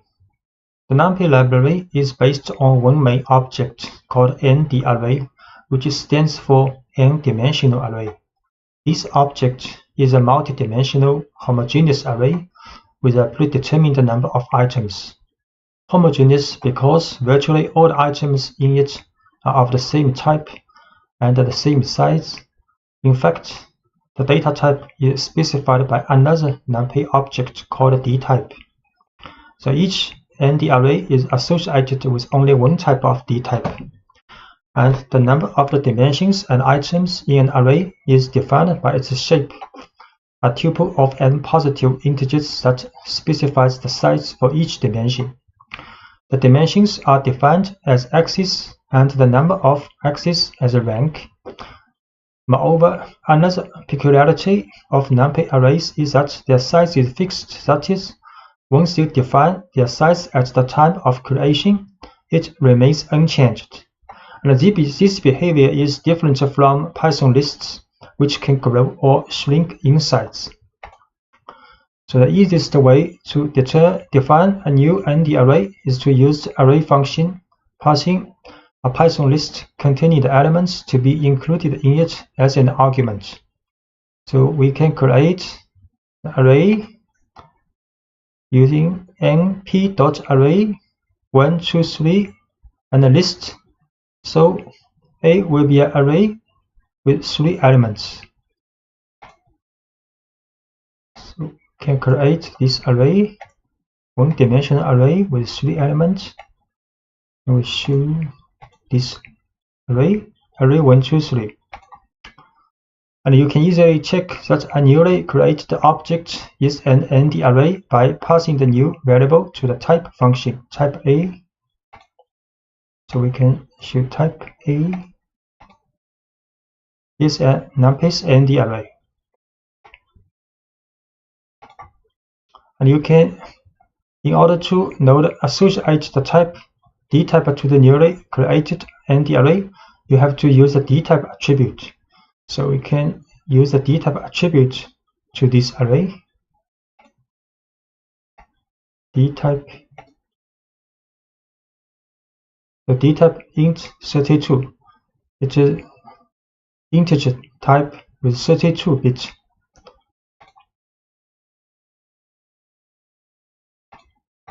And the just created array has one axis, and then its rank is 1. So while its shape should be 3, 1. To obtain these values from the corresponding array, it is sufficient to use the n_dim attribute for getting the axis, the size attribute to note array length, and the shape attribute to get its shape.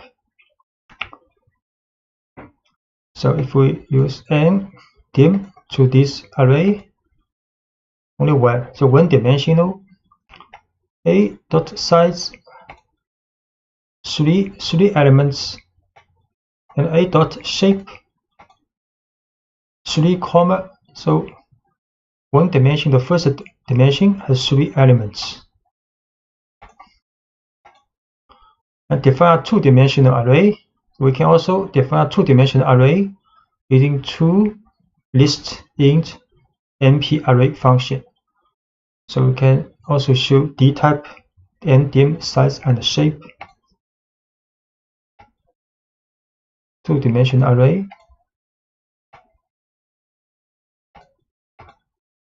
And dtype is float number 64 bits. Dim dimension is 2 now. And the size is 4, because two dimension, each dimension has 2 numbers, so total elements is 4. Shape 2 by 2, the shape is 2 by 2. To create a new array, you can follow different paths. The most common path is to when through a list or sequence of lists as argument to the array function. So we create a two-dimensional array with adding two lists in np.array function. And the array function, in addition to lists, can accept the tuples and a sequence of tuples. So we can also add two tuple in the np.array function, or we can add combined tuple and list in the function. First, create function with adding two lists, and we show this ND array, two-dimensional, and can create array using two tuples.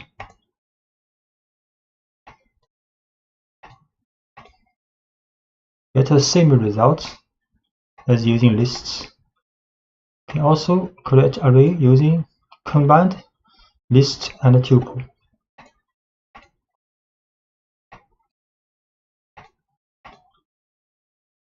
Also a two-dimensional array.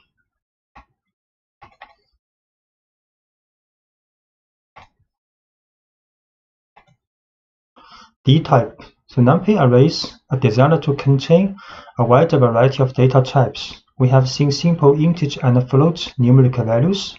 In addition, you can use the D-type for strings.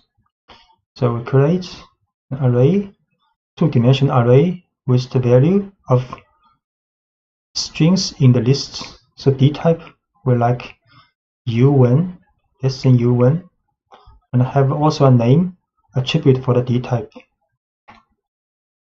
Create this tuple using the string layer of list. Then the D-type U1, and the D-type has a name attribute, string 32. By default, the ND array function can associate the most suitable type according to the values contained in a sequence of lists or tuples. Actually, you can explicitly define the D-type using the D-type option as argument of the function. For example, if you want to define an array with complex values, you can use the D-type option as follows. So if we add the D-type equals complex, so these numbers will be stored as complex number in the array. So create this array. So complex number now stored in the array. The NumPy library provides a set of functions that generate ND arrays with initial content created with different values depending on the function. The zeros function, for example, creates a full array of zeros with dimensions defined by the shape argument, while the ones function creates an array full of ones in a very similar way. So if we write np.033, a two-dimensional array of 33, and all the values are 0, and similarly create a three-dimensional array of the shape 2 by 3 by 4 with all the values are 1. And np.arrange 0 to 10 will create a sequence of values between 0 and 10. And arrange 4, 10. So we'll create a sequence of numbers starting from 4 to 10. So NP zeros, 3 by 3, the shape all values 0 and ones. All values are 1, 3-dimensional, and sequence number using arrange. So number 0 to 9 created in array, arrange 4 to 10. So the number 4 to 9 created in this array.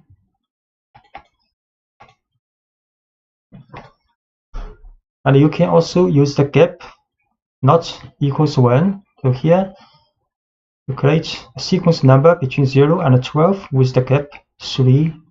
And this is the gap 0.6. Create number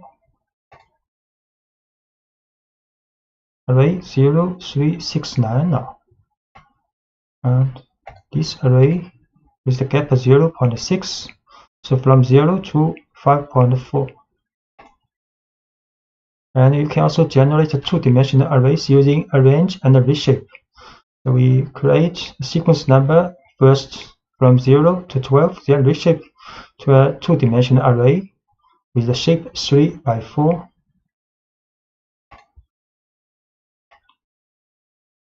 So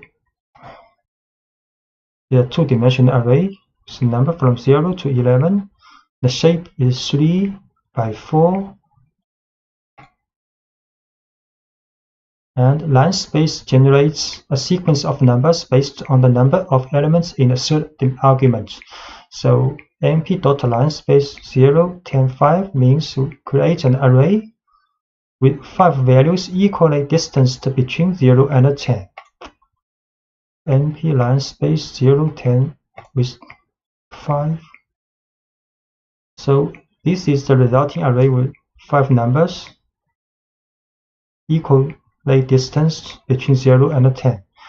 Just note, in arrange function, the 10 is not included, but in line space, the 10 is included.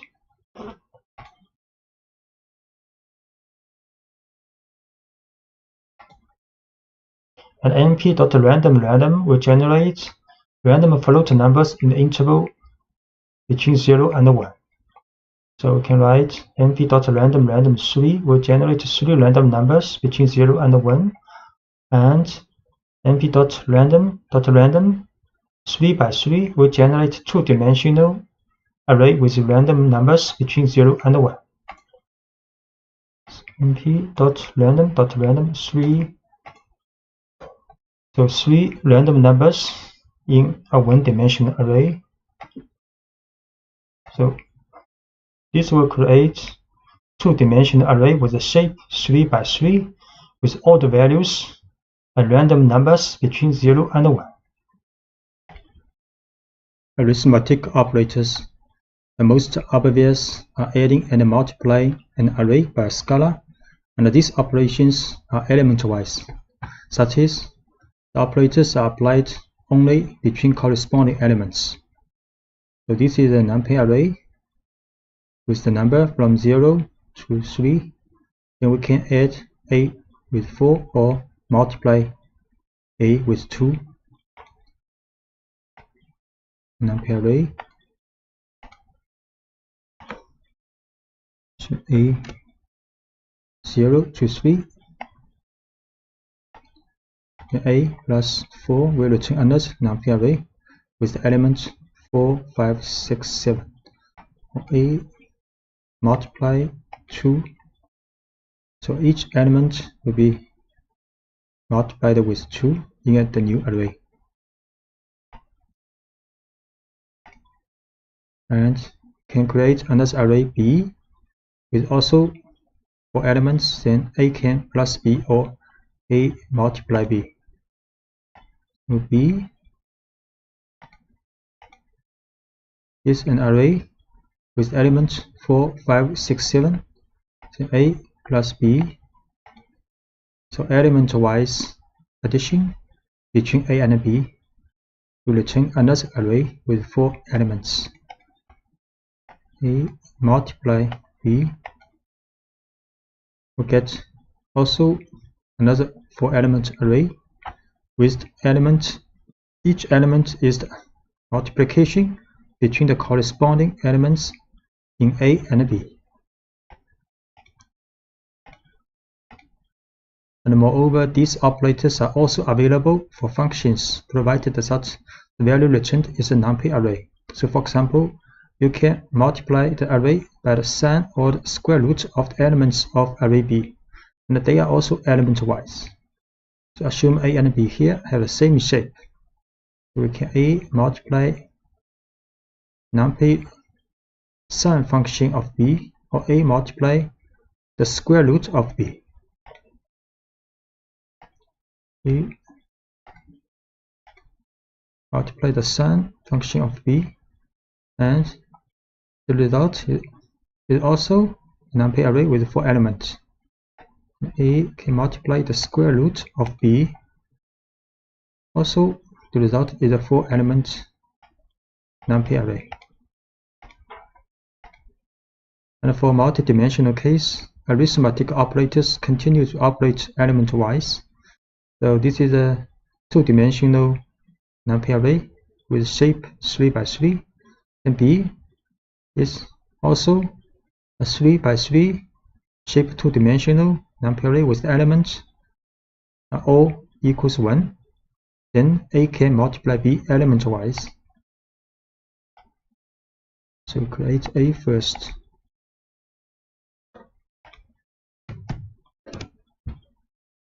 A is a 2-dimensional array, and B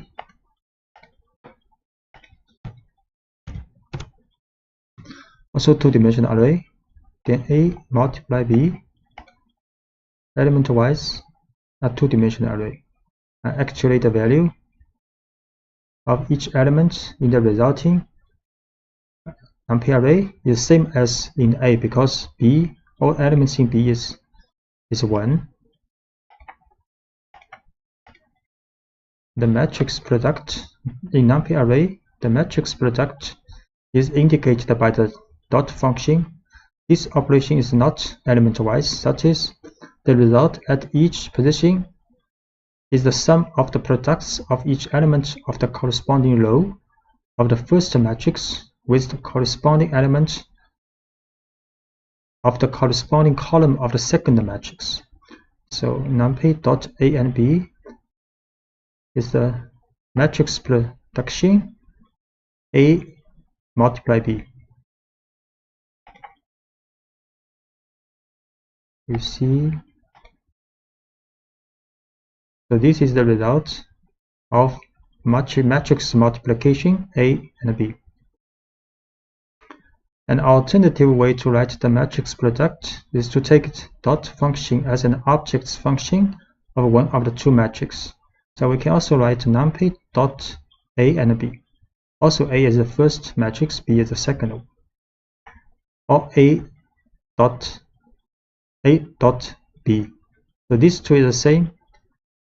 Note that since the matrix product is not a commutative operation, the order of the operands is important. So indeed, A multiply B is not equal to B multiply A in the matrix multiplication. So also show A dot B the same results as this one, but we should numpy dot B and A is not the same.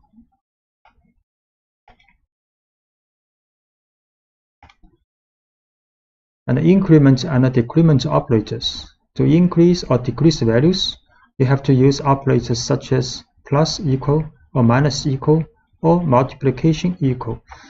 Instead of creating a new array with the results, they will reassign the results to the same array. So we can write A plus equals 1. Then the array of A, each element will be added with 1. And similarly, A minus equal 4, each element of array A will be minused with 4. And this will multiplied with 4 for each element in A. We create array called A 0, 1, 2, 3, then A plus equal 1. We show again each element has been added with 1. A minus equal 1. We show again A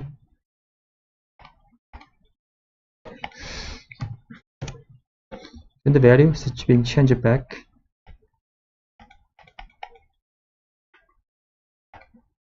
We can also create A 0, 1, 2, 3, A, for example, plus 4, change it to 4, 5, 6, 7, and multiplication to 8, 10, 12, 14 now. And universal functions. A universal function, generally called ufunc, is a function operation on an array in an element-by-element fashion. And this means that it acts individually on each single element of the input array to generate a corresponding result in a new output array. So in the end, we obtain an array of the same size as the input. There are many mathematical and trigonometric operations that meet this definition. For example, calculating the square root with the square root, the logarithm with the log, or the sum function with the sum. So A is an array, can calculate the square root of A, log A, and sum. Create A is an array, then square root of A for each element, then logarithm of A. Result is also a 4-element array, and sum function of A.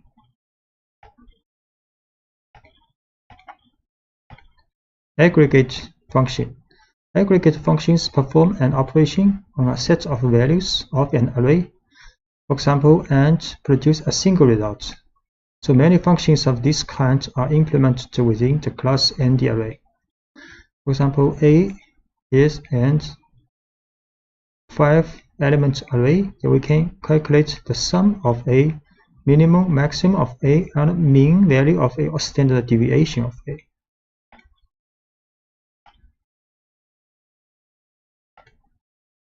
A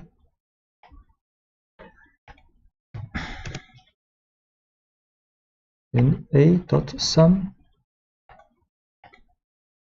summation, the minimum value of A, the maximum value of A, and the mean or average value of A, and the standard deviation of A. Indexing.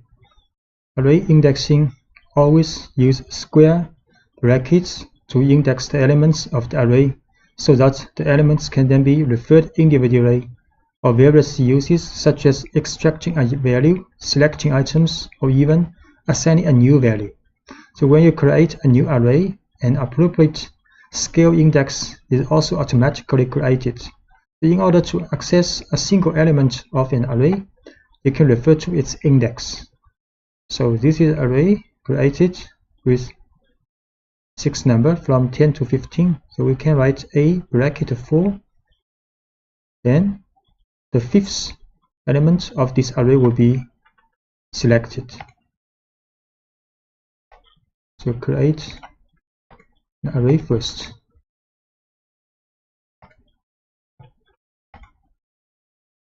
So this array with 6 elements, A bracket 4 will return the 5th element. And numpy array also accepts a negative index. So this index have the same incremental sequence from 0 to -1, -2, and so on. So this is the last one and last element of this array. If we use a bracket minus 1, and this is the first element of this array. If we use bracket minus 6, so a bracket minus 1, 15 returns. A minus 6, so 10 is returned. To select multiple items at once, you can pass array of index in square brackets.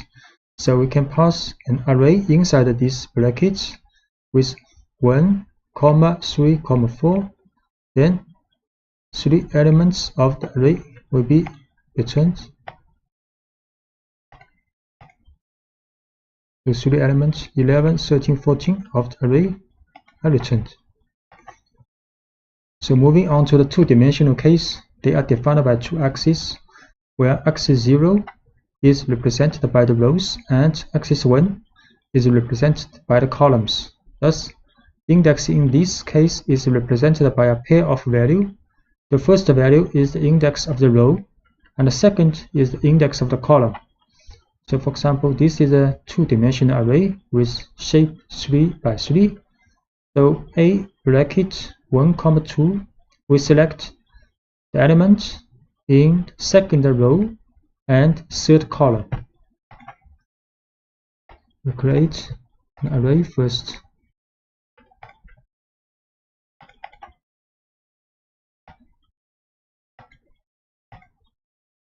A, the two-dimensional array, then a bracket 1, 2, so the value element of 15 is returned.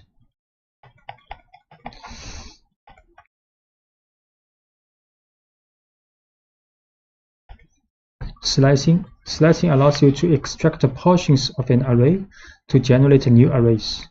So when you use the Python lists to slice arrays, the resulting arrays are copies.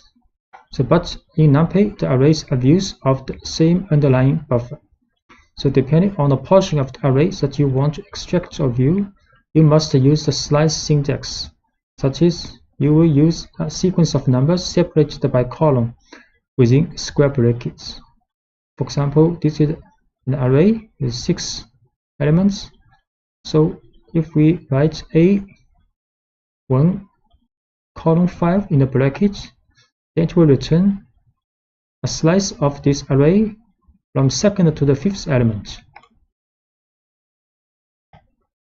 Create an array with 6 elements. Then A1, 5 will return this part of the array.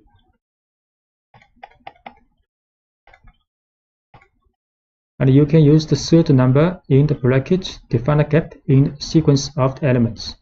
So if we write A bracket 1, 5, 1, 2, this last 2 means the gap of the elements returned. So array will return an array with 11, then 13. So the difference between these two are 2 for this element. So A1, 5, 2. This will return 11 and 13. In the slicing bracket, if you omit the first number, NumPy implicitly interprets this number as 0. That means from the initial element of the array. If you omit the second number, this will be interpreted as the maximum index of the array. And if you omit the last number, this will be interpreted as 1 for the gap. So if we do not write the first and second element in the bracket, then it means from the first to the last element of this array with the gap 2. So it will return an array with 3 elements 10, 12, 14. Similarly, this will start from the beginning to the 6th element of the array and with a gap 2. Actually, the result is the same as this one. And this will from the beginning to the 5th element, but with gap 1. So column 2, 10, 12, 14, A, column 5, column 2,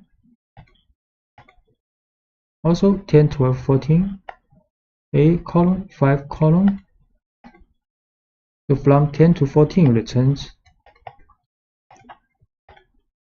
And in the case of a two-dimensional array, the slicing syntax still applies, but it is separately defined for the rows and columns with comma. For example, if you want to extract only the first row or the first column, so A is a two-dimensional array, then this will return the first row but all the column of this row, and this will return the first column and all the rows of this column.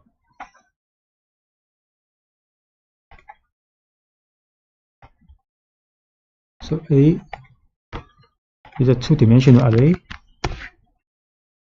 A 0, comma, column, return the first row of this array. And A column 0, return the first column of this array. And if you want to extract a smaller matrix, you need to explicitly define all intervals with index that define them. So, for example, A 0 to 2 and comma 0 to 2, it will return the first two row and the first two column of this array. So it's a smaller array. And if we want to write, if we write bracket 0 to the first and third row and the first to second column, this part of array will be returned. So we'll see this one, first two row, first two column, this part of array returned. This is the first and the third row and first two column will be returned.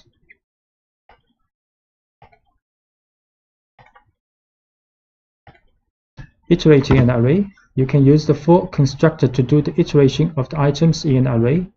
So you can write for I in A, print I.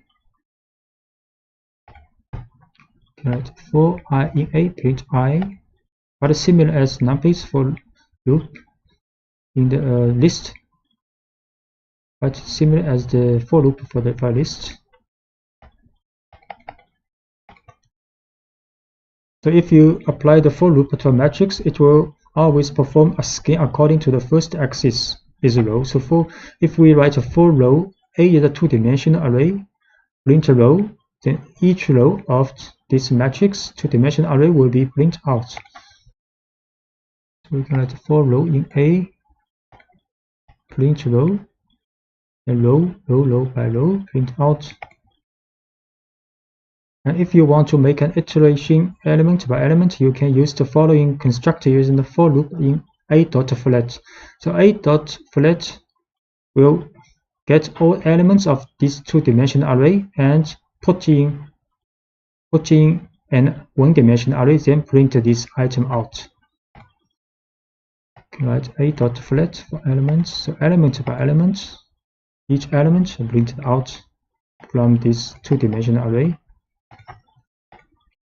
And if you want to launch an aggregate function that returns a value calculated for every single column or on every single row, there is an optimal way that leaves it to numpy to manage the iteration. You can use apply along axis function. So this function takes three arguments: the aggregate function, the axis on which to apply the iteration, and the array. So if the option axis equals 0, then iteration evaluates the elements column by column along the column, whereas if axis equals 1, then iteration evaluates the elements row by row. So for example, you can calculate the average values first by column and then by row. So if you write numpy dot apply along axis mean x0 array A, you see how it's going. And if we set axis 1,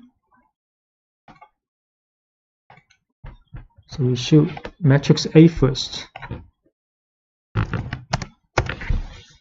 3 row, 3 column. Then we apply a mean value for x is 0 for this matrix. Mean value 13, 14, 15. Actually, it's along the column. So along the column, by column, then we mean value x is equals 1. So along the row.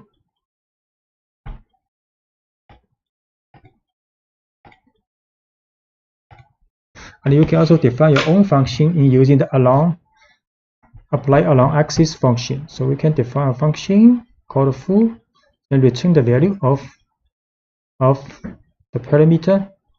So next we apply this function to array A along axis 1 or along axis 0.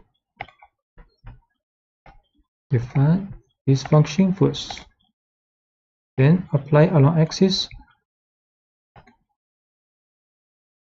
for the 1.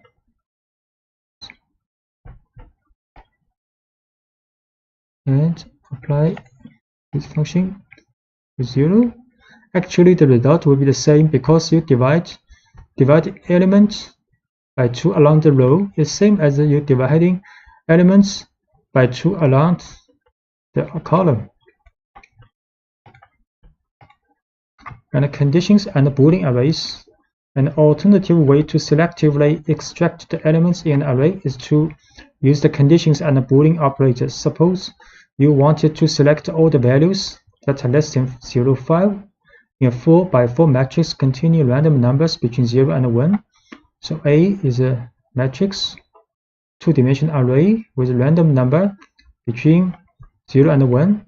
So we can get a Boolean array with same dimension. Then write A less than 0.5. Next, we can use this condition to select elements of this array.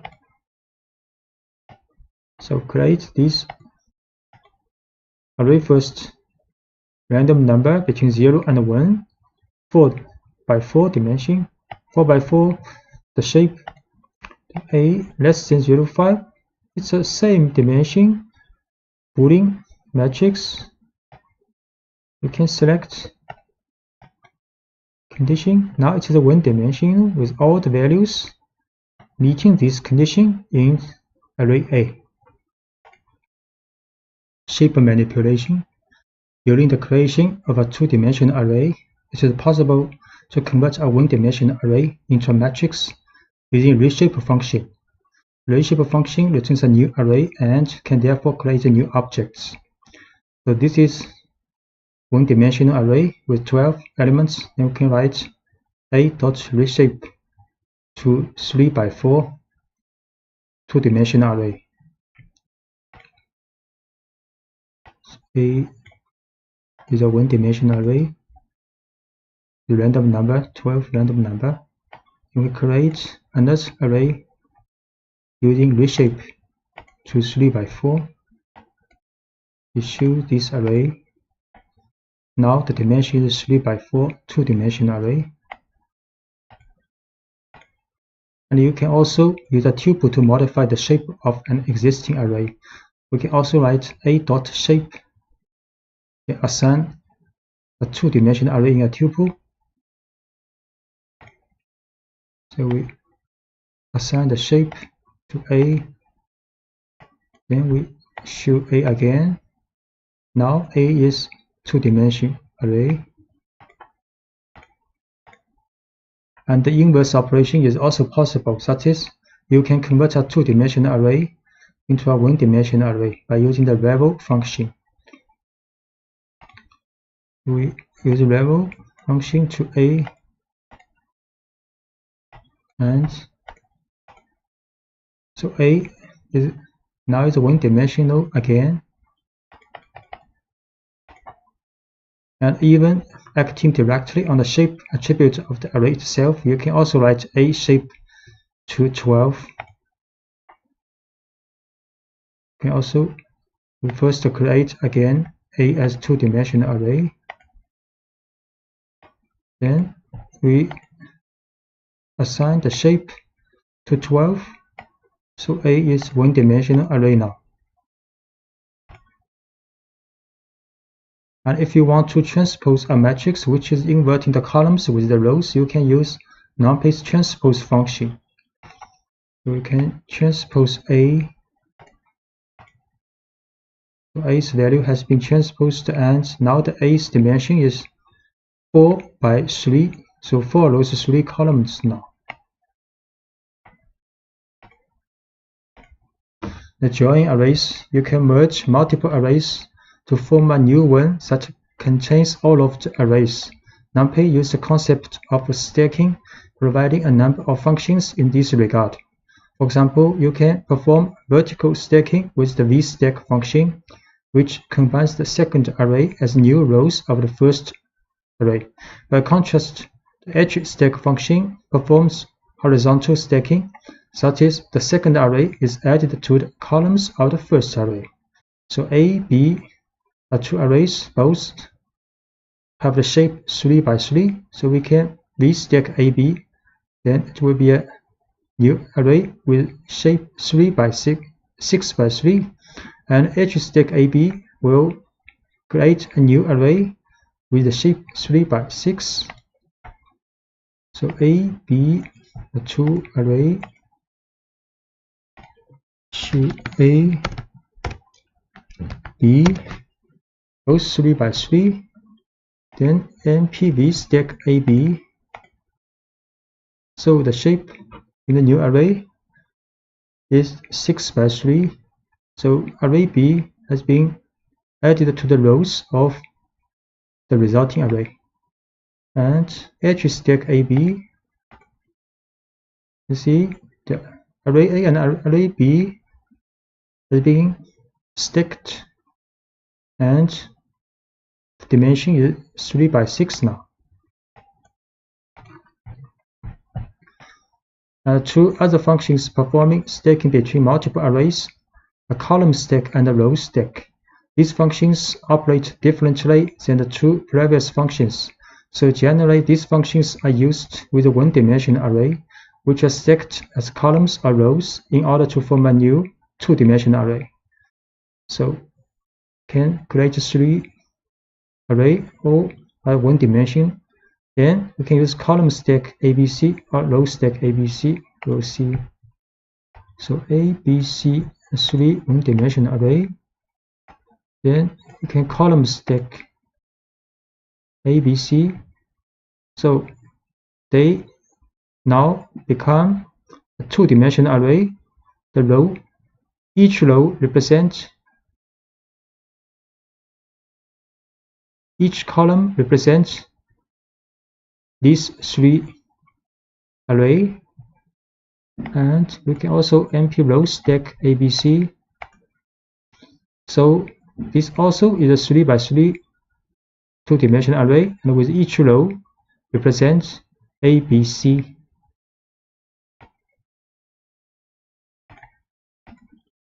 And splitting arrays, to divide an array horizontally or vertically into several parts, you can use NumPy's splitting function hsplit or vsplit. For example, if you want to split the array horizontally, meaning the width of the array is divided into 2 parts. So the 4 by 4 matrix A will be split into 2 4 by 2 matrix. We create A is a two-dimensional array, then B and C, these two are the part of the edge split A into 2 parts. You will see A is a two-dimensional array. The shape is 4 by 4. Then B and C is NP edge split A2 into 2 parts. Then we will show B is this part, and C is another part of the matrix A. And instead, if you want to split the array vertically, meaning the height of the array is divided into 2 parts, the 4 by 4 matrix A will be split into 2 by 4 matrix. We can write np.v split A2. So this time we use V split. Then we will show D is this part and C is another part of matrix A. A more complex command is the split function, which allows you to split the array into non-symmetrical parts. So passing the array as an argument, you have also to specify the index of the parts to be divided. If you use the option x equals 1, then the index will be columns. If instead the option is axis equals 0, then there will be row index. For example, if you want to divide the matrix into 3 parts, the first of which will include the first column, the second will include the second and the third column, and the third will include the last column. So this, we can do this. A1, A2, A3, 3 parts is numpy split A by column, and 1, 3 are bounded of this separation. So you can see.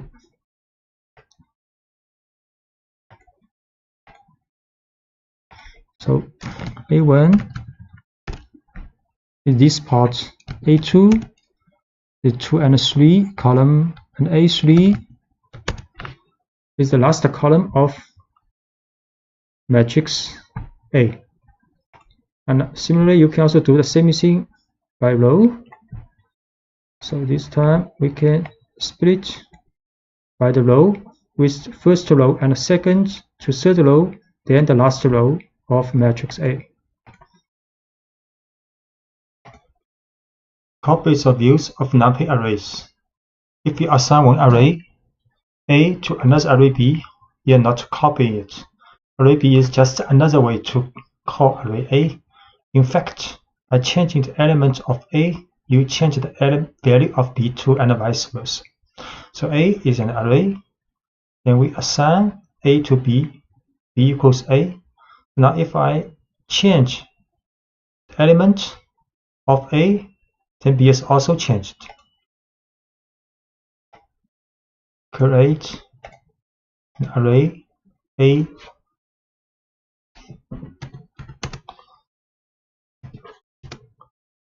one, two, three, 4. Then we run B equals A, we should be. Here also 1, 2, 3, 4. Now we assign the element, one of the elements in A to 0. Then A will be 1, 2, 0, 4. And B is also 1, 2, 0, 4. So when you slice an array, the object returned is also a view of the original array. So if we create a C, it's a slicing of A, and now we also assign elements, change one of the elements in A to 0, then C is also changed. So C, then C is array 1, 2, and A is array 1, 2, 0, 4. Now we assign the first element of array A to 0. Now A is 0 to 0, 4. Then we'll choose C.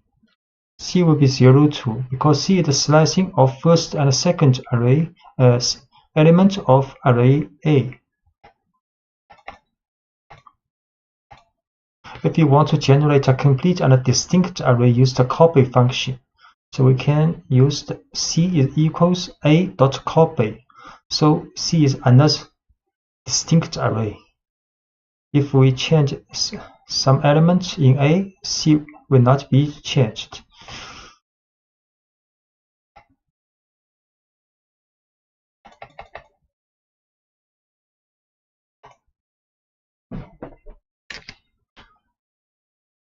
C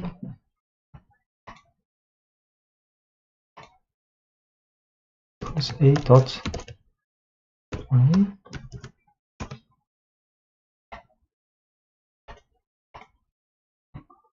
Then A 0 C If we change A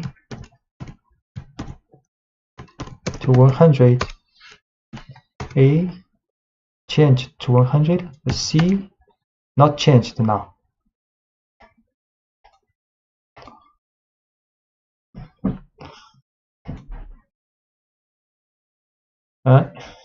Copies or views of Python lists. If you assign one Python list A to another list B, you are not copying it. List B is just another way to view list A. So by changing the element of A, you change the value of B to and vice versa. So A is a list, and we assign A to B. So B and A have the same element, and B is a view of A. So now if we append one element to B, and A change something in A, then both A and B will also be changed and appended.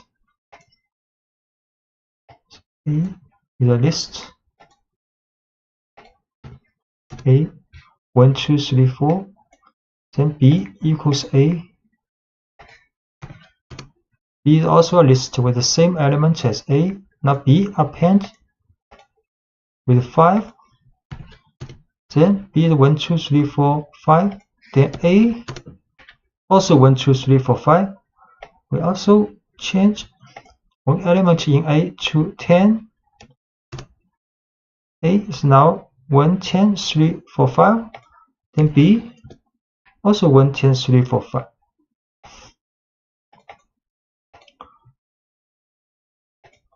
And when you slice a Python list, the returned list is a distinct and a new object.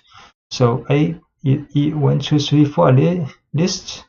Then F is a slicing part of A.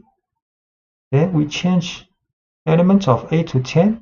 F append 100, and A and F will be changed individually. So A is a list. F is a slicing of A. A is 1, 2, 3, 4, and F 1, 2, 3.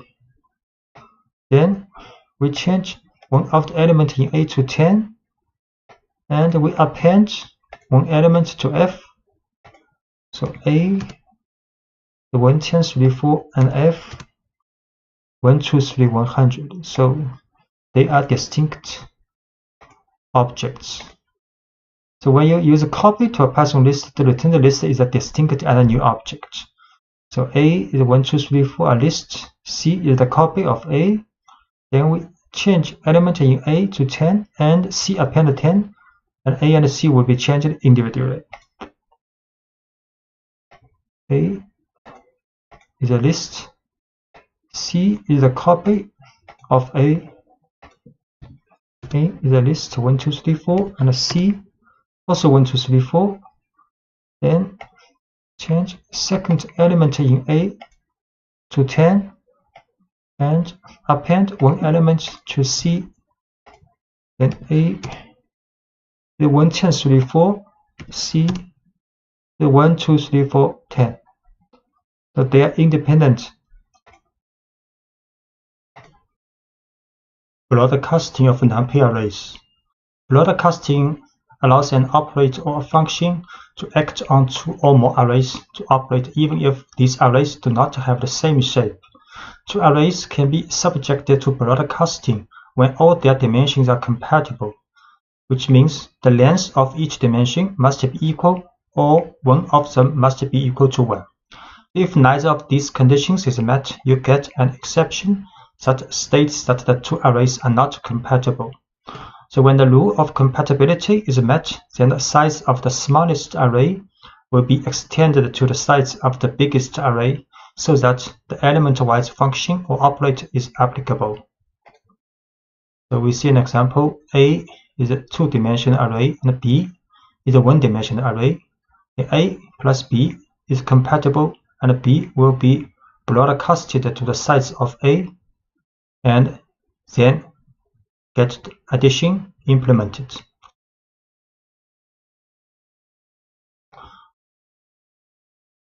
And broadcasting with the U function, we can demean each column of an array by subtracting the column means. So for example, A is a two-dimensional array with the shape 4 by 3, then we can write the mean value of this array for each column. So mean 0 means for each column. Then next we can minus this one, minus the mean value of each column from this array. And this matches the broadcasting rules. Next, we can also calculate the mean value of each column for this array.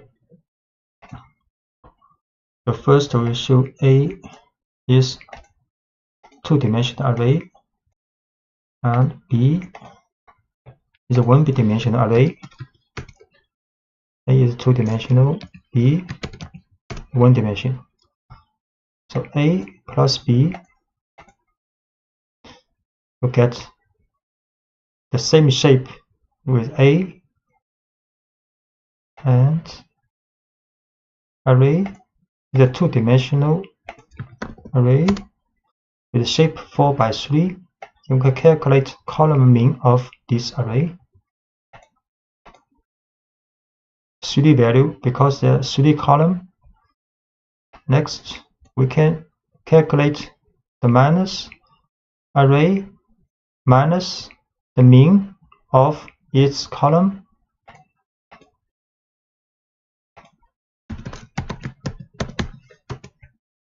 This is the result with the same shape as this array. So this minus is compatible with broadcasting automatically. Next, we can calculate this array's mean value for each column. It will be 0 for each column because it has been demined. This value is very close to 0.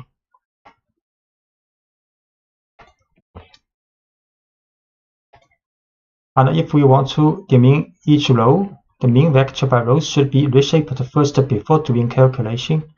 So first, we can calculate the mean value for each row, and this is the shape. Then, if we minus this array minus this, the mean value for each row, we have to reshape this value first to 4 by 1.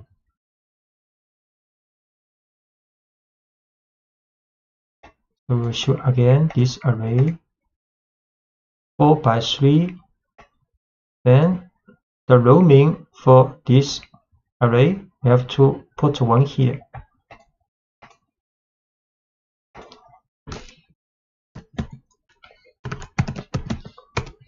So 4 value because this array has 4 rows. And we can also show the shape of this. Shape is one-dimensional array with 4. If we want to calculate, then we have to reshape this row means to 4, 1. Then it is possible with the broadcasting.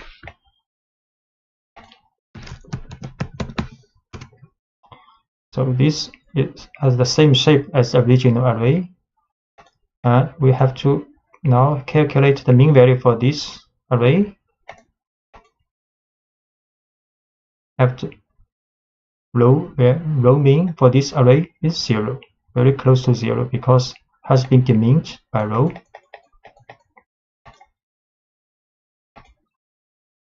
Okay, using NP new axis function to reshape numpy arrays also. So in the 3-dimensional case, broadcasting over any of the 3 dimensions is only a matter of reshaping the data to be shape compatible. So using reshape is one option, but numpy arrays offer a special function called np.newAxis along with full slices to insert the new axis. So what this means? We show one array in 2 dimensions, then we can change the shape of this array to 3 dimensions by adding np.newAxis here. Then the shape will be 4, 1, 4. So this array, the 2 dimension, 2 dimension, all the values 0, then we can create another array based on this array with 3 dimensions. Add np.newAxis here. Then show the shape of this array like 4, 1, 4.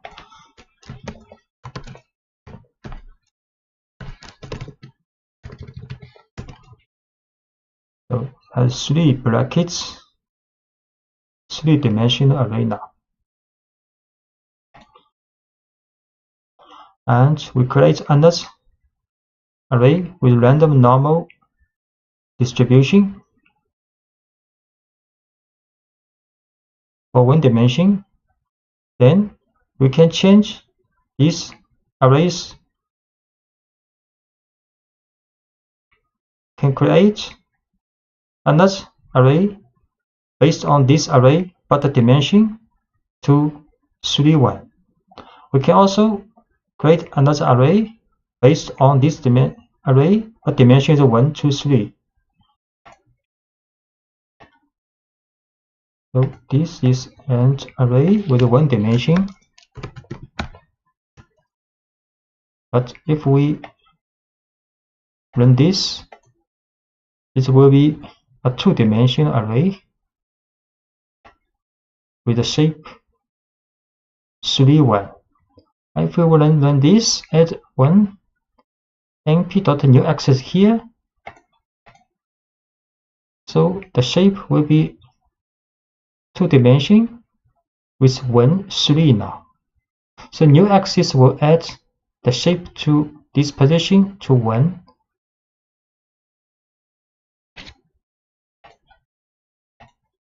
Thus, if we had a 3-dimensional array and wanted to demin axis 2, say we would need to write. So this is a 3-dimensional array, and we want to get the mean for 2 is the last dimension. So this mean array will be 2-dimensional because the last axis has been meaned out. And next, if we want to calculate AR minus this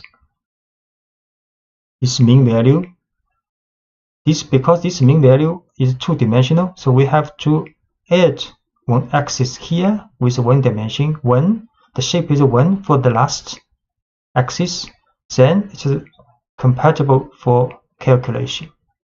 We'll show. So this is a 3-dimensional array.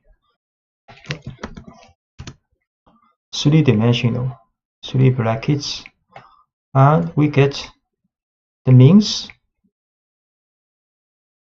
and mean out at the last dimension. Sure. So this mean matrix is 2-dimensional with 3, 4. We show the shape 3 by 4. So if we want to calculate the minus, then we have to add np.newAxis here after for this mean matrix. The mean, we can calculate again the mean value for this. The mean is 0 actually. Every value is 0 now. Random number generation with a Python random model. The Python defines a set of functions that are used to generate or manipulate random numbers through the random module. Functions in the random module rely on a pseudo-random number generator, function random, which generates a random float number between 0 and 1.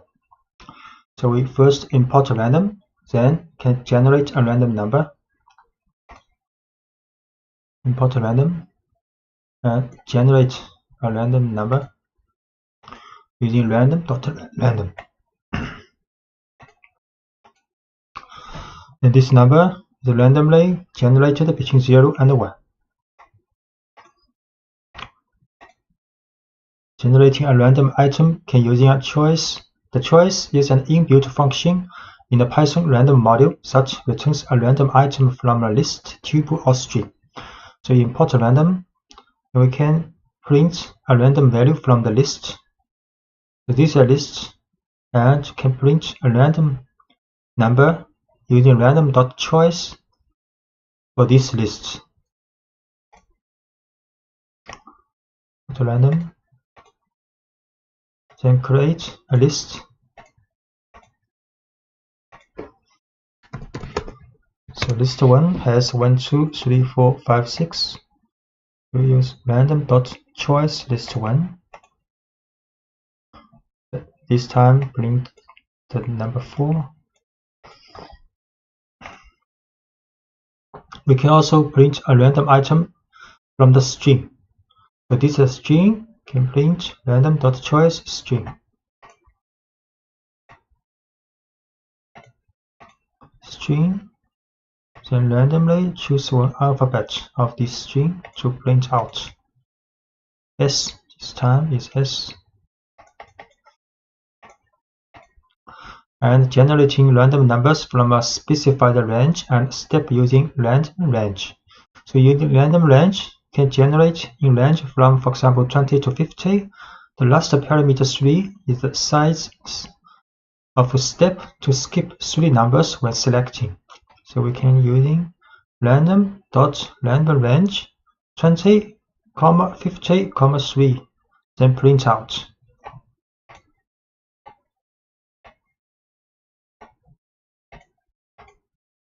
So it's 47.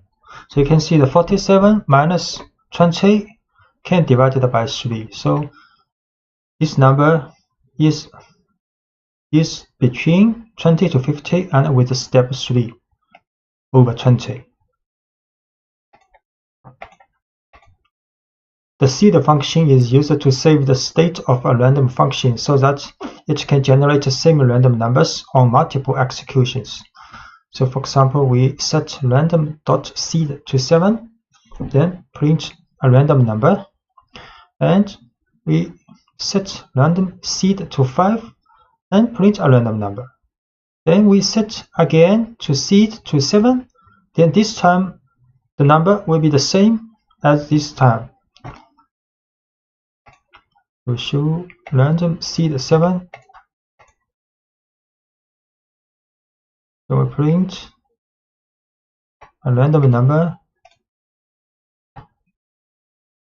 0.3323, then set a random number to 5, then print 0.622, then we set to 7 again, then get a random number, same 0.323, and generating random number list in Python using shuffle if you want to change the position of the elements of a choice. So this is the list ABCDE. So we can random.shuffle sample list for this list. So we'll see.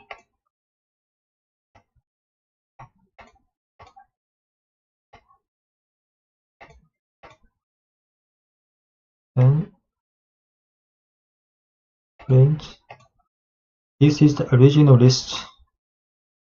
And random shuffle sample list. We shuffle this list, then print again. So after the first shuffle, now the sequence of elements has been changed. Second shuffle also changed. Sequence.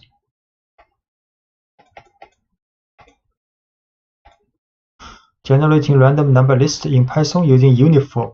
This function is used to generate a floating point random number between the numbers mentioned in its argument.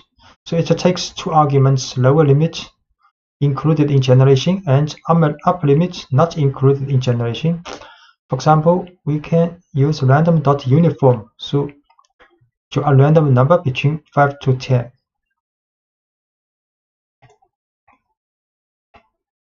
Uniform 5, 10, 9.54.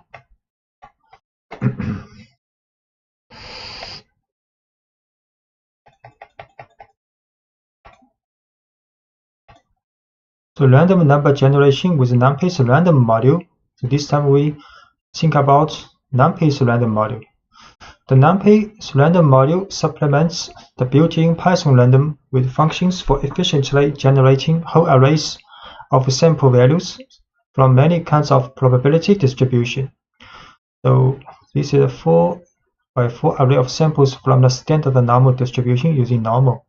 So we can run this using random.normal to draw a two-dimensional array with shape 4x4 and the value are standard normally distributed.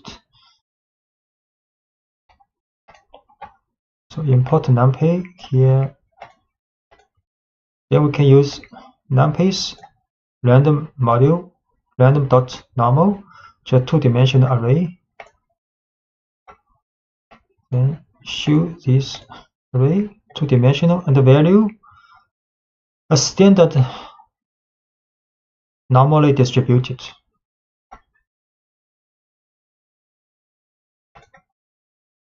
And we can also draw a 4x4 array of samples from the normal distribution with mean equals 5, standard deviation equals 2. Use np.random.normal 5 to size it 4x4.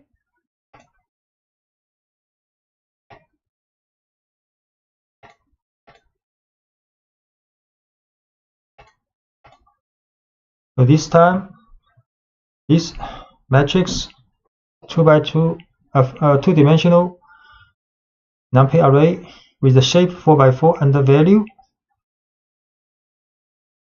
f normally distributed with mean equals 5, standard deviation equals 2.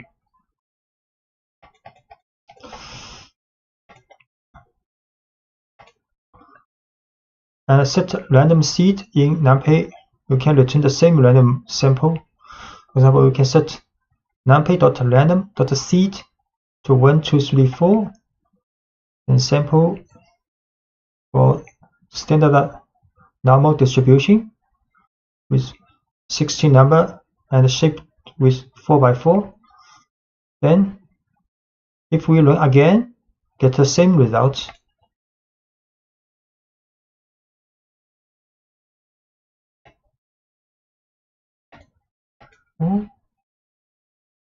Simple.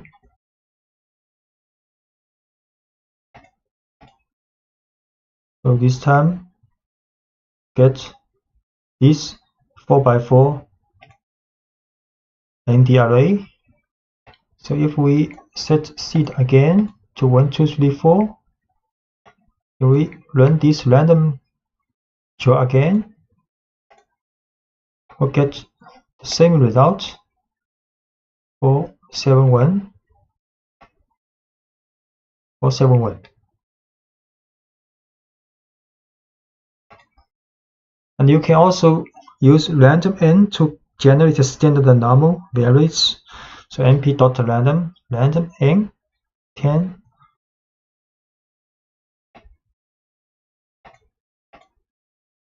So these 10 numbers also standard normally distributed.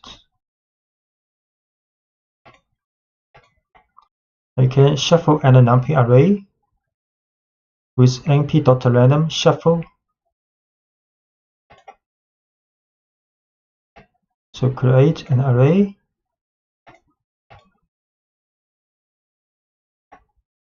You can print this array 1, 2, 3, 4, 5, 6. And you can shuffle this array.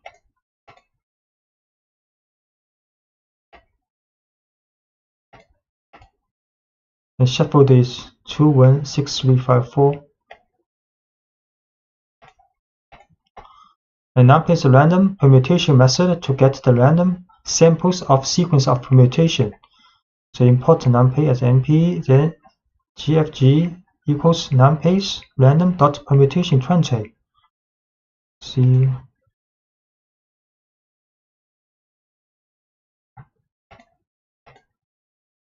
We show actually is the 20 number from 0 to 19, then randomly arranged after shuffle. I can get the random sequence permutation of a two-dimensional array. So create a two-dimensional array with a shape 4 by 3. Then we shuffle this.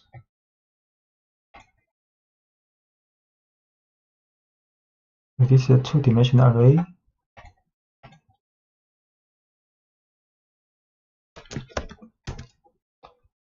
This is the original one. And next we shuffle this array. Then the rows, you can see the rows has been randomly reordered. But the elements within each row will not be changed.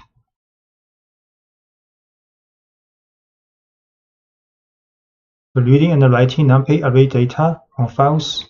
So loading and saving data in binary files. So numpy provides a pair of functions called save and load that enable you to save and then later retrieve data stored in binary format. So once you have an array to save, for example, one that contains the results of your data analysis processing, you simply call the save function and specify as an argument the name of the file and the array. The file will automatically be given the .npy extension. So this is a data frame. So this is a numpy array with shape 4 by 3, two-dimensional. Then we can save using np.save to save the data, this file with this data numpy array. We have to import OS package and save the working directory. Then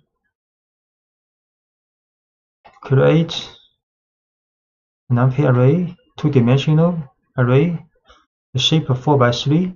Then we can save this array to this file.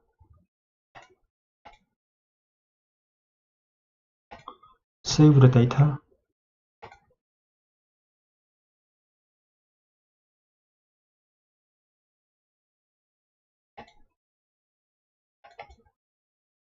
So you can find this data, save the data. But this is a binary file, you cannot open with txt file.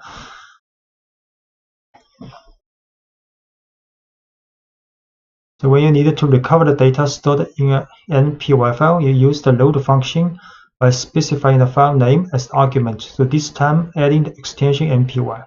So we can also load this file, but have to add npy after the file name. We can load this file to numpy array. So we can show exactly the same as the original array.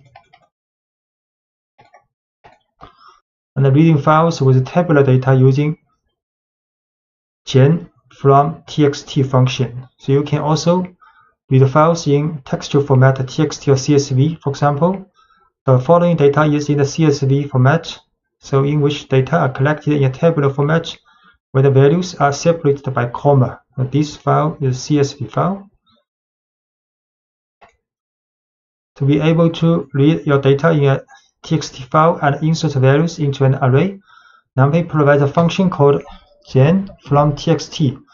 So normally this function takes 3 arguments: the name of the file containing the data, the character that separates the values from each other, in this case is a comma, and whether the data contain column headers. So because data has a column header, we set true. Delimit the comma and gen from text this file.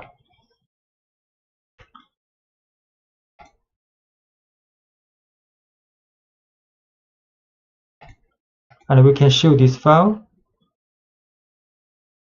is a structured array in which the column headings have become the field names.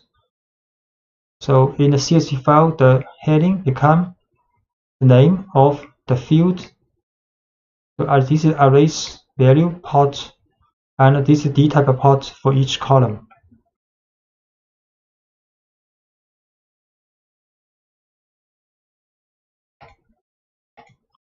You can also, at the bottom of the array, you can find the column headings contained in the file. These headers can be considered a label, such act as index to extract the value by column. So we can run data ID. We show this array, data 0. We show this array.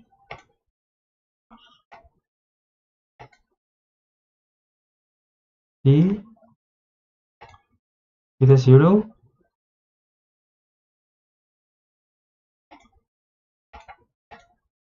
Return from text function will replace the missing values in the file with an NaN value. So for example, this CSV, the missing value here. If we read this CSV, use the same format, then the second row of this data will have not a number value. We read this file. You can see array, the first row, the second row, the third row both have missing value. We view the column of ID, no missing value. First row, no missing value. Second row has a missing value.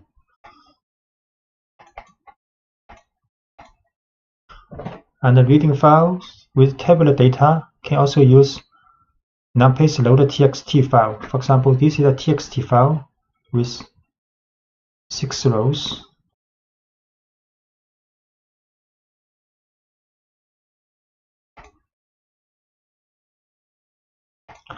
And when you read text, when you're reading txt files, can have to set the d type to int, because this is a numerical value, integer value. So we set this to int and read this file, and we print out exactly what we want, a two-dimensional array with shape 6 by 2.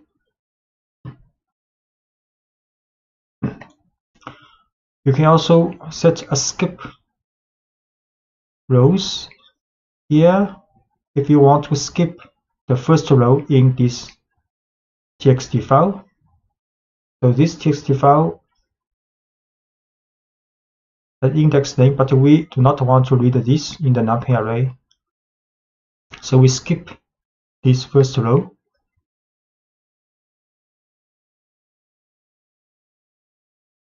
I have to set a row, skip rows here. So loader text will read from this row first. So this is the second row, which means the first row is skipped. And the d type is a string. I have to add str here.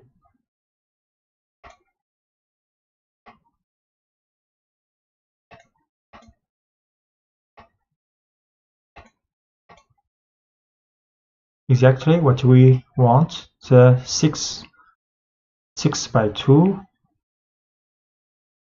two-dimensional array. So pandas is an open source Python library for highly specialized data analysis. It is currently the reference point that all professionals using the Python language need to study for the statistical purpose of analysis and decision making. Pandas is designed on the basis of the numpy library, so it is not only makes this library compatible with most other modules, but also takes advantage of the high quality of the numpy module.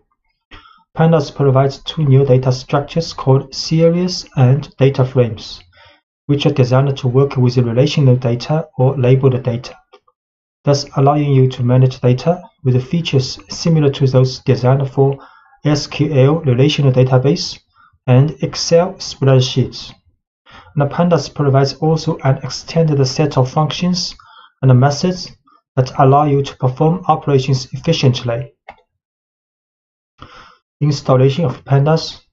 And for those who choose to use the Anaconda distribution, managing the installation is very simple. So first you have to see if the pandas module is installed, and if so, which version. To do this, type the following command from the Anaconda prompt window. We can print conda list pandas, for example. This is the prompt window in Anaconda and in this environment.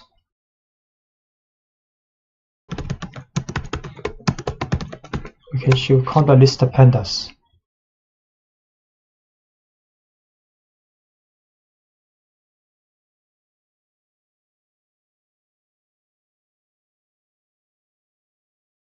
So it has been shown that pandas has been installed with the version in this environment.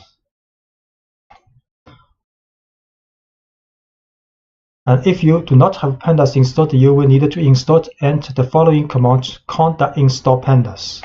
So if you want to install, just print conda install pandas. Okay.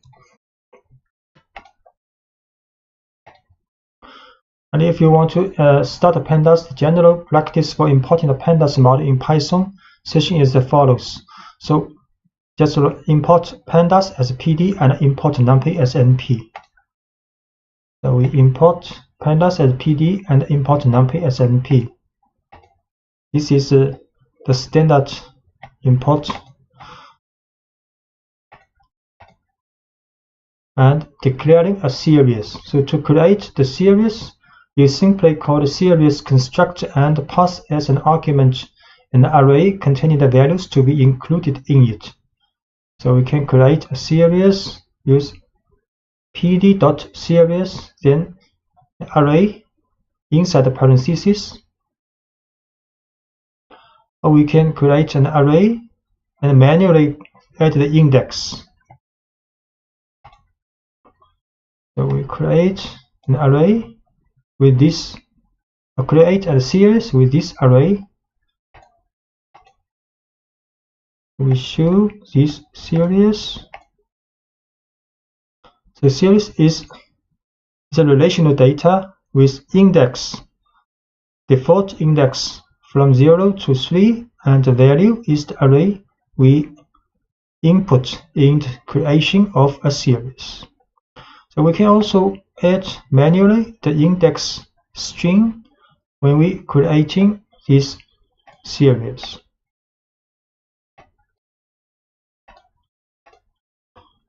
So this time the index has been changed from A to D. And we can also show the values of a series and index of a series. So we can write s.values.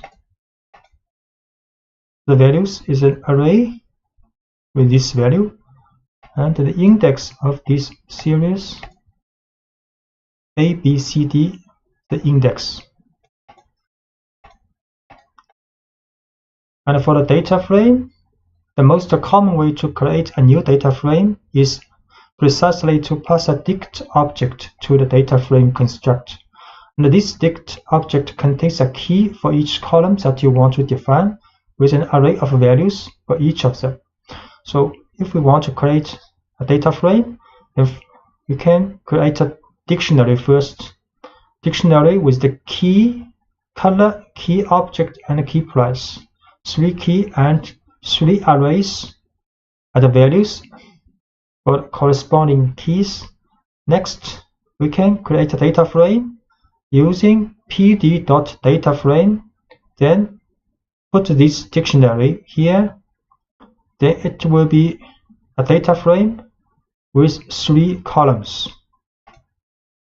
So show in this dictionary with 3 key value pairs.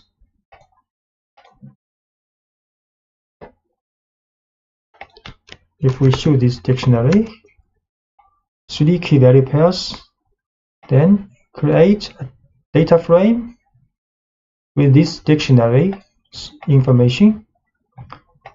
Then we show this data frame.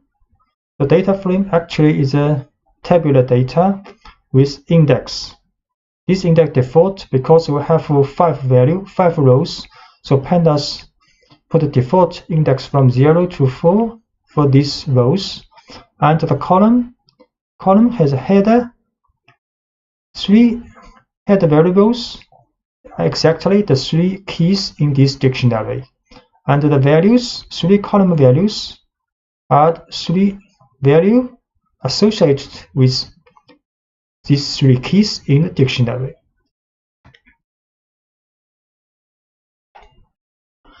The series is the object of the pandas library designed to represent one-dimensional data structures, similar to an array but with some additional features. It is composed of 2 arrays associated with each other. The main array, whose data is actually a numpy array, to which each element is associated with a label contained within the other array called the index. So this is a series. The main array is the value part, and each value associated with an index in an index array. So declaring a series, to create the series, you simply call the series constructor and pass as an argument an array containing the values to be included in it. So we can just create a series using pd.series with an array in the parentheses, and the result will be a series. We create this series and show. So this series has value part and index part. So as you can see from the output of the series, on the left there are values in the index, which is a series of labels, and on the right are the corresponding values. If you do not specify any index during the definition of the series, so by default, pandas will assign numerical values increasing from 0 as labels. Often, however, it is preferable to create a series using meaningful labels. In this case, it will be necessary during the constructor call to include the index option and assign an array of strings containing the labels. So we can create a series and manually input an index with 4 strings. Then the result of this string will be like this, and the index has string values the same as we have input here.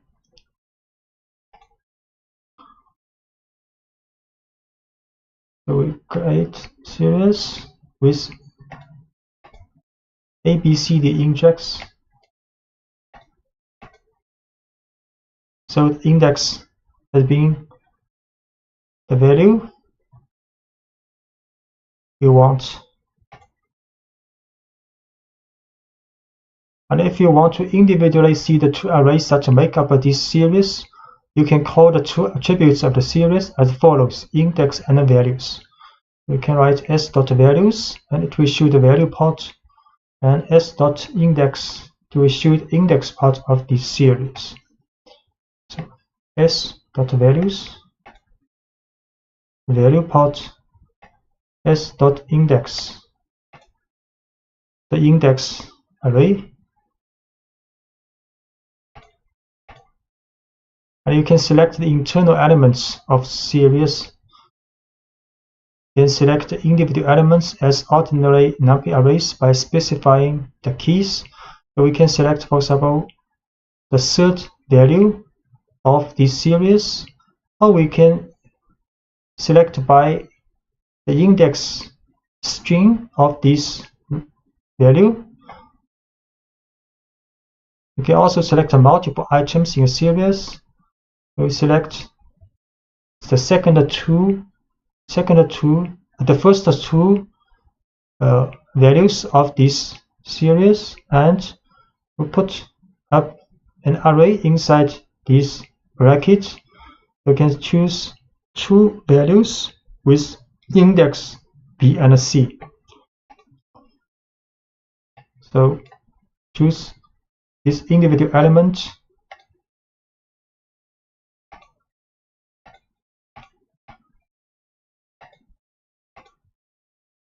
The value is 7, and choose the index B. The value is 4 minus 4, and choose the first two values of this index, and choose two values with index B and C.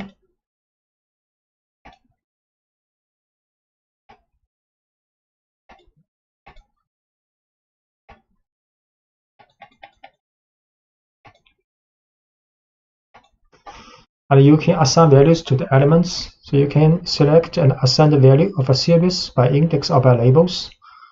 For example, we assign 0 to this series index 1's value. So the result will be like this. You can also assign 1 to this series index B's value. Then the result will be like this. Assign 0 to S1. We show this value has been assigned B to 1. Show again. Then this value has been assigned with 1. And both the series object itself and its index have a name attribute. So if we assign the name attribute of this series as count, and we can also assign the index.name alphabet. So the result will be like this. So the name is a count is for the value part of this array, and alphabet is the name for this index. Assign name, and we assign index's name to alphabet. Then show this series again. See, the main part has a name called count, and index part has a name called alphabet.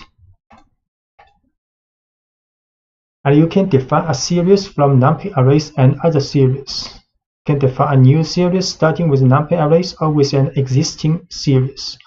For example, this is a numpy array, and we can define a series using this numpy array. The result is the value part is an array.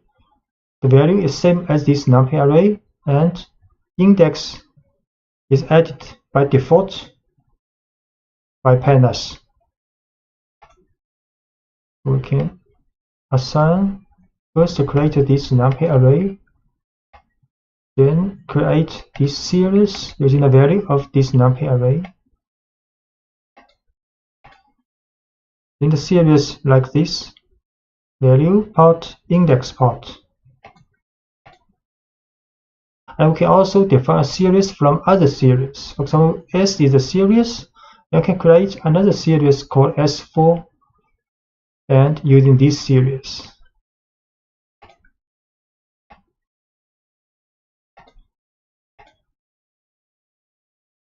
Can we show the 4 values and with index same as this series. And you can always keep in mind that when you create new series from existing arrays or series, the values contained in the original numpy array or in the original series are not copied but are passed by the reference. So if the values of either one changes, then values in the other object will also be changed. What this means? So we show this series S, and we show this series S4. S4 is created from this series. So if we change S4's last value to 100, we show S4. This value has been changed to S to 100. But if we show S again, S value, this value also been changed to 100. So both series are the reference to one series.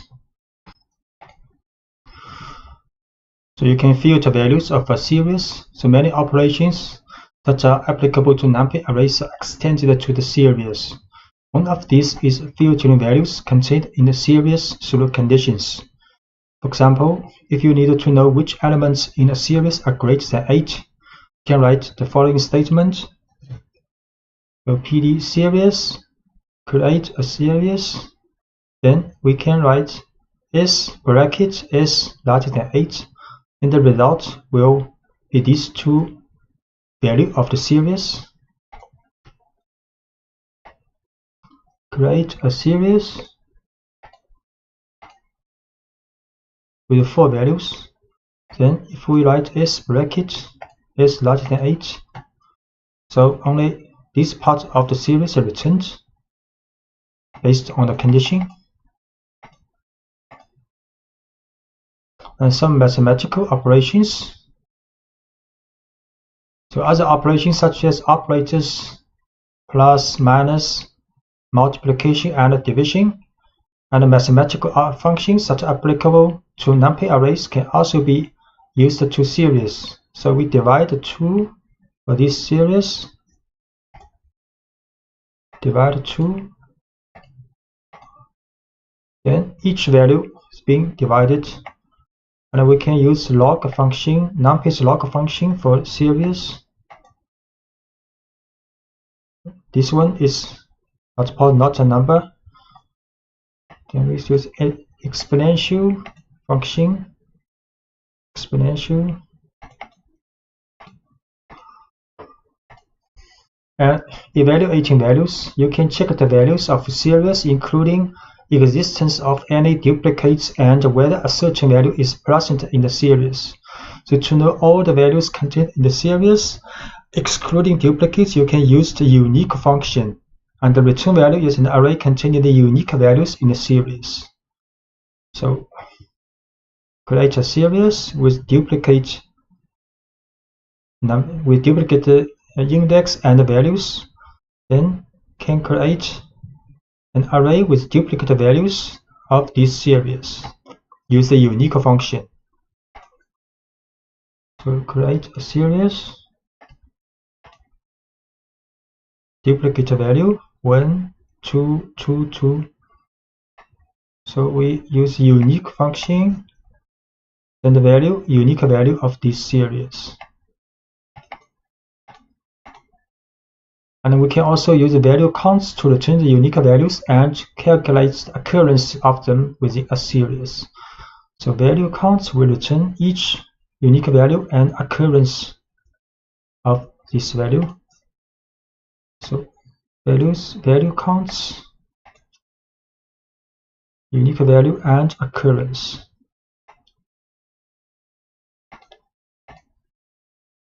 And we can also use function isIn to say if the values are contained in the series, and the returned Boolean values can be used to filter data in a series. So if we write series.isIn03, then it will return a Boolean value series. So if true means this value in the series is in these two values, is matched these two values. So next we can use the bracket to filter out the values only meeting this condition. So it will return these two values, only two true here. So isIn 03, these two are true, others are false. Then we can get the values of these true, use the bracket condition.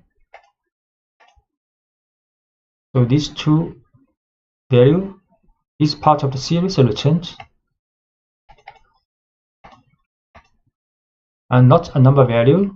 The specific value, not a number, NaN, is used in pandas data structure to indicate the presence of an empty field or something that's not definable numerically. So pandas allows you to explicitly define not a numbers and add them to a data structure such as series. So we can define a series, and for this value use numpy numpys NaN. So this is a series with numpy value for this position. Then the is null and not null function are very useful to identify the index without a value, and the returned Boolean values can be used to field values of a series. So if we write is null after this series, then it will return a Boolean value for this series. If it is true, then this value is not a number. Next, we can field out the not a number value from this series, use a bracket and s2.isNull inside. Create a series with a not a number value. Then we can use isNull. This value is true, is null value. Then we can field out this value, get this value. This is not a number. And similarly, we can use not null. So not null, these three are true, and this is false because this is null. And we can also use not null in the bracket to get the values not a value. So S2 not null. So 3 true, 1 false, and field out the not null value. This is not null value.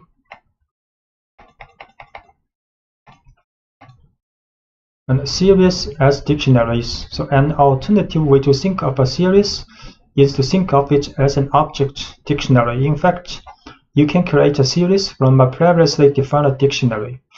So this is a dictionary with key value pairs, and we can create a series from this dictionary. Then the key will be converted to the index in the series, and the value will be the value in the index in the series. So create this dictionary, then create this series. So the keys of the dictionary transformed as the index of the series. And you can also define the array index separately. In this case, controlling correspondence between the keys of the dictionary and the labels arrays of index will run. If there is a mismatch, pandas will add the not a number value. So we can also using this array as the index in the creation of a series. So because some values in this array does not match the key value in this dictionary, so the index for some of the values in this array but cannot be found in the dictionary will have not a number value. So we define an array called colors and use these colors as the index of the series, but the value part use my dictionary. So the resulting series will have this index matching this colors array, but this value is not a number because green cannot be found in the dictionary. And operations between series. So the labels of series will come into play when we perform operations between two series. So in the following example, we add two series having only some elements in common with the label. Then we get a new series in which only the items with the same label are added. All other labels present in one of the two series are still added to the result but have not a number value. So we create another series called another dictionary called myDict2, and then create another series with this dictionary. Then add this series with this new created series, the result will be like this. So we create a series called mySeries2 with this dictionary. Then we add these two series together. The result will be like this. These 4 values are not a number because their index only appear in one of the series, not appear in both series. So the value is added, but the value is not a number. Only these 2 index value added, because these 2 index red and yellow appear in both series. The data frame is a tabular data structure very similar to a spreadsheet. The data frame consists of an ordered collection of columns, each of which can contain a value of a different type, for example, numeric column, string column, and a Boolean column. The data frame has 2 index arrays. The first index array, associated with lines, has very similar functions to the index array in series. And each label is associated with odd values in a row.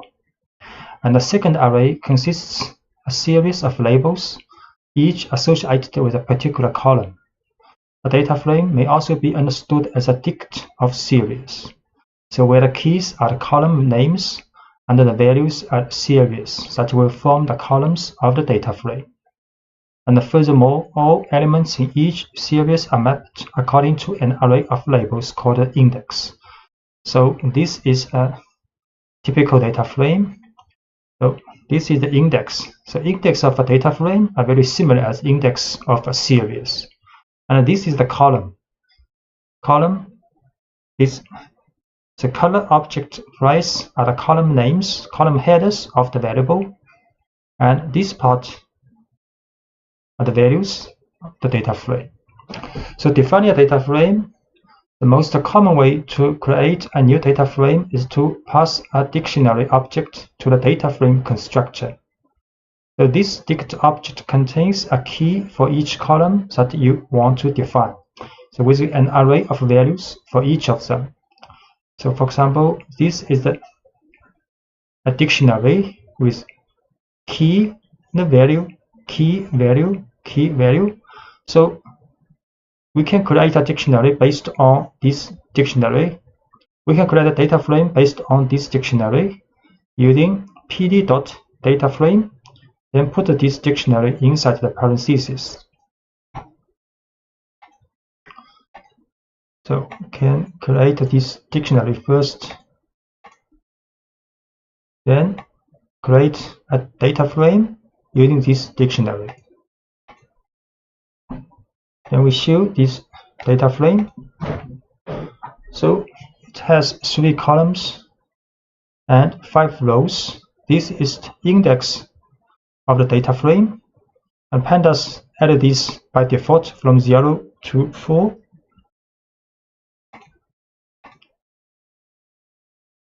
So if the dict object from which you want to create a data frame contains more data that you are interested in, you can make a selection. So in the construct of the data frame, you can specify a sequence of columns using the columns option. And the columns will be created in the order of the sequence regardless of how they are contained in the dict object. So we can, for example, create a data frame, but with only 2 columns from this dictionary. So create this data frame. We show so only 2 columns in this data frame called frame 2. So if the labels are not explicitly specified in the index array, pandas will automatically assign a numeric sequence starting from 0. Instead, if you want to assign labels to the index of a data frame, you have to use the index option and assign it an array containing the labels. So we can manually add this index when we create this data frame.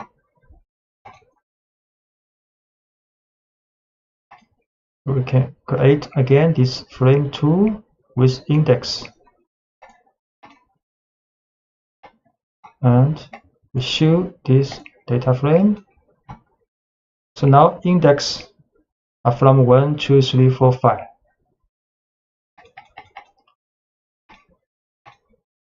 And an alternative way to define a data frame. So instead of using a dict object, you can define 3 arguments in a construct in the following order: a data matrix, an array containing the labels assigned to the index option, and an array containing the names of the columns assigned to the columns option.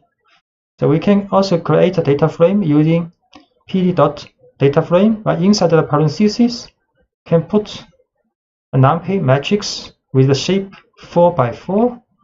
Next, we also add an index array, also add a columns array. We'll create this data frame called data frame 3. Then show this one.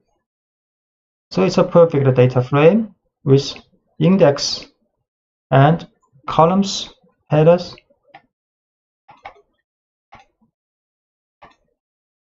Selecting elements of data frames. If you want to know the name of all the columns of a data frame, you can specify the columns attribute on the instance of the data frame object. So for example, we can show the columns of the data frame and also can show the index of the data frame. We can also show the values of the data frame, use frame.values. So show columns, data frame, columns, this column variable name, and index from 0 to 5. Then the values, value part, 3 column, 5 row.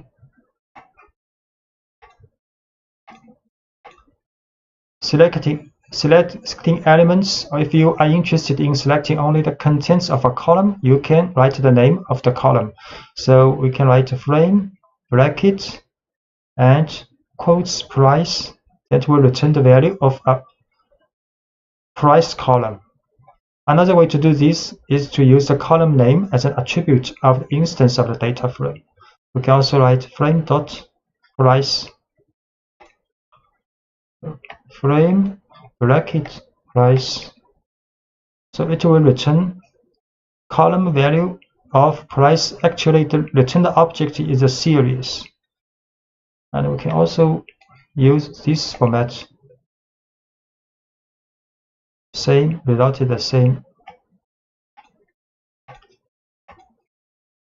And we can also use function loc and iloc to select the elements of a data frame. So for rows within a data frame, it is possible to use the loc attribute with the index value of the row that you want to extract. For example, frame.loc2, so it will return this row of the data frame. And if you want to select multiple rows, can specify an array inside the brackets. So inside the brackets, we put 2 number. So these 2 rows will be selected. And we also can select both from row and column. We can select this row and show this one. This row has 3 column variables, and the result will be a series. If we choose 2 rows, it's a data frame, 2 rows and 3 columns, a data frame. You can choose both for rows and a column. So only 2 columns and 2 rows selected.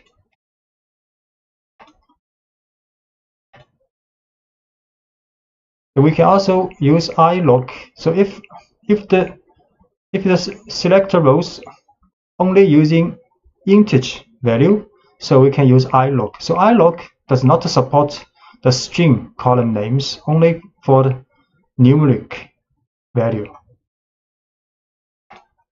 So for example, here iloc2 will get the same result as log 2.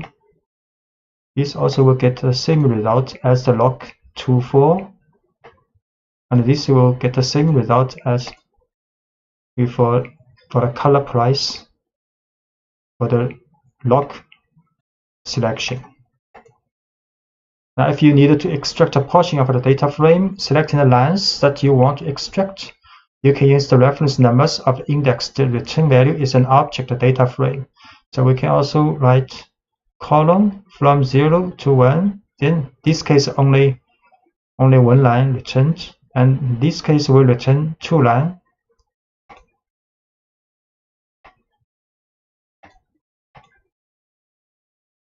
Even if it is one line, the result will be a data frame. It's 2 line data frame. And if what you want is to achieve a single value within a data frame, you first use the name of the column, then the index or the label of the row. So you have to select the column first, then the row.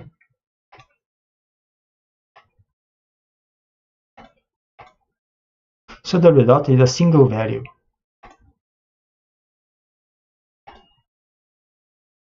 We can assign label names to index and columns.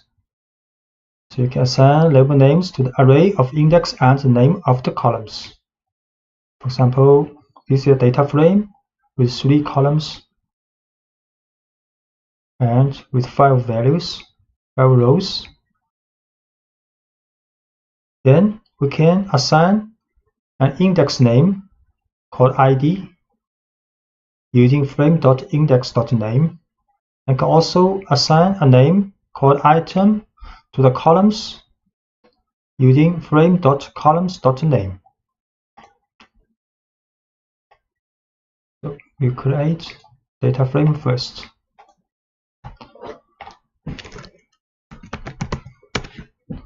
Three columns, 5 rows. Then we assign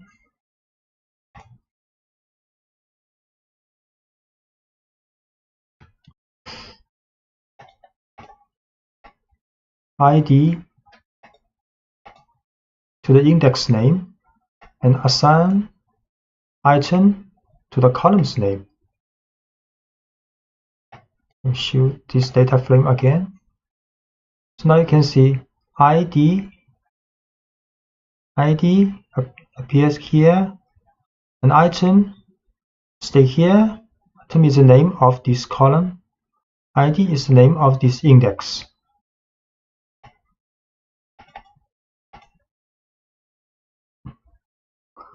Add a new column.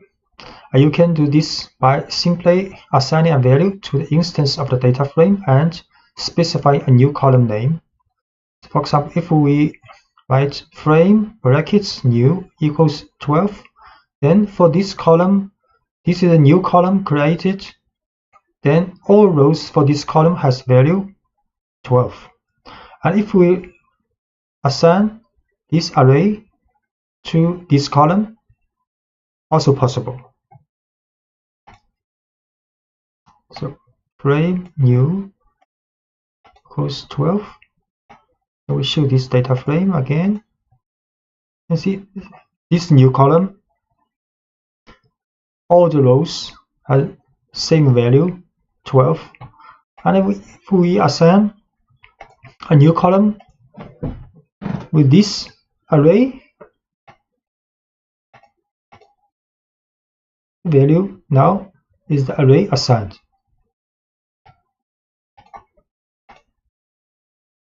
And the columns of the data frame can also be created by assigning a series to one of them. So for example, this is a series with number from 0 to 4. Then we can create a new column to this data frame, and the value is the series value. So this is a series, value 0 to 4. And we can assign this series to the column new of the data frame. Show again. So now data frames, this column's value is 0 to 4. And to change a single value, you simply select the item and give it the new value. For example, if we want to change the value of the column price, and this is the third value, third row of column price to 3.3, we can just write the frame bracket price, then bracket 2 equals 3.3.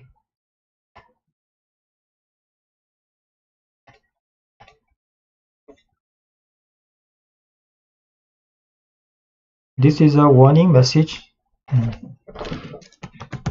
Show 3.3 this value.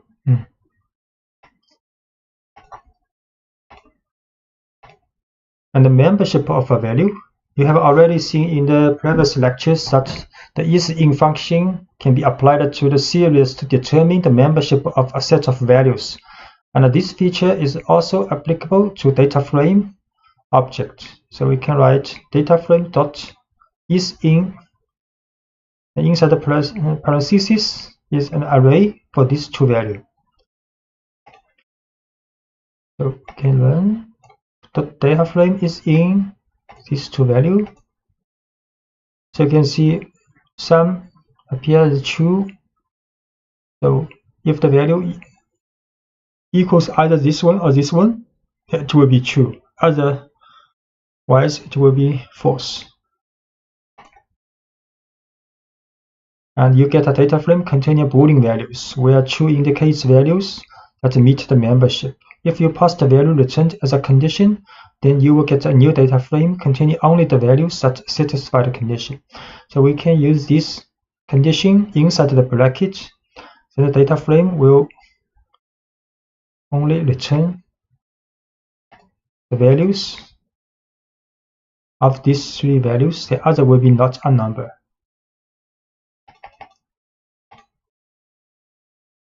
And deleting a column. So if you want to delete an entire column and all its contents, use the delete method, del command. So we can write del frame new, then this column will be deleted. Delete frame new. Then we show this data frame again. So no column called new now, only 3 columns left.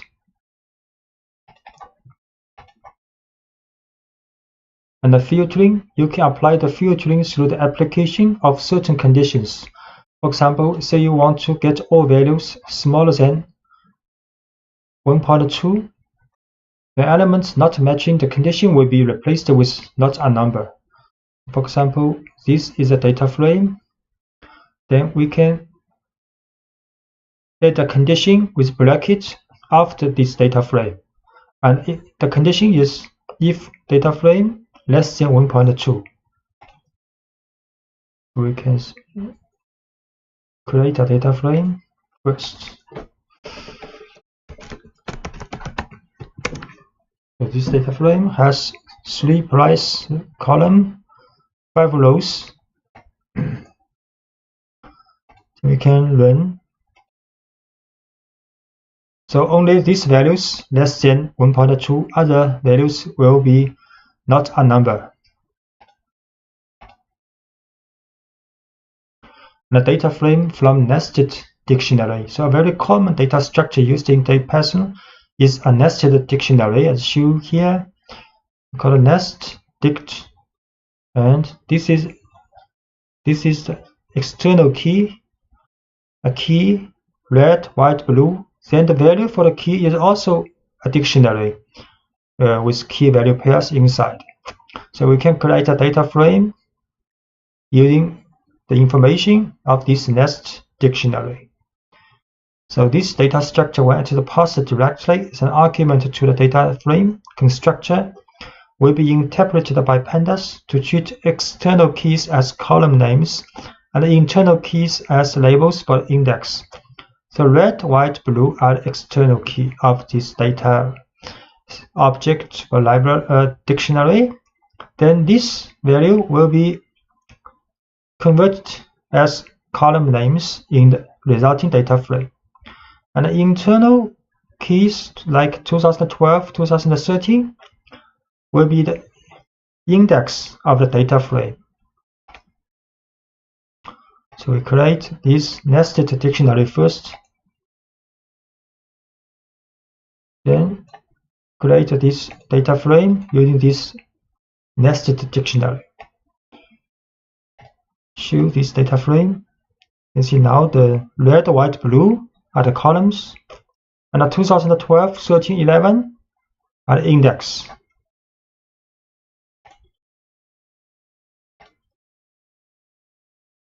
And it's also possible that not all fields will find a successful match. Pandas compensates for this inconsistency by adding NaN. You can see this not a value.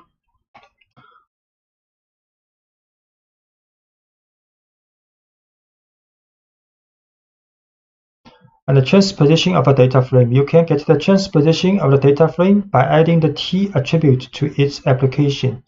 So you create a data frame, then transpose.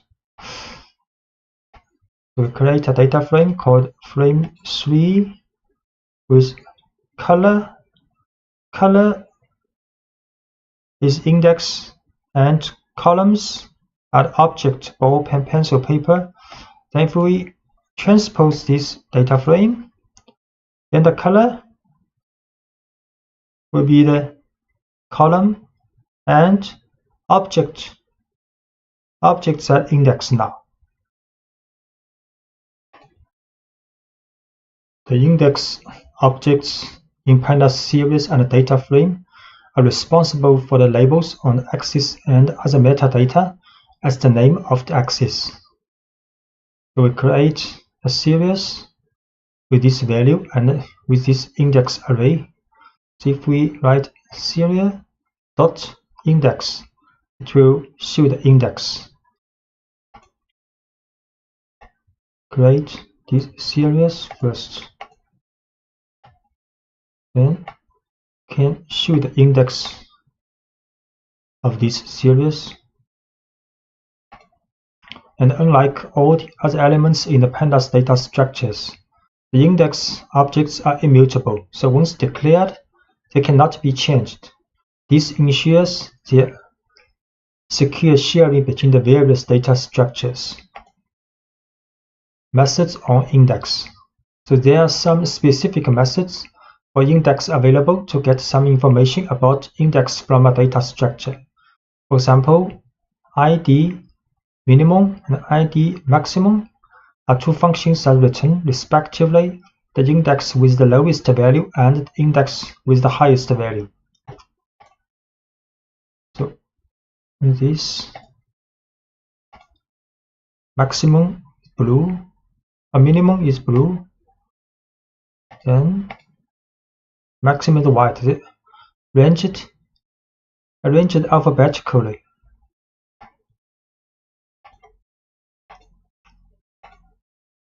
And index with duplicate labels. So far, you have met all cases in which indexes within a single data structure have a unique label. Although many functions require this condition to run, this condition is not mandatory on the data structures of pandas. For example, see a series with some duplicate label. We create a series with 6 values, and index array can see white, white, green, green, duplicate. So regarding the selection of elements in a data structure, if there are more values in correspondence of the same label, you will get a series in place of a single element. So if we want to show